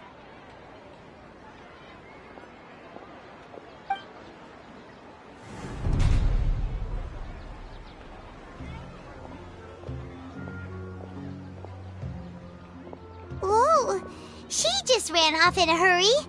She looked pretty upset, too. Well done. Sataria didn't seem to suspect anything amiss. To have something she's been trying desperately to avoid show up out of nowhere and berate her, that must have shaken her to the core. Aw, Nahida, it seems like you understand human emotions really well after all. All I know are some abstract Harava-taught theories. In any case, my time with you has shown a lot of them to be utterly useless. I'm still trying to make sense of everything. Anyway, enough of that. Let's hurry and catch up to Sataria. He's out of games now, right on cue. Let's get ready to possess him right away!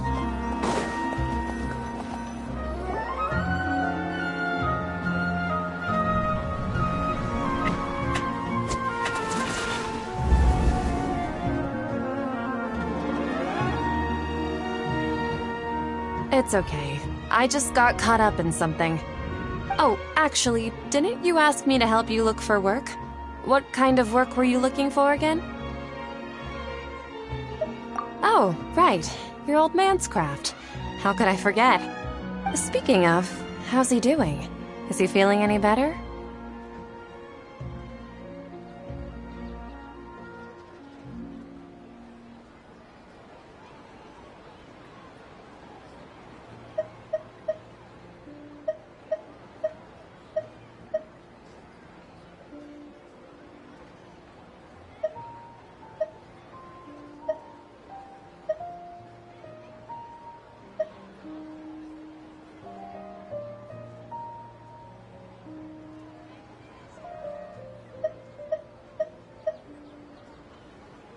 Oh, that's good to hear.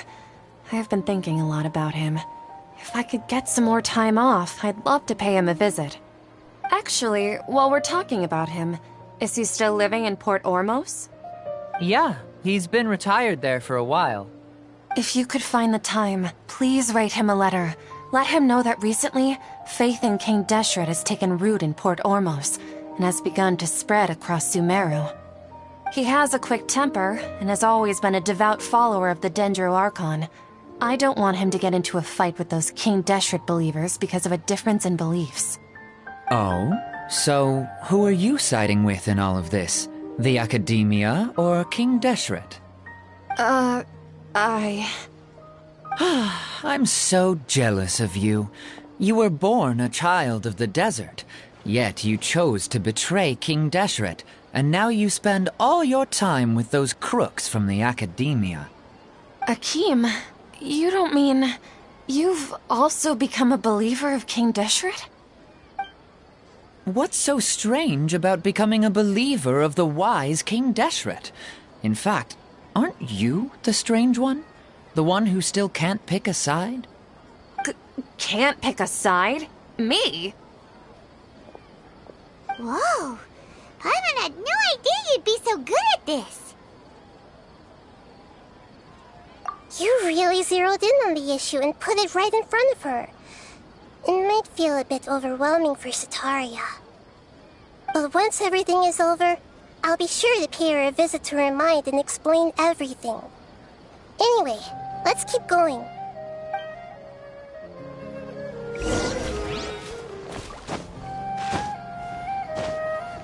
Come on! Sataria's already started talking with Shishan!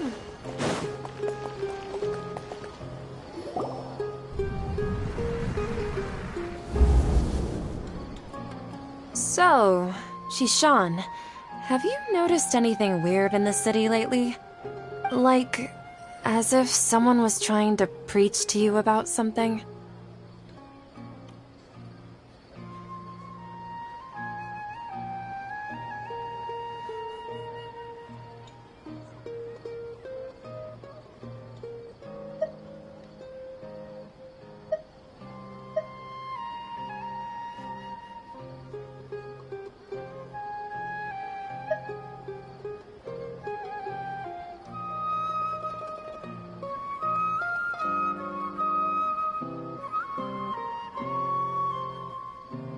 Wait, did you just say attic? I thought this place didn't have an attic. Also, don't you usually study in the basement? Well, the restaurant recently added an attic. I've been studying there because it has better lighting. Oh, right. Speaking of strange things, I celebrated the Sub-Zerus festival so many times that I lost count. That was really weird. Wait, how could you be aware of that? That should be impossible. Nothing in the report indicated anything like that. Are you still failing to realize that the Academia's lowly tricks could never deceive all of Sumeru's citizens? Jishan, don't tell me that you've converted to King Deshret as well. What an absurd question. You make it sound like I should be ashamed for becoming a believer of King Deshret. In reality, shouldn't you be the one who is ashamed? You, who works side by side with the Academia and treated people as nothing more than experimental subjects? Please, please stop! Even now, Satari is still trying to run from her problems. She can no longer justify everything to herself. Hey, she's trying to talk to the guards! What should we do? This is the most important part of all. Quick, get ready. Mercenary, you're a member of the Corps of 30, correct? Please help me pass a message to the Matcha right away. The situation in the city is getting out of control. Please, try to remain calm, miss. Tell me what's happening in the city. Heretics are infiltrating the city, and they've already converted many residents to their side. Heretics? What kind of heresy are you talking about? King Deshret! Many people I know have suddenly started believing in him, but he's long dead. It's impossible. Miss Sataria, nothing is impossible. You know my name? King Deshret is immortal, and all who defy him will one day pay the price. You must face the truth, Sataria. You tread a treacherous path, and the longer you ignore it, the tighter the Academia's grasp on you will become, and the deeper you will be ensnared. Child of King Deshret, never forget that the desert that belongs to you lies elsewhere. What's so strange about becoming a believer of the wise King Deshret? In fact, aren't you the strange one? The one who still can't pick a side? What an absurd question. You make it sound like I should be ashamed for becoming a believer of King Deshret. Sataria, why haven't you gone home?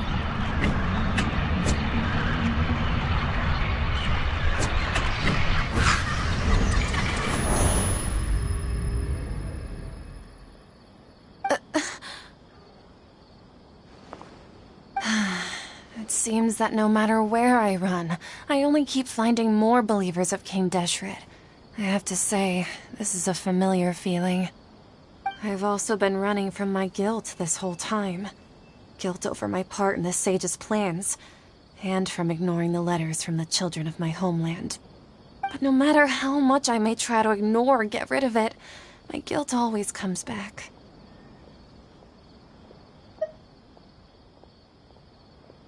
You won't necessarily lose your research opportunities by facing the truth.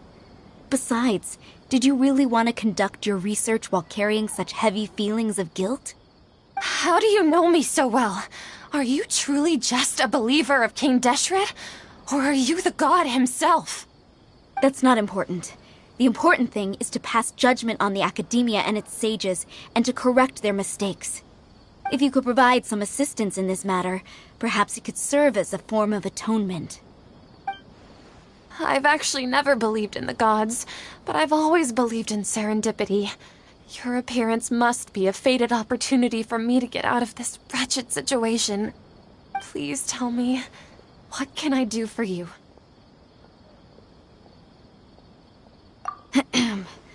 How much do you know about the sage's current activities? I was just one of the designers for the massed dream harvest scheme, which is what happened around the Sub-Zerus festival. But I know very little about the full scope of the overall project. I'd assume that only staff with the highest clearance would have access to those confidential documents. I've just been working to meet the Grand Sage's specified requirements. However, there's something that's been really bothering me. I heard that a scholar who was previously expelled has returned to the city, and even the sages are still quite wary of him. To fight against the academia, we will need to figure out the nature and the purpose of their work. Is there a way for us to get access to the confidential documents you mentioned? It should be possible if we're willing to take some risks. After all, I'm an assistant to the Grand Sage, and I've been working on many tasks outside of the project. One thing, though, I won't be able to transfer the documents to you through the Akasha once I get my hands on them. The sages have always closely monitored all activities within the Akasha. Let me see... let's use the most primitive method. Send someone to pick up the documents tomorrow evening at the Academia entrance. The Academia entrance? Wouldn't that be too conspicuous? Don't worry about that. I assure you, this won't be a trap. I'm only suggesting this location because it'll draw more scrutiny for me to leave the Academia again. It'll be safest for me to distract the guards long enough to hand you the documents. All right, I trust you. So, if I were to successfully complete this task, would it mean I've atoned for my wrongdoings? That'll depend on the judgment of the Dendro Archon. The Dendro Archon. That's right. Her people are the ones we have endangered. As the God of Wisdom, she's also the one responsible for judging and guiding the scholars. Maybe it's time for me to find a god to believe in. Just as Nahida predicted, we've managed to bring Sataria to our side! The Traveler's execution was ingenious. She's the one who deserves all the praise. Well, now that we've made plans to meet again tomorrow evening, all we can do is pray for Sataria's mission to go off without a hitch. Pray? But if we're going to pray to the gods, aren't we just praying to you? God of Wisdom and Guardian of the Scholars? No. The truth is the true Guardian of Scholars. I've always believed that. Anyway, let's meet again tomorrow evening at the Adventurers Guild.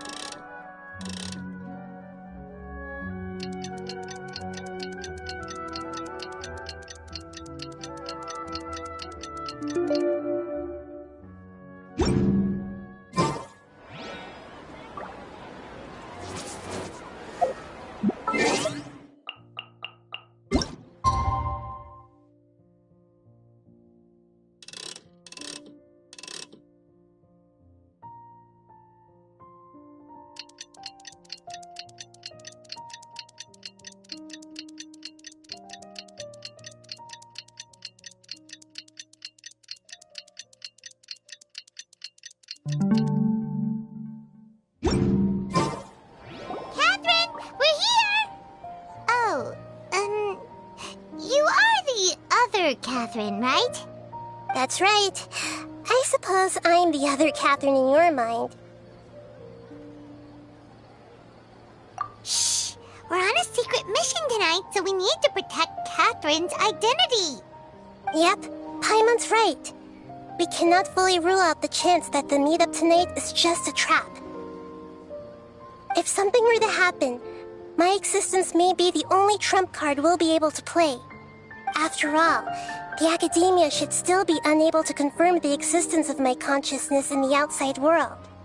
Yep, exactly, just what Paimon was thinking. Anyway, enough about that. Let's just make sure to be on our guard. Off? What do you feel is off? It's the middle of the night. Of course it's quiet. You're not getting paranoid, are you? No, I think she's right. It really is a lot quieter than usual. If you look around, there seems to be fewer people on the streets. I'm not sure if this is the case for the entire city, though. Huh. Maybe it's just a coincidence. Maybe Sataria figured out a way to not only distract the guards, but also to get everyone to go to sleep early, just so we can exchange the documents in peace. I also can't quite figure out why things feel a little off. But now that we're here, let's go ahead and meet her as we plan. Well, regardless, as long as you're here with us, Paimon feels a little safer.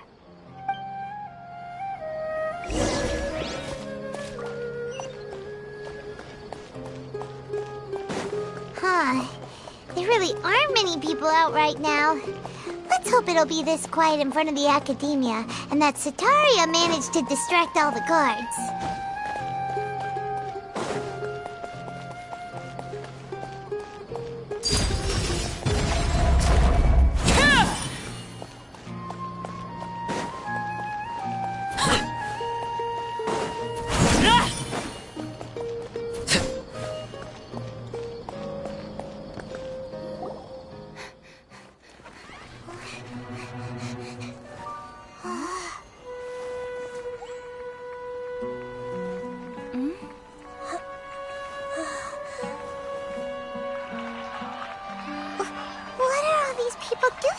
This hour of the night.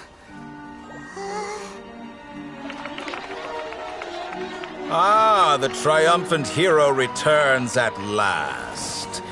And to a rather spectacular welcome, even if I do say so myself. You're the outcast, expelled from the academia. Indeed I am. Although these days they tend to call me the Doctor.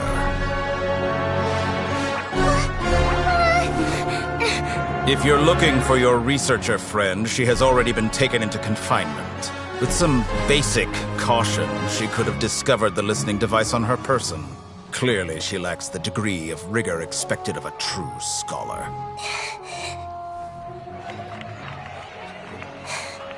The people of Sumeru City. What have you done to them? I simply made some minor adjustments to their Akasha terminals. Now they can deposit information directly into the subconscious. As you can see, all these lovely people now believe this traveler is a hero who has just saved the world. My experiment is a success. And now it seems they can no longer hold back their sheer adoration. No, what should we do? These are all just regular people. Leave now. You need to get out of here. But that guy's a Fatui Harbinger. We can't just leave you here. Nor can I abandon the people of Sumeru.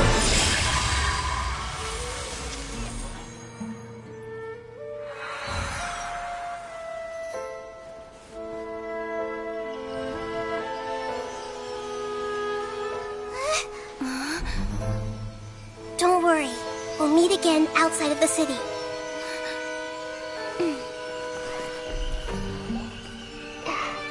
I see. You appear to have overridden their mental faculties with your own consciousness. To possess such a powerful mind, you must be the God of Wisdom.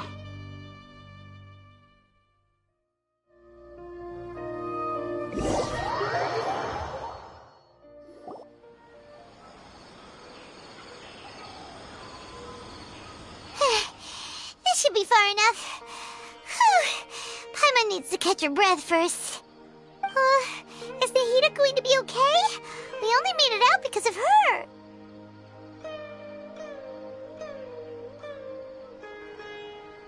Paimon wasn't counting on running into a new Harbinger here, let alone such a high-ranking one. That guy was number 2. So scary. He called himself the Doctor. Remember, Tainari told us about him. Sataria did say that someone who once got expelled from the academia came back recently. And that even the sages are wary of him. Yep, sounds like she must have been talking about the Doctor.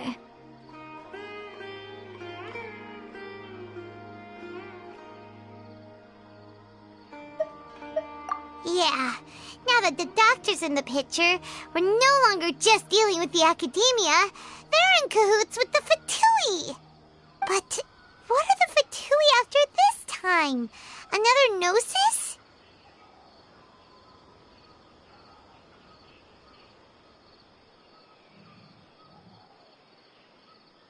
Yeah, things would be a lot easier with Nahita's help. Nahita said we'll meet again outside of the city. But we can't just keep waiting around, right?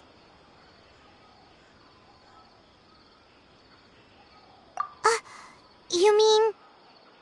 Oh, right! Wasn't he invited by the sages to work on some project when we were staying with him in the Vidya forest? That has to be the same project. Even though he turned it down at the time, he might still know something. There's no time to lose. Let's go to Gandharvaville.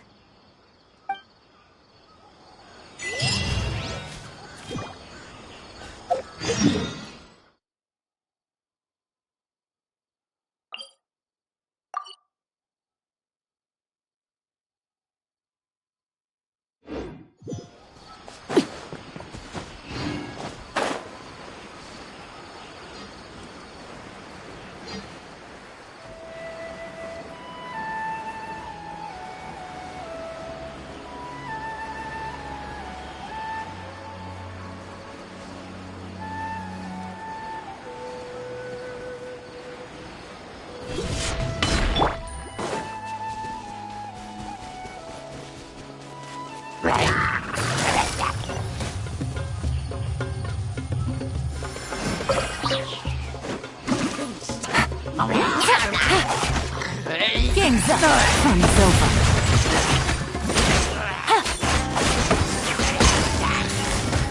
Quietly now. Treasure. One way to draw your target out of hiding.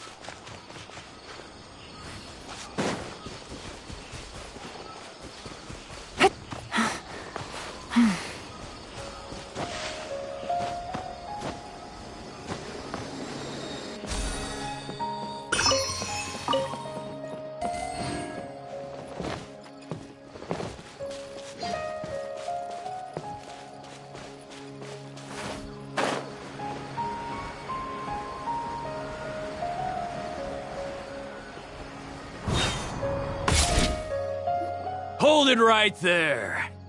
A blonde-haired traveler and a floating fairy. We've got you all right. Take a look around.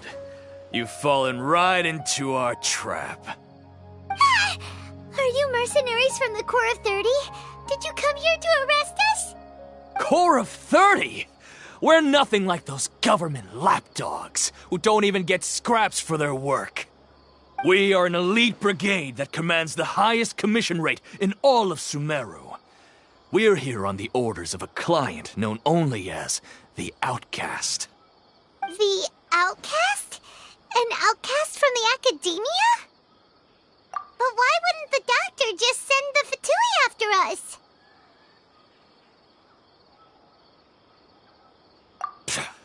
Still wasting time on idle chit-chat. We'll shut you up soon enough. Get them! You're up, traveler! Following orders. New punching.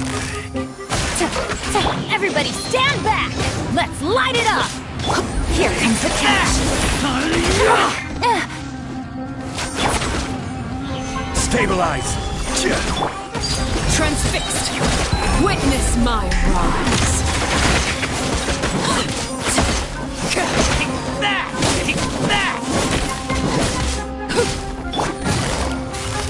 Gotcha!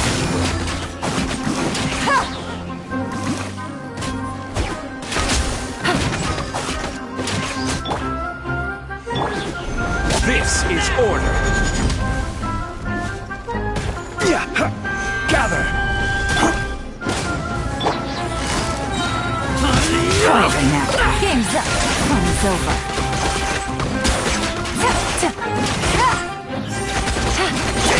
Going in! Busted.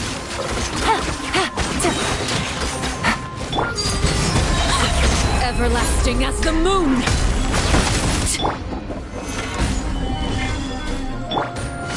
Quietly now.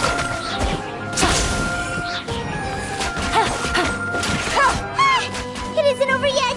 Here comes reinforcements! Teamwork is dreamwork! Order guide you. Solidify.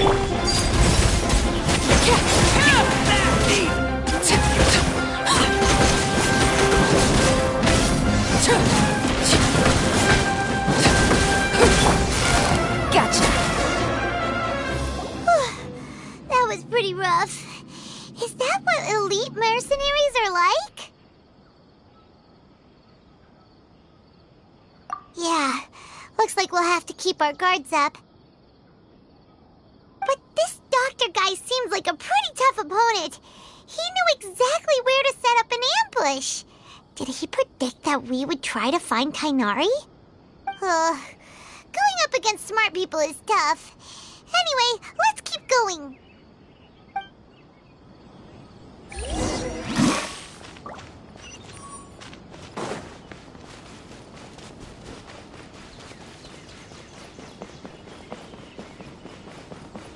I'll have to grab a drink with Flame May when I'm back in the city.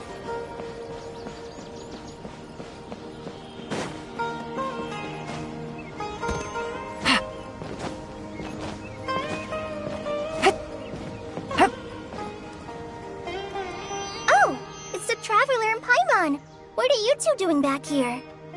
Kale! It's nice to see you again! Are you doing alright? To be honest, I'm not doing too well. My Elazar has been progressing at a faster rate lately. I'm finding it harder to complete more intricate tasks. As a result, Master Tainari is taking me off the patrol schedule. He will only allow me to stay here and coordinate other people's tasks. Oh, Kale! Speaking of Tainari, did he go off on patrol? We're here to talk to him. Oh, Master Tainari? He just left the Avidia Forest a little while ago. He was headed to Party's DI. He left?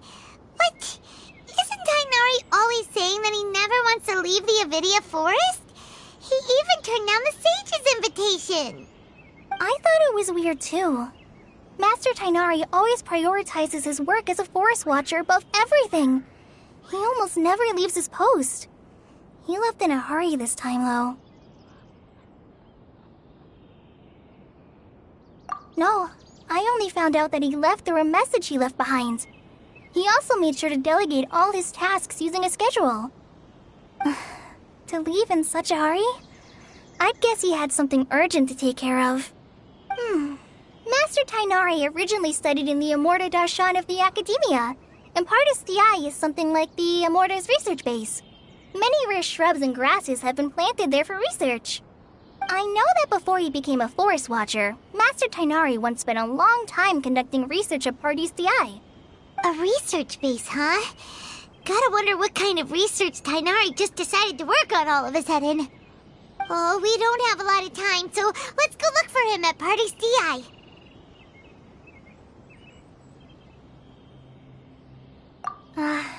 Don't worry. I'm fine. I'm used to living with Elazar by now. If you run into Master Tainari, please send him my regards. Got it. Will do.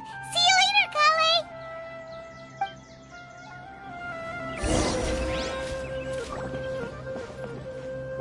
How many Rubishava mushrooms do I need to sell? Oh, recent catch.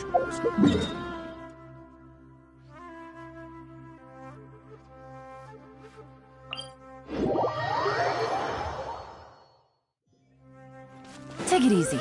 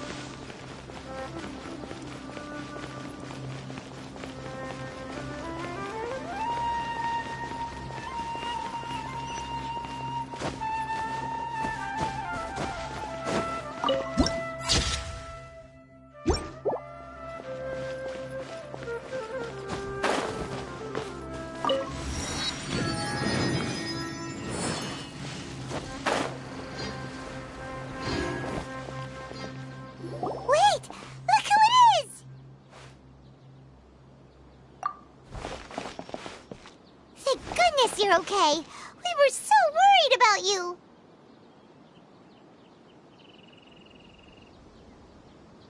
Hey, this was supposed to be a touching reunion, but you're ruining the moment. Actually, it's very smart of the traveler to be wary of me right now. After all, the doctor has shown that his technology can apparently even control human minds. Plus, it's not like you could have known what happened after we split up and I was facing the doctor by myself. Even a pool of stagnant water after a torrential storm can occasionally pass as a patch of sky. Paimon feels like only the real Nahida could come up with such an obscure analogy. Huh? But I wasn't trying to win your trust or anything. All I wanted was to clarify my point. Well, we understand that point now. Please, Nahida, tell us more about what happened. Are those poor people all right? When you left, I was still in the middle of restoring everyone's minds. Thankfully, when the doctor mentioned depositing information into the subconscious, he didn't mean engraving information into their minds. Instead, he did something closer to creating hallucinations. That was still within my power to fix. Luckily, I managed to finish my restorations and mind jump away from him just as he was about to capture me. Whew. What a relief. The doctor sure pulled out some hidden cards, but good thing we had Nahida with us. I wouldn't be relieved just yet. I gave away my true identity when I restored everyone's minds, which means we've lost another one of our trump cards. Also, the doctor is already an expert at modifying Akasha terminals. Maybe it's only a matter of time until he captures my consciousness inside the Akasha. Would that mean you'd no longer be able to jump between minds? Then how do we stop him? He's still at the academia, so it's possible he already started messing with the Akasha.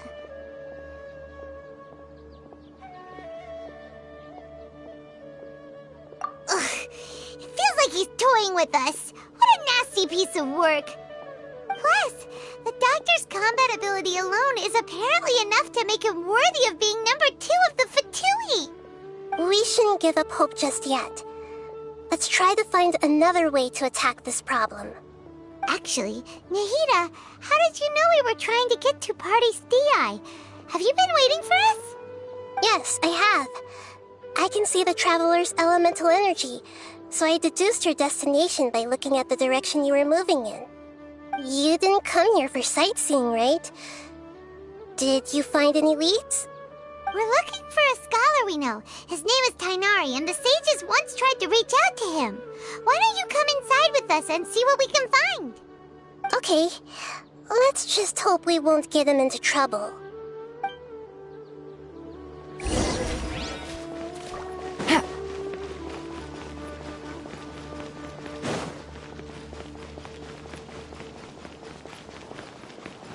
I wish they'd recommend some people with actual competence for once.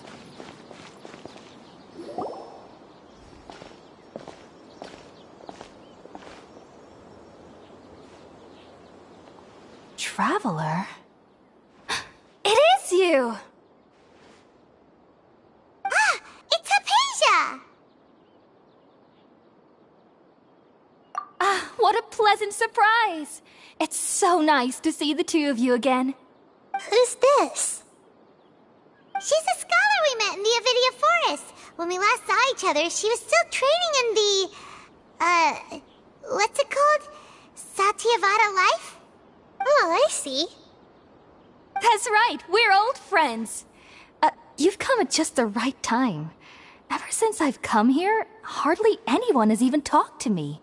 Hypatia, you're way too excited about this. Actually, for you to leave the Avidia Forest means... you're not in training anymore? Wait, no. Did you already finish your training and reach Paripurna life? What do you think? My consciousness has already managed to make contact with the divine. You did it? Congratulations! It's so exhilarating to share this sublime joy with others at long last. when my consciousness made contact with the gods. Ah, what a supreme and unparalleled experience that was! That sounds incredible! Oh, all right. Actually, please wait. I haven't forgotten my promise to you. Remember? I promised to help you understand what you saw from Irminsul once I gained deeper insights. My current self has not only gained true insight, but I can even help you establish a direct connection to the consciousness of the divine. You can do that?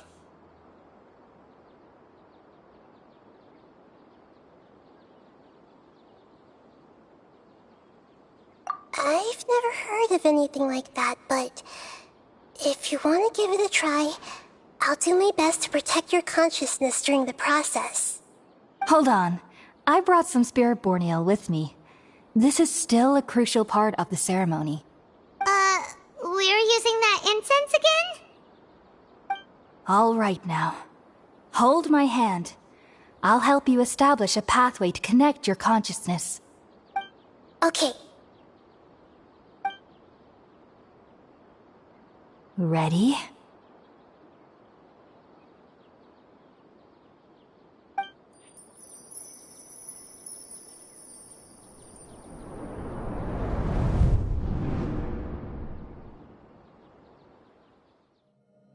It took 3 betrayals for me to finally understand.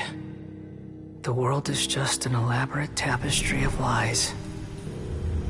My fury will never be quelled.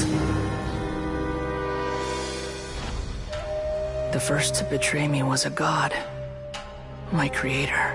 My mother. Valuing strength above all, she saw no worth in me and I was discarded. The second was a human. My family. My friend. Consumed by fear, he saw me as an abomination. The third was one exactly like me. A hope for the future. A fledgling barely out of the nest. Powerless before his mortality, he broke his promise to me.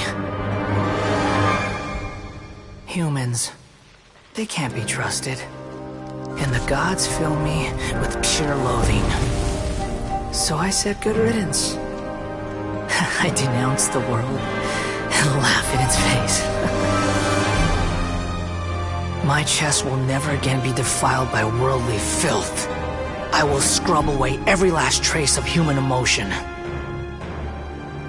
Then it will be empty, a blank slate, and ready to receive a supreme gnosis, brimming with pure divinity.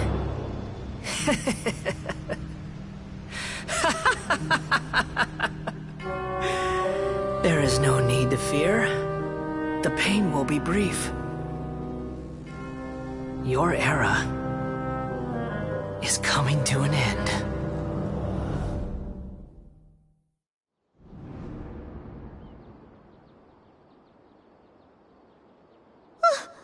What was that?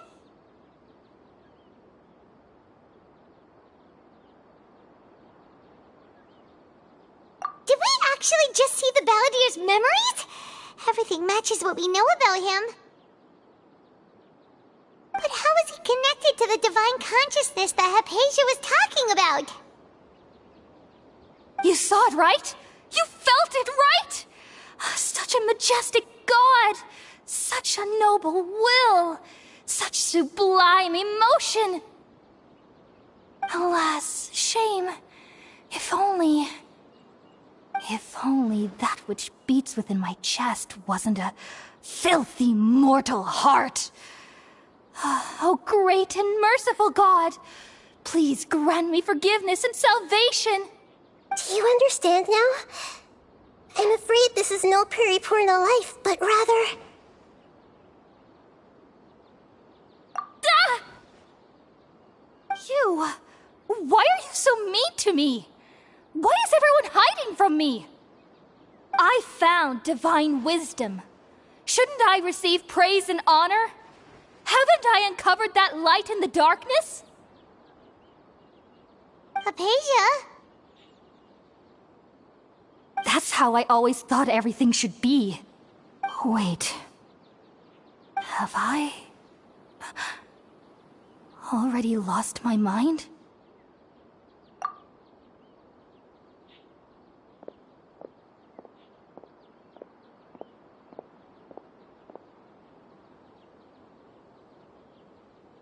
Wait, something isn't right.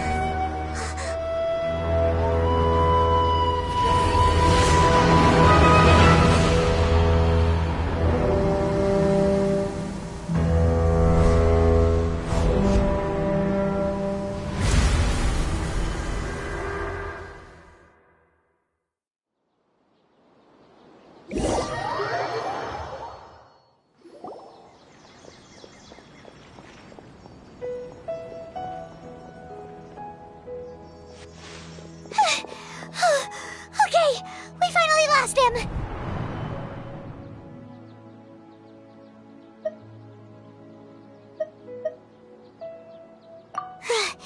Are you okay, Nahida? Wait, no. Something feels different. You're back! Oh, the Traveler's back? Nahida was controlling your body for a while. It seemed like she jumped over to you as an emergency measure right before the Catherine puppet was destroyed. After that, Tainari heard the commotion and came over. He helped us defeat the mercenaries and then he ran with us all the way here.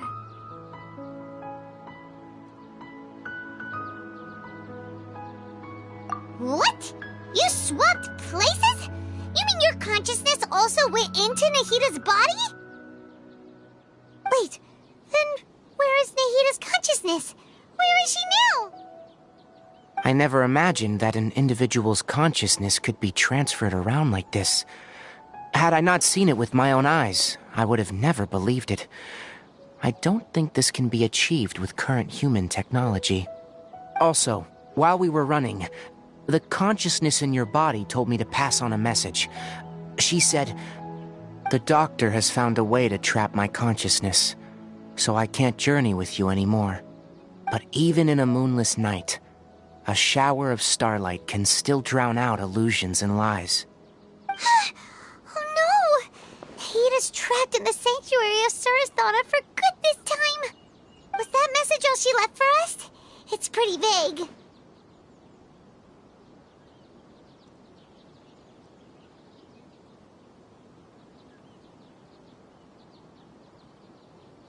Oh, that makes sense. Since the doctor captured her, she won't be able to say anything without him knowing. She's being extra careful. Even in a moonless night, a shower of starlight can still drown out illusions and lies. Huh. Paimon knows the moon illusions and lies are from the alchemical divination at the Sub-Zero's festival. Didn't Nahida use a starlight analogy before? It had something to do with Sataria.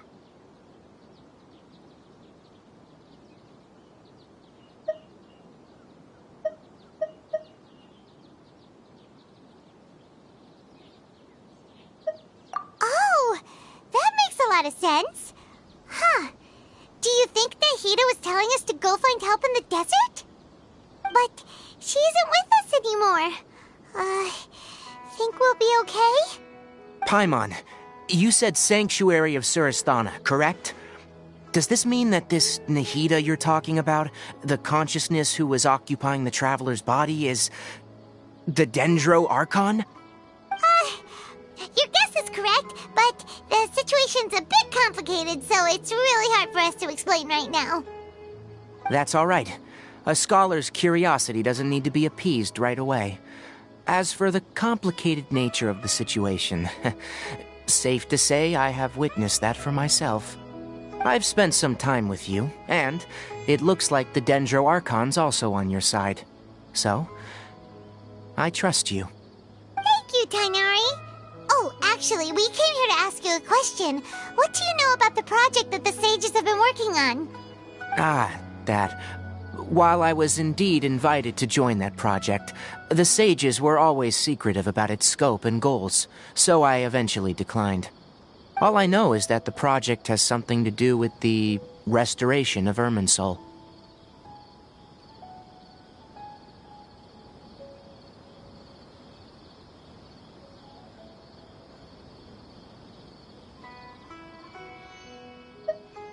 Huh?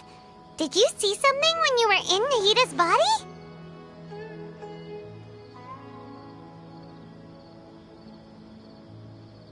What?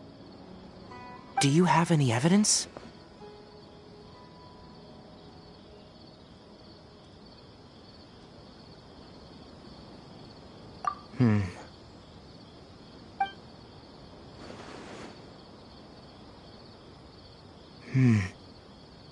So that's what happened. That explains why Hypatia's symptoms were different from those of the other scholars who went mad. It's because she made contact with the consciousness of a new god who is still in the process of being born. Tainari, did you leave the Avidia Forest because of Hypatia? I did. I noticed Hypatia's mental anomalies, but since her symptoms were rather atypical, I secretly took her to Pardis Di and began searching for a way to return her to her normal self. If I didn't take action, Hypatia would have already been taken by the Matra to the desert, doomed to a life of exile at Aru village.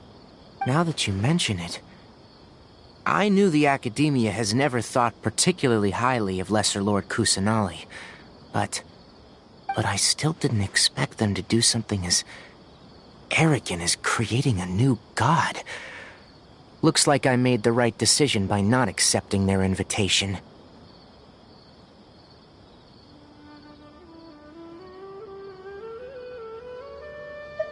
The Doctor and the Balladeer. We have 2 Fatui Harbingers in Sumeru. Sounds like we're in for a bad time. From your description, I don't think they've completed their project. There may still be room for us to intervene.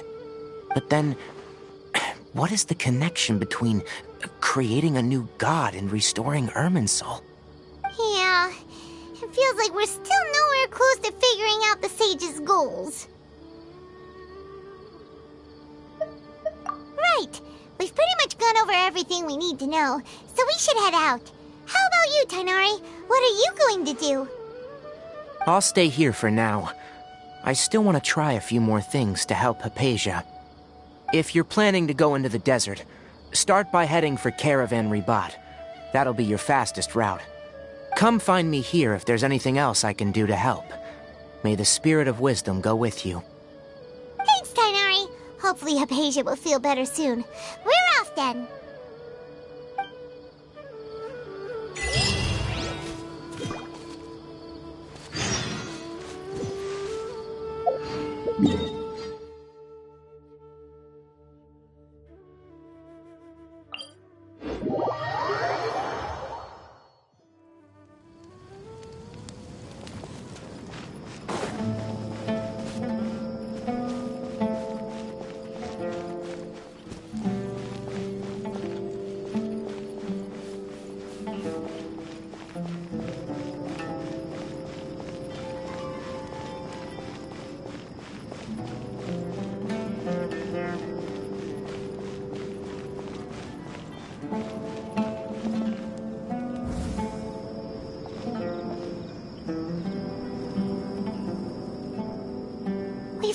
made it to Caravan Rebat.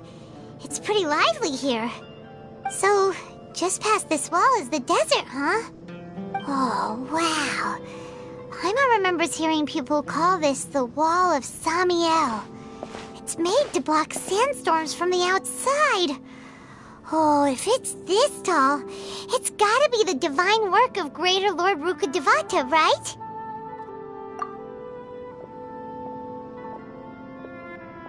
Enough gawking.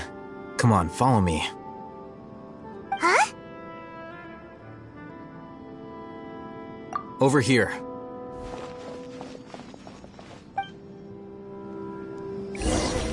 Oh, Haytham went that way! Let's hurry up and follow him. Wonder what he's up to.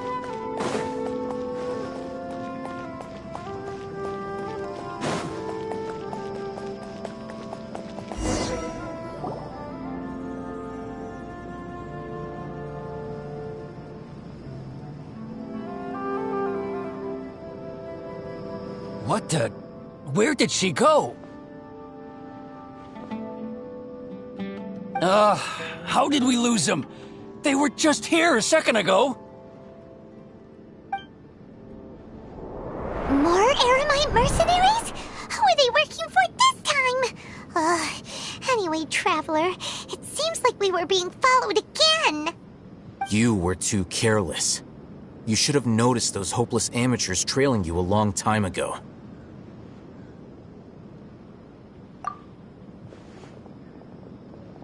There's no need to thank me.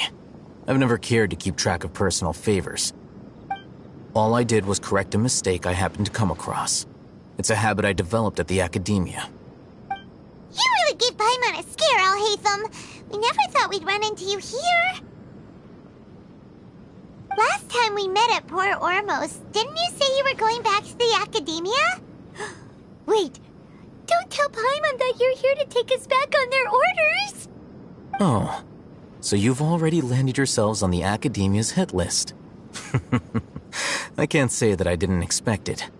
However, had I wished to turn you over to the academia, don't you think you'd already be the Eremites' honored guests by now?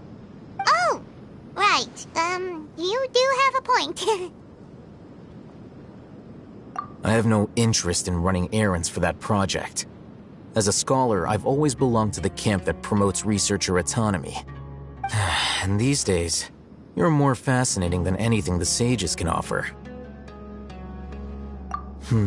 Not quite. To tell you the truth, I'm still investigating the Divine Knowledge Capsule. Unfortunately, I've run into some difficulties. Everyone says the capsule originated in the desert and was eventually moved to Port Ormos. If I am to get to the bottom of this, I must understand how the capsule first came to be. Which brings me back to you, and why you're so interesting. The leader of Ain al-Ahmar used the Divine Knowledge Capsule right in front of you, and upon seeing him, your expression became perplexed, and you were lost in thought for quite some time. To have that kind of reaction, I think you must have realized something. Are you interested at all in sharing what you've been hiding from me?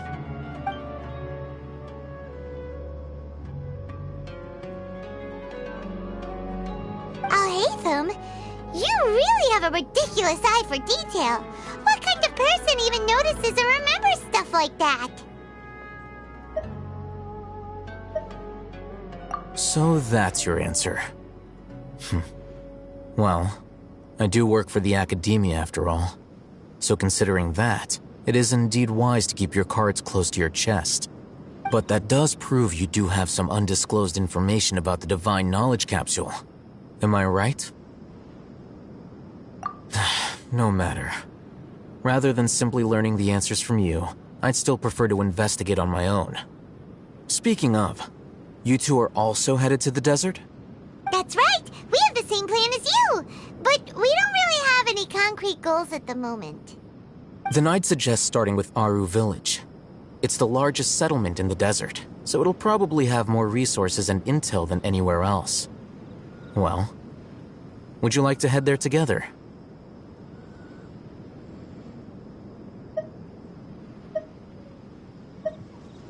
It's always better to travel with someone you know. Let's go!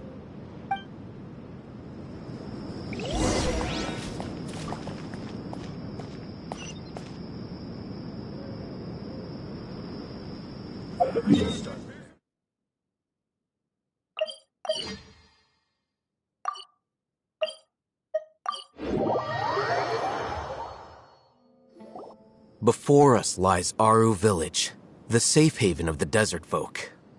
Whoa, this landscape is really something else. What a cool place! Let's go check it out!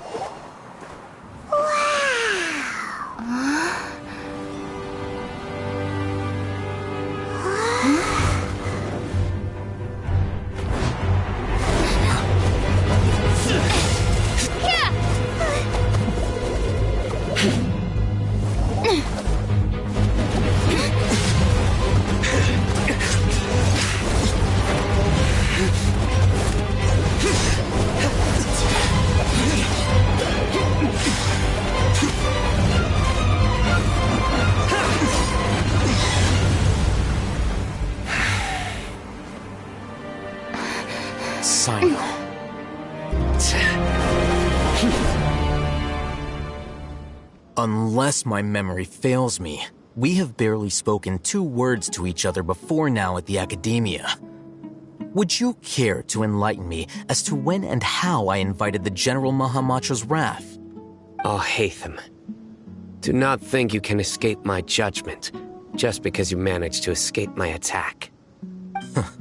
Judgment? So that's how you'd characterize your actions here, is it? Or would elimination perhaps be a more accurate description? Had I used my full strength, not even this traveler would have been able to stop me. Though styled like an assassination, I sought only to ensure that my target would be unable to flee or resist. Standard practice for the Matra, as well you know. Seemed to me more like your own personal touch. Who is that, Al-Haytham? Did you call him General Mahamatra? Yes. General Mahamatra Sino, head of all the Matra at the Academia. He's a formidable hunter, and the ultimate nightmare for any who have committed academic crimes. You seem to have placed a lot of trust in Al-Haytham, to the point of blocking an attack for him. If I were you, I'd never choose to side with him. I wouldn't believe a single word that comes out of his mouth. I have been pursuing this scribe for a long time. I urge you, stand back and do not seek to defend him any longer. Otherwise, there will be consequences.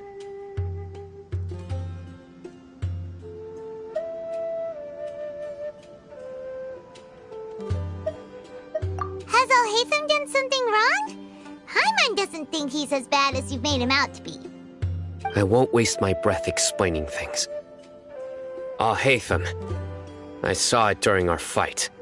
Take it out. The divine knowledge capsule you're hiding on your person. Unless you want me to retrieve it for myself. Very perceptive of you. Nothing escapes a Matra's senses. Wait! The divine knowledge capsule? Didn't it fall into the Matra's hands in Port Ormuz?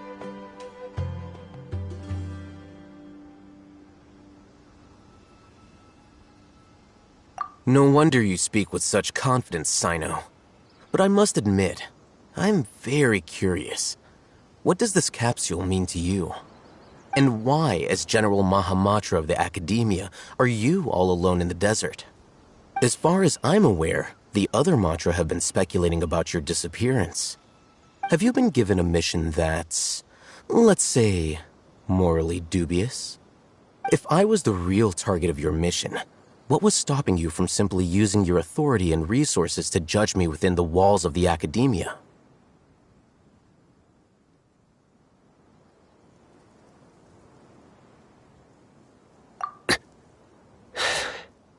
I should have known you'd be difficult to deal with. You two? Ugh! What should we do, Traveler? Paimon feels like we can't trust either of them! Ahem. Well, look at you two, acting all tough and self-righteous over there. Wait, Dia?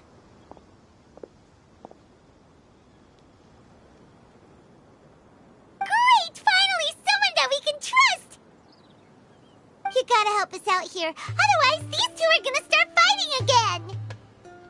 Yeah, sure looks that way. Two giants from the academia duking it out once and for all. Not something you get to see every day, that's for sure. Listen, I know you academic types love to fill up your big brains with self-righteous morality and lord your empty rules and virtues over each other. But how dare you bring your petty disputes into the safe haven of Aru Village? It seems like someone's gonna have to beat some sense into your thick skulls until you finally learn to respect these grounds.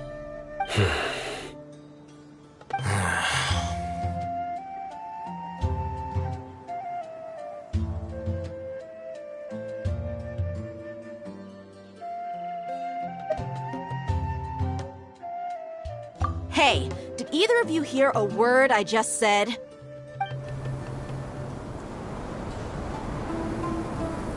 Whoa, what's going on? The wind's so strong. Is this a sandstorm? Paimon's gonna get blown away. Another sandstorm? What's up with these recently? Hey! All of you, over here, quickly! We have to take cover! Someone's calling for us! Oh, this wind is too strong!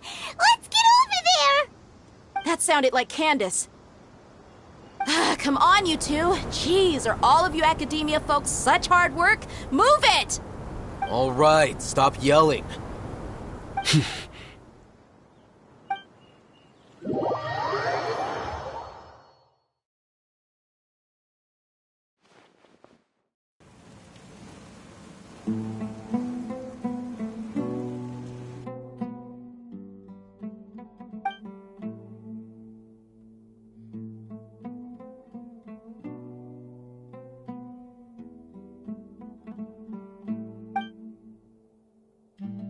Well, this is pretty awkward. Hey, wanna play sardines with three people who wanna tear each other limb from limb?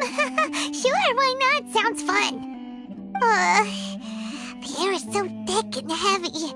Paimon can hardly keep floating anymore. My sincere apologies, everyone. This is the home of our village chief.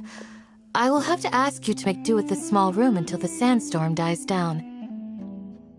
Please, let me introduce myself. I am Candace, protector of Aru Village. Our savior has come at last! Nice to meet you, Candace. The name's Paimon. Thank you so much for helping us. There's no need to thank me. It's only right to help each other when the weather gets rough. Wow, she's so gentle and caring, like a nice older sister. Unlike those guys over there. All right. Now that we're all better acquainted, we should return to the topic at hand. As a guardian charged with the responsibility to protect my fellow villagers from harm, I was observing your conflict from afar, even before the sandstorm started. And now that you have set foot within Aru Village itself, it is all the more my responsibility to make absolutely sure that you pose no threat whatsoever to us. So please, have an honest and sincere conversation with one another, and put your hostile feelings to rest. If anyone dares to start anything again while they are under this roof, I will not hesitate to send them out for some quality time with the creatures of the sandstorm. On second thought, Paimon may have misjudged Candace's character. And that goes for you too, Miss Dia. Do I make myself clear? All right, we got it, Candace. That's what I like to hear. So, which of you will begin?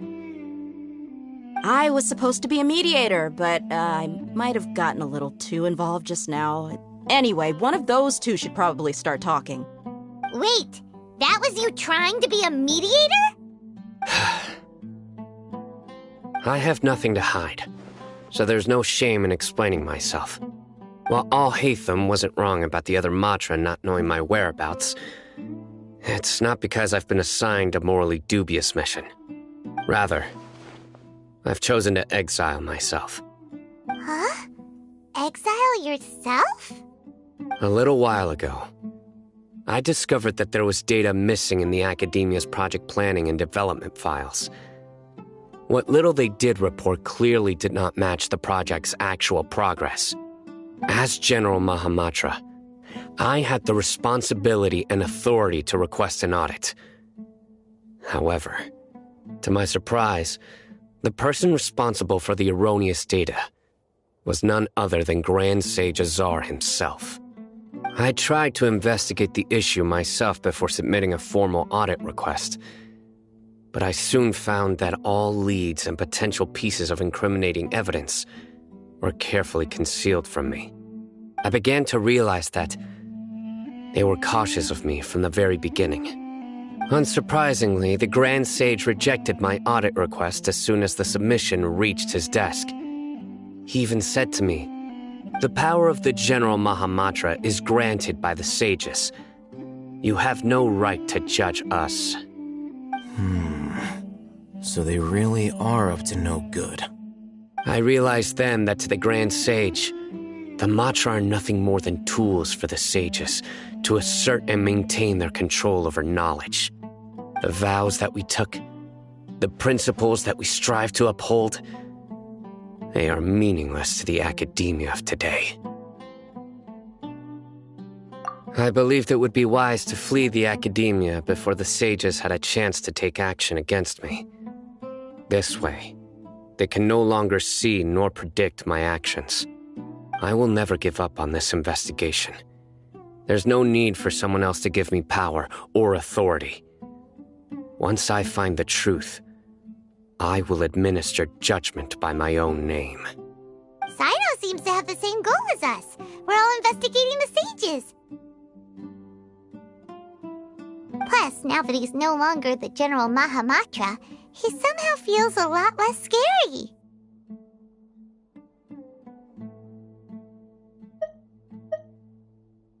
Well, Sino, if that's your story, then why did you see Al-Haytham as a target?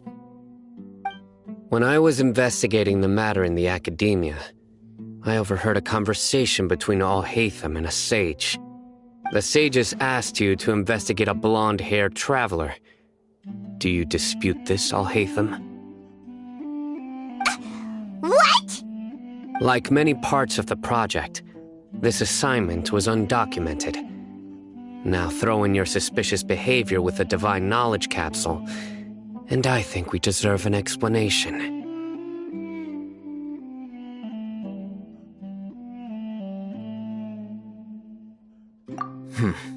Yes.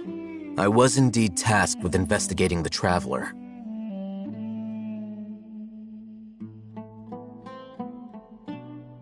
Al-Haytham! After all, the promised reward was so great that hardly any scholar could have refused. The sage told me, once you've completed this assignment, I can give you a glimpse of divine knowledge. A most enticing offer. Unfortunately, those academics don't know me at all.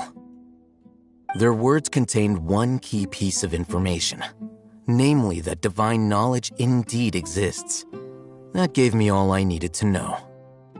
From my perspective, the sages are far from trustworthy. Think about it. Isn't it a little strange they're so willing to share divine knowledge with anyone, even as a reward?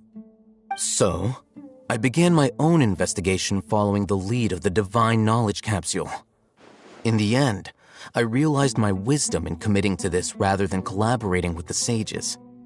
Had I been less guarded, I probably would have ended up like that Ain al-Ahmar mercenary, incapable of remaining sane for long enough to hold a conversation.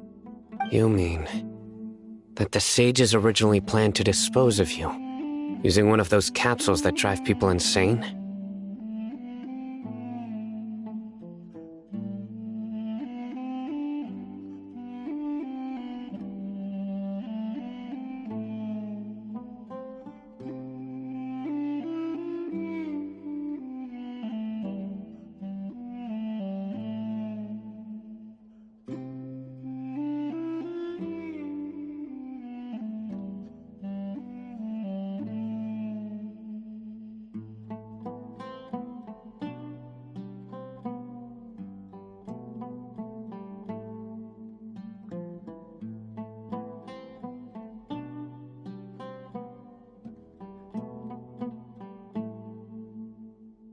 I'd already given up on the assignment by then.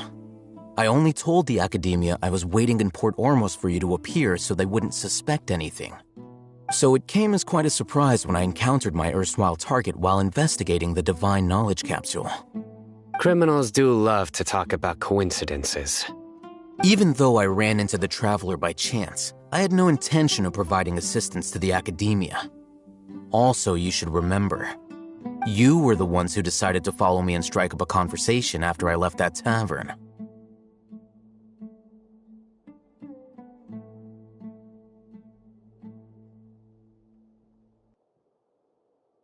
That's true. Al-Haytham helped us out at Caravan Rebat as well. Maybe he's telling the truth. I'm willing to apologize if that's worth anything to you. I took the Divine Knowledge Capsule behind your back because I judged its existence to be a significant risk. I felt that it would be best for no one to interact with it before it had been properly studied. After all, curiosity often proves to be the most dangerous thing in this land. You should be well aware, Scribe Al-Haytham, that curiosity can also lead you to danger and suspicion. Answer me this. Did the sages share any information about their project with you? Have I not made myself clear? You and I are both distrusted by the Academia. Do you really think they would tell me anything? Fine. Although you haven't completely proven your innocence, I won't regard you as an enemy, for now. As you wish. Good. I'm glad to see you two clearing up your misunderstandings. And now you, Dia. I believe it's your turn. Oh, sorry. Whatever the boys were talking about must have been so boring that I spaced out. My situation is pretty straightforward. My employer, Dunyarzad of the Homayani family, is friends with the Traveler and is currently recovering from her illness at home. I had nothing going on, so I decided to return to Aru village for a visit. I was actually looking forward to a pretty exciting time getting back together with everyone here. But then I saw these two random guys in the middle of a pointless argument. It ticked me off, and things went downhill from there. Is that all? Well, I will admit that definitely sounds like your style. In that case, welcome back, Dia. That's more like it. I missed you all so much, Candace.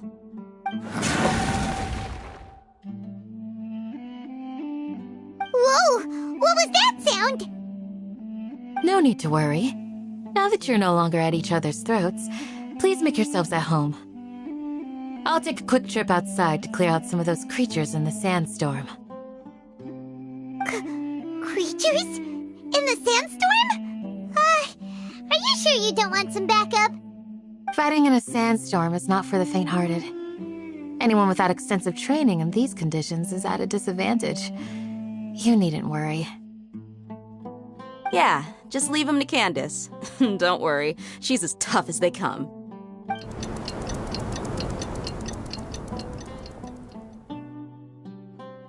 The wind's died down.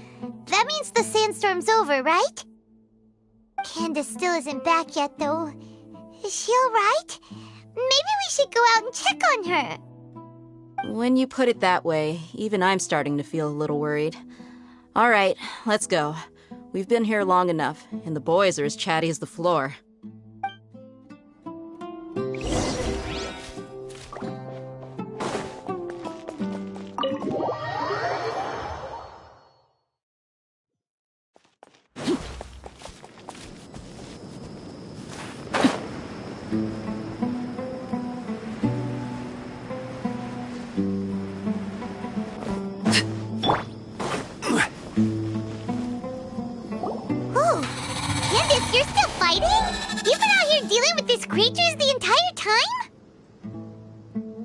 Yes.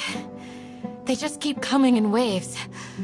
I've lost count of how many I've defeated. Before I realized it, even the sandstorm had stopped. Here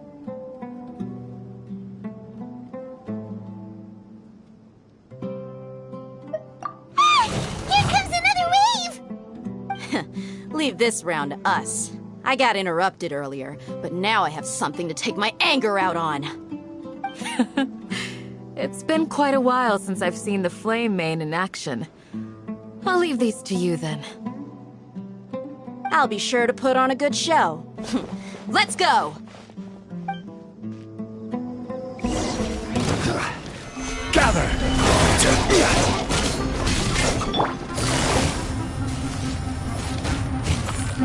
Quietly now. Game's up. Time's over. Lay bare. Witness my rise. Going in! Busted.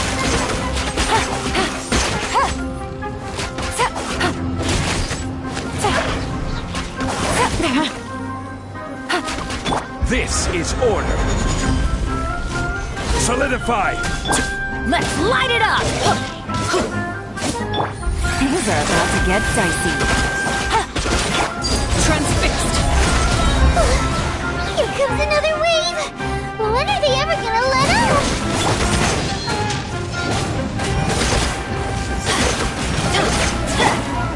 Gather! Gotcha.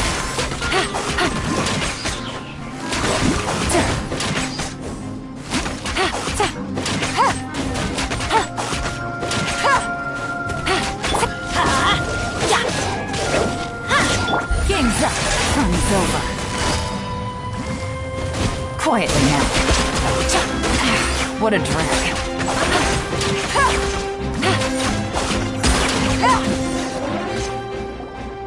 The creature stopped appearing. Was that the last of them? What we fought just now was probably the aftermath of the sandstorm. So we should be safe for the time being. Well fought, everyone. No injuries, I hope. Huh? Who are you? Ah, my apologies. I haven't had a chance to greet you yet. I had my hands full taking care of the village's elderly and children. I am the chief of Aru Village. Everyone usually calls me Uncle Anpu. Sir, I am also originally from the desert, but I have not been back for some time now. May I ask if such sandstorms are common? I can't say they've always been common, but recently the storms have become increasingly severe and frequent. Besides sandstorms, we also occasionally get earthquakes. According to an investigator who stayed in the village a while ago, these unusual natural phenomena are related to the withering of Irminsul. Another effect of Irminsul's withering. So, Irminsul's withering causes withering zones in the forest, and sandstorms and earthquakes here in the desert? Everything in the natural world is inextricably connected to Irminsul. These regional symptoms can indeed be a reflection of Irminsul's present state. Everyone in Aru Village needs to take good care of themselves. Speaking of which, why haven't I seen a single village keeper since I got here? Village keeper? Who are they? Village guards like Candace? Does your curiosity know no bounds? Village Keeper is how Aru Village refers to mad scholars exiled here by the academia. Most of them are scholars who lost their sanity after a period of training in the Avidia forest. The academia believes that their crazed mutterings may have a negative effect on the psyches of other scholars. So, they're forcibly exiled to the desert. Though if you ask me, it's all a boatload of nonsense. Alas, that's exactly what we've been trying to investigate. One by one, the village keepers have been mysteriously disappearing without a trace. But no one in the village has ever seen them leave. If you're planning to stay around the village for the next few days, I'd appreciate it if you could keep an eye out for them. I've had encounters with those people in the past. I'll see what I can do to help. The Matra are the ones responsible for their exile. Now that you're no longer with them, are you trying to alleviate your guilt and atone for your past sins? I'm fascinated by how you think. Mock me if you will, but if you are guilty, I will eliminate you, regardless of my position or identity. Oh, you're the former General Mahamatra. You must be an expert in these kinds of investigations. Thank you for your help. Is it because you're reminded of Hypatia? Oh, these poor scholars. First they lose their sanity, now this! We need to help get them back home, safe and sound. But, is it really a good idea to tag along with Sino? You seem like you really don't trust him. I'll be grateful for the assistance. No doubt you will do a better job than some of my former subordinates. Let's start by finding a spot to share what we know so far.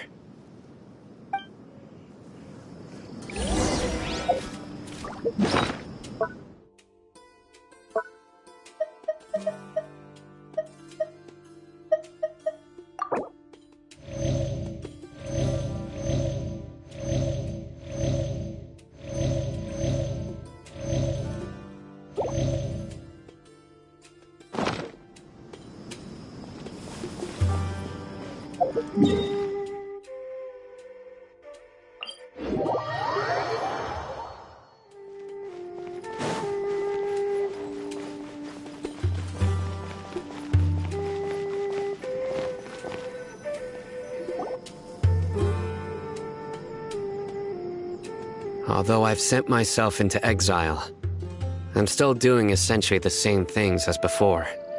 Do you still have any questions for me before we start our investigation?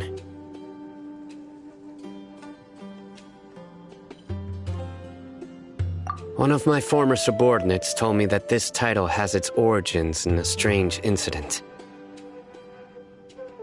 The Academia has long exiled mad scholars to Aru Village. A mysterious phenomenon exists here. When mad scholars first arrive, they are as incoherent and deranged as before. But after spending some time here, they invariably begin to calm down. Initially, the people of Aru Village greatly resented having to take in the mad scholars. But a strange incident one night changed that. Aru Village was struck by the strongest earthquake in living memory. Seeing buildings on the verge of collapse all around him, the then chief of the village was preparing to take everyone to safety. Suddenly, he noticed a mad scholar crouching in a corner, caressing the ground with his hands. A soft, green light radiated from him, like a divine glow against the backdrop of night. Despite the powerful tremors that ripped through the ground that night, all the houses remained upright, almost as if they had grown roots reaching deep into the ground. In the end, not a single building collapsed, and no one was hurt. After that, the people of Aru Village treated the mad scholars with greater kindness, and began to refer to them as the village keepers. The soft green light? A mad scholar protecting Aru Village? What do you make of it, Traveler? Paimon thinks so too. Actually, Sino, do you know if any of the mad scholars continued to wear their Akasha terminals at Aru Village? In theory, they would continue wearing them so the Academia could still monitor their activities. With that said, the main Akasha system would no longer have any interaction with them. Oh, no wonder! Everything makes sense then! Add in the fact that they calmed down, it was probably Nahida who calmed them. If you are able to draw a conclusion from this one story alone, then it appears you possess much more information than I do. So, what do you make of the story?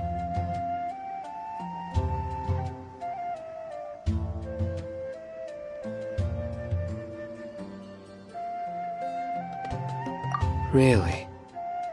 Lesser Lord Kusanali. What? You don't believe us? Lesser Lord Kusanali was definitely using the Akasha to give her power to the mad scholars! No, it's not so much that I don't believe you. I'm just struck by your reasoning.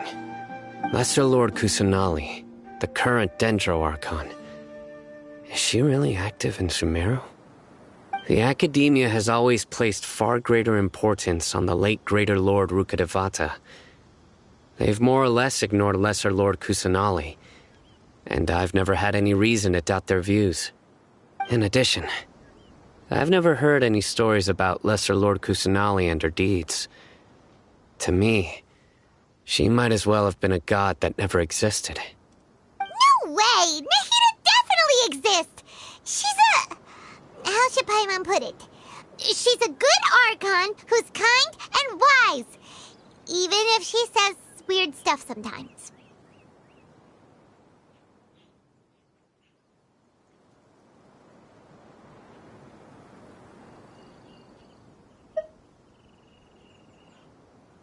I've spent many years interrogating criminals, so I can easily tell when someone is lying.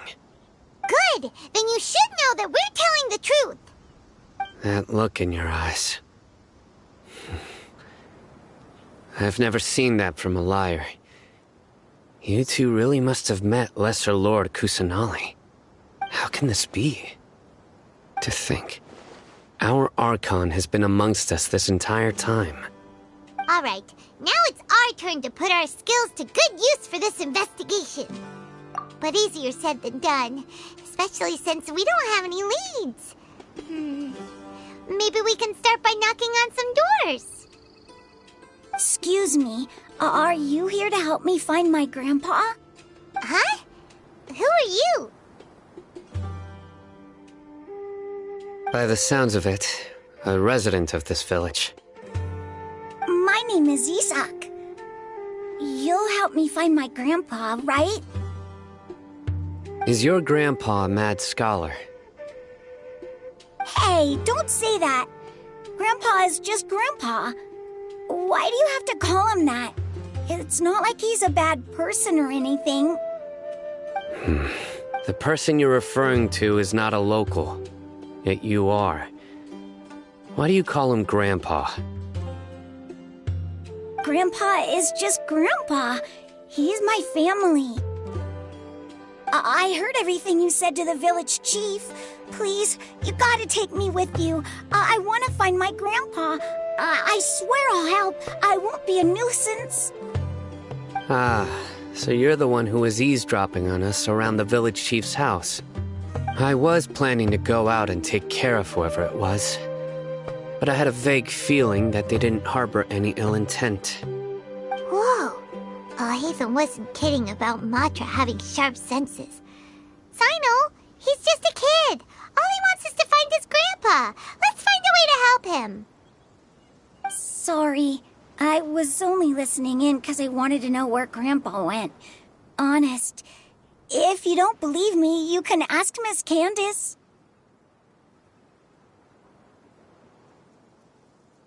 All right. But first, let's confirm the facts with Candace.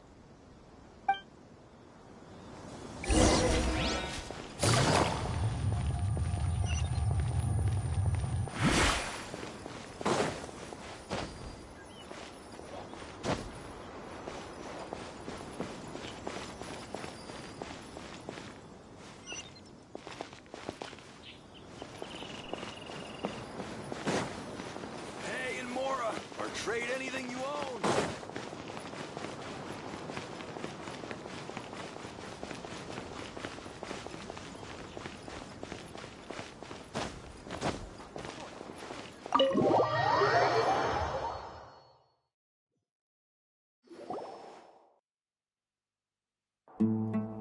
Sino is super vigilant. Is this what all the Matra are like? Ah, you're back already. We just wanted to confirm something with you. Do you know a boy by the name of Isak? I had a feeling he'd go looking for you. Huh? You knew this would happen? Yes. Although he tried his best to stay hidden, I still noticed him eavesdropping outside the window. He really wants to get his grandfather back. Isak's parents were both Aramite mercenaries who rarely returned to the village after finding employment in the city. He was raised by his grandfather. Unfortunately, it was only a few years before his grandpa passed away. Isak was still very young at the time, so various families in the village took turns caring for him so he could survive. Later, an elderly mad scholar arrived at the village. Isak thought the scholar bore a striking resemblance to his grandfather, and thus often spied on the man. However, the scholar was unkempt in appearance and incoherent in speech. Although Isak referred to the man as his grandpa, he was afraid and didn't dare to approach him. One summer night, the oft mumbling and bumbling grandpa suddenly calmed down and seemed to become more lucid. He even noticed Isak hiding in the distance. So Grandpa walked up to Isak and patted him on the head. He even took Isak to the entrance of the village, where he patiently taught the boy the names of the stars and accompanied Isak until he fell asleep. The next morning, Isak woke up and wanted to go find his grandpa again, only to realize his grandpa no longer recognized him. However, even so, Grandpa retained his calm expression. It's said that those who saw the scholar claimed he no longer appeared to be crazy, but appeared to be living in his own world, almost as if he were sleepwalking. Isak was thrilled that his grandpa was able to find peace and would follow him all the time, asking him things like, "Grandpa, want me to take you somewhere fun?" or, "Grandpa, could you tell me stories about the stars again?" All this somehow just makes Paimon feel really sad. It seems like they both deserve so much better. Perhaps.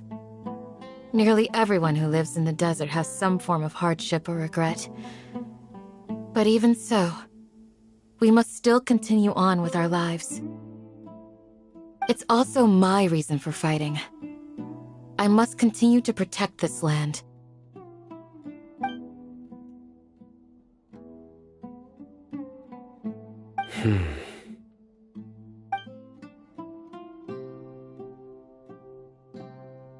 Maybe the people have always had a considerate god watching over them.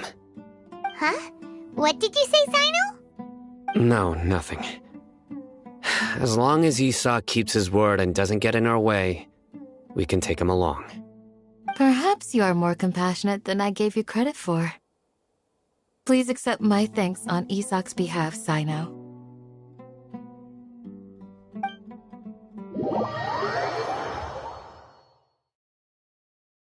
Hey, Isak! Oh, it's you guys! We've cleared everything up. Let's go find your grandpa. Really? Wow! Thank you so much!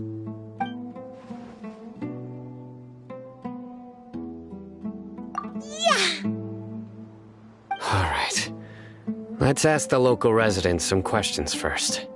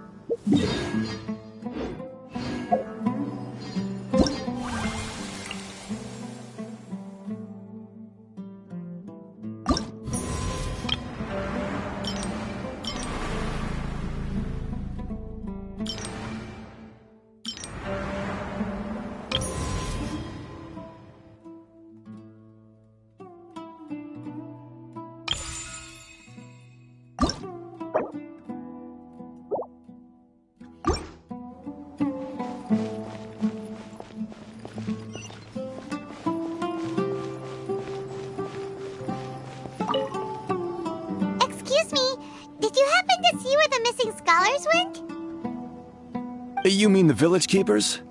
Oh, let me think.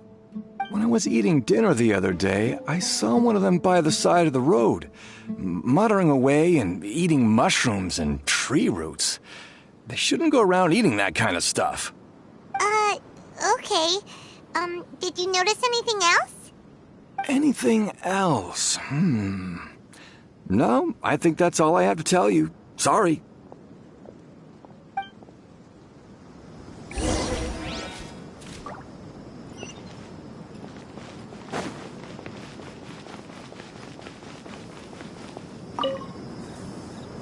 The scholars that have gone missing. Have you seen them? Those eyes. Those fierce eyes.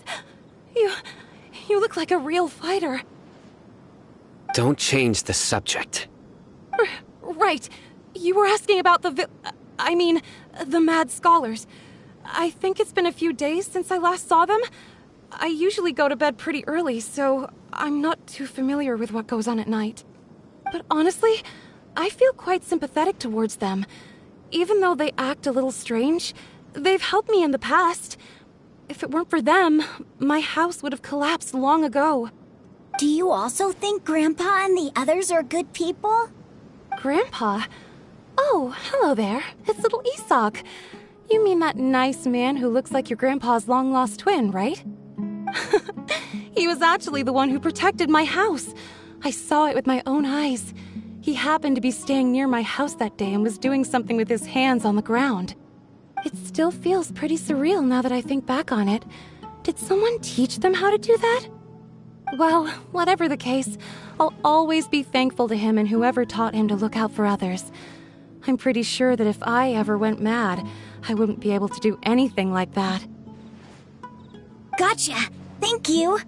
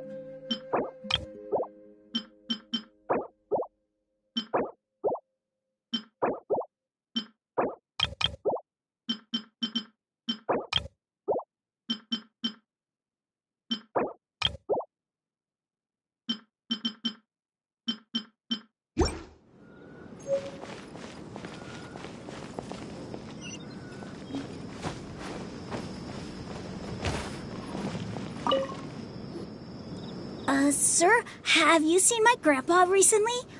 You know, the one who likes to sit and space out near the village entrance. Oh, well, if it isn't Isak. Oh, your grandpa, huh? It's been a while. The last time I saw him, he was spacing out by the road as usual. I went and asked him if he'd like any of the food I had prepared, despite my wife's protests. Like many people, she's really quite terrified of them. And speaking of my wife, she's still always complaining about how I don't make enough mora. That might explain why she's always mad at me. Oh, thank you. Thank you for taking care of him. It was nothing. You're looking for him, right? Did he go for a walk and get lost? Yeah. That's no good. Well, once you found him, come by my place again and I'll cook a little something for the both of you. I've known you since you were very young, so as far as I'm concerned, you're family. Please feel free to come by anytime. Wow, what a nice guy! Okay, thank you, sir. Huh? Don't say anything for now. Isak, stay here. Let's head over there. Stay quiet as you move.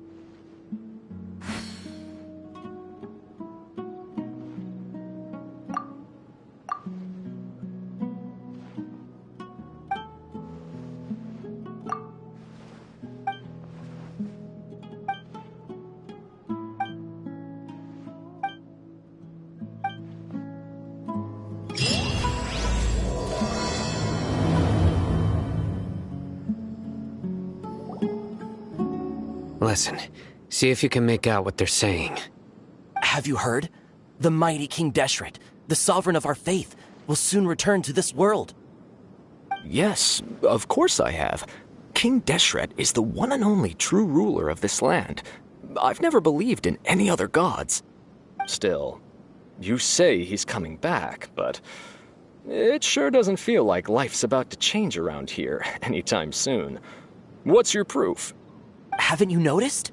The village has been getting more deranged scholars than ever. Delavar was saying that many people also went insane just before the fall of King Deshret's civilization in ancient times. We don't quite know why, but it seems like there's some sort of connection between insanity and King Deshret. Isn't it a sign of King Deshret's power that all the mad scholars have disappeared? If you ask me, they must have been chosen as the final sacrifice for King Deshret's resurrection. Huh. Now that you say it, that does make some sense. Does this mean our lives are finally going to take a turn for the better? Exactly. Those city folks will get what's coming to them. Now, repeat everything you've just said from the very beginning. Huh? Who are you? Where did you come from? My patience is running thin. You heard what I asked.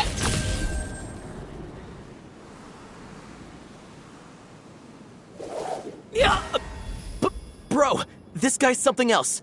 Just look at his eyes. One wrong move, and he's gonna flay us alive. let's not get on his bad side, okay? I am no match for this guy. Oh, okay, good sir. What is it you would like to know? Tell me about King Deshret's resurrection. Well, I only know a few things from hearsay. I went for a drink the other day and heard others talking about a rumor that the madmen will disappear and that King Deshret will return to this land. I'm not making this up, I swear! Hey, go on. Keep talking. It's true. It's all true, sir. We desert folk have had more than enough of those people at the academia. They keep sending us all their mad scholars and won't let us have a good life. Would you want to live like this if you were in our place? The radicals were even more thrilled than me when they heard the news. We're all praying for King Deshret's speedy return. Delavar also said that once King Deshret returns to our side, it's only a matter of time before we conquer the land on the other side of the wall. They're all willing to serve under King Deshret and fight for a share of the glory. Is that so? Seems like he still wants to know more. Keep talking. Got it! At first, I told myself it was just the drink talking, but then all the mad scholars vanished without a trace, just as the rumors said. Please don't beat me up just for mentioning these rumors. If I'm guilty, then everyone else around here is also guilty. I'm just saying what the others said. The people here really like King Deshret, but dislike the Dendro Archon. Where is this radical person you talked about? I haven't run into him over the past few days, so he probably hasn't been around the village. What about you, man? Have you seen him at all? No, not at all. We wouldn't dare lie to you. He's really not here right now. Sounds like you're not too close with the radicals. No, of course not. All we know are their names. I have many ways to stop you from talking. And many others to stop you from sending warning messages. So you'd best just stay home and hope I don't hear of you trying to contact anybody. Don't do anything until I've gotten to the bottom of this. Try something foolish, and even Candace won't be able to protect you. Yes, got it. We'll do just as you say. That scared Paimon half to death. Sino is pretty terrifying. He didn't try to reassure us at all. It's like he's used to hearing that. Oh, Paimon bets lots of people have told him that before. I heard that. Sorry. It's part of being a Matra. The rumor we heard just now seems like a strong lead. But we need to check a few more places.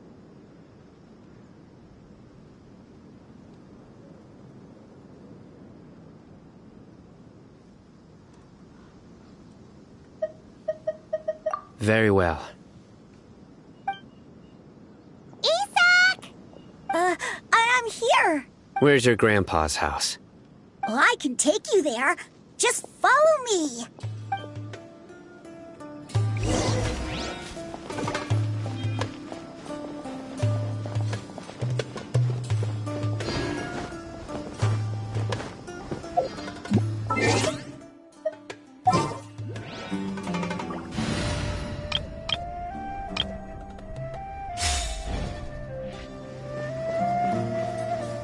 Grandpa?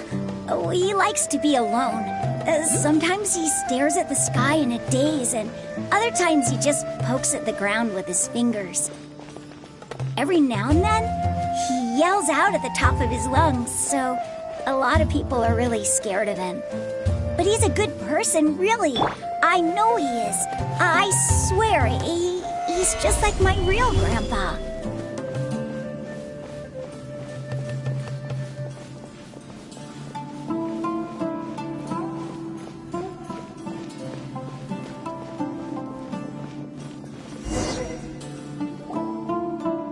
This is where Grandpa usually stays.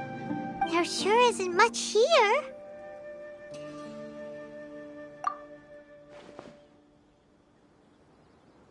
No. Incense? Please don't say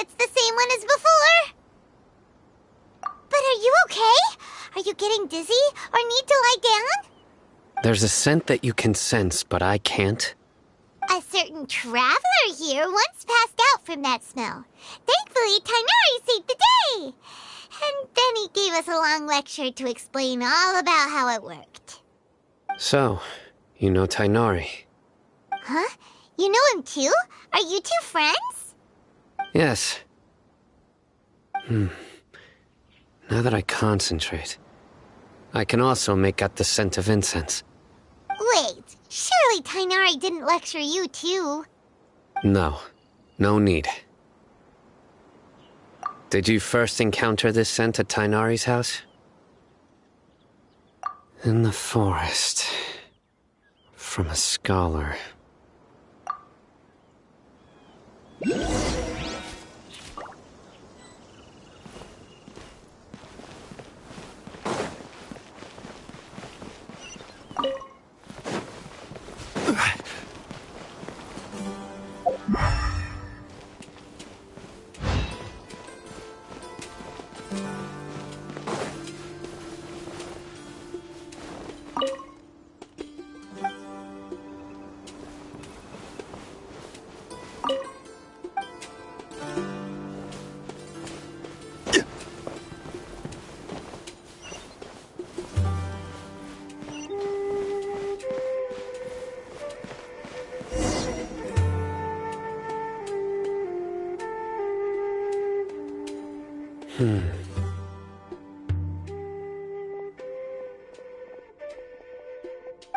What are you looking for, Sino?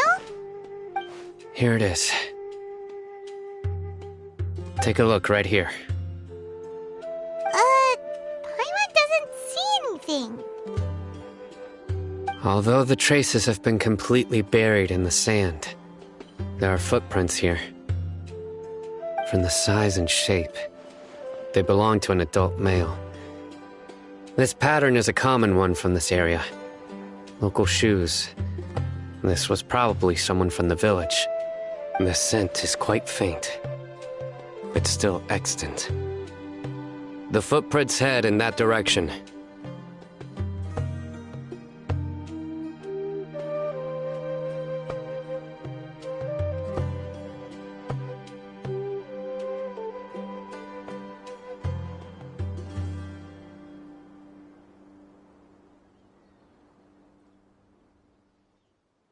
But who would come looking for Grandpa? He doesn't have any friends. We'd have to ask whoever lured him away with the incense.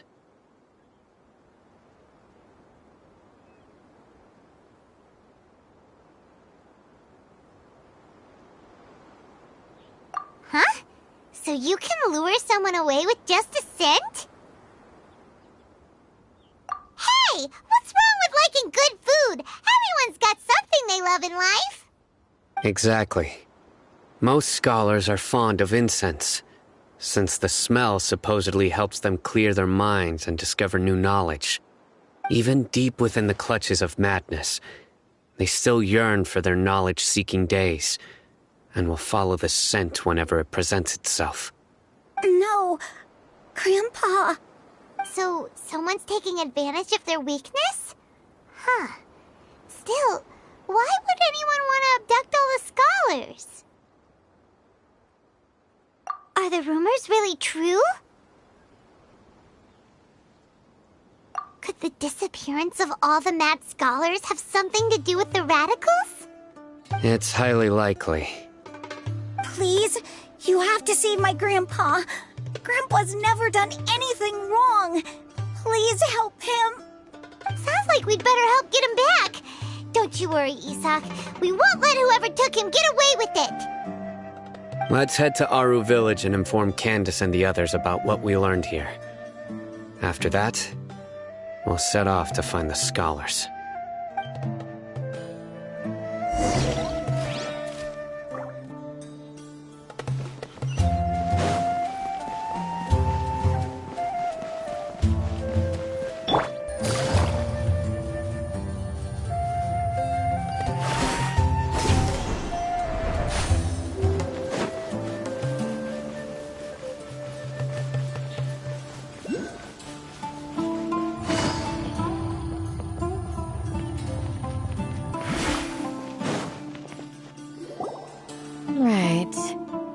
darker fabric definitely looks a lot better.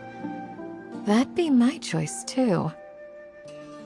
We're back, Candace! We've got a lot to tell you. Ah, welcome back. Sounds like everyone's friends already. Oh, Dia's here too! You bet. So, everything goes smoothly? Reasonably. Al-Haytham didn't go with you? We haven't seen him at all. Huh. I saw him around the village entrance earlier and figured he was investigating with you. I guess he must have gone off on his own. Did you find out anything useful?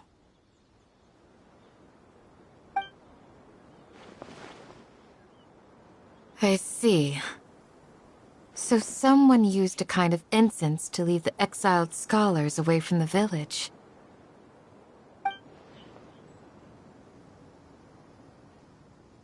The resurrection of King Deshret? First I've heard of it.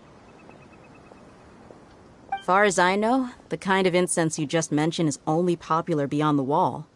Scholars are fond of it, but as you can see, there aren't many scholars still studying around these parts.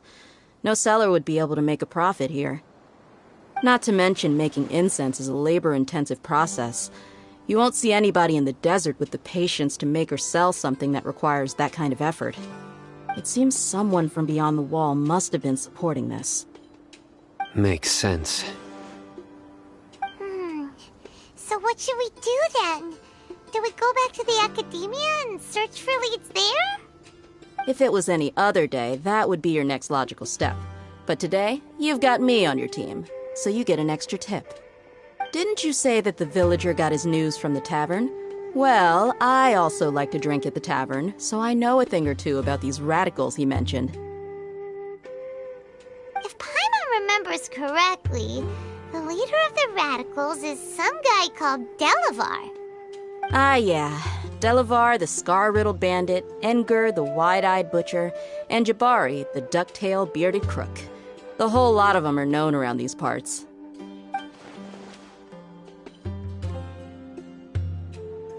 These guys have one thing in common, and that's being broke.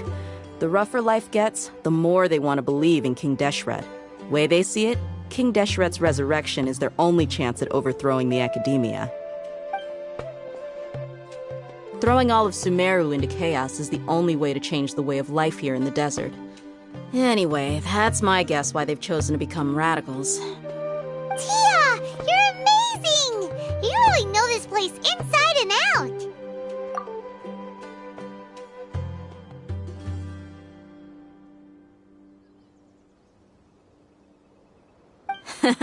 No merc can afford to slack off on gathering intelligence.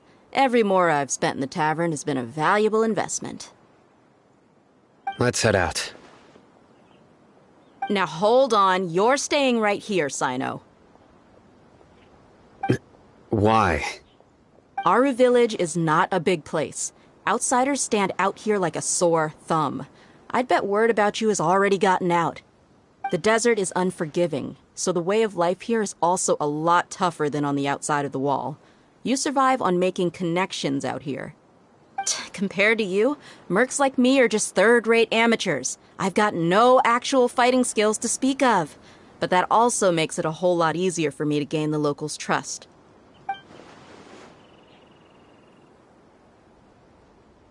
I need to go around and ask some questions, but it'll be difficult if you're with me. Fine. Good. Then we've got a plan. The Traveler and Paimon will go to Caravan Rebat with me, and we'll try our best to figure out where the mad scholars have been taken. Sino, you'll have to stay in the village and continue investigating on your own. All right! Sounds like a plan!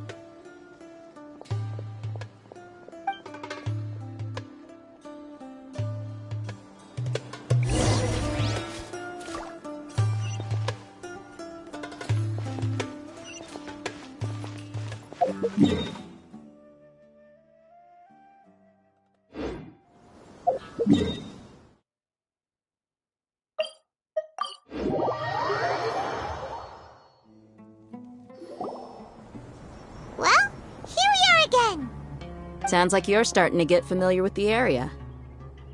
Paimon's amazed every time we see the wall of Samiel. How can a wall this tall even exist? It's almost unreal.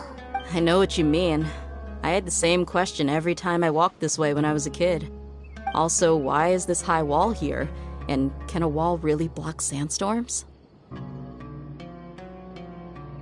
It was only after I grew up that I realized the wall of Samiel isn't just there to keep out the sandstorms. It serves a more important purpose, keeping out people like us. Sumeru is run by wise and mighty sages. To them, us desert dwellers are nothing but tools that can be used and discarded at their whim. We're cheap labor, like livestock, but easier to control. Nothing more. Even if a child from the desert got the chance to obtain an Akasha terminal, almost all their requests for knowledge would be denied. The academia believes we're underserving. Geniuses like Sataria are 1 in a million. The other children never get a single chance to try and rewrite their fate, even though the academia knows very well that we're humans, just as they are. That's terrible. I would tear down this wall with my own hands if I could.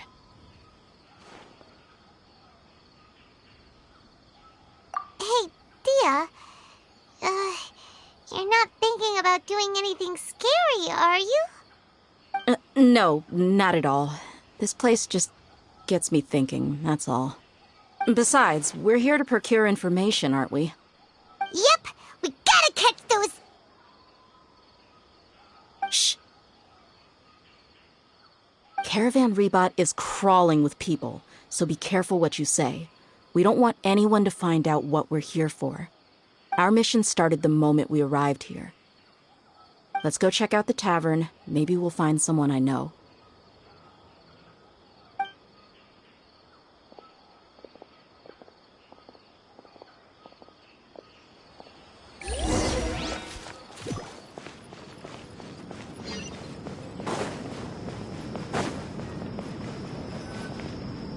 Just our luck.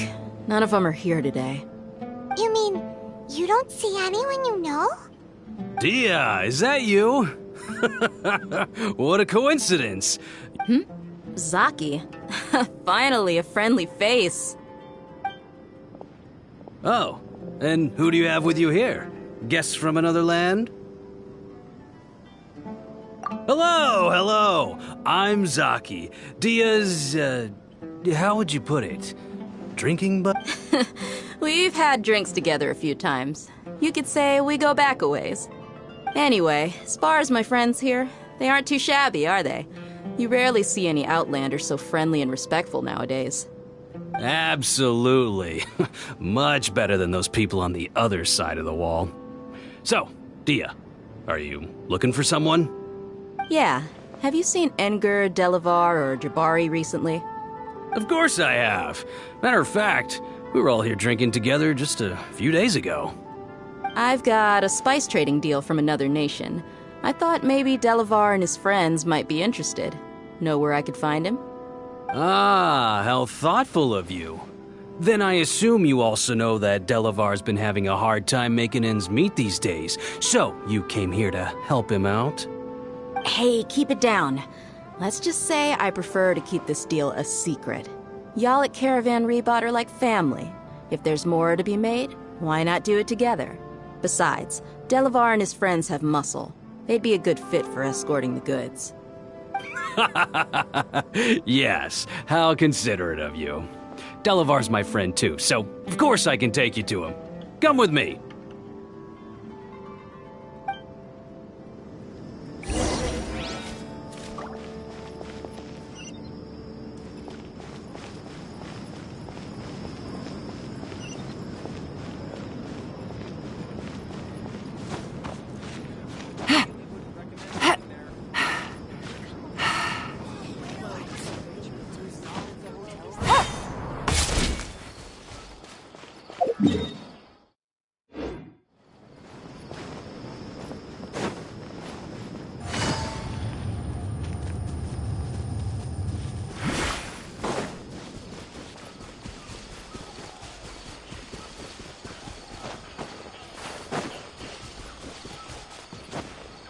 Take it easy.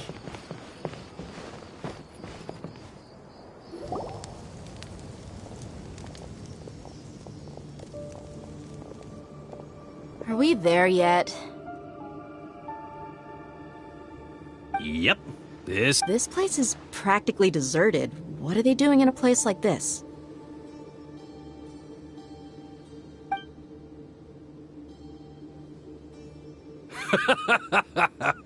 Why don't you take a guess? Go on. A wild stab in the dark.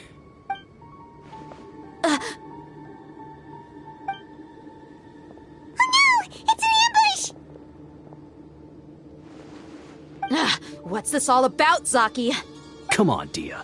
You really think we didn't hear about what you said back in Aru village? The boys have kept a close eye on you from the moment you set foot there. Not only do I know that you're looking for Delavar, I also know that you've teamed up with people from the Academia to look for the missing scholars. So, you've been watching us from the very beginning? Uh-oh. Paimon knew leaving Sino behind was a mistake! And you left the strongest one in the village, didn't you? Who do you think you are? You really thought we'd fall for your little business deal nonsense? So you and Delavar have been partners all along. Dia, I guess it's only natural for a traveling mercenary like you to be out of the loop. Those of us who hang around the tavern have stronger bonds than you think. But you got one thing right. We're all looking forward to an uprising in Sumeru. There's nothing more we'd like to see than the desert folk overthrowing the Academia. If that's the case, then I'm sure Delavar wouldn't miss a second of it. I'll be honest with you. If it weren't for what you said in the village, your little monologue about the Wall of Samiel would have convinced me that you're one of us. Delavar. And Enger, you're here too, huh? Long time no see, Miss Mercenary. You should have known the traitors are what us followers of King Deshret despise the most. Dia, I thought that you, a fellow desert dweller, would understand why King Deshret is greater than the Dendro Archon. Little did I know, you don't deserve to join us. Yeah, gee, what a missed opportunity. Adopting radical views and kidnapping innocent scholars. See? There you have it.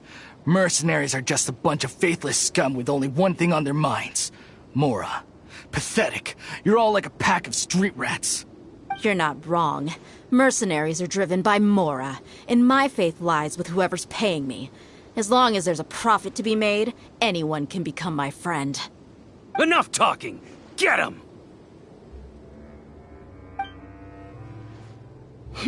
Just as I expected. Let's teach him a lesson, traveler. Following orders. Take that! Things are about to get dicey. Teamwork is dreamwork! Everlasting as the moon!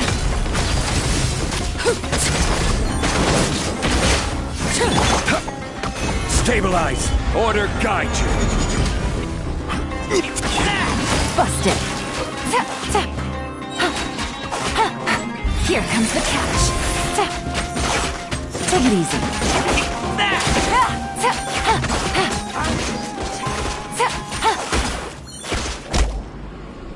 Impossible! How could you? So, what do you think about your meticulous network now, Zaki? How did you say it? It's only natural for a traveling mercenary like me to be out of the loop. I'm guessing your informant told you that I'm just an incompetent merc with no real fighting skills, correct? I mean, that is what I said after all. And of course you would believe everything he reported. The only thing you know about me is that I'm a mercenary, but you've never seen me in action. Even though you heard we went to handle monsters together, you believed that Candace was the only one doing all the real fighting. That so-called Flame Mane is just a fraud. She admitted it herself. She just uses her connections to gain the trust of others. That's what you thought, right? Ugh. You lied in the village because you figured that we'd have people watching you. And you were stupid enough to fall for it. I figured as much the first time we drank together. You all thought you were so smart. Pathetic. Okay, that should be all of them. Whoa! So you've been planning this since we were in Aru Village? No task can be done without preparation. I just happened to notice a couple suspicious-looking people while you were out investigating. Oh, but instead of catching them right away, you let them report back. Those two who were snooping around were just a couple small fries. If we want to get the real catch, we have to be patient and give it some time. Oh, you mean the funny name she mentioned back in Uncle Ampu's house? The wide-eyed butcher, scar-riddled bandit, Paimon can't remember them all. That's just a bunch of drunk talk. Edgar and Delavar like to talk themselves up when they're drinking. Edgar, the wide-eyed butcher, and Delavar, the scar-riddled bandit, are the nicknames they came up with for themselves. Alcohol has a way of making people share what they really think, so Edgar and Delavar are always rambling in the tavern about how King Deshret is a superior deity. What about Zaki? He's just a numbskull who fell right into our trap. Zaki was probably the best hidden of them all.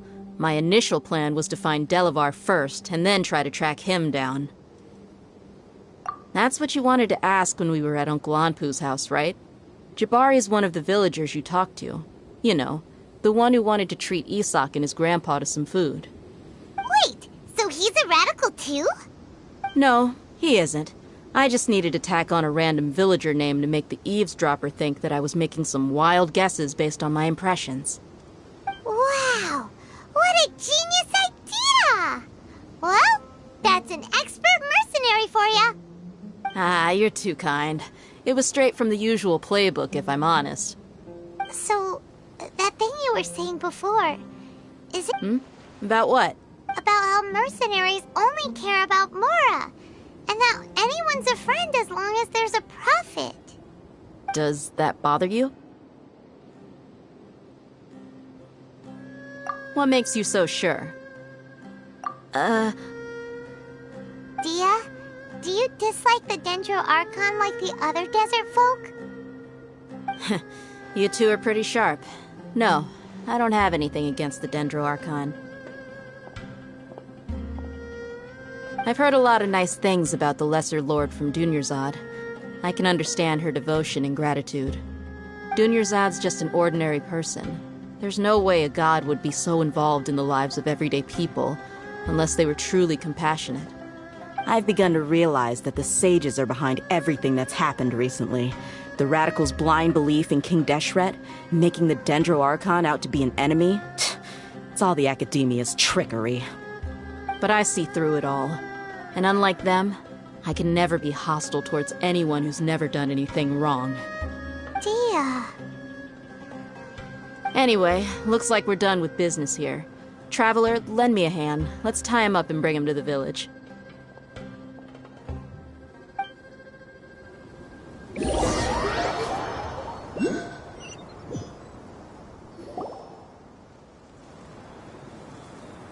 This should be all of them.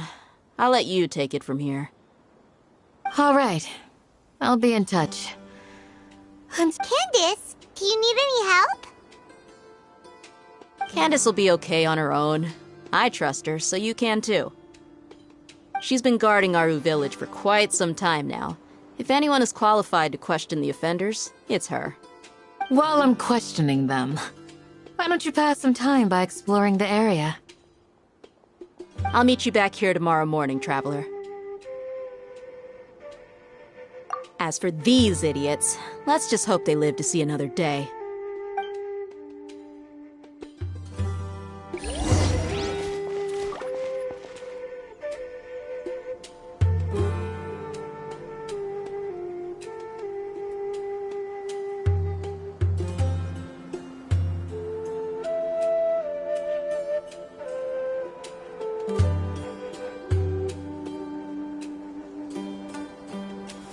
You need to watch out for any signs of earthquakes and sandstorms.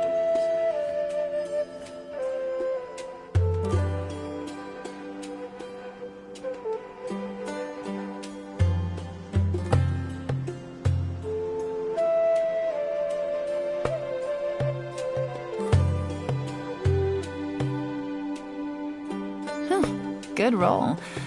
All right, maybe I'll take one more day off and knock out the rest of the work once I'm feeling up to it.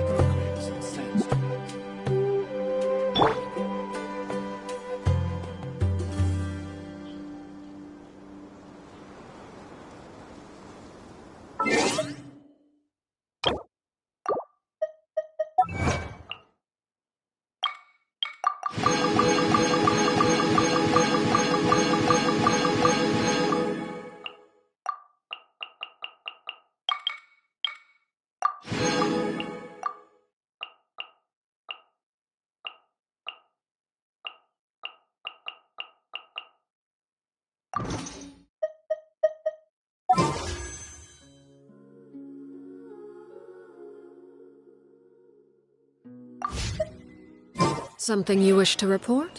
Go on. You have my undivided attention.